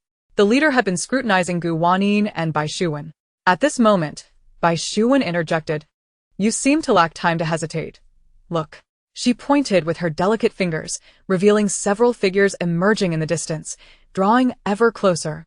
The nearer they approached, the more apparent it became that these figures were unmistakably vampires. Twilight had descended, and beneath the blood-red sunset, they appeared as demons from hell, instilling terror. The vampires are coming, Wanyin warned. If you hesitate further, you may all meet your demise at their hands. The leader's face paled, and he finally commanded, board the carriage. Without delay, he was the first to ascend. The others followed suit, except for the bald man and one companion, who were still enshrouded in skepticism. You dare board such a carriage? I refuse. I do not wish to die. The bald man snarled. Are you suggesting we part ways? The short-haired woman queried. So be it. I have no desire to follow such a brother. With that, the bald man turned and fled, with another companion trailing after him. Thus, only 6 individuals boarded Wanyin's carriage. Are you all settled? Then, let us depart. Wanyin announced, pressing a button at the front. The carriage was equipped with speed control. If she wished, it could match the pace of a luxury vehicle. Regardless of the speed, the occupants would remain unaffected. After pressing the button, the passengers felt the scenery blur past them at an astonishing rate, yet they remained seated in perfect tranquility, without even a whisper of wind. How can this carriage be traveling so swiftly? And without the slightest jolt? I am beginning to believe her castle may indeed exist. Could she possibly be a witch? Do witches truly exist? Wanyin's lips twitched slightly. More than one person had begun to question whether she was a witch. If witches were real, could she perhaps contend with vampires? They would have to see for themselves. In no time, the carriage came to a halt at the castle gates. The 6 individuals appeared worldly. While surprised, they did not display overt astonishment. As they followed Wanyin and Bai Shuwen into the castle, they gripped their weapons tightly, remaining vigilant. However, their concerns proved unwarranted. The hall was serene and peaceful, with a warm fire crackling in the nearby hearth, exuding a welcoming ambience. Bai Shuwen leaned close to Wanyin and whispered, "Why is there a fire? Isn't the castle supposed to be climate-controlled?" "It adds to the atmosphere," Wanyin replied. "That makes perfect sense," Bai Shuwen remarked. "Is this castle yours?" The short-haired woman inquired. "What do you mean by Peace Hotel outside?" "Hotel is synonymous with inn," Wanyin clarified. Come with me. Together, she and Bai Shuwen led them to the front desk, explaining the hotel's policies and regulations. How many blood essence pearls did you acquire? Gu Wanyin asked. The leader glanced at the short-haired woman. Understanding, she promptly produced 5 blood essence pearls from her pocket. These pearls, small and crimson, could easily be held in one hand. Bai Shuwen then introduced them to the various room types available. Boss, I think the family room is excellent. It can accommodate all 6 of us perfectly. After a moment's contemplation, the leader nodded. Very well, let us reserve a family room. Despite the presence of a woman among them, the family room comprised several smaller chambers. However, they did not rush to deposit all their blood essence pearls at once. They opted to exchange 1 pearl for 1,000 points. The family room came with both a primary and a secondary room key. Naturally, the leader would retain the primary key. When Gu Wanyin handed it to him, she noted his name, Tom. A rather unpretentious name, indeed. I recall you mentioning that food and water are available for purchase here? Tom inquired. Indeed, esteemed guest, allow me to escort you. Bai Shuwen eagerly fulfilled her role as a server. She led the group to the dining hall, where she introduced them to the food dispensing machine. In addition to the food dispenser, there was also a snack machine and a beverage dispenser. The snack machine offers an array of breads, pastries, fries, spicy snacks, cookies, and more. The beverage vending machine includes purified water, all varieties of alcoholic beverages, and an assortment of drinks. To make a purchase, one simply taps the screen and swipes a card, and the selected items will appear on the counter below. These machines left Tom and his companions in a state of bewilderment. However, their enthusiasm seemed rather subdued. Each person only bought a bottle of purified water. And after carefully examining how to open it, under Bai Shuwen's recommendation, they each ordered a Chinese meal set. Despite the novelty of their surroundings and the deliciousness of the cuisine, the weight of their recent losses hung heavily on their hearts. After all, their party of over 20 had dwindled to just 6. Although the bald man and another fellow were still alive, their whereabouts were unknown, leaving uncertainty as to whether they had fallen into the hands of vampires. Boss, do you think we can truly reside here? One team member inquired. Tom scanned the vast cafeteria and remarked, It is indeed extraordinary. In a world ruled by vampires, this place resembles paradise. Could it be that we have genuinely arrived in heaven? Another member mused, lost in thought. Surely, we haven't actually perished? Stop talking nonsense, the short-haired woman admonished, giving him a light smack on the back of his head. Tom furrowed his brow in contemplation before suggesting, Let's stay here for a few days and observe. We have just endured a fierce battle and require recuperation. Besides, 2 of our members are still nursing injuries. Though these injuries were minor, the most pressing need was to heal the emotional wounds inflicted by witnessing so many comrades fall before their eyes. I believe the boss is right. Hopefully, the vampires won't come to this place. However, we must remain vigilant, Tom stated solemnly. Tonight, we will take turns keeping watch to guard against any unforeseen circumstances. Understood. Thus far, 9 Chinese meals had been sold, with just 1 more needed to complete the latest task. Gu Wanyin was unconcerned. After all, Chinese cuisine was delectable and novel to the locals. Once they had tasted it, they were sure to crave it again. The following morning, Gu Wanyin went to check on the garlic she had planted the previous day. With a maturation period of 12 hours, it should have been ready by now. However, she had been too fatigued the previous night to wake up. Upon entering the room, she was indeed greeted by the sight of 2 round garlic bulbs sprouting from the ground. System. Wait a minute, Gu Wanyin pondered. Shouldn't garlic grow underground? Before the system could respond, she heard a voice exclaim, How dreary it is to grow underground. You heartless woman. Ah? Gu Wanyin gasped as she witnessed the garlic sprouting eyes, a nose, and a mouth. One of the garlic bulbs chattered, We've been ready for quite some time. You just arrived. Do you look down upon us? Gu Wanyin was momentarily taken aback. Surely this was a dream. Rubbing her eyes, she found the 2 garlic bulbs still staring at her. You too. Host, I forgot to mention. The system's timid voice chimed. The garlic seeds produced by this system grow above ground, and they can speak, just as you see now. Having encountered a plethora of rare phenomena already, Gu Wanyin quickly accepted the fact that the garlic could converse. However, she wondered if using them to combat vampires would be too cruel, for they appeared almost sentient. Rest assured, Host, they will not perish. Once they have fulfilled their purpose, they will ascend to the stars, where a grand garlic garden awaits them, allowing them to live carefree lives. I see, Wanyin mused. Hey, woman, what are you dawdling for? Hurry up and pull me out of the soil. One garlic bulb bellowed. Wanyin approached it with a smile, extending her hand, and then playfully flicked it on the head. Do you not know that when seeking assistance, one should use the word please? Lady, please hurry and pull me out, the garlic pleaded. Why are you so arrogant, little garlic? What is your name? Wanyin inquired. I am called Lao Lu. What of it? It replied.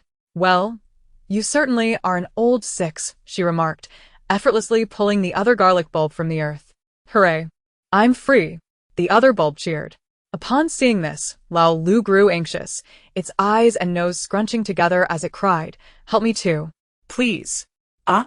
Garlic must bow down when in the soil. Lao Lu reluctantly softened its tone, adding pitifully, I beg you, pull me out as well. Call me sister, and I shall release you. Wanyin replied with a smile. Lao Lu, in a show of submission, exclaimed, Sister, you are my only sister. Not wanting to tease it further, Wanyin pulled it from the ground. The two garlic bulbs bounced excitedly, eager to dash outside. Wait a moment, Wanyin called, grabbing one in each hand.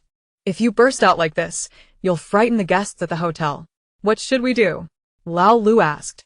We've finally gained our freedom and want to explore. Moreover, we must assist humanity in combating the vampires. Let us head to my room first. It's spacious enough for you to roam freely, Wanyin suggested, carrying the two garlic bulbs back to her quarters. Just then, she heard the system's voice. Ding. Congratulations, host. Task completed.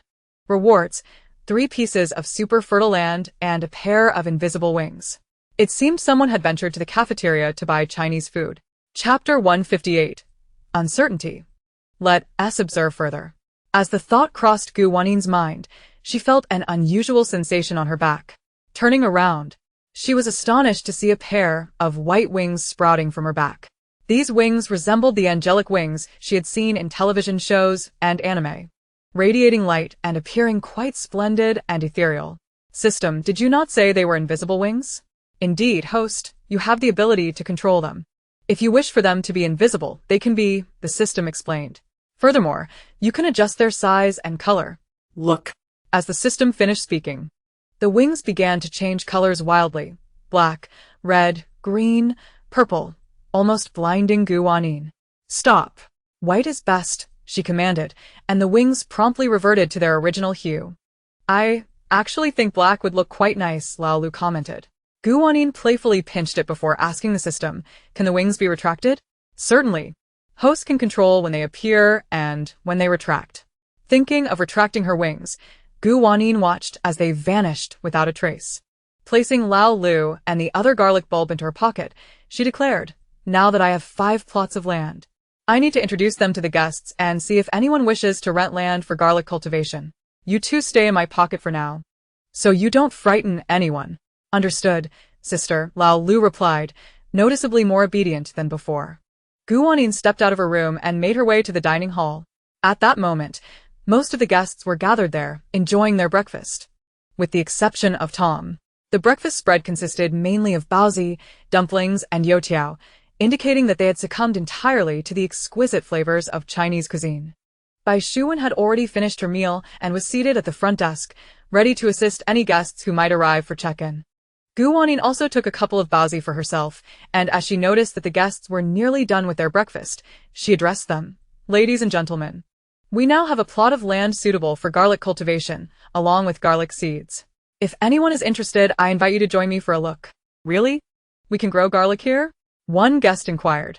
Even if we do, wouldn't the vampires find a way to ruin it before the garlic matures? Rest assured, the garlic cultivated here will remain untouched by vampires, Wanyin replied with a smile. Once you've finished your breakfast, I'll take you to see it. Upon hearing her words, those who had yet to finish hastily completed their meals and followed Wanyin as they departed the dining hall. As they approached the garlic cultivation room, Wanyin suddenly heard a chime from the system. Ding! New task unlocked. Rent out 3 plots of garlic land. Task rewards. Unlock 5 plots of super fertile land. Unlock unlimited silver daggers, and the host unlocks a one-click skin change skill. One-click skin change? Hehe. Once the host completes the task, you will understand what this reward entails. Very well. Wanyin led the group into the garlic cultivation room. The guests were astonished as they beheld the land before them. What is this place? Did we not just enter a room? Why are there blue skies and white clouds, and even sunlight here? This room is enormous. Can we live here? Are there vampires here? Of course not, Wanyin clarified. This area is solely for garlic cultivation. With that, she demonstrated the process of planting garlic in the first plot. Once she finished, she clapped her hands and looked up. The crowd was bewildered. You mean, that's it? Boss, this seems rather hasty.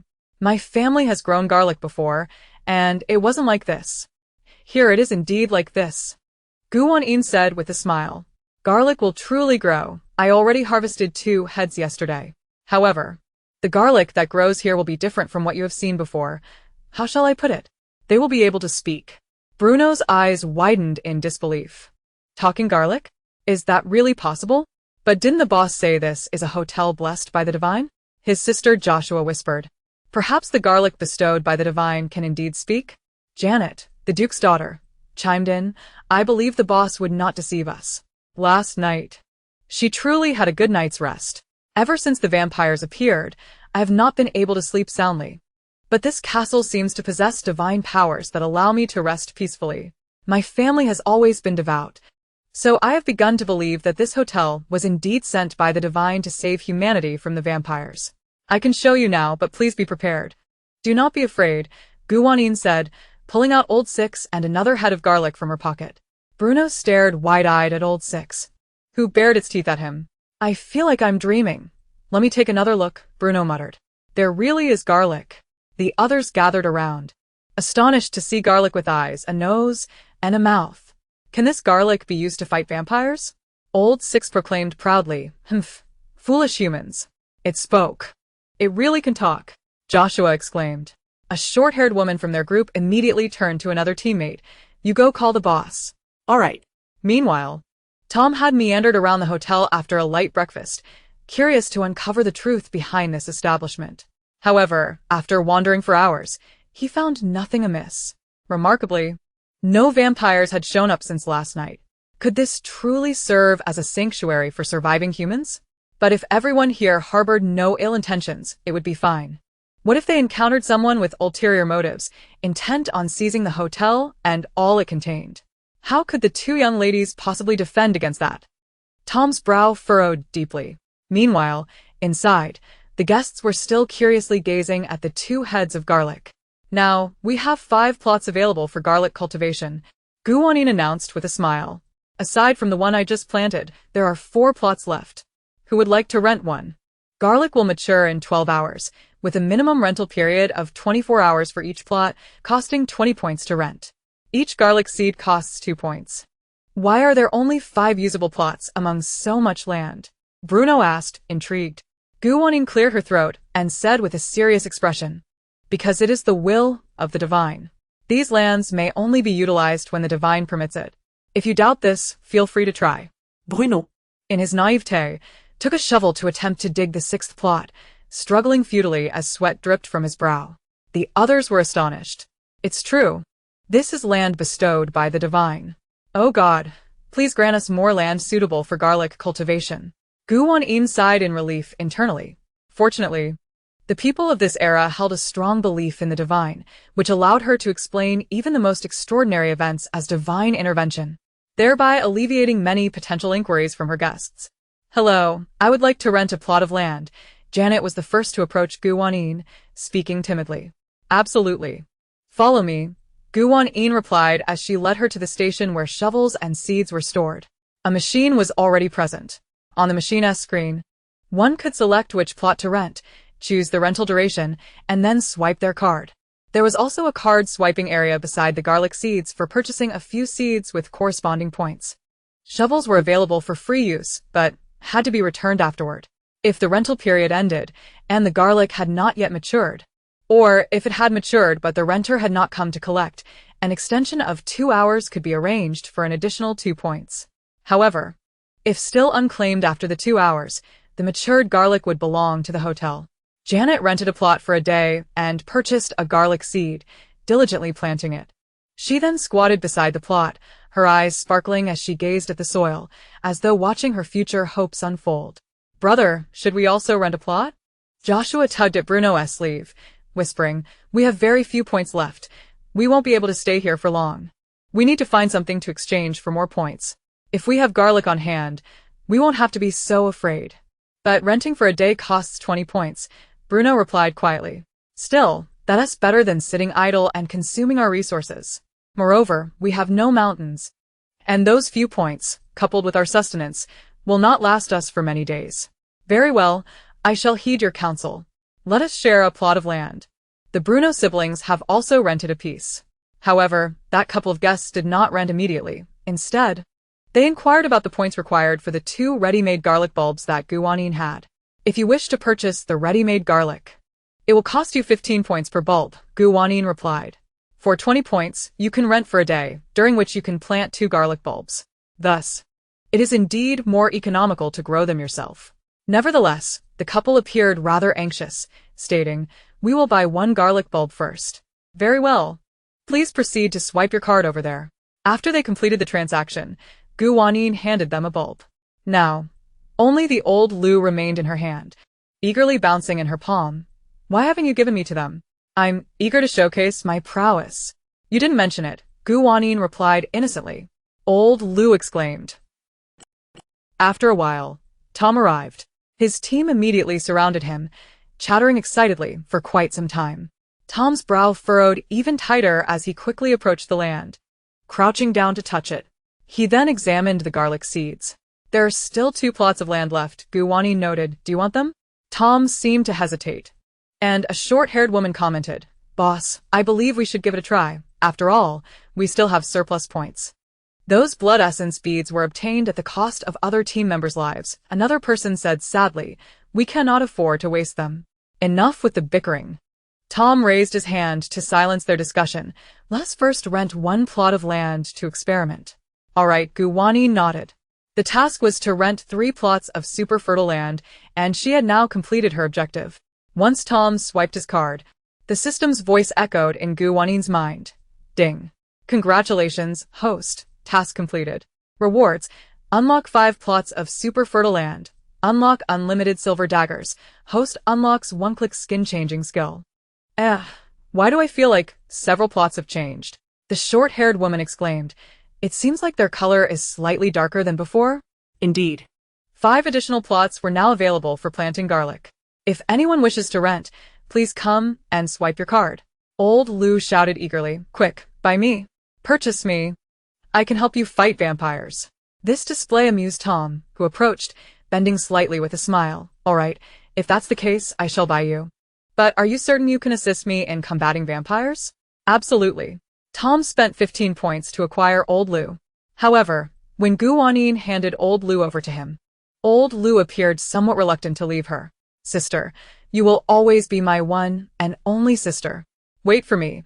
I shall return after completing this mission." The silver shop was located right next to the planting house.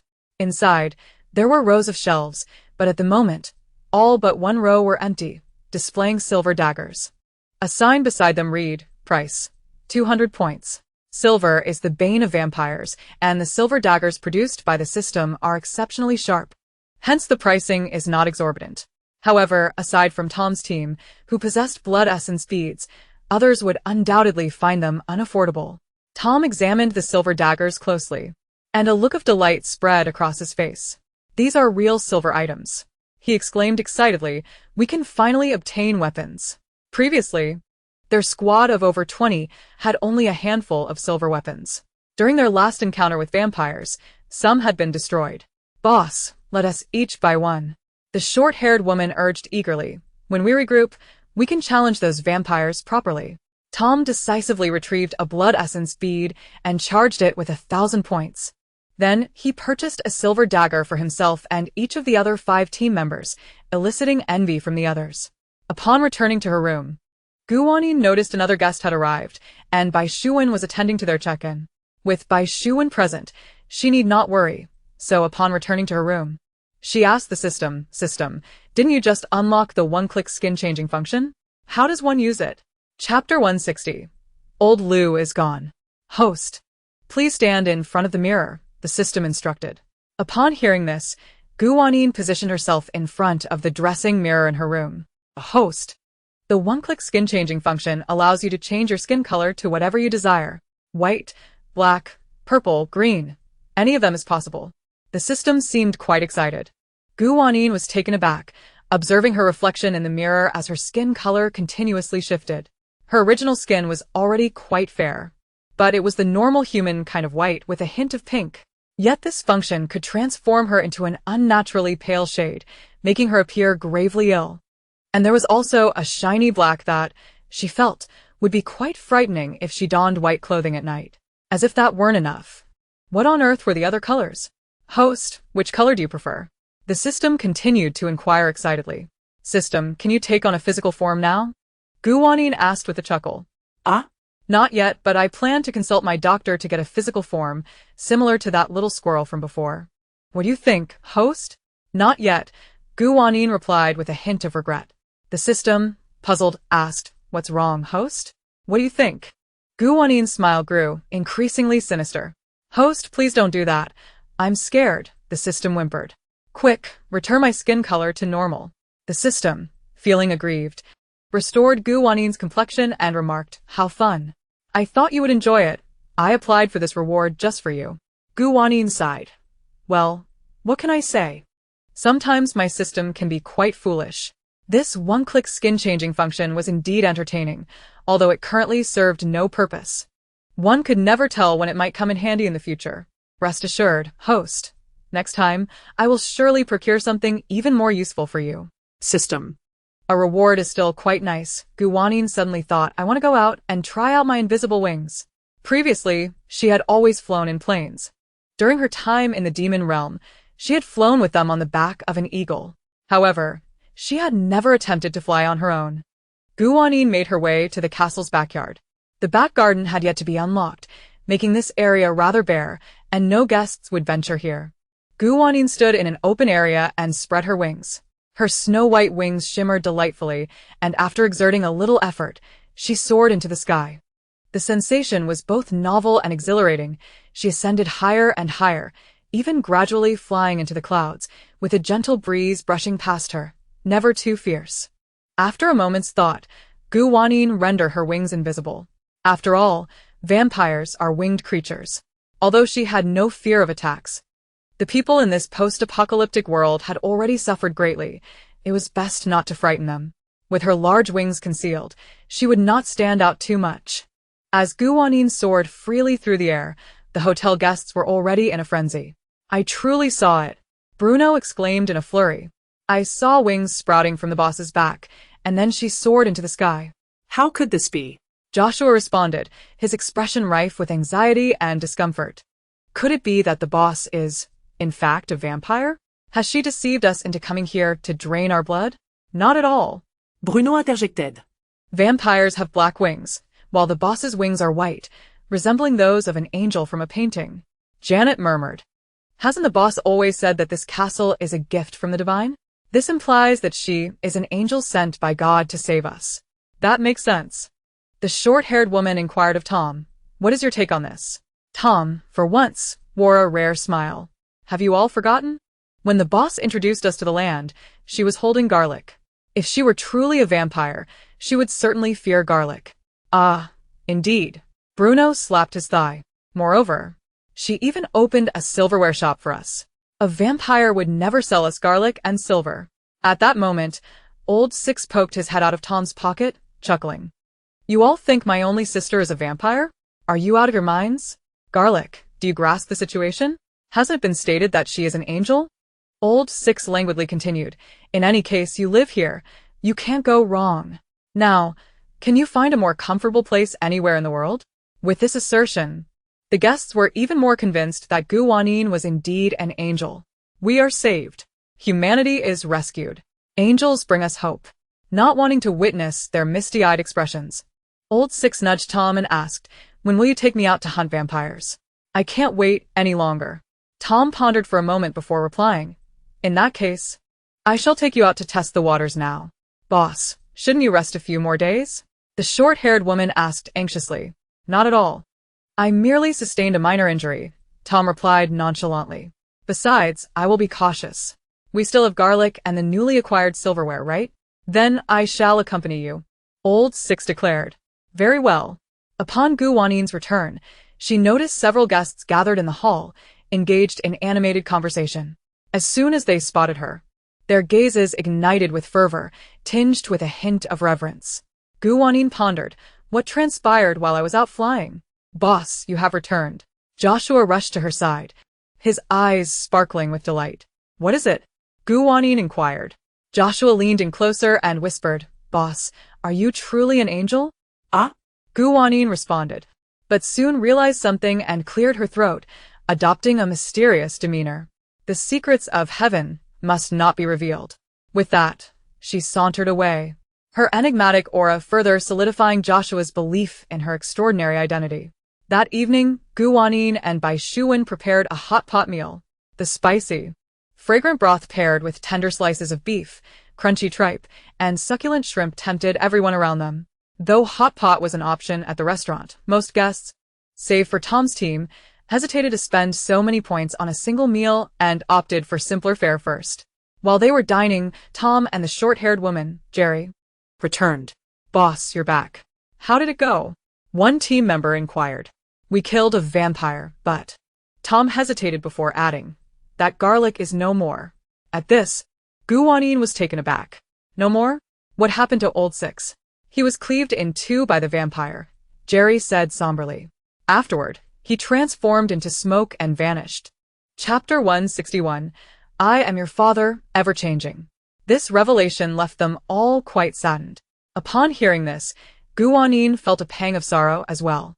Although Old Six was fiery and talkative, he was rather endearing. It seemed Old Six had fulfilled his mission. The garlic cultivated in the hotel was unlimited in use, always ready to assist humanity against vampires. Yet, if it were slain by a vampire, it would signify the completion of its task, leading it to... Wait a moment. The system had mentioned that garlic would not perish. Once its mission was completed, it would return to the interstellar garlic garden. But he was truly remarkable. Tom remarked. He bit the vampire's arm clean off. Is that true?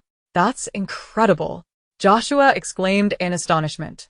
Indeed, thanks to him, we successfully vanquished that vampire, Jerry added.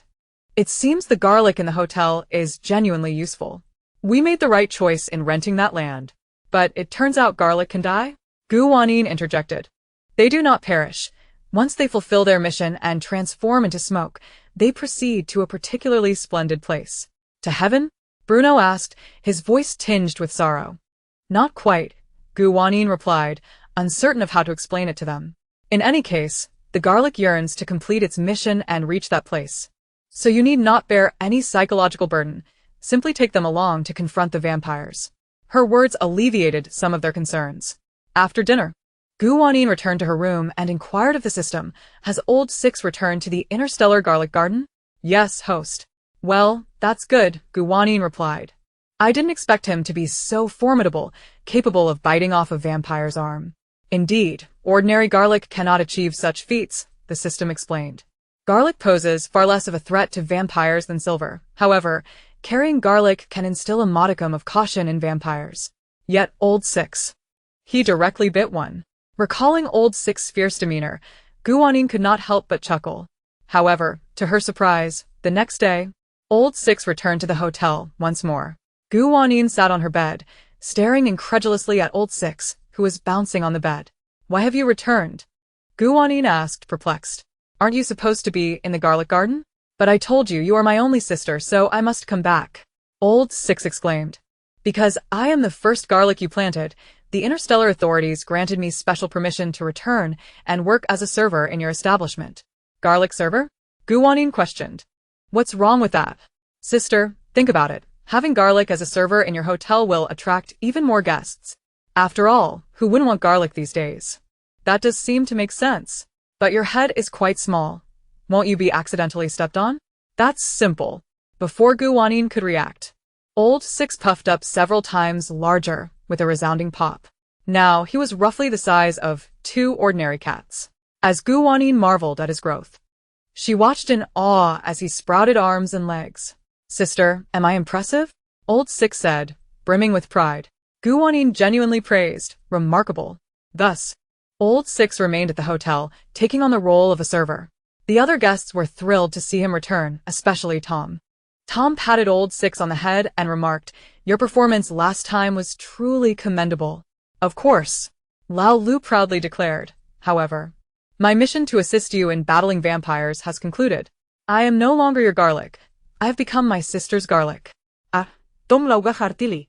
He then jested, "Rest assured, I shall not pester you." You are quite considerate," Lao Lu replied with satisfaction. Wanyin was preparing to set out in her carriage to promote the hotel among humans when, as she reached the door, Lao Lu stumbled over, ingratiatingly saying, "Sister, may you have a smooth journey."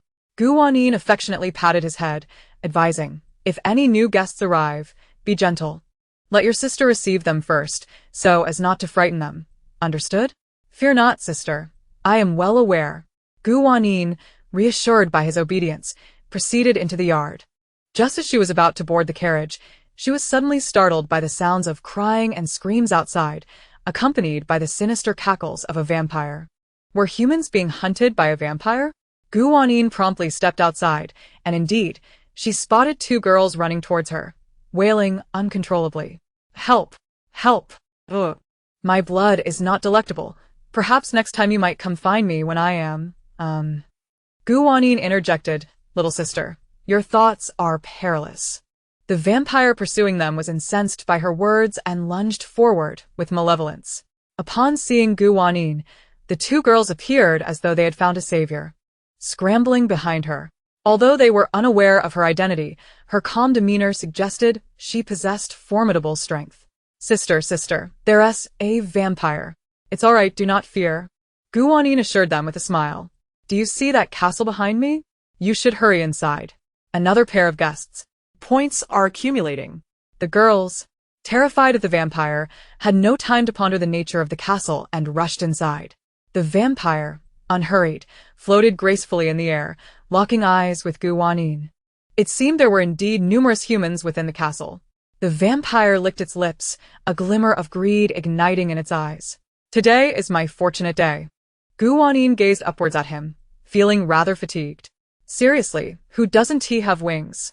After all, the guests in the hotel should be aware of her ability to fly by now, otherwise, Joshua wouldn't he have asked her out of the blue if she were an angel. Thus, Wanyin elegantly unfurled her white wings and soared into the sky, even ascending higher than the vampire, leaving it momentarily dumbfounded. "You, who are you? How audacious! I shall eliminate you. I am your father." Ever-changing, Wanyin retorted without hesitation. With that, she made her wings shimmer in a myriad of colors. "See this? My wings can change color. Yours cannot." The vampire, momentarily blinded by the spectacle, grew even more furious, bellowing, "How dare you act so arrogantly in front of me? Bu Chuan Ku Cha." Wanyin raised an eyebrow. "What on earth did you just say? You dare to ask my name again?" Wanyin replied uncertainly, "What, have you never heard of my illustrious title?" The vampire sneered, "I am Bu Chuan Ku Cha, the second in command of the Eastern District." Wanyin felt her ears ringing. "Could we please refrain from repeating that name? I fear I might burst into laughter." Tom immediately drew his silver dagger, solemnly stating, "Boss Gu, allow us to handle this. You should retreat." "No need."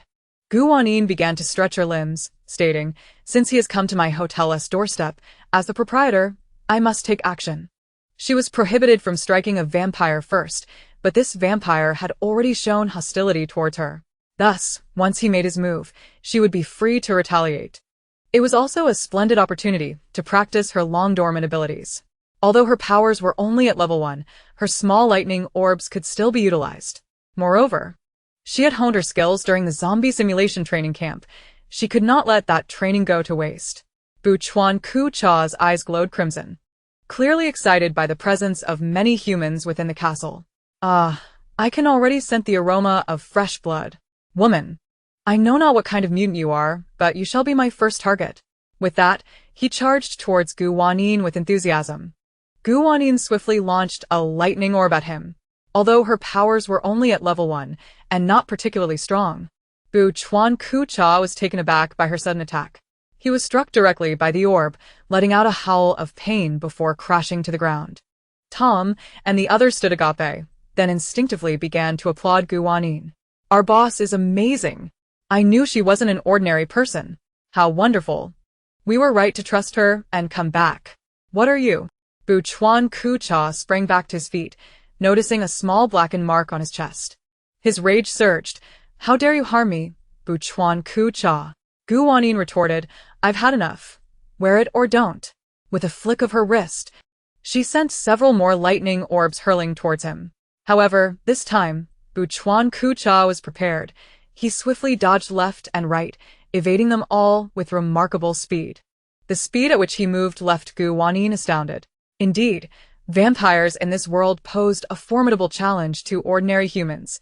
Merely their terrifying speed added a significant level of difficulty. After evading her attacks, Chuan Ku-cha took to the air once more. Do you know why I am the second in command? He cackled ominously. Because I am unlike ordinary vampires. Typical vampires can fly with wings, are swift, and possess good agility, but lack other abilities. Yet, high-ranking vampires like myself, Chuan Ku-cha, possess powers akin to those of mutants. He raised his hands, his expression serious. As he concentrated intensely, then waggled his fingers dramatically. Wanyin was perplexed. Are you performing? Goody. Chuan Ku-sihe roaret. Unleashing a barrage of massive energy orbs towards Wanyin. Not good. Tom's expression shifted dramatically as he shouted, Boss, quickly take cover. Yet, Wanyin stood her ground, unwavering and resolute. In an instant, a colossal orb of energy surged toward her. With a resounding bang, it dispersed, leaving Wanyin completely unscathed. Tom and the other guests of the hotel stared in astonishment, erupting into applause. Chuan Ku-cha, however, was left feeling utterly bewildered. What on earth just happened? He exclaimed. Where is my energy orb? Let's set aside the matter of the energy orb for now. Wanyin interjected. Your earlier hand gestures were quite impressive. Do perform another for me. Chuan Ku-cha retorted. This is sheer bullying of a vampire. Yet, at this juncture, he discerned the peculiar aura radiating from both the girl before him and the castle itself. Remaining there would undoubtedly yield no favorable outcome. Thus, he resolved that revenge against the vampires could wait. Upon his return, he would report this incident to the primary authority in the Eastern District and subsequently lead an assault against the castle. With this thought, he turned to flee. Just as Wanyin prepared to pursue him, an arrow whizzed through the air, striking him squarely in the side. Chuan Ku-sihe, typically vigilant, Had been caught off guard by Wanyin's earlier display. He let out a pained scream and collapsed to the ground. Members of Tom's team rushed over, plunging silver daggers into him repeatedly. You foolish humans! I will not let you escape my wrath. Chuan Ku-cha spat, his body oozing black blood. Wanyin landed gracefully, retracting her wings, and noticed Tom wielding a bow. It was evident he had fired the arrow. Truly, he was a captain capable of leading his team against vampires, exhibiting exceptional reflexes. Do not kill him yet. Tom rushed forward, halting his team's assault. At that moment, Chuan Ku-cha was gravely injured by the silver, on the brink of losing consciousness. Captain, why not kill him? Jerry questioned, perplexed. He is Chuan Ku-cha. Do you not recall how many humans he has slaughtered? If we release him, the consequences could be dire. Who said anything about releasing him? Tom replied sternly. I merely suggested we refrain from killing him for the time being. Are you implying we keep him as a captive? Jerry pondered. Indeed. No human had ever captured a vampire before. Moreover, by keeping him alive, we might glean further methods to combat vampires from him, Tom explained. Jerry's eyes brightened with understanding. Ah, indeed. Tom then turned to Wanyin, inquiring, Boss, may we confine him within the hotel? Chapter 163. Capturing a vampire. This hotel was markedly different from the last. In the previous world, zombies could not breach its defenses, yet this time, with the presence of the East and West Towers, certain changes had occurred. Beneath each tower lay a subterranean prison, perfectly suited for imprisoning vampires. Within those confines, vampires would find themselves incapacitated. However, utilizing the underground prison would require the expenditure of points. That can indeed be arranged, Wanyin agreed, though it will cost a bit more than the room rate, 80 points per day. Tom's team possessed several blood essence pearls, and given their formidable skills, they were not concerned about accumulating points. Thus, Tom conferred with his team and decided to rent the prison for 5 days. Wanyin guided them to the underground prison beneath the East Tower. Each tower's prison consisted of 10 cells, illuminated by torches, with straw strewn across the floor and even torture devices present, lending an ominous ambience. Buchuan kusihea, alrea divikenet. Continued to curse as he was escorted to the prison. However, upon entering, he slumped, his head nearly touching the ground. "What is this place?" he weakly inquired. "Why do I feel as though I lack the strength even to speak?" Wanyin quipped, "Yet you seem to have much to say." Bu Chuan Ku Cha could only stammer in response. Tom swiped his card, deducting 400 points, and they unceremoniously tossed Bu Chuan Ku Cha into one of the cells. Ouch! He cried as he hit the ground. "Just you wait. If my brother learns of this, he will come and slaughter you all, draining every last drop of your blood." "Who is your brother?" "My brother is, of course, the primary authority in the Eastern District." At this point, Bu Chuan Ku Cha seemed to exhaust his strength, collapsing onto the ground, unable to utter another word. "I have heard of him," Tom remarked gravely. "The primary authority in the Eastern District, Bu Chuanwazi." Wanyin mused, "Well, he's at least somewhat more competent than his brother. If Bu Chuanwazi truly sought them out, it could indeed pose a significant challenge." Jerry expressed her concern. "He is far more formidable than Bu Chuan Ku Cha and commands many vampire subordinates." "Fear not," Wanyin reassured with a smile. "The vampires cannot lay a finger on this castle." Internally, she instructed the system, activate the advanced defense mechanism. "Understood, host." The current defense mechanism prevented vampires from entering voluntarily, and those captured could not harm humans. Once the advanced defense mechanism was activated, vampires would be unable to perceive the castle, visible only to humans. Furthermore, if any humans were pursued by vampires, once they entered a 50-meter radius of the castle, the vampires' cognition would be disrupted, rendering them oblivious to any irregularities. Thus, vampires would remain unaware of the hotel tailored specifically for humans, thwarting any potential for destruction in the vicinity. Currently, only Bu Chuan Ku Cha was aware of the castle's existence, and he was now a captive. "Boss, "How shall we study this vampire?"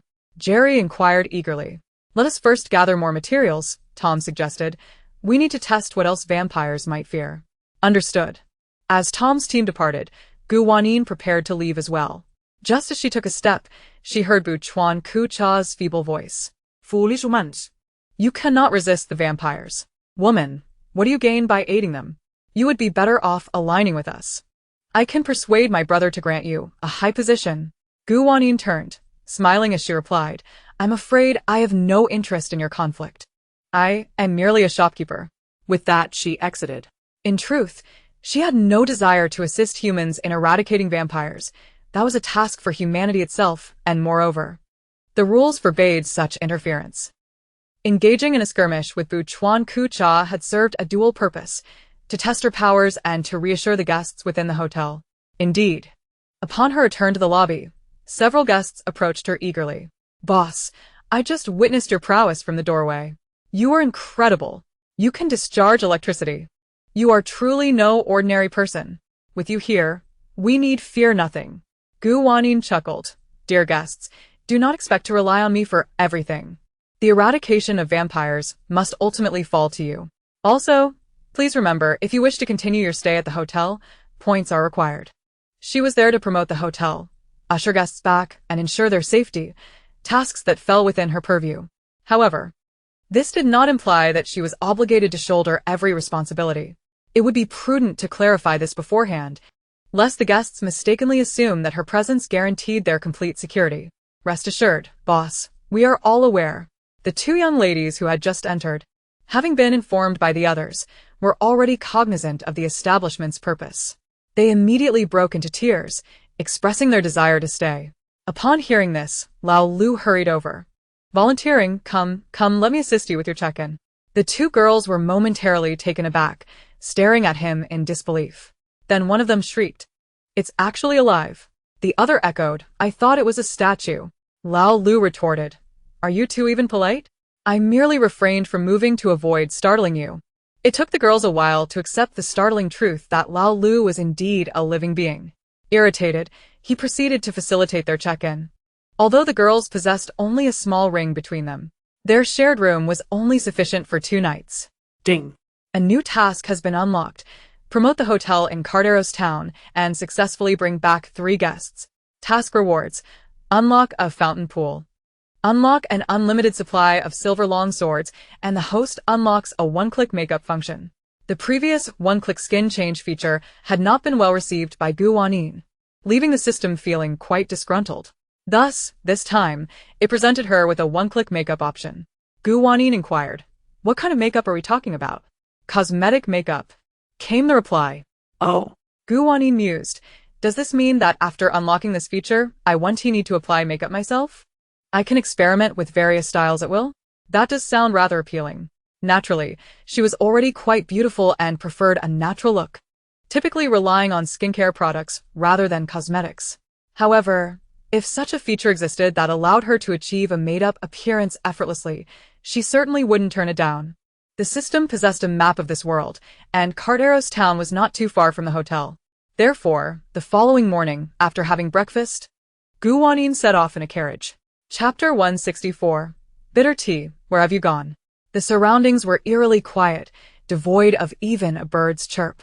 Wanyin, however, remained tranquil, seated in the carriage, munching on fried skewers while watching a drama. The skewers, contained within a takeout box, retained the freshness of having just been fried, deliciously aromatic and delightfully crispy. She activated the vampire invisibility feature of the carriage, not wishing to be detained by any vampires along the way, which would waste her time. Encountering humans would be an opportunity to bring an extra guest back to the hotel. As she neared Carderos Town, she suddenly heard a whistle from the left side of the road. Then, another whistle echoed from the right. The left responded again. Wanyin, perplexed, continued onward, only to be confronted by 3 burly men who sprang from the bushes, directly blocking her carriage. She hastily brought the carriage to a halt. Indeed, they were humans. One of the men exclaimed, "What a delightful aroma." Another inhaled deeply, "I haven't had proper food in ages."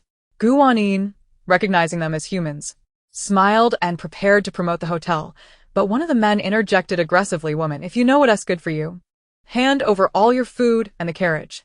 Otherwise, don't blame us for feeding you to the vampires." Wanyin replied coldly, "Really? At this point, if you have the guts, go confront the vampires. What kind of prowess is it to bully a lone woman?" Ha, who has time for that? We don't want to die. Another retorted, "Dealing with vampires is far too difficult. It's much simpler to handle you." One man kept glancing around, urging, "Hurry. There are 4 of us here. We don't want to attract any vampires. Onward. If this woman dares to resist, eliminate her." A commanding voice rang out, and the 3 men charged towards Wanyin's carriage. She sat there unflinching. One man suddenly felt something amiss and shouted, "Stop." The other 2 halted abruptly, nearly losing their balance. "What are you doing? You scared us." Something felt off. In this vampire-ridden apocalypse, everyone was on edge. How could this woman be so brazen as to traverse the road alone in a carriage? Moreover, they were charging at her, and she appeared completely unfazed. Something was definitely amiss. "Now you're scared?" Wanyin smiled, too late. As she finished speaking, 3 unyielding iron hands sprouted from the carriage. What the hell? The 3 men were terrified, turning to flee. Yet those iron hands seemed to stretch infinitely, swiftly catching up to them, delivering merciless blows to their heads. Ouch. The force of the blows was tremendous, and they all collapsed, howling in agony. The relentless iron hands showed no intention of letting them off easily. They pummeled the men mercilessly, alternating blows until the trio was left gasping for breath, utterly spent. Wanyin urged the carriage forward a few paces until she was beside them. "You want to kill me? You wish to feed me to the vampires?" She mocked. "In that case, prepare to serve as their next meal." With that, she pointed skyward. The 3 men, summoning their last reserves of strength, gazed in the direction she indicated, only to see several vampires swooping down towards them. Ah! Vampires. They struggled to rise, but the punishment they had just endured left them too weak. Well, I shall take my leave now. Enjoy your time with the vampires, Wanyin said leisurely. Don't go. Please. Save us. We won't dare again. They pleaded desperately. However, Wanyin acted as though she heard nothing, driving her carriage away. Soon, the vampires landed and surrounded the three men. Humans, frashumans, eh. Nowadays, humans are too adept at hiding. I haven't had blood in days. The largest one is mine. One man whimpered, please don't kill us. Look. There's a carriage up ahead with a woman. Go drink her blood. What carriage? What woman? One vampire even flew up to glance around, returning to scoff. What nonsense. There's not even a shadow of a carriage. It can't be. She just left not long ago. Stop wasting time with them. The vampires surged forward, instantly draining the life from two of the men. The last one remained, trembling in despair. Please, I beg you, spare my life. A vampire, licking the blood from the corner of his mouth, grinned wickedly and said, You lucky fellow, you've dodged a bullet today. The man, momentarily stunned, thought he had narrowly escaped death, only to hear the vampire continue, We shall take you back to present you to our esteemed leader. Ha. Consider it an honor. With that, two vampires seized him and ascended into the air. The man howled in terror for a while before fainting from fright. When he regained consciousness, he found himself in a dimly lit place. His head spun, and he was at a loss as to what to do. Upon raising his gaze, he discovered a vampire sitting before him. This vampire was quite handsome, yet his demeanor was icy, instilling fear in those who beheld him. The man screamed in terror, which irked the vampire. He waved his hand dismissively at his subordinates, saying, Take him away. I've lost my appetite. Two of his followers eagerly lifted the man and carried him away. Lord Vaz, are you still worried about your brother? Indeed. Bu Chuan Ku Cha has not returned since he went out yesterday. Could something have happened to him? Fear not, my lord. Master Ku Cha is formidable. How could mere mortals pose a threat to him? I shall dispatch vampires to search for him immediately. Ku Cha, where on earth have you gone? Before long, Wanyin arrived at the town of Carteros. The town lay in ruins, with numerous buildings collapsed and signs of fire evident. It was clear that this had once been a flourishing town, but now it had lost all its former vibrancy. Chapter 165. In truth, I am an angel. There were still bloodstains scattered about, a sight that was both shocking and gruesome. Is anyone there? Wanyin called out. She was seated in a carriage, so her voice, no matter how loud, would not draw the attention of the vampires. However, others were not so aware of this. As soon as she finished her call, a low reprimand came from nearby. Are you mad? What are you shouting for? Aren't you afraid of vampires? Hurry and come in. There is still a bit of space for you to hide. Wanyin turned to see what appeared to be a cellar. A layer of straw matting covered the cellar, which had been slightly lifted, revealing a small head peeking out, glaring at her. It was a girl, thin and dirty-faced. Wanyin couldn't help but smile. Though the girl's tone was harsh, it stemmed from her fear of vampires, and her heart was in the right place as she urged Wanyin to come inside. Wanyin alighted from the carriage and inquired, How many people are in your cellar? Why do you want to know? The girl asked suspiciously. Don't misunderstand. I mean you no harm, Wanyin replied. I have a much safer place to take you all, but I need you to possess treasures and blood essence pearls to gain entry. Don't joke. Who could possibly have blood essence pearls? If vampires don't kill us, we'll be thanking our lucky stars. Moreover, if we had silverware, who would give it to you? We must keep it for self-defense. You don't need silverware. Anything like gold, diamonds, gems, or antiques will do. Wanyin hastily added. Furthermore, I sell silverware and garlic at my shop. Really? The girl's eyes widened in disbelief. If you truly have them, will you sell them to us? Hurry inside. If you don't come in soon, I'll close the cellar door. Wanyin thought she was out of options. She coughed twice, attempting to adopt a serious expression, and declared, at this juncture, I shall not hide the truth from you. In fact, I am an angel. The girl responded with a quizzical expression. Wanyin felt an acute awkwardness.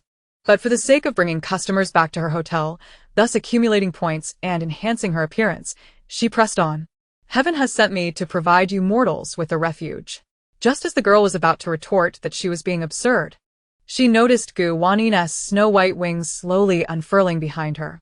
The girl's eyes widened in astonishment, her pupils dilating. At that moment, Gu Wanin was genuinely grateful for the wings' inherent radiance.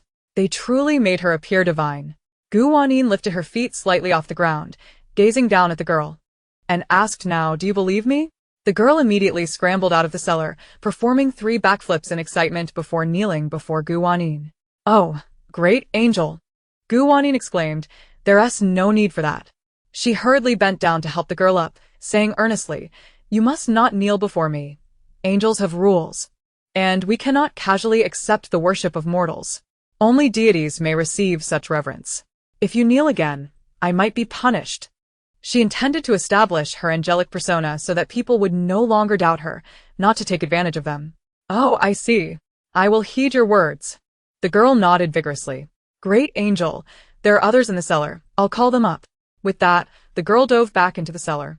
After a short while, the girl re-emerged with 2 boys and 2 girls. Including her, there were a total of 5. They were all of similar age, around 16 or 17, each emaciated and dirty.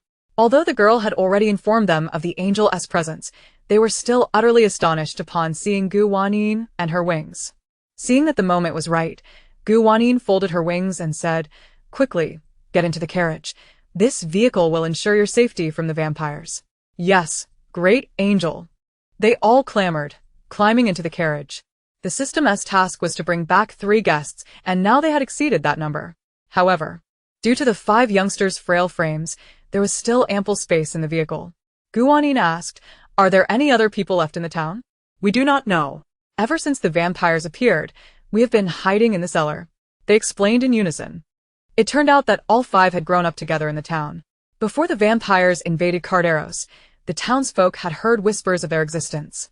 However, they deemed it too far-fetched to be true, and thus nobody took it seriously, continuing their mundane lives.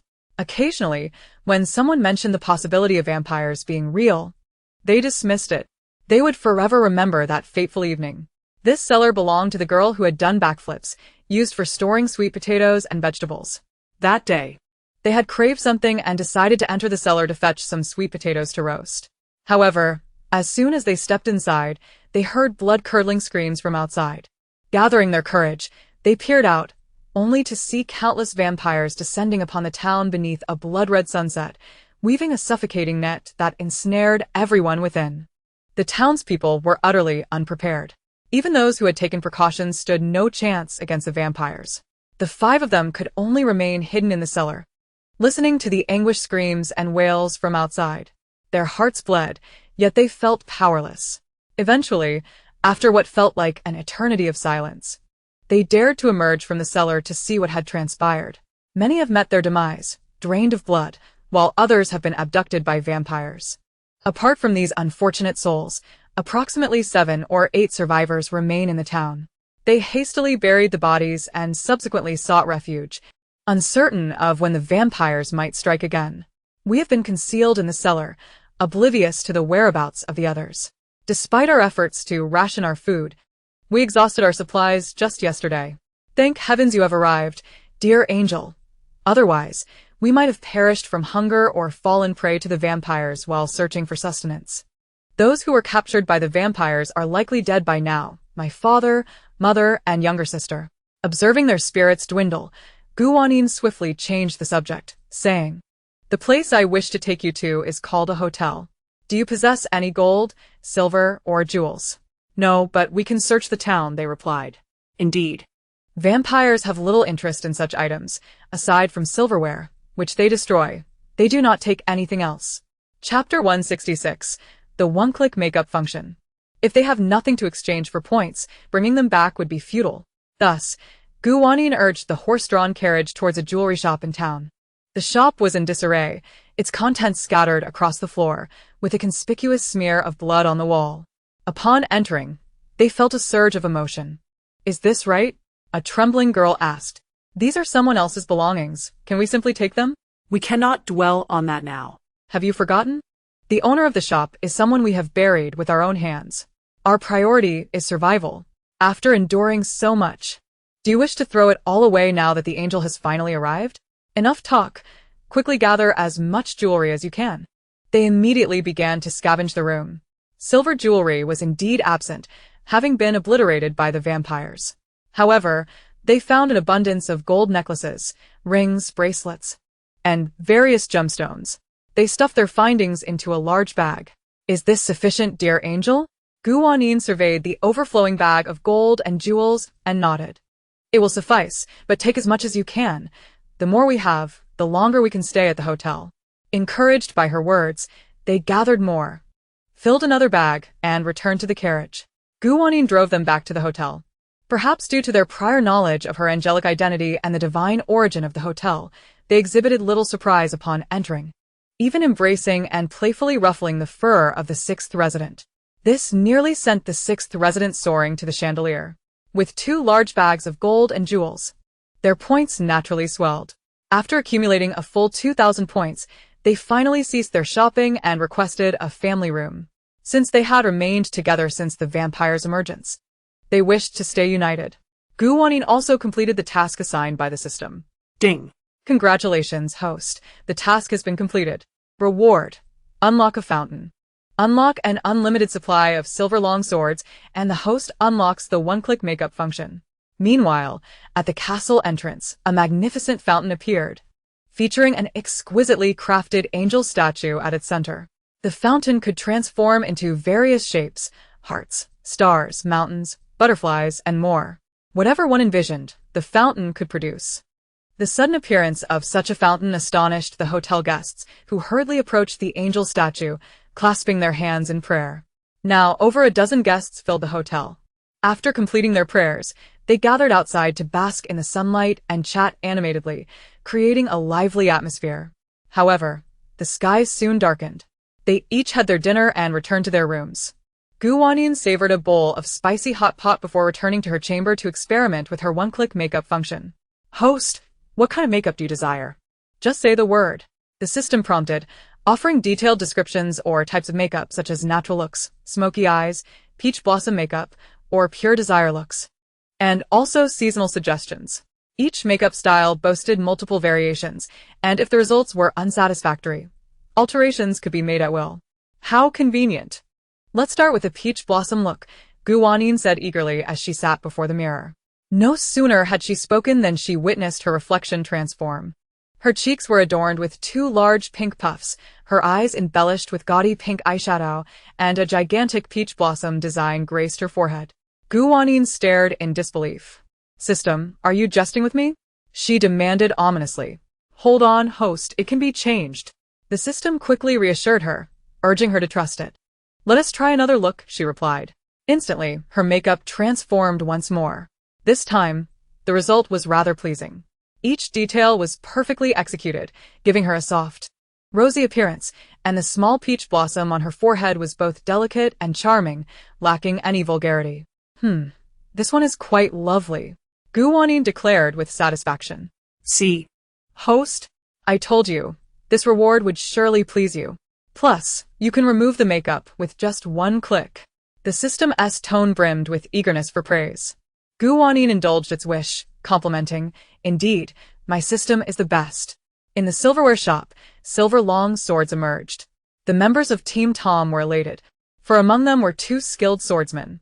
However, silver long swords were pricier than silver daggers, costing 500 points each.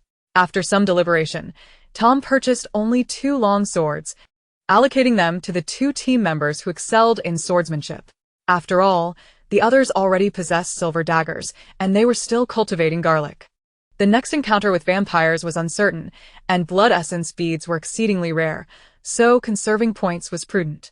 The 5 guests brought back by Wanyin from Carteros Town conferred, and decided to purchase 1 dagger and 1 long sword. While they were not particularly adept with weapons, their points were adequate, and possessing silverware for protection was undoubtedly advantageous. Under the cover of darkness, a small contingent stealthily approached the vicinity of the castle. My lord, let us rest here for a moment, one man suggested. If vampires appear, our noise could easily attract their attention. The man, referred to as the Duke, contemplated briefly before nodding. Very well. Let the soldiers rest in place. You go ahead and scout the path. Understood. Once his subordinate quietly departed, the Duke turned to observe the scant 20 soldiers left under his command, sighing heavily. How glorious were his days of yore! Yet now, everything lay in ruins.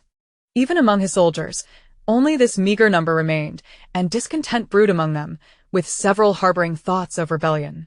After all, in this apocalyptic world, what significance does his so-called title of Duke hold? After a while, one of his subordinates, who had just been dispatched, returned stealthily. My lord, I just spotted a castle up ahead. It's tall and grand, and it even has lights on. Who would dare to light up in such times? Could it possibly be a vampire's castle? Well, I cannot say for certain. I did not venture too close. Then wait until dawn tomorrow. Take a few men to thoroughly investigate the situation of that castle. Understood. Chapter 167. The intimate spirit companion. In the morning, Wanyin entered the dining hall, ready for breakfast. Upon her entrance, she was greeted by a cacophony of voices, as if a debate was underway. With more guests in the hotel, the dining area had become lively at mealtimes. As she approached, she noticed two members of Tom's squad locked in a dispute with the Brito siblings. However, their exchange did not seem to be a quarrel. The surrounding patrons wore amused expressions, stifling their laughter. Bai Shuwen was also present, beaming as she waved at Wanyin. You're here. Come over. Wanyin walked closer, inquiring, what is all the commotion about? Bai Shuwen whispered in her ear. They're debating whether tofu pudding should be sweet or savory. This indeed was a topic likely to incite controversy. Wanyin nodded gravely. Chinese cuisine was a novelty and a delight to the people of this world, so almost every guest ordered it during meals. Those who had tasted it craved more, while newcomers were eager to try. This morning, the Brito siblings had purchased savory tofu pudding, while the two members of Tom's squad had opted for the sweet version. Consequently, a spirited debate ensued. Savory tofu pudding is undoubtedly superior. The sweet version pales in comparison. You children are mistaken. Sweet tofu pudding is the ultimate treat. Who would enjoy sweet tofu pudding? It's unthinkable. I, for one, relish it. Tom, who had been quietly sipping his porridge, interjected. Enough already. Why are you bickering with children? Eat quickly, then we need to interrogate that vampire. The prison also consumes points. The longer we keep him, the more points we waste. Upon hearing this, the two members of Tom's squad ceased their argument and returned to their breakfasts. Bruno muttered softly, I'm nearly 20. I'm not a child. As others saw the debate had concluded, they dispersed, greeting Wanyin warmly. Good morning, Angel. Did you sleep well last night, Angel? Feeling slightly embarrassed, Wanyin replied. You don't need to call me Angel anymore. Just refer to me as Boss Gu. All right, Angel, no, Boss Gu. Just as Wanyin prepared to enjoy a bowl of chicken soup noodles for breakfast, the system chimed. Ding. New task unlocked. Receive 20 new guests. Reward. Unlock 10 plots of super fertile land, 2 blind box machines, and 1 intimate spirit companion. Intimate spirit companion? Wanyin asked, puzzled. Then she heard the system's bashful voice. That would be me. Once you complete this task, I will have a physical form. Wanyin replied. What a peculiar name. Who coined it? It was me. Brilliant. However, this task will not be easy. It requires 20 new guests. Currently, most of the hotel's guests were those Wanyin had fetched in her carriage. The humans here were exceedingly fearful of vampires, seeing such a castle. Most dared not enter. It seemed she would need to venture out in her carriage several more times. After finishing her noodles, Wanyin prepared to depart. Coincidentally, the Brito siblings appeared to be heading out as well, each clutching a head of garlic with resolute expressions. Are you two going out? Wanyin inquired. Yes. Joshua nodded. Boss Gu, our points are running low. If we don't venture out to find something to exchange for points, we might not be able to stay here much longer. Indeed, we've discussed it. One must take the first step. I believe we will return safely, especially now that we have garlic. Once we gather more points, we can buy silverware. At that moment, Old Six came bounding over. He gestured at the garlic in the siblings' hands, saying, You two, come here. I have advice for you. Thus, The two heads of garlic leapt from their hands and hopped before Old Six. In a manner befitting a mentor, he earnestly advised, "Listen closely. When you encounter a vampire, do not hesitate, just bite. One swift chomp will surely sever their arm." Wanyin remarked, "As expected of you. Sixth brother, we understand. Rest assured, you are our inspiration. Don't forget our mission. If you slack off and fail to assist humanity against vampires, you won't gain entry to the Garlic Garden." Old Six admonished, "We won't forget, sixth brother." Then off you go. The garlic heads bounced back into the palms of Bruno and Joshua. The siblings exchanged glances, unsure of what to say, yet feeling a newfound sense of security in their hearts. After they left, Wanyin also prepared to set out in her carriage. With Bai Shuwen and Old Six in the hotel, she felt no worry. However, just as she drove the carriage through the castle gates, she caught a glimpse of a figure lurking nearby. "Who's there?" Wanyin called out. "Come out. I am not a vampire." After a moment, a head peered from behind a nearby tree. Yet, the person did not approach immediately, instead remaining concealed and asking, "Who are you? What is this castle?" "This castle is a hotel. Well, an inn, where humans can stay," Wanyin replied. "I am the owner. My surname is Gu." The figure behind the tree was a subordinate of the Duke named Eugene. He had just stealthily witnessed the Brito siblings leaving the castle and deduced they were humans. He surmised this place was a haven for humans, unrelated to vampires, which emboldened him to speak with Wanyin. Upon hearing her words, Eugene stepped out from behind the tree and cautiously approached a few steps, his hand still resting on the sword at his waist, ever vigilant for any sudden developments. "Are you the only guest here? Do you wish to check in?" Wanyin offered a friendly smile. "As long as you have blood essence pearls, gold, or jewels, you may check in." "I have none of those," Eugene replied solemnly. "This place is vast. Surely it can accommodate many humans. Why do you still require payment? Do you not wish for humans to survive a little longer?" Wanyin could hardly be bothered to be angered. She simply stated, "This is the hotel's policy. Whether you choose to stay is entirely your prerogative. If you wish to save the world, please do so elsewhere. Do not impose moral obligations upon me here." With that, Wanyin mounted her carriage, ready to depart. Eugene quickly interjected, "I apologize, I misspoke. May I come in and take a look?" Chapter 168.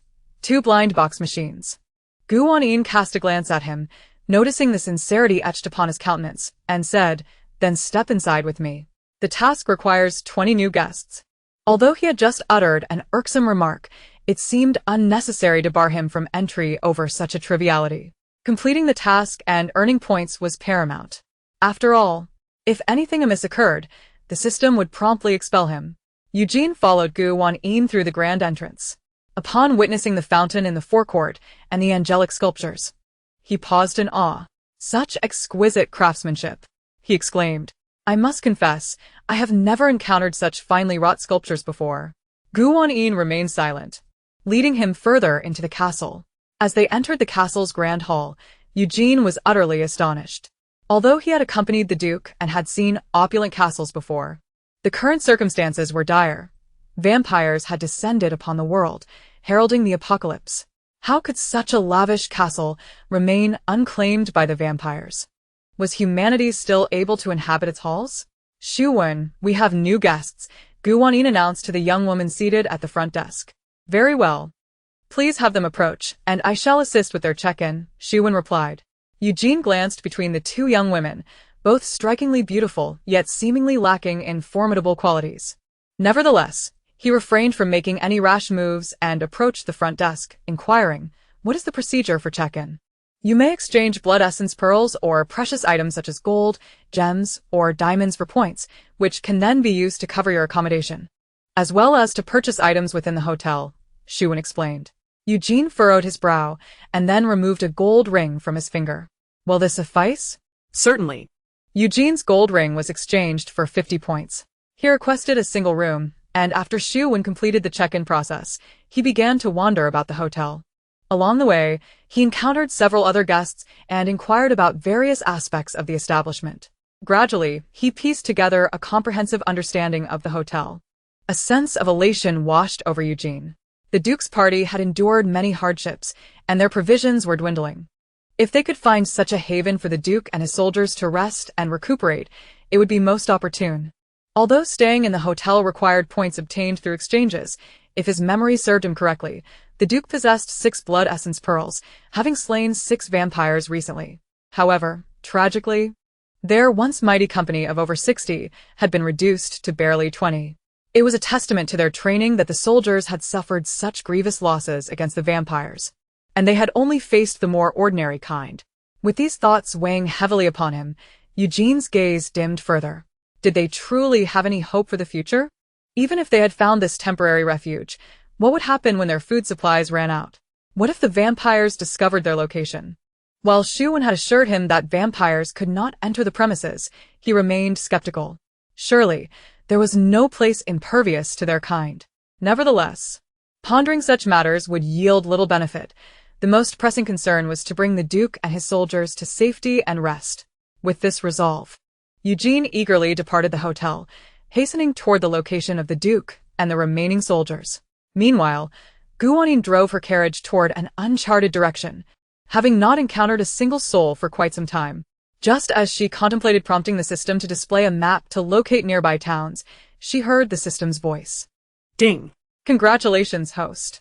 The task has been completed, and you have received the following rewards: 10 plots of super fertile land unlocked, 2 blind box machines unlocked, and a personal spirit pet unlocked.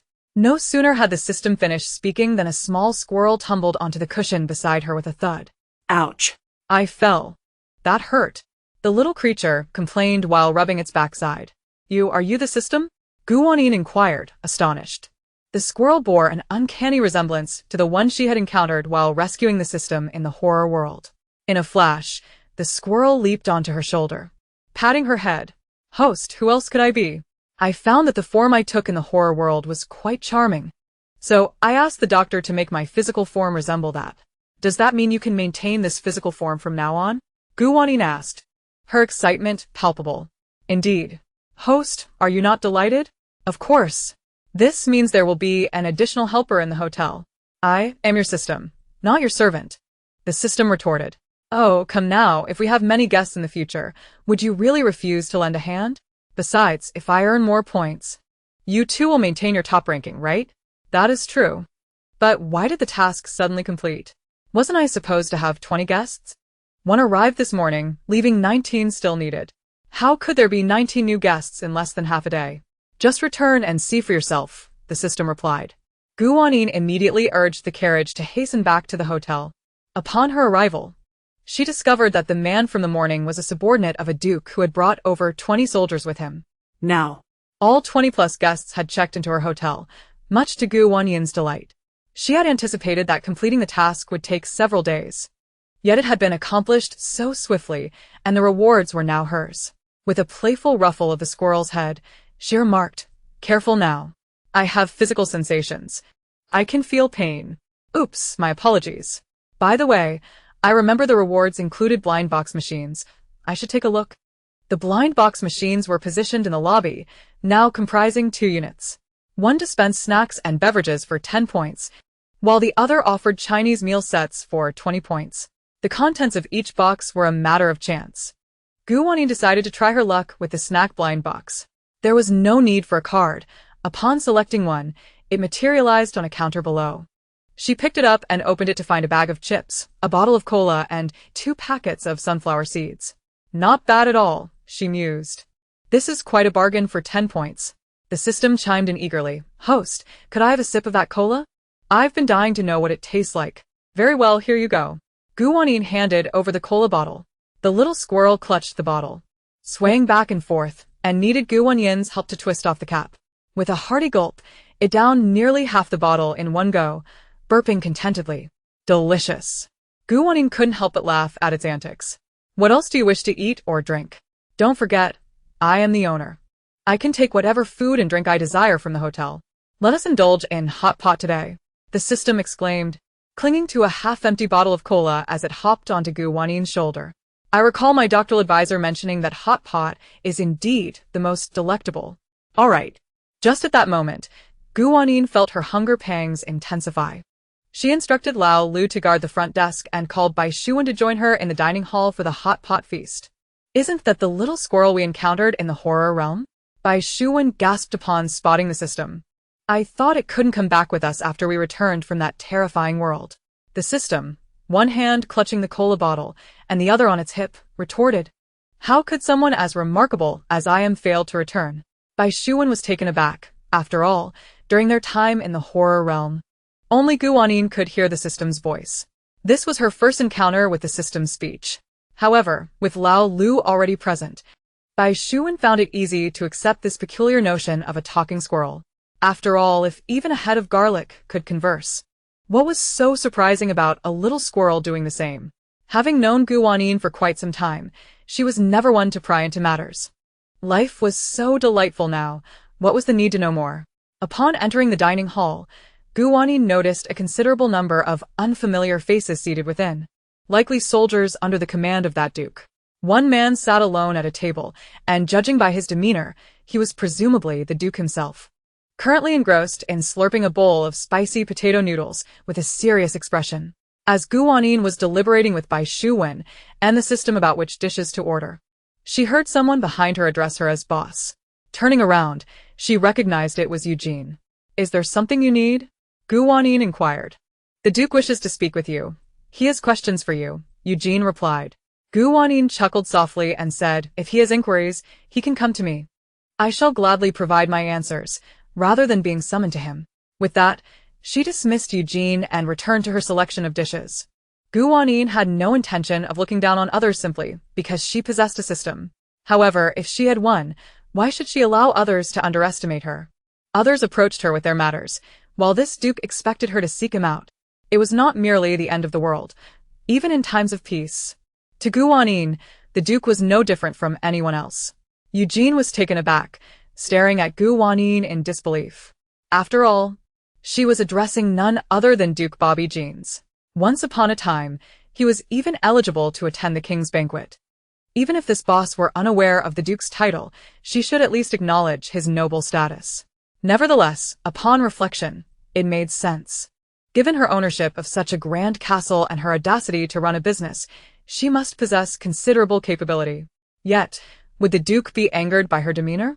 Nervously returning to Bobby's side, Eugene respectfully conveyed, My lord, the boss said that if there are matters to discuss, you should seek her out.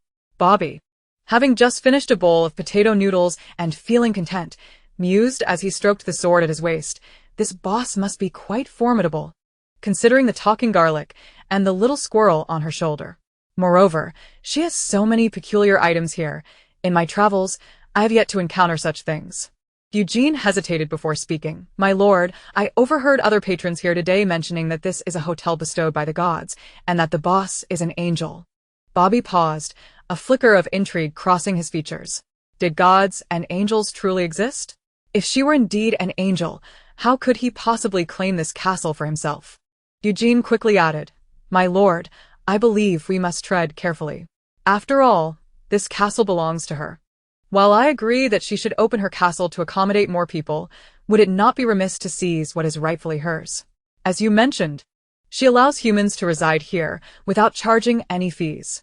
If this castle were mine, I would certainly offer refuge to survivors free of charge and strive to unite humanity against vampires. Eugene had more to say, but Bobby interrupted.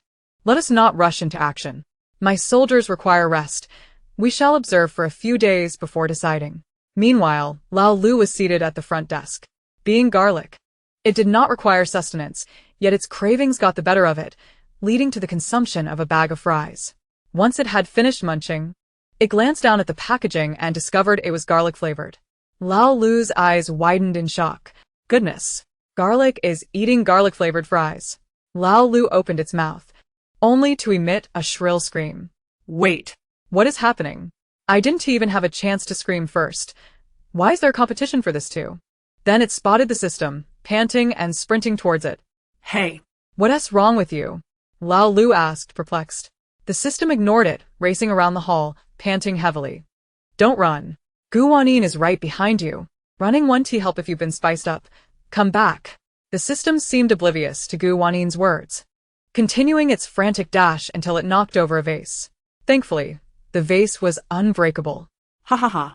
Lao Lu cackled, realizing what was amiss. So you are spiced up. You can't even handle spice. What a disaster. Just as it finished, the system shot a fierce glare at Lao Lu. Why are you looking at me like that? Lao Lu retorted. It's the truth, isn't it? Before it could finish, the system lunged at it. A squirrel and a head of garlic were now entangled in a comical scuffle. The scene was utterly bizarre. Wanyin, exasperated, remarked, "What are you two fighting about? Stop it." Fortunately, their small sizes allowed Wanyin to separate them without much effort. Holding one in each hand, she sternly admonished, "Fighting is not permitted in the hotel. Are you unaware? What kind of example do you set for the guests?" "Sister, I was wrong," Lao Lu quickly admitted, while the system mumbled something indistinctly that Wanyin couldn't quite catch. "What did you say?" Chapter 170. The Remarkable Effect of Cola. The little squirrel system grimaced, exclaiming, "Spicy, killing me." Wanyin was taken aback, never having anticipated that the system could not handle spice so poorly. Just one bite had sent it into a frenzy.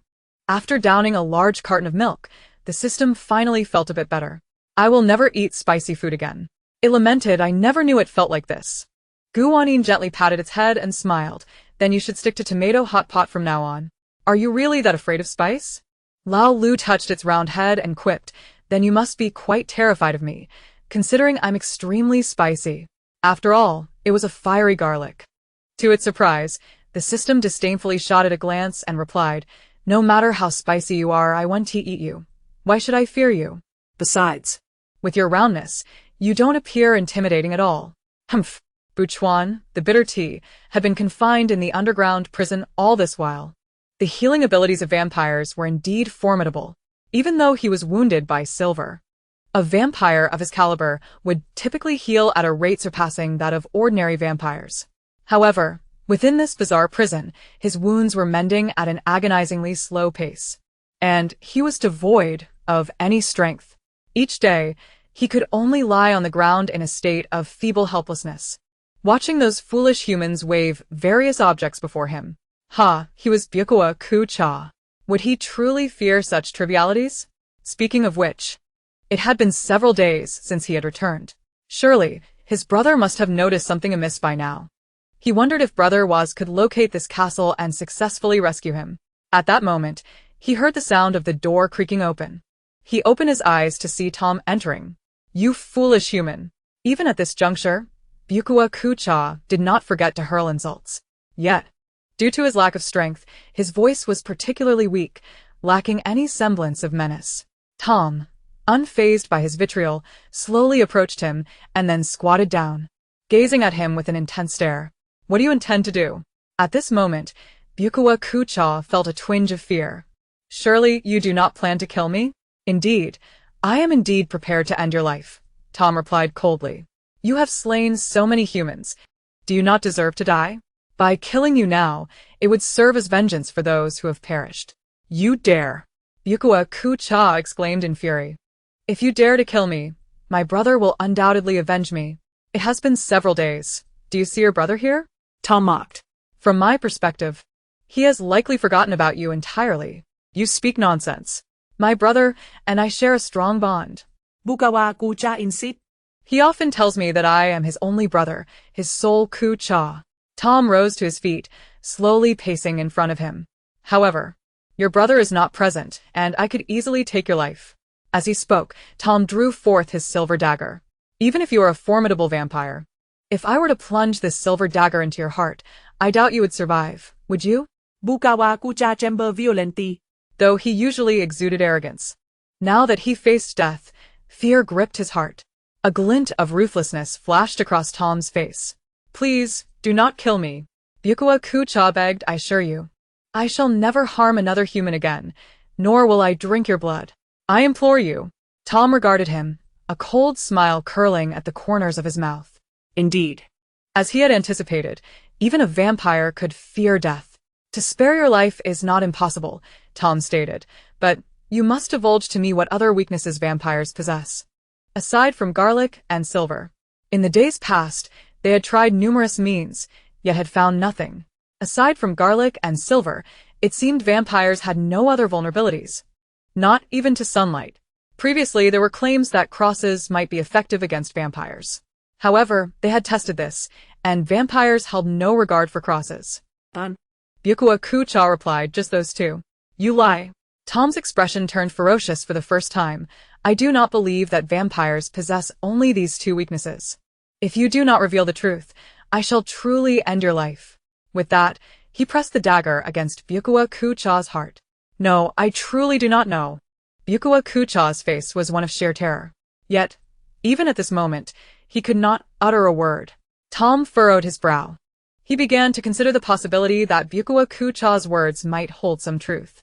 Could it be that, aside from garlic and silver, vampires genuinely lacked other weaknesses? Or perhaps, even if there were, Byukwa Ku-cha was unaware? Just then, Jerry entered, holding a bottle of cola. Observing the scene before her, Jerry sighed, saying, Boss, do not be angry just yet. Arguing with this vampire is futile. I just bought this, they call it cola. I find it quite delightful. You must not have tasted it before, right? Try it.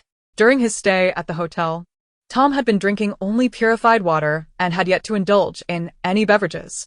However, feeling somewhat disheartened, he accepted the cola from Jerry's hand. After taking a sip, he nodded and remarked, Indeed, it is quite a novel flavor. Byukwa Ku-cha's eyes sparkled with desire, unable to restrain himself from asking, Hey, could you spare me a sip? Tom, uninterested in his plea, recalled how Byukwa Ku-cha had previously taken countless lives, igniting a surge of anger within him. He sneered, saying, A prisoner, and you still dare to make demands?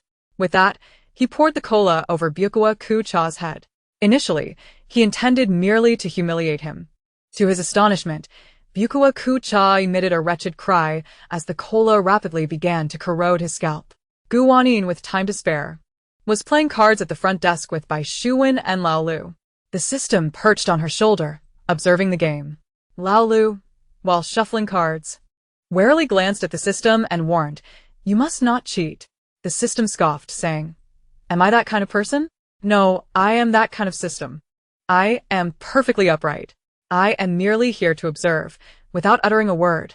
Just as they were engrossed in their game, a man approached, carrying a meal set. Excuse me, Boss Gu. Wanyin turned to see that the man was the first guest to have entered the hotel, having stayed there for several days. Yet he had remained rather quiet and unremarkable. Do you require something? I just bought this. It's called a blind box, but I am not particularly fond of its contents.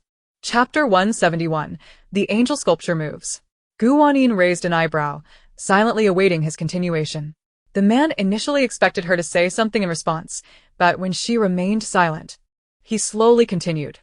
So, may I return it? After all, my points are quite limited.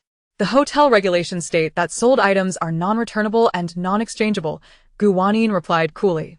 Moreover, the rules beside the blind box machine are clearly stated.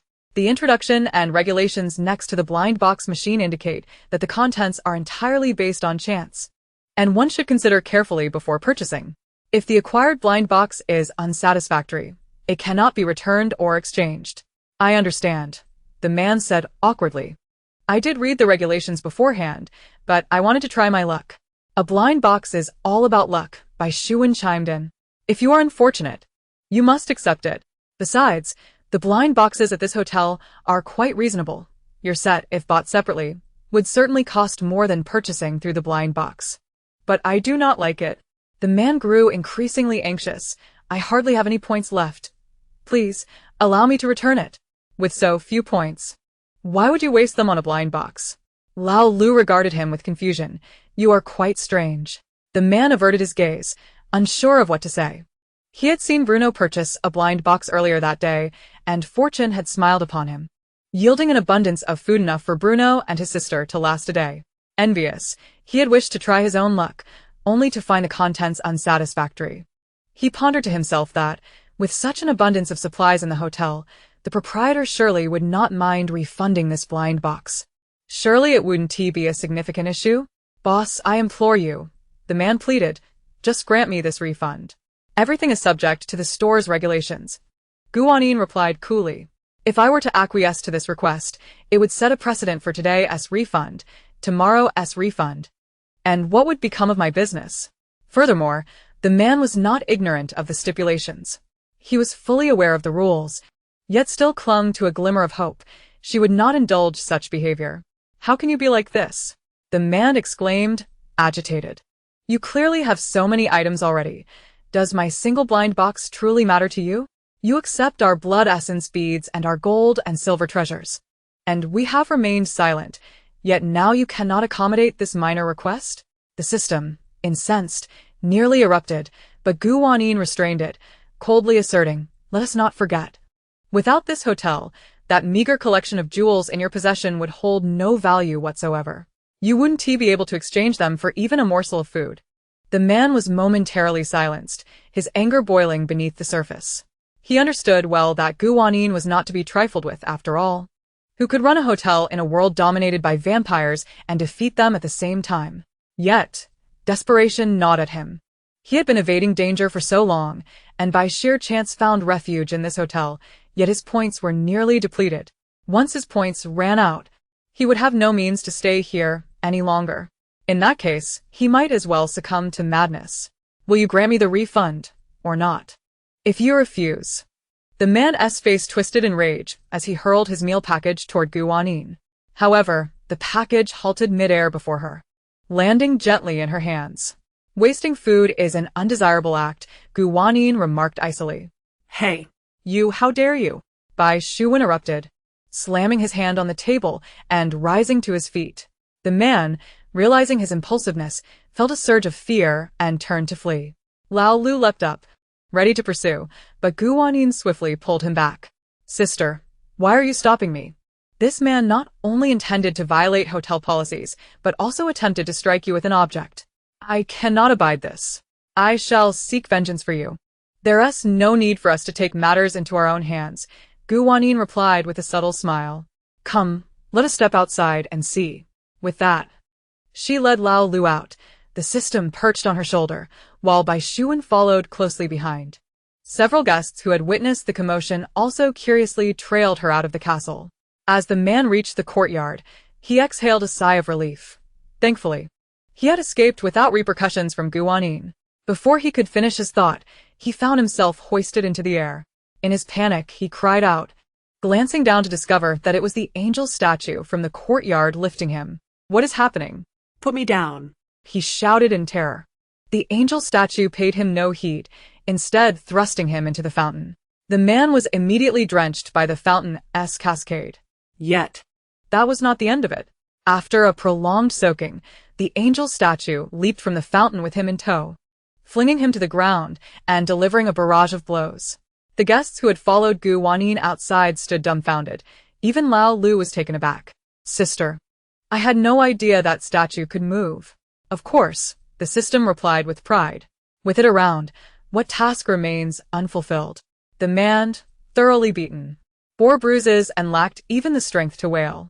Subsequently, the angel statue grasped him again, swung him about in the air, and then flung him far away, until he vanished from the sight of Wanyin and the others. "Serves him right. Lao Lu Zai, Who told him to break the rules and attempt to assault my sister? How absurd." The angel statue returned to its original position in the fountain, resuming its solemn stance as if it had not just delivered a thorough thrashing. One of the guests could not suppress a gulp, whispering, "How terrifying. It turns out that statue can move. After all, this is a hotel run by a Lord Angel. Perhaps that statue is one of their subordinates? Will that man return? Need we even ponder?" "He certainly will not," came the reply. "It is entirely his own fault. He accepted the blind box knowing full well its contents. And yet he foolishly sought a refund. The regulations are clearly stated. How could he expect a return? Indeed, if he merely sought a refund, that might have been one matter, but to use an object to assault the proprietor? Truly unreasonable. It seems he is running low on points. What does that concern the proprietor?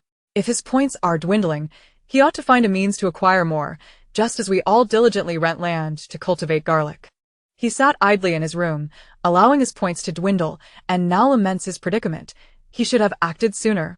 I had contemplated testing the consequences of violating the store rules, but thankfully, I refrained. To test it would be to court disaster. Chapter 172. A beautiful sound is a good omen. With the lesson learned from this man, the other guests in the hotel felt a shared apprehension, silently reminding themselves never to transgress the store policies. Such a rare establishment, offering steaming meals, the opportunity to cultivate garlic and purchase silverware, and with an astute proprietor at the helm. If they were expelled, would they not revert to the days of hunger, cold, and constant trepidation? Eugene had also been among the spectators of the commotion. Now, he hurried to the door of Duke Bobby's suite, knocking fervently while calling out, "Duke! Duke!" Bobby resided in a presidential suite, alone, while his soldiers occupied single or double rooms and family suites. After a brief wait, Bobby opened the door. A bottle of orange juice in hand, lazily inquiring, "What is it?" Come in. "I cannot. The regulations state that one cannot enter another guest's room," Eugene quickly replied. Bobby scoffed. "Do you genuinely take those regulations seriously?" "Ignoring them is not an option, Duke," Eugene asserted, hastily relaying the events that had just transpired. Upon hearing this, Bobby's expression gradually darkened. "The statue can move? How is that possible?" "Duke, I witnessed it with my own eyes," Eugene replied with a wry smile. "Others saw it too." Bobby tightened his grip on the orange juice, stating, "It seems this hotel is indeed extraordinary. I am fortunate to have refrained from acting rashly." "Sir, I believe we should remain prudent here," Eugene suggested anxiously. "We can rent more land, cultivate garlic, and purchase silver weapons, which will be advantageous in slaying vampires." Bobby remained silent, shutting the door in response. Eugene sighed and turned to leave. As he made his way to the garlic cultivation room, he paused upon spotting a stunning figure standing before the blind box machine, momentarily frozen in surprise. If his memory served him correctly, was that not Janet, the daughter of Duke Ferguson? The Duke of Ferguson was once the most formidable adversary of Duke Bobby. After imparting a lesson to the man who violated the shop's rules and laid hands on her, Wanyin found herself in good spirits. Just as she intended to retreat to her room to watch a play, she noticed Tom rushing towards her. Typically exuding an air of maturity and composure, Tom now appeared utterly exhilarated, as if he could leap 3 feet high. "Boss Gu, I've discovered something. I've made an astonishing find," Tom exclaimed, barely managing to halt his momentum before colliding with Wanyin, who deftly sidestepped him. Consequently, Tom slammed into the wall with a resounding thud. "Is it melodious? If it is, then it's a splendid thing," Wanyin quipped. "Wait for me, boss." Jerry followed closely behind. "What on earth is happening here?" Wanyin inquired. "You mentioned a discovery. What is it?" "We have unearthed a novel weapon to combat vampires," Tom proclaimed, his excitement nearly deafening. Wanyin instinctively took a couple of steps back, her eardrums on the verge of rupture. Yet it was no wonder that even the usually composed Tom was unable to contain his enthusiasm. After all, the revelation of a new weapon against vampires could significantly enhance humanity's chances of survival. "What sort of weapon?" Wanyin asked. "This." Jerry produced a bottle of cola for Wanyin to see. Wanyin raised an eyebrow in disbelief. "Is this truly a weapon against vampires?" "It is indeed, Boss Gu," Jerry replied, equally animated. "Just moments ago, our leader poured cola over Buquan Bitter Tea's head, and a sizable portion of his scalp was eroded away. When we left, he was still wailing." After a moment's contemplation, Wanyin suggested, "If that is the case, what about Sprite? Perhaps other carbonated beverages would suffice as well?" "Of course, boss. Let us give it a try." Jerry turned to Tom, brimming with eagerness. Tom nodded, and the two promptly set off to procure various carbonated drinks. After all, the beverages were inexpensive, and they still had plenty of points remaining. Wanyin decided to join them, her curiosity piqued. Could carbonated drinks truly serve as weapons against vampires? Tom purchased a bottle of Sprite along with several other carbonated beverages, such as Fanta and Mirinda. Jerry cradled the drinks in her arms as they made their way to the underground prison. Along the way, they encountered several other guests who, upon hearing of the carbonated drink's potential to combat vampires, were astonished and followed suit to witness the spectacle. Wanyin, with a squirrel in one hand and the other carrying the 6th item, also arrived at the underground prison. Buquan Bitter Tea, already drained of strength, was now in a state of utter despair, sobbing profusely. His head was completely bald, with large patches of scalp corroded away, presenting a rather pitiful sight. However, the guests felt little sympathy for him, given his history of slaughtering numerous humans. To them, Buquan bitter tea was merely a ready-made specimen for experimentation. As he lay there, weeping, his heart raced with fear upon seeing their arrival. "What more do you intend to do? I am in this state already. Do you possess no conscience? Are you even human?" Wanyin responded, "Hearing a vampire accuse you of inhumanity feels rather peculiar, does it not? What do you think?" Jerry replied with a cold smile. "Do you see what I am holding?" Buquan bitter tea glanced at her arms and paled, his pupils dilating in terror. Although it was his first encounter with these drinks, he could discern that they resembled the cola that had just been poured on him, albeit in various garish colors. The pain from the previous incident still lingered. Were they planning to pour the contents of these bottles over him as well? "I may not be human, but you are truly despicable," Buquan bitter tea muttered. "Which one shall we try first, boss?" Jerry asked eagerly. "It matters not. We must test them all," Tom declared as he approached with a bottle of Sprite in hand. The onlookers watched with wide eyes, brimming with anticipation. Buquan bitter tea bore an expression of resigned despair. Perhaps this was simply the fate of bitter tea. Tom stood before him, twisted open the Sprite, and poured it onto Buquan bitter tea's hand. The latter, too weak to evade, could only wait in dread. The crowd held their breath, and as the Sprite splashed onto Buquan bitter tea's hand, it began to corrode rapidly. He let out a heart-wrenching scream. "It truly works. Sprite is effective too," someone exclaimed in astonishment. "Is Sprite delicious?" "I have yet to try it," another chimed in. At such a moment, "Are you truly concerned about its taste? It can be used against vampires." Soon after, Tom tested each of the carbonated beverages they had brought. Buquan bitter tea endured excruciating pain, as each drink proved capable of eroding a vampire's flesh. By the end, not a single patch of healthy skin remained on Buquan bitter tea. Buquan bitter tea had indeed suffered greatly. Yet the surrounding individuals were filled with exhilaration. After all, aside from silver and garlic, they had discovered yet another potent tool against vampires, one even more effective than silver. Moreover, carbonated drinks were sold at a reasonable price within the hotel. "Boss, from now on, let us each carry 2 bottles of this beverage when we venture out. When we encounter vampires, we shall fear them no longer," Jerry exclaimed with fervor. "Indeed," Tom nodded. However, Wanyin sensed that matters were not as straightforward as they appeared. In recent times, it was true that carbonated drinks could be wielded effectively against vampires. Yet, unlike zombies, vampires possessed intelligence. In the long run, they would inevitably discover the threat posed by carbonated beverages and devise countermeasures, such as donning protective clothing. Naturally, she was not the only one who had considered this possibility. What would happen if vampires took precautions and shielded themselves from the drinks? That is a valid point. Even if we splashed the drinks on them, it would be futile. Tom mused. Regardless, the emergence of an additional weapon is ultimately a positive development. It is certainly better than having no options at all. If vampires wear protective gear or other such contraptions, it may even hinder their mobility. "Boss, will the price of carbonated drinks rise?" a guest inquired anxiously. "Of course not," Wanyin replied with a smile. "I would never engage in such opportunistic behavior. In the coming days, the demand for carbonated beverages among guests would undoubtedly soar. She would profit handsomely without raising prices." "Boss, what shall we do with Buquan bitter tea?" Jerry asked. "If they continue to keep him in the underground prison, they would be compelled to expend points. 80 a day. That was even more expensive than their room rate."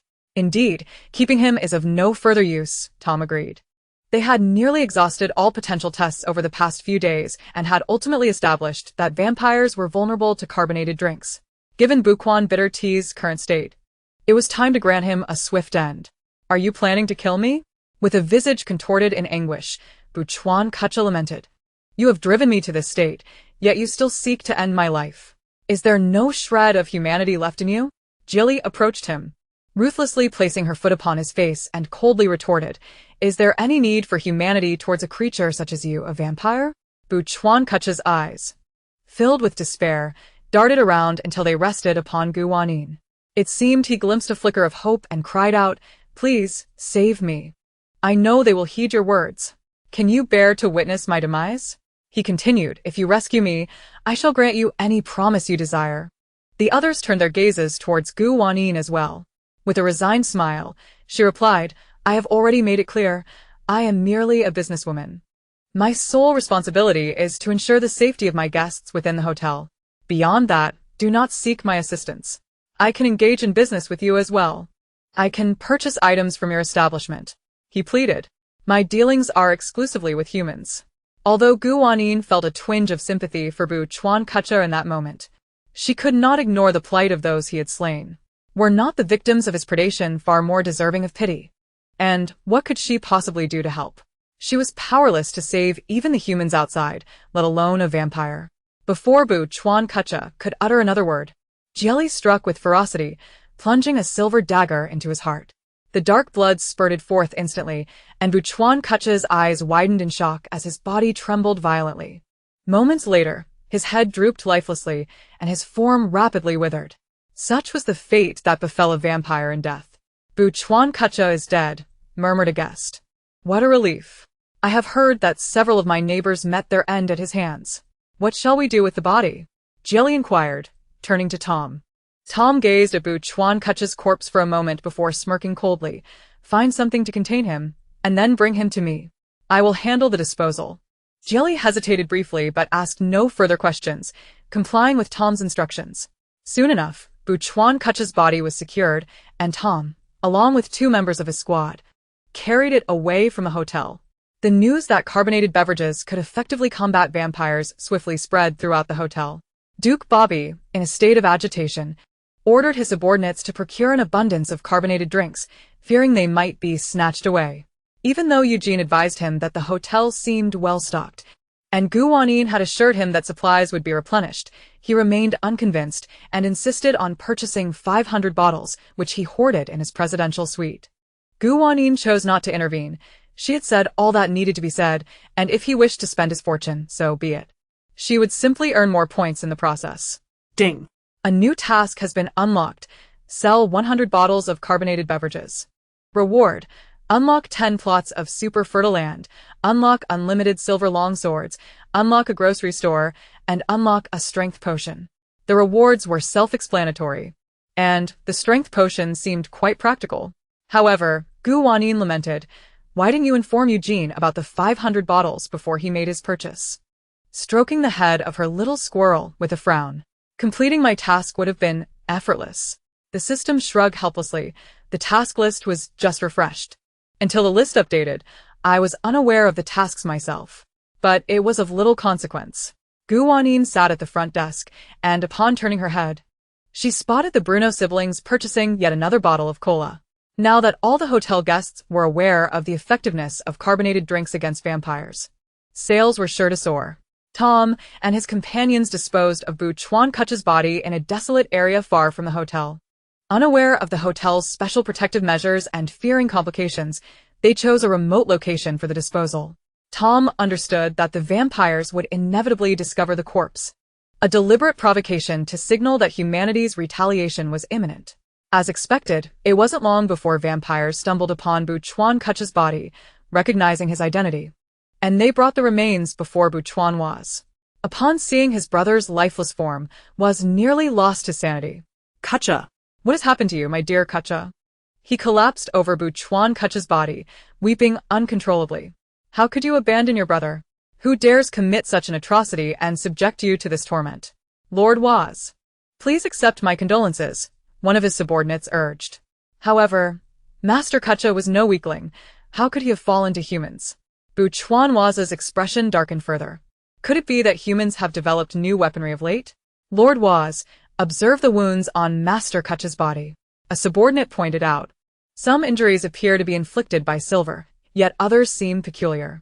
These marks appear as if they have rotted? Bu Chuan Waz lamented. How much suffering did Kacha endure before his demise?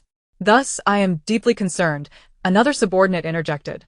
If humans have indeed created new weapons, what shall we do? Since when have we come to fear humans? A sardonic voice interrupted. A particularly pale vampire approached. Bu Chuan Kuzi refrained from making light of the situation. Bu Chuan Kuzi was a relative of Bu Chuan Waz and Bu Chuan Kacha, essentially their cousin. Ever since Bu Chuan Waz became the head of the Eastern District, Kuzi had harbored resentment. Am I incorrect? Bu Chuan Kuzi scoffed. To have been bested by humans in such a manner, Buchuan Kacha truly proves to be ineffectual. You. Buchuan was, already in a state of distress, felt his anger boil as Buchuan Kuzi insulted his deceased brother. He nearly lashed out, but two subordinates swiftly restrained him. Lord Waz, please temper your fury. Now is not the time for infighting. Buchuan Waz glared at Buchuan Kuzi for a moment before a sinister smile crept upon his lips. Very well, since you wish to speak so boldly. Buchuan Kuzi, you shall investigate the circumstances surrounding Kacha's death. Furthermore, ascertain whether humans have developed any new weaponry. By what right? Buchuan Kuzi retorted defiantly. By virtue of my position as the head of the Eastern District. Although Buchuan Kuzi felt disgruntled, he had no choice but to comply. Fine, I shall investigate. But if you uncover nothing, do not blame me for my lack of courtesy. He shot a venomous glance at Buchuan Waz before turning to leave. More guests arrived at the hotel, and it must be noted that the angel statue in the courtyard proved to be quite effective. Passers-by, upon seeing the angelic figure, felt compelled to enter and take a look. After all, vampires would never display a statue of an angel in their midst. The hotel became increasingly crowded, and during mealtimes, the restaurant buzzed with lively chatter. Janet, a seasoned sufferer of social anxiety, would often shy away from conversing with strangers, turning crimson at the mere thought. Therefore, she typically opted to purchase her meals in the restaurant and retreat to her room to eat in solitude. She had only just begun to establish a slight familiarity with the Bruno siblings, and whenever she ventured out in search of items to exchange for points, it was usually in their company. Today, she found herself in the restaurant, intending to take a portion of dumplings back home. Upon observing the bustling atmosphere filled with patrons, a flicker of anxiety crossed her mind, yet it was soon replaced by a smile. It had been a long time since she had witnessed such lively scenes. She once thought humanity had lost all hope. However, this establishment now offered a glimmer of optimism. Coincidentally, the Bruno siblings were also present. Joshua spotted her and waved, calling out, "Janet, come join us for a meal." Janet smiled shyly in response.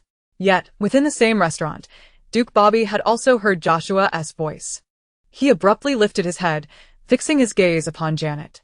After a moment, a cold smile crept across his face. What a stroke of luck to encounter the daughter of his former nemesis here. And judging by the girl's demeanor, she appeared to be residing alone in this hotel. Fortune seemed to be favoring him. Although his adversary was likely deceased, memories of the traps laid by that rival ignited his anger. In that case, why not use the daughter of his foe to vent his frustrations? Facilitating a reunion between them could be considered a favor, after all. He remained oblivious to the fact that Sixth was also present in the restaurant, and Sixth had noticed Bobby's unsettling behavior. With the arrival of several new guests at the hotel, Sixth had come to the restaurant to introduce various machines to them. After concluding his introductions, he turned to find Bobby staring intently at Janet. Unable to contain himself, Sixth thought, "Isn't Bobby nearly 40? Why is he fixated on a girl barely in her teens? Does he think he can still chase after young girls? No. It should be an old bull after tender grass." Thus, Sixth dashed off to find Wanyin, indignantly recounting the scene he had just witnessed. Wanyin was engrossed in watching a show with the little squirrel system. Upon hearing his words, she frowned, her regard for Duke Bobby diminishing further. "Sister, what should we do now?" Sixth eagerly inquired. "Should we deal with Bobby first?" Wanyin chuckled softly, playfully flicking his forehead. "Patience, he hasn't done anything yet. And according to the rules, we cannot act against him. Besides, this is merely your conjecture. If we were to expel Bobby from the hotel based on this alone, it would be unjust. As long as he doesn't cause any trouble here, we cannot force him out. Rest assured, with the protective mechanisms of this system, should he attempt any misconduct, I will promptly expel him." The system chimed in, crunching on potato chips. "That is true," Sixth nodded. "Anyway, the personal grievances between guests are none of our concern, as long as they abide by the hotel rules. By the way, did you introduce carbonated beverages to the new guests?" Wanyin asked, as there was a task to sell 100 bottles of carbonated drinks, which she had specifically instructed by Shu Wen and Sixth to promote. "Of course. They even purchased several bottles," Sixth proudly declared, thumping his chest. "By the looks of it, my task is nearing completion." Wanyin joyfully patted the squirrel's head. Meanwhile, Buchuan Kuzi was soaring through the skies with several subordinates. Lord Kuzi. Spinning around like this ISNTA solution, one subordinate lamented. Why not capture a human to inquire? Very well, let us do that, Buchuan Kuzi replied nonchalantly. He then landed by a tree, casually catching a falling fruit, and began munching on it. Shortly thereafter, his subordinates returned with a man who was wailing in terror. Spare me, please. Don't drink my blood, I beg you. Buchuan Kuzi was irritated by the noise and threw a fruit pit at him. What are you whining about? In your condition, I wouldn't even bother to drink your blood. The man promptly shut his mouth, trembling in fear. Buchuan Kuzi impatiently invited. Tell me, are humans scheming something lately? Do you have new weapons? And did you kill a vampire named Buchuan Kucha? I don't know. The man screamed. I'm just an ordinary person without weapons, and I know nothing about Buchuan Kucha. How dare you sound so indignant when you claim ignorance? Buchuan Kuzi delivered a heavy slap. The man, dizzy from the blow, struggled for his life, stammering, but I heard. There seems to be a castle, called a hotel, that sells many wondrous items. What castle? What hotel? I don't know the specifics. I just heard about it. I don't even know where it is. He had intended to seek out the hotel but had been captured by the vampire along the way. Lord Kuzi. I believe this hotel must be peculiar. We should investigate further. Buchuan Kuzi began to take this information seriously. But since the man claimed ignorance of the hotel's location, he was of no use. Let us reward you for your information then. Thank you, Lord Kuzi. Amidst the man's terrified screams, several vampires descended upon him, draining him entirely. Buchuan Kuzi and his subordinates continued their aerial search for the hotel, but found nothing after a prolonged search, spotting only a few abandoned castles with nothing but debris inside. What on earth is this hotel? Could it be invisible? If it is, how can humans possibly find it? Lord Kuzi, let us not rush. How about we report to Lord Waz? That way, it can still be counted as your achievement. No way. If that guy Waz finds out I couldn't locate the hotel, he'll surely mock me. I need to devise a proper plan. Ding. Congratulations, host. The task has been completed. Rewards: unlock 10 plots of super fertile land, unlock an unlimited supply of silver longswords, unlock a grocery store, and unlock 1 strength-enhancing pill. With the increasing number of guests at the hotel and the practicality and affordability of carbonated beverages, the task of selling 100 bottles was swiftly accomplished. Wanyin looked at the red pill in her palm and asked, System, is this the strength-enhancing pill? How much strength will I gain after consuming it? As much as you desire, the system replied while munching on an apple. You could even carry an entire castle if you wished. Moreover, the host can control it freely. Although there may be instances of power loss control, there's no need to carry a castle, Wanyin remarked. However, the assurance that there wouldn't be any loss of control was quite convenient. She swallowed the strength-enhancing pill. Afterward, she waited for a moment, but felt no change in her body. The pill was entirely harmless and would not elicit any sensation. If the host wished to test it, they could simply find something heavy to try it out. Hearing the system's announcement, Wanyin stepped out of her room and immediately spotted the blind box machine in the hall. The machine was substantial and heavy, perhaps even too cumbersome for 2 grown men to lift. Approaching it, she was followed by Lao Lu, who bounced along energetically. Sister, are you going to get a blind box to eat? He asked. No, Wanyin replied. I intend to lift the blind box machine. Lao Lu, bewildered, asked. Could you repeat that? What do you mean? His expression was one of confusion regarding Wanyin's seemingly irrational determination. Then, to his astonishment, he witnessed her effortlessly raising the blind box machine with one hand. Truly, you are my one and only sister. You're incredible, even more so than I am. At that moment, the blind box machine appeared to Wanyin as light as a mere paper box, requiring no effort at all for her to hoist it. Once she set the machine down, her satisfaction was palpable. 10 new plots of land had been unlocked and were quickly rented out by the hotel guests for garlic cultivation. According to those who had harvested a significant amount of garlic, it proved quite useful when encountering vampires. Each clove was diligently responsible, fighting valiantly until the moment their mission was fulfilled. Importantly, both the land rental and the seeds were inexpensive, and garlic matured swiftly. making it an excellent bargain for the hotel guests. The silverware shop now offered an unlimited supply of silver long knives at 500 points each, though pricier compared to others. Such durable silver weapons would last a long time. With these weapons available in the hotel, battling vampires had become considerably more manageable, allowing for an increased acquisition of blood essence orbs. Furthermore, this round of rewards included a general store.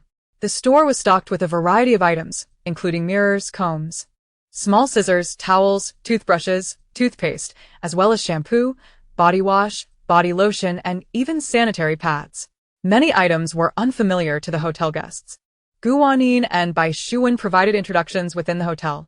Most items were well received, but when it came to sanitary pads, several girls' eyes lit up.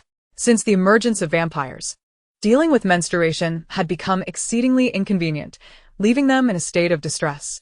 However, when one's life is at stake, such matters often fade into the background.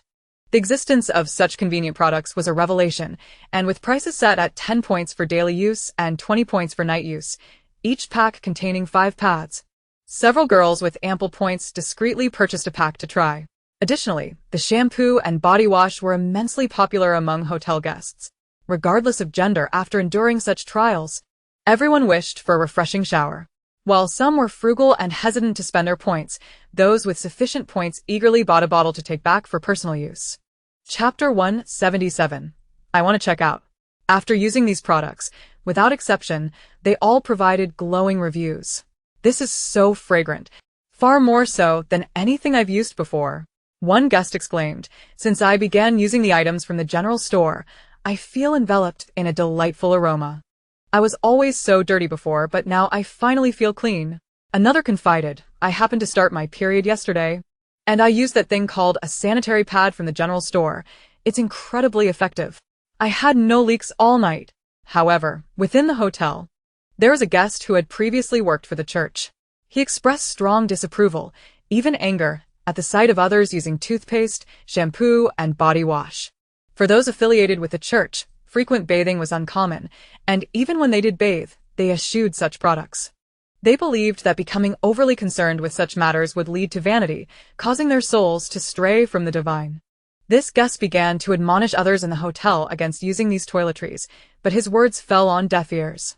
While many in this era professed faith, ordinary individuals held fewer constraints than those in the church.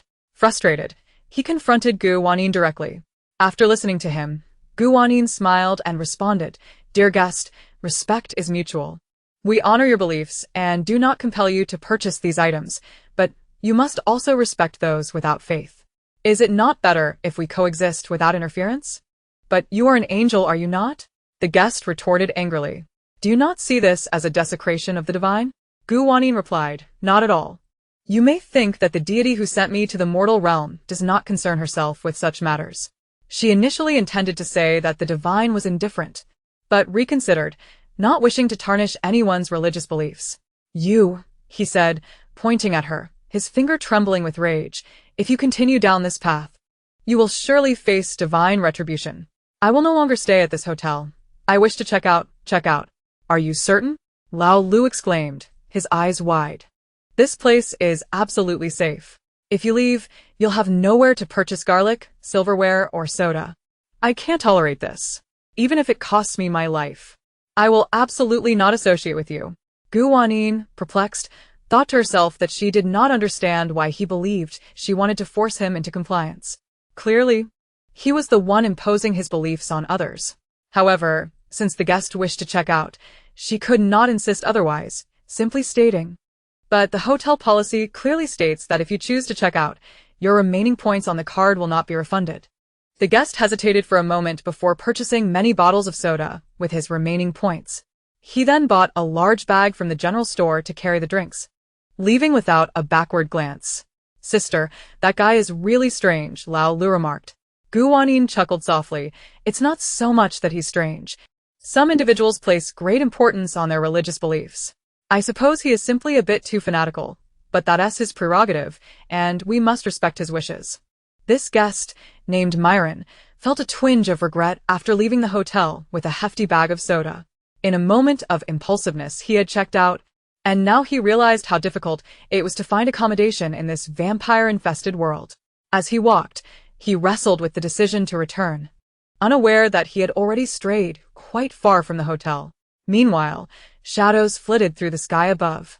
Chapter 178. Bu çuan Kuzey Discovers A Kulu. Myron heard the sound of wings flapping. Terrified, he crouched behind a tree, clutching his heavy bag of soda and trembling. Had he known better, he would have held his ground instead of impulsively fleeing the hotel. Come out. There's no need to hide. You can't possibly think a mere human can evade our sight? A mocking laugh from a vampire echoed behind him. Myron gritted his teeth and glanced down at the soda in his bag. Lacking any martial skills and too fearful to confront a vampire with his silverware, he had bought the sodas for their convenience and their potential to inflict considerable damage on vampires. Just then, he heard something crash to the ground. Then, footsteps echoed in the air. The vampire was drawing near. Myron trembled as he fished a bottle of cola from his bag and slowly twisted the cap open. After all, if he was doomed regardless, he might as well make a desperate attempt. As the footsteps grew louder, Myron suddenly lunged from behind the tree, letting out a roar as he splashed the cola at the approaching vampire. Taken by surprise, the vampire was drenched in cola, his face instantly corroded, and he let out a wretched howl as he fell to the ground, rolling and clutching his face. Bubuchuan Kuzu, who had been watching the spectacle from a distance, changed his expression and immediately spread his wings, soaring over. Damn human! What is that thing in your hand? Myron shouted as he splashed the remaining cola onto Bubuchuan Kuzu. However, the vampire was already on guard and easily dodged the attack, then swiftly flew in front of Myron and kicked him over. The bottle of cola in Myron's hand was now empty. He screamed as he reached for the remaining bag of cola, only to be kicked down again by Bubuchuan Kuzu. Observing his wailing subordinate nearby, Bubuchuan Kuzu suddenly recalled the wounds on the corpse of Bubuchuan Ku-cha. The injuries on his subordinate's face seemed eerily similar to those on Ku-cha's body. He bent down, picked up the bag, and retrieved another bottle of cola, examining it closely in his hand. Could this be the new weapon you humans use against us vampires? Realizing the gravity of the situation, Myron struggled to turn and flee, but was intercepted by another subordinate of Bubuchuan Kuzu. He could only sit on the ground, trembling in fear. Speak quickly. Is this your new weapon? Bubuchuan Kuzu asked coldly. Myron, too terrified to resist, muttered, Yes, as long as this is splashed on a vampire, it can inflict harm. Where did you obtain it? I bought it at the hotel. Upon hearing the word hotel, Bubuchuan Kuzu's ears perked up. Do you know where the hotel is? Myron fell silent. He was indeed peculiar and rather timid, but he did not wish to harm others. If he led the vampire to the hotel, would that not endanger everyone inside? Although the hotel owner had claimed that vampires could not enter, who knew what tricks they might devise? He did not want to be the cause of anyone's demise. Not talking, are we? Bubuchuan Kuzu chuckled ominously. Do you know the fate of those who resist vampires? Regardless of resistance, you will kill the humans, Myron said, his voice trembling. In any case, if I fall into your hands, I cannot escape death. After I die, I will serve the gods in the afterlife. Come on. Bubuchuan Kuzu was left speechless. How could this man be so unafraid of death? Just then, he heard a swoosh behind him. In an instant, Bubuchuan Kuzu soared into the air, while another subordinate, caught off guard, was struck by a silver arrow and fell to the ground, howling in agony. Bubuchuan Kuzu spun around to see several individuals not far behind him, all wielding silver weapons and garlic. Strangely enough, the garlic appeared to be baring its teeth. Bubuchuan Kuzu was bewildered. What on earth were these things? However, being a vampire accustomed to assessing situations, he realized he might not stand a chance, so he turned and fled. A few more silver arrows were launched but missed him. Myron sat on the ground, gasping for breath. He could hardly fathom that he had been saved. The group approached him. Are you alright? Hey. Do you happen to be staying at the hotel? You look somewhat familiar. Myron focused his gaze and was astonished to see members of Tom's team approaching. Naturally, Tom led the way. Thank you. Thank you. Myron exclaimed gratefully, nearly dropping to his knees to bow to them, overwhelmed with gratitude for their rescue. It's nothing. We just happened to pass by. Tom waved his hand dismissively. The vampire that had been struck by the silver arrow was still struggling, and Tom plunged his silver dagger into it, putting it down for good, then retrieving the blood orb. Meanwhile, the vampire corroded by cola was dispatched by other team members. What were you doing all alone? Even with carbonated drinks, you should still be careful, Jerry remarked. Myron felt a bit embarrassed and lowered his head, reluctant to speak. If they knew he had fled from the hotel, they would surely think him a fool. Come on, we're headed back to the hotel. And we can take you with us. Myron eagerly nodded, clutching his large bag of carbonated drinks as he followed. After they departed, Bibuchu and Kuzu reappeared in the air. If I follow these humans, I will surely discover the location of the hotel, he cackled. As for Myron's return, Wanyin was not surprised. The outside world was fraught with danger, while the hotel offered food, drink, safety, and even weapons for sale. Once Myron calmed down, he would certainly know what to do. Boss Gu, I apologize. It was my fault earlier, Myron said awkwardly. Can I check in again? Of course, Wanyin replied with a smile. Just refrain from interfering with the daily lives of other guests in the hotel. Myron was certainly a bit peculiar, but he had not violated any hotel rules previously. And he had points to earn, so she had no reason to refuse. I won't, Myron quickly assured her. I'll just quietly go about my own business from now on. Wanyin nodded and instructed Lao Lu to assist him with a check-in. Thankfully, Myron still possessed 2 gold rings. Meanwhile, Bibuchu and Kuzu, who was still wandering outside, found himself enveloped in deep confusion. What the hell? I was clearly following those humans, but suddenly their figures vanished. Chapter 179. His mind was being disrupted. Moreover, he had no idea where they had disappeared. Bibuchu and Kuzu felt as if his mind had gone blank, hovering aimlessly in the air, utterly unaware of where he had just followed those humans, or where he should fly next, let alone finding the hotel. Could it be that his mind had been tampered with? Had humans acquired such abilities? Nevertheless, regardless of the circumstances, he now knew about humanity's new weapon. With this knowledge, he could face Bibuchu and Wazi upon his return. With that thought, Bibuchu and Kuzu tapped his head, found the direction back, and soared away. Upon returning to the castle where Bibuchu and Wazi resided, he found Wazi still mourning over the corpse of Bibuchu and Ku-cha. Ku-cha. Bibuchu and Kuzu scoffed coldly. In a couple of days, the weather will turn warm. His body is already in this state. If you don't bury him soon, do you intend to wait for him to rot and stink? Shut up, Bibuchu and Wazi shouted in anger. I sent you out to investigate. And what results did you bring back? You dare come before me to criticize. Of course, I have results. Otherwise, would I have returned? Buchuan Kuzi coldly remarked that a hotel had recently emerged where numerous humans were residing. Additionally, I have discerned the nature of the injuries sustained by Buchuan Ku-cha. Humans have developed a novel corrosive liquid that, upon contact, erodes us. Infuriating. Buchuan Was slammed his fist onto the adjacent table, splintering it into pieces. At that moment, a vampire subordinate rushed in, his face etched with urgency, exclaiming, Lord Was. 2 brothers have just returned, both wounded, bearing injuries akin to those of Lord Ku-cha. They claim that humans possess a liquid capable of inflicting grave harm upon them. Moreover, they reported that several brothers were slain by humans today. Look at that. Buchuan Kuzi scoffed. What do you say now, Lord Was? As the head of the Eastern District, you must devise a strategy. You needn't remind me. Buchuan Was gritted his teeth. I refuse to believe that mere humans can rival us vampires. I will unearth the murderer of Ku-cha and avenge my beloved. That hotel shall be reduced to rubble. In the dead of night, the guests at the hotel had retreated to their respective chambers for rest, save for the recently returned siblings, Bruno and Joshua, who were still dining in the restaurant. Each devoured a bowl of spicy rice noodles with ravenous delight. Earlier that day, they had ventured out armed with garlic and carbonated beverages in search of items to exchange for points. They encountered a vampire, and using their garlic and soda, they successfully vanquished the creature, acquiring a blood essence pearl. However, due to overwhelming fear, they had hidden away in a secluded spot for some time before finally returning to the hotel. After finishing their noodles, they approached their room's entrance, only to notice a shadowy figure lurking near Janet's door. Who goes there? Bruno called out. The figure, startled by his voice, turned and fled. How peculiar. Bruno furrowed his brow. Joshua yawned and suggested, perhaps it was merely a drunken guest who wandered into the wrong room? But they ran the moment they heard me.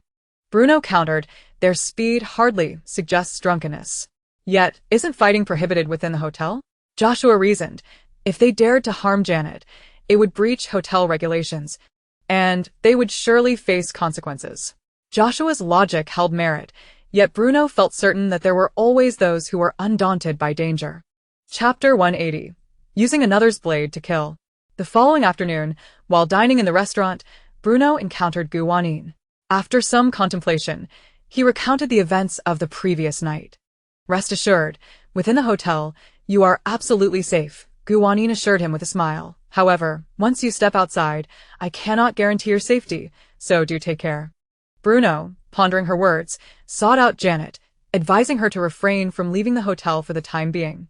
Although Janet was perplexed, she complied with Bruno's request. Coincidentally, during a prior outing with the siblings, she had discovered some gold, which she exchanged for a considerable number of points, sufficient for her extended stay at the hotel. Bai Shuwen observed their jovial interaction and, feeling a twinge of anxiety, inquired of Wanyin, is this truly advisable? Regardless, that young girl, Janet, cannot hide in the hotel forever. However, we cannot intervene in matters outside the hotel, as per the regulations, Wanyin replied, yet. I sense that the Duke is growing impatient. He cannot wait for Janet to leave the hotel, no matter what means Duke Bobby might employ. Should he take action against Janet within the confines of the hotel, it would constitute a violation of the rules, granting Wanyin the authority to respond. The figure lurking by Janet's door was indeed a subordinate of Bobby, tasked with luring Janet out of her room. Yet, apprehensive of the regulations, he hesitated, and upon hearing Bruno's voice, he fled in fear. Bobby, incensed, berated his subordinate. However, he too harbored reservations about taking matters into his own hands. Just as Bobby was consumed by resentment, fortune unexpectedly smiled upon him. In the afternoon, another group arrived at the hotel, led by a count named Dane, accompanied by 8 soldiers. When Tom's squad encountered Dane, they informed him of the hotel's existence, prompting him to bring his men in hopes of luck. To his astonishment, he discovered a grand castle, complete with an eastern and western tower. Amidst his surprise, greed and jealousy ignited within him. If this castle were his, he could finally breathe easy. Furthermore, the presence of numerous guests signified ample resources. Yet, being new to the situation, Dane refrained from rash actions, opting to stay for a few days to assess the environment. Bai Shuwen and Lao Lu attended to their check-in at the front desk. Before finalizing the process, they ensured that Dane reviewed the hotel regulations. Upon perusing the rules, Dane paid little heed. In his eyes, possessing soldiers was a testament to strength. And the hotel had no guards, only a female attendant and a talking garlic. Wait, a talking garlic? Dane fixated his gaze on Lao Lu. Lao Lu. Having just completed a room card, noticed Dane's stare and inquired, what are you looking at? Never seen garlic before? Dane replied, it's nothing. I've seen garlic, but never one that speaks. Deciding it prudent to observe for a few days, Dane proceeded to check out his room before leading his soldiers to the restaurant for a meal. Coincidentally, Bobby was also present. Upon seeing Dane, he exclaimed with delight, is that not Count Dane? What a surprise to encounter you here, Bobby. Dane responded with equal enthusiasm, I am glad to see you alive. Bobby mused, this place is suffocating me with conversation. Their relationship had flourished prior to the apocalypse. Although Dane's status was not as elevated as Bobby's, Bobby had always treated him with familiarity, fostering a strong bond. Most importantly, Dane harbored a deeper animosity toward Janet's father than Bobby did. Utilizing this to his advantage, Bobby's mind raced. Did you know? The daughter of Duke Ferguson is residing in this very hotel. Chapter 181. Who seeks death in the dead of night. What? Upon hearing this, Dane sprang to his feet, exclaiming, finally, after all these years, I have found the opportunity for vengeance. Dane, possessing a blunt nature, was now consumed by his desire for revenge against Duke Ferguson, leaving little room for rational thought. Indeed, Bobby continued, Duke Ferguson has caused you much trouble in the past, which I have witnessed firsthand. Now is your chance to exact your retribution through his daughter. I'm going now, Dane declared, turning to charge away, but Bobby swiftly intercepted him. Noticing the other guests in the restaurant observing them, Bobby lowered his voice. Why the haste? That girl is in the hotel now. She cannot escape. In the bustling hotel, with so many people around, are you not afraid of causing trouble by taking action now? What do you propose we do? Wait until midnight. Then stealthily enter that young lady's room and eliminate her without a trace. Bobby murmured, suggesting that this way, no one would be the wiser. Nor would the hotel owner find out. After all, it is better not to violate the hotel's regulations in front of others. Dane pondered this for a moment, then nodded in agreement, saying, "You have a point. You are indeed thorough in your considerations, Duke Bobby." Bobby lowered his gaze to his soup, a faint, cold smirk playing at the corners of his mouth. Dane, being new and unfamiliar with the circumstances here, remained unaware of the hotel owner's formidable nature. He was also uncertain of the consequences of breaking the rules in secret. In that case, let the fool Dane take the risk, should punishment ensue. It would be he who suffered. If Dane could eliminate that young lady before facing any retribution, all the better. In the depths of the night, Janet, having slept excessively during the day, found herself wide awake. Seated at her desk, she was engrossed in writing her diary. The pen and notebook, purchased from a local shop, intrigued her with their novelty, and she adored them. After completing a diary entry and still feeling restless, she decided to leave her room for a stroll in the courtyard. Bruno had assured her that the hotel premises were entirely safe, including both the front and backyards, so even at this late hour, she felt little fear being alone. After wandering in the front yard for a while, she ventured to the back, which was eerily empty. A radiant full moon hung in the sky, and as Janet gazed up at it, her eyes glistened with unshed tears. She began to miss her family, particularly her father, who had always showered her with love. Suddenly, a flurry of footsteps echoed behind her. As Janet turned around, a hand lunged out, gripping her arm with a vice-like force. In the moonlight, she could see the man before her, his face contorted with malice, brandishing a knife and preparing to strike. In an instant, Janet was rendered speechless, instinctively closing her eyes, bracing for the inevitable pain. Yet, after a moment, the anticipated agony did not arrive. Tentatively, she opened her eyes to find the man frozen in place, still holding the knife aloft. His expression was one of torment, indicating he was struggling but could not move an inch. Janet exhaled in relief, pulling her arm from his grasp. Strangely, her arm bore no pain, and the man's sudden immobility confirmed the hotel's absolute safety. However, fear still gripped her, and just as she was about to call for help, she heard another set of footsteps.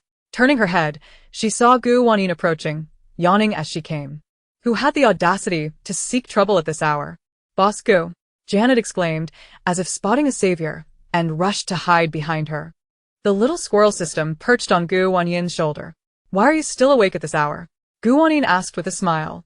"I couldn't sleep, so I decided to take a walk," Janet replied, her face filled with guilt. "I'm sorry, Boss Gu. Did I trouble you?" "You haven't caused any trouble," Wanyin reassured her. "Since the hotel is indeed entirely safe and there are no rules against being in the backyard at night, you are free to do as you please.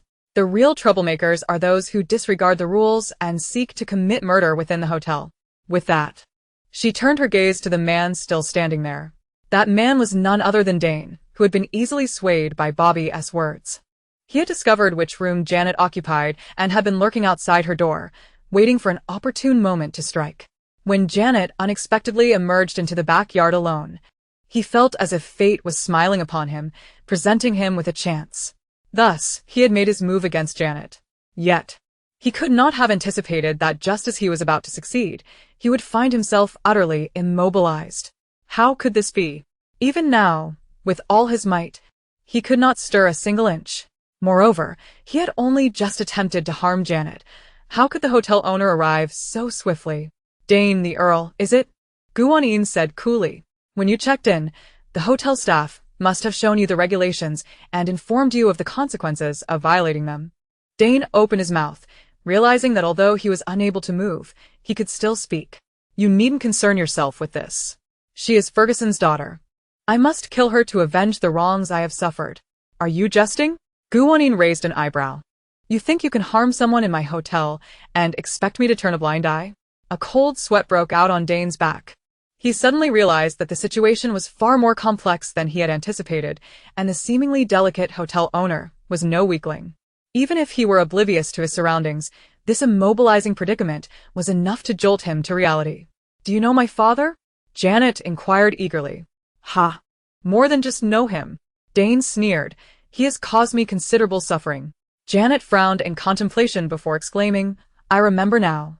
You are Earl Dane, the one who has oppressed the common folk, which is why my father has always opposed you."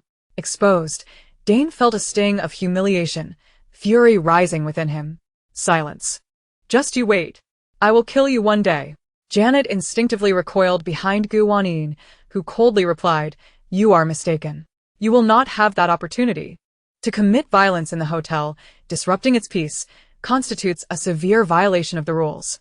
In this world of hotels, I have added a new regulation. Any severe violation will result in immediate eradication. Therefore, this time, she would not allow Dane to live. At that moment, a commotion of footsteps erupted. Other guests, having heard the commotion from the backyard, approached to investigate. Among them were the Bruno siblings and Bobby, along with some of Dane's subordinates. "Boss Gu, Janet, what is happening?" Joshua inquired, rushing forward. "I was just out for a walk when he tried to kill me," Janet explained, her tone tinged with indignation. "He claimed he had a vendetta against my father, but it was he who sought trouble." A guest gasped, "Murder in the hotel? Isn't that a violation of the rules? Is he insane? He just arrived today. Does he not realize the consequences of breaking the rules?" Another remarked, recalling the fate of the last man who attempted to assault Boss Gu. "Why can't he simply enjoy his stay at the hotel? Why seek trouble? Such foolishness. I believe he should not be allowed to remain in the hotel any longer. That is not enough. I think he should not be allowed to live at all. It's not that I am heartless. If he can kill in the hotel, what if he becomes deranged and harms us when we are outside?" "You have a point." Their murmurs reached Dane's ears. A sudden unease gripped his heart. "What are you all standing there for? Hurry up and help me," Dean bellowed at his subordinates. Yet. His few subordinates hesitated, unwilling to act. After finally finding a place to stay with provisions, they had no desire to stir up trouble. Moreover, their dissatisfaction with the foolish Earl had long since festered. Why should they heed his commands at this juncture? Dean's face flushed with anger and desperation. "Is the last will spoken?" Wanyin remarked coldly. "Then, let us commence." As Wanyin's words fell, Dean suddenly felt as though a pair of hands were tightly constricting around his throat, rendering him breathless. Yet, he remained immobile, unable even to struggle. His complexion gradually turned a ghastly shade of blue. It seemed he was indeed on the brink of death. A profound panic surged within him, and seizing the last vestiges of his voice, he hastily implored, "Boss Gu, I realize my mistake." Wanyin remained unresponsive, her gaze icy. "Now you acknowledge your error?" "It is too late." Would he have confessed had he not sensed his imminent demise? Certainly not. He would have continued his arrogance. Dean's eyes widened in terror, his breaths growing shallower, his consciousness fading. In a final, desperate utterance, he gasped, "It was all Bobby's doing." With that, he ceased to breathe, his figure vanishing before the crowd. Bobby's countenance turned ashen, inwardly cursing Dean for his incompetence. Not only had Dean failed to kill Jeanette, but in his last moments, he had implicated Bobby as well. Fortunately, Dean had vanished. Even if Wanyin had heard those words and suspected him, there would be no evidence. The others had witnessed Dean's disappearance, and his subordinates now felt a wave of relief for not intervening. Jeanette cast a grateful glance at Wanyin, and the others exhaled in relief. Thankfully, the menace in the hotel was gone. It seemed the hotel truly was safe. As long as they adhered to the rules, nothing untoward would occur. Only a fool would break the rules. Bobby felt fortunate for not having taken matters into his own hands. Otherwise, he would have been the one lying dead. Yet, seeing Jeanette alive stirred an unsettling feeling within him. Perhaps it was best to consider the matter further. Just as Bobby intended to turn back to his room, he suddenly heard Wanyin's voice. "Duke Bobby, is it really appropriate for you to leave like this?" Chapter 183. The Enigmatic Mist.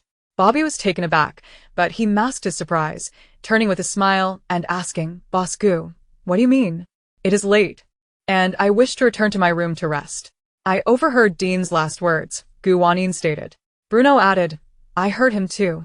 He said it was all Bobby's doing." Another guest chimed in, "What does this mean? How could Duke Bobby be to blame?" It wasn't the Duke who urged him to commit murder in the hotel. Who knows? Let's wait and see what Boss Gu has to say, Bobby replied, unfazed, raising an eyebrow. So what? Boss Gu, you wouldn't convict me based solely on Dean's word, would you? He intended to kill. How can he claim I led him to it? I didn't coerce him. Even if you didn't force him, you certainly must have incited him, Bruno retorted angrily. Don't think we are unaware. You have always harbored ill intentions toward Jeanette. Young man, one must speak with evidence, Bobby sneered. You claim I incited Dean. Then produce your proof. Dean is now dead. Why not summon his spirit for inquiry? Bobby's mocking tone reddened Bruno's face, who longed to strike him but retained his composure, knowing that fighting was prohibited in the hotel. Thus, he turned to Wanyin for assistance. Wanyin chuckled lightly, saying, Do you believe that with Dean's death, he has become beyond reproach? Bobby was still wary of antagonizing the hotel owner, especially since Dean had just perished before his eyes. A smile graced his lips as he replied, Boss Gu, you truly misunderstand me. That fellow Dean must have wanted to drag someone down with him, hence his words. I bear no ill will toward Miss Jeanette and have not incited Dean in any way. Is that so? Then take a look at this. Wanyin snapped her fingers, and a swirling mist materialized in midair. The crowd gasped, gazing up at the apparition, murmuring among themselves. What is that? It appeared out of nowhere. Is it a cloud? No, it's mist. But what purpose can a mass of mist serve? Just as confusion reigned, images began to appear within the mist, revealing the scene from earlier that day, where Bobby conversed with Dean. The clarity was astonishing, even the pores on their faces visible. Moreover, their words rang out clearly in every listener's ears. Everyone comprehended that it was Bobby who had incited Dean to target Jeanette. Bobby's face drained of color, shock rendering him speechless. What was this phenomenon? How could he and Dean be depicted within it? And indeed, it was that very moment he had incited Dean. What sort of sorcery was this? Boss Gu, what magic is this? Joshua could not contain his curiosity, questioning how Bobby and Dean appeared within it. Wasn't Bobby standing there? And Dean is dead, isn't he? That will be explained to you later, Wanyin smiled. In any case, this is an account of events that transpired. Bobby, do you have anything to say? Bobby, taken aback, struggled to articulate a response. He had thought his cunning ploy of using another to eliminate Dean was masterful. Although Jeanette had survived, he had incurred no loss. Who would have expected Wanyin to possess such extraordinary powers, conjuring that remarkable mist? Now, even if he had 100 mouths, he could not clarify his position. Yet, one of his subordinates, Eugene, feeling some compassion, stepped forward, saying, Boss Gu. While Duke Bobby did make those statements, he has not laid a hand on Jeanette. The one who acted was Count Dean, and now that he is dead, should we not consider the matter settled? That is a grave error, Wanyin replied, though he did not strike the blow himself.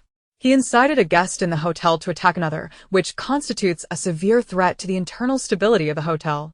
If we allow such a person to remain, can my hotel still be deemed trustworthy? Indeed, Bruno exclaimed. If he could do such a thing, he will surely find ways to harm Jeanette in the future.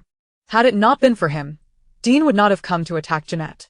Joshua added, thus, he cannot escape culpability.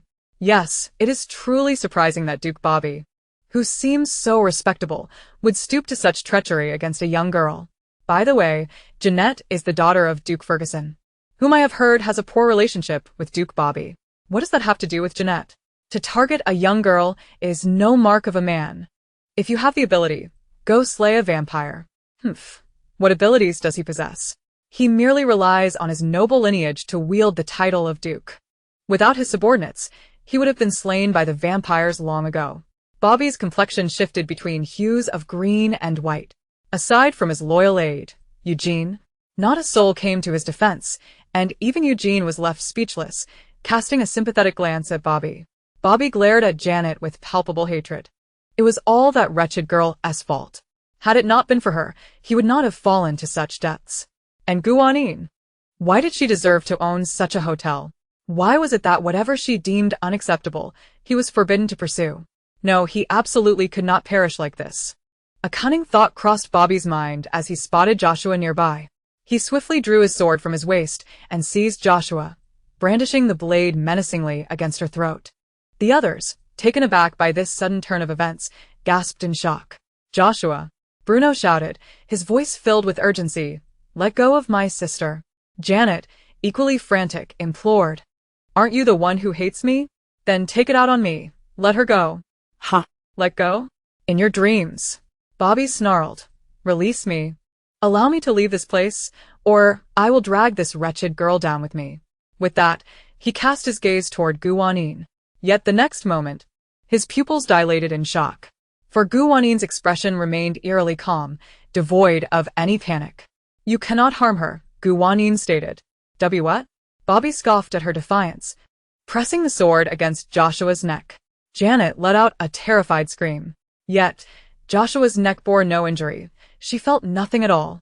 The sword in Bobby's hand seemed to have transformed into mere air. In desperation, he discarded the sword, attempting to choke Joshua with his bare hands, but inexplicably, his own hands turned against him, clasped tightly around his own throat. Joshua seized the moment to break free and fled. Bobby was left in utter despair. Just moments ago, you had the excuse of claiming you hadn't acted. Now, even that excuse has evaporated, Wanyin mocked. Bobby attempted to flee, but his feet felt as though they were glued to the ground, immovable. At that moment, the ethereal mist that had lingered in the air began to drift toward him.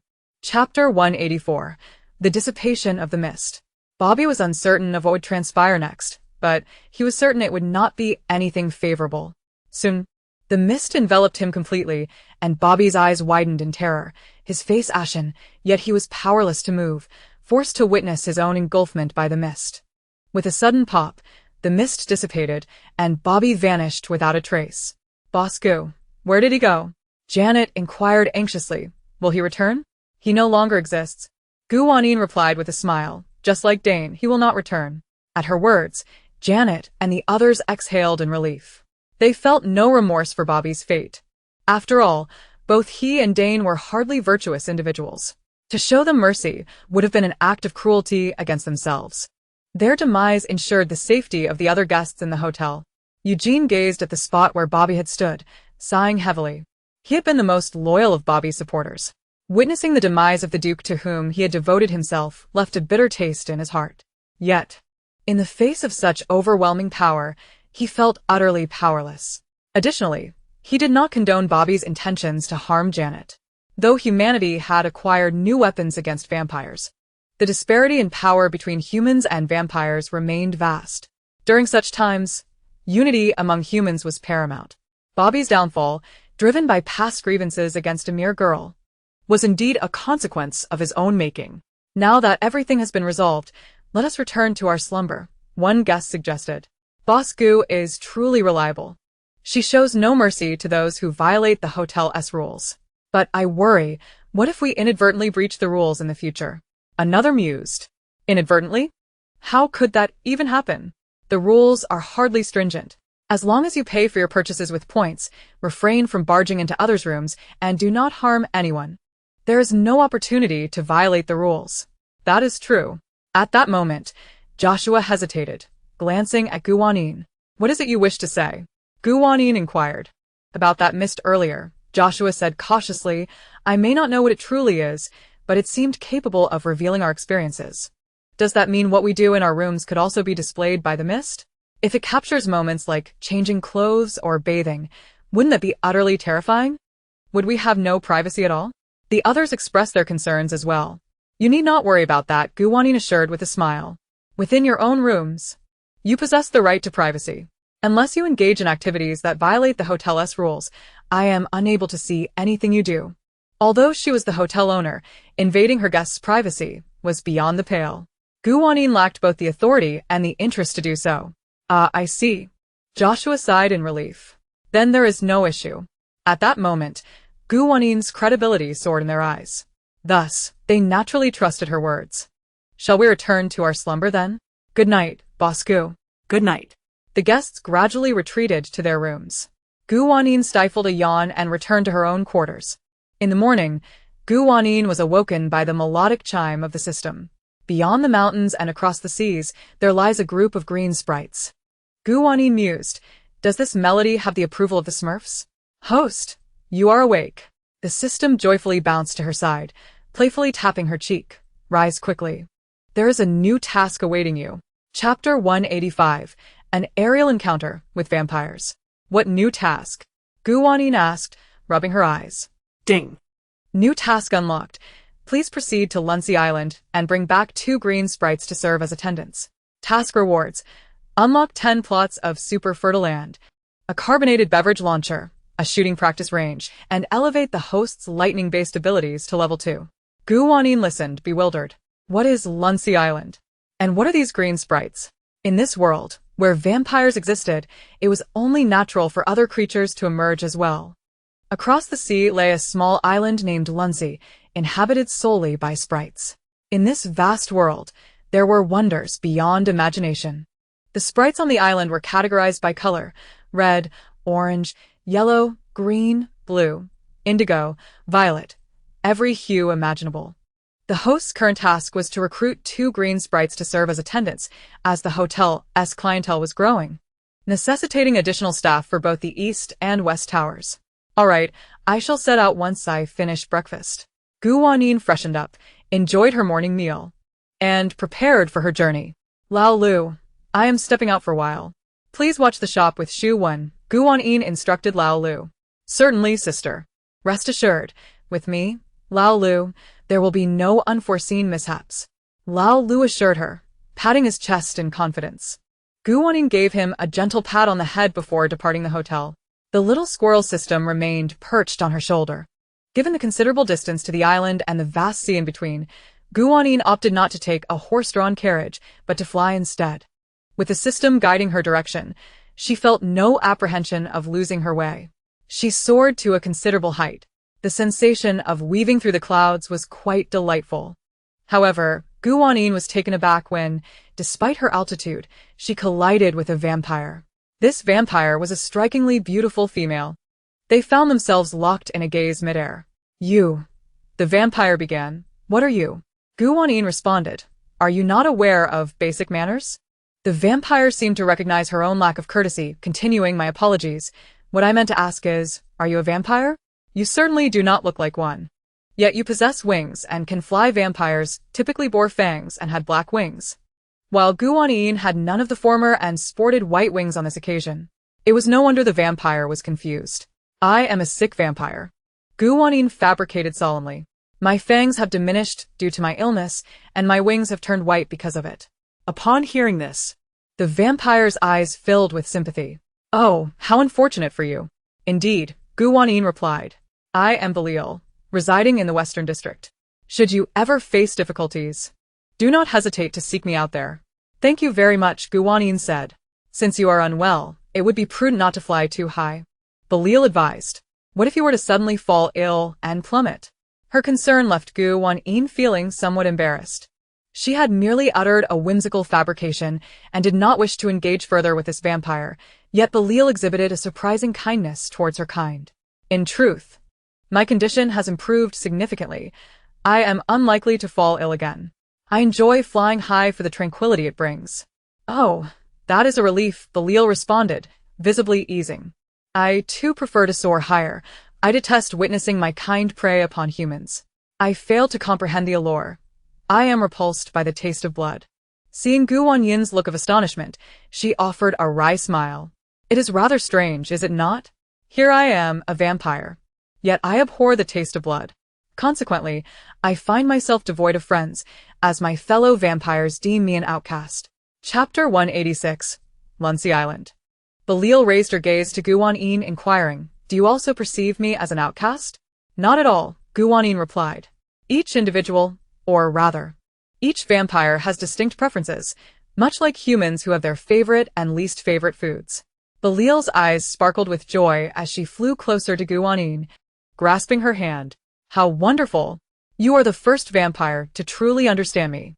Witnessing her elation, Wanyin felt hesitant to reveal that she was not a vampire at all. At the very least, she could offer her some consolation. What is your name? Belial asked eagerly. I am called Wanyin. Upon uttering her name, Wanyin felt a surge of embarrassment. What an absurd name. However, considering that vampires likely had many peculiar names, she dismissed her discomfort. I see. If the opportunity arises, You must visit me in the Western District for a gathering. Belial exclaimed. I have matters to attend to. Farewell for now. With that, she took to the skies. Wanyin watched her departing figure and remarked to the system. I did not expect to encounter such an amiable vampire. Host, you must remember there were also lackadaisical zombies in the previous world. Thus, it is not so surprising to find a vampire who does not relish blood, the system replied. Indeed, Wanyin nodded. Wait a moment. You have been resting on my shoulder, yet she did not seem to notice you at all. I rendered myself invisible, the system said with pride. As long as I choose not to be seen, no one but you can perceive me. Ah, I see. Wanyin ceased to linger and continued her flight towards Luncy Island. En route, she passed over a vast expanse of ocean.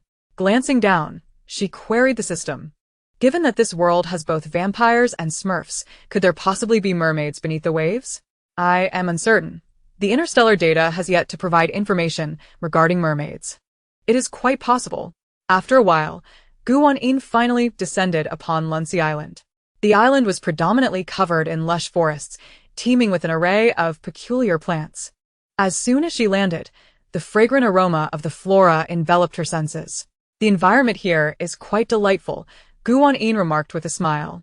If only we could establish a hotel in this location. Alas, the island was too remote, with a vast sea separating it from the mainland. Humans could not reach this place. The area inhabited by humans was rife with vampires, who would have the inclination to sail out to sea. A vessel on the water would easily attract the attention of vampires. Host, you are now able to utilize the one-click skin change feature. The system proclaimed with pride. This island is home to various colored sprites. If you alter your skin tone, you will easily garner their favor. Wanyin replied. I did not anticipate that this function would truly prove useful. Since I am seeking green sprites, I shall change my skin to green. Upon her command, her entire skin transformed into a vibrant green. Unable to resist, she retrieved a small mirror she always carried and gazed at her reflection. She fell silent. Host. Your current appearance exudes an oddly humorous vibe, the system commented. Thank you ever so much, Wanyin replied, suppressing the urge to pinch it, and took a step forward. After just a few strides, a loud thud echoed, followed by a pained yelp.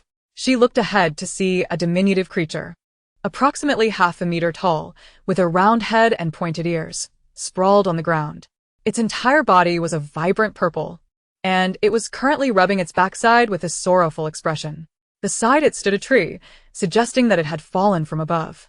As Wanyin approached, she noticed that this little creature was not only round-headed but also plump all over, with round eyes and a round nose, save for its pointed ears. Are you alright? Wanyin inquired. Not too bad. Hey, who are you? You're not one of the sprites, are you? The purple sprite's eyes widened upon seeing her, becoming even rounder. Given the disparity in their appearances, Wanyin could understand its surprise. However, perhaps due to her skin transformation to green, the sprite did not appear overly alarmed. Do not fret. I harbor no ill intentions, Wanyin offered a gentle smile. I hail from another continent. What brings you here? The purple sprite's expression shifted to one of caution. You aren't here to seize our territory, are you? This is our island, and should you attempt to encroach, we shall not permit it. I did not mean that at all, Wanyin hastily gestured. I merely wish to take a stroll, and, at the same time, recruit a server for my establishment. What establishment? What is a server? Wanyin took the time to elucidate the concepts of a hotel and a server, and eventually succeeded in clarifying their meanings. The purple sprite seemed rather intrigued. Really? Does it come with room and board? May I join? Apologies, Wanyin replied regretfully, but I am only seeking green sprites. The purple sprite exclaimed. Why do you discriminate based on color? Wanyin thought to herself. There's nothing I can do. It's simply the stipulation of the task. In light of our serendipitous encounter, I shall accompany you in search of green sprites, she offered. As the purple sprite spoke, a pair of translucent wings sprouted from its back. You may call me Ditz, it declared. Are you certain your name is Ditz? Wanyin inquired. Indeed, what of it? Ditz responded with a puzzled expression. Is there an issue? Not at all. I am merely curious if you have a sibling named Discontent. How did you know? My brother is indeed named Discontent. Ditz flapped its tiny wings and took to the air. It's round. Plump form combined with those petite wings appeared rather peculiar yet undeniably adorable. It flew at a leisurely pace, allowing Wanyin to remain grounded. As she continued her journey on foot, the deeper she ventured into the forest, the more astonished she became. The forest was far larger than she had anticipated. Brimming with an even greater variety of flora, there were red flowers that began to dance at the sound of music, undulating bushes, and fragrant green leaves. Occasionally, a few sprites flitted by, curiously observing her, yet none were the green sprites she sought. After walking for a while longer, Guanyin's eyes suddenly brightened. She had stumbled upon a vast clearing, surrounded by enormous mushrooms, where numerous small sprites were frolicking and playing. To her delight, she spotted several green sprites amidst the merriment.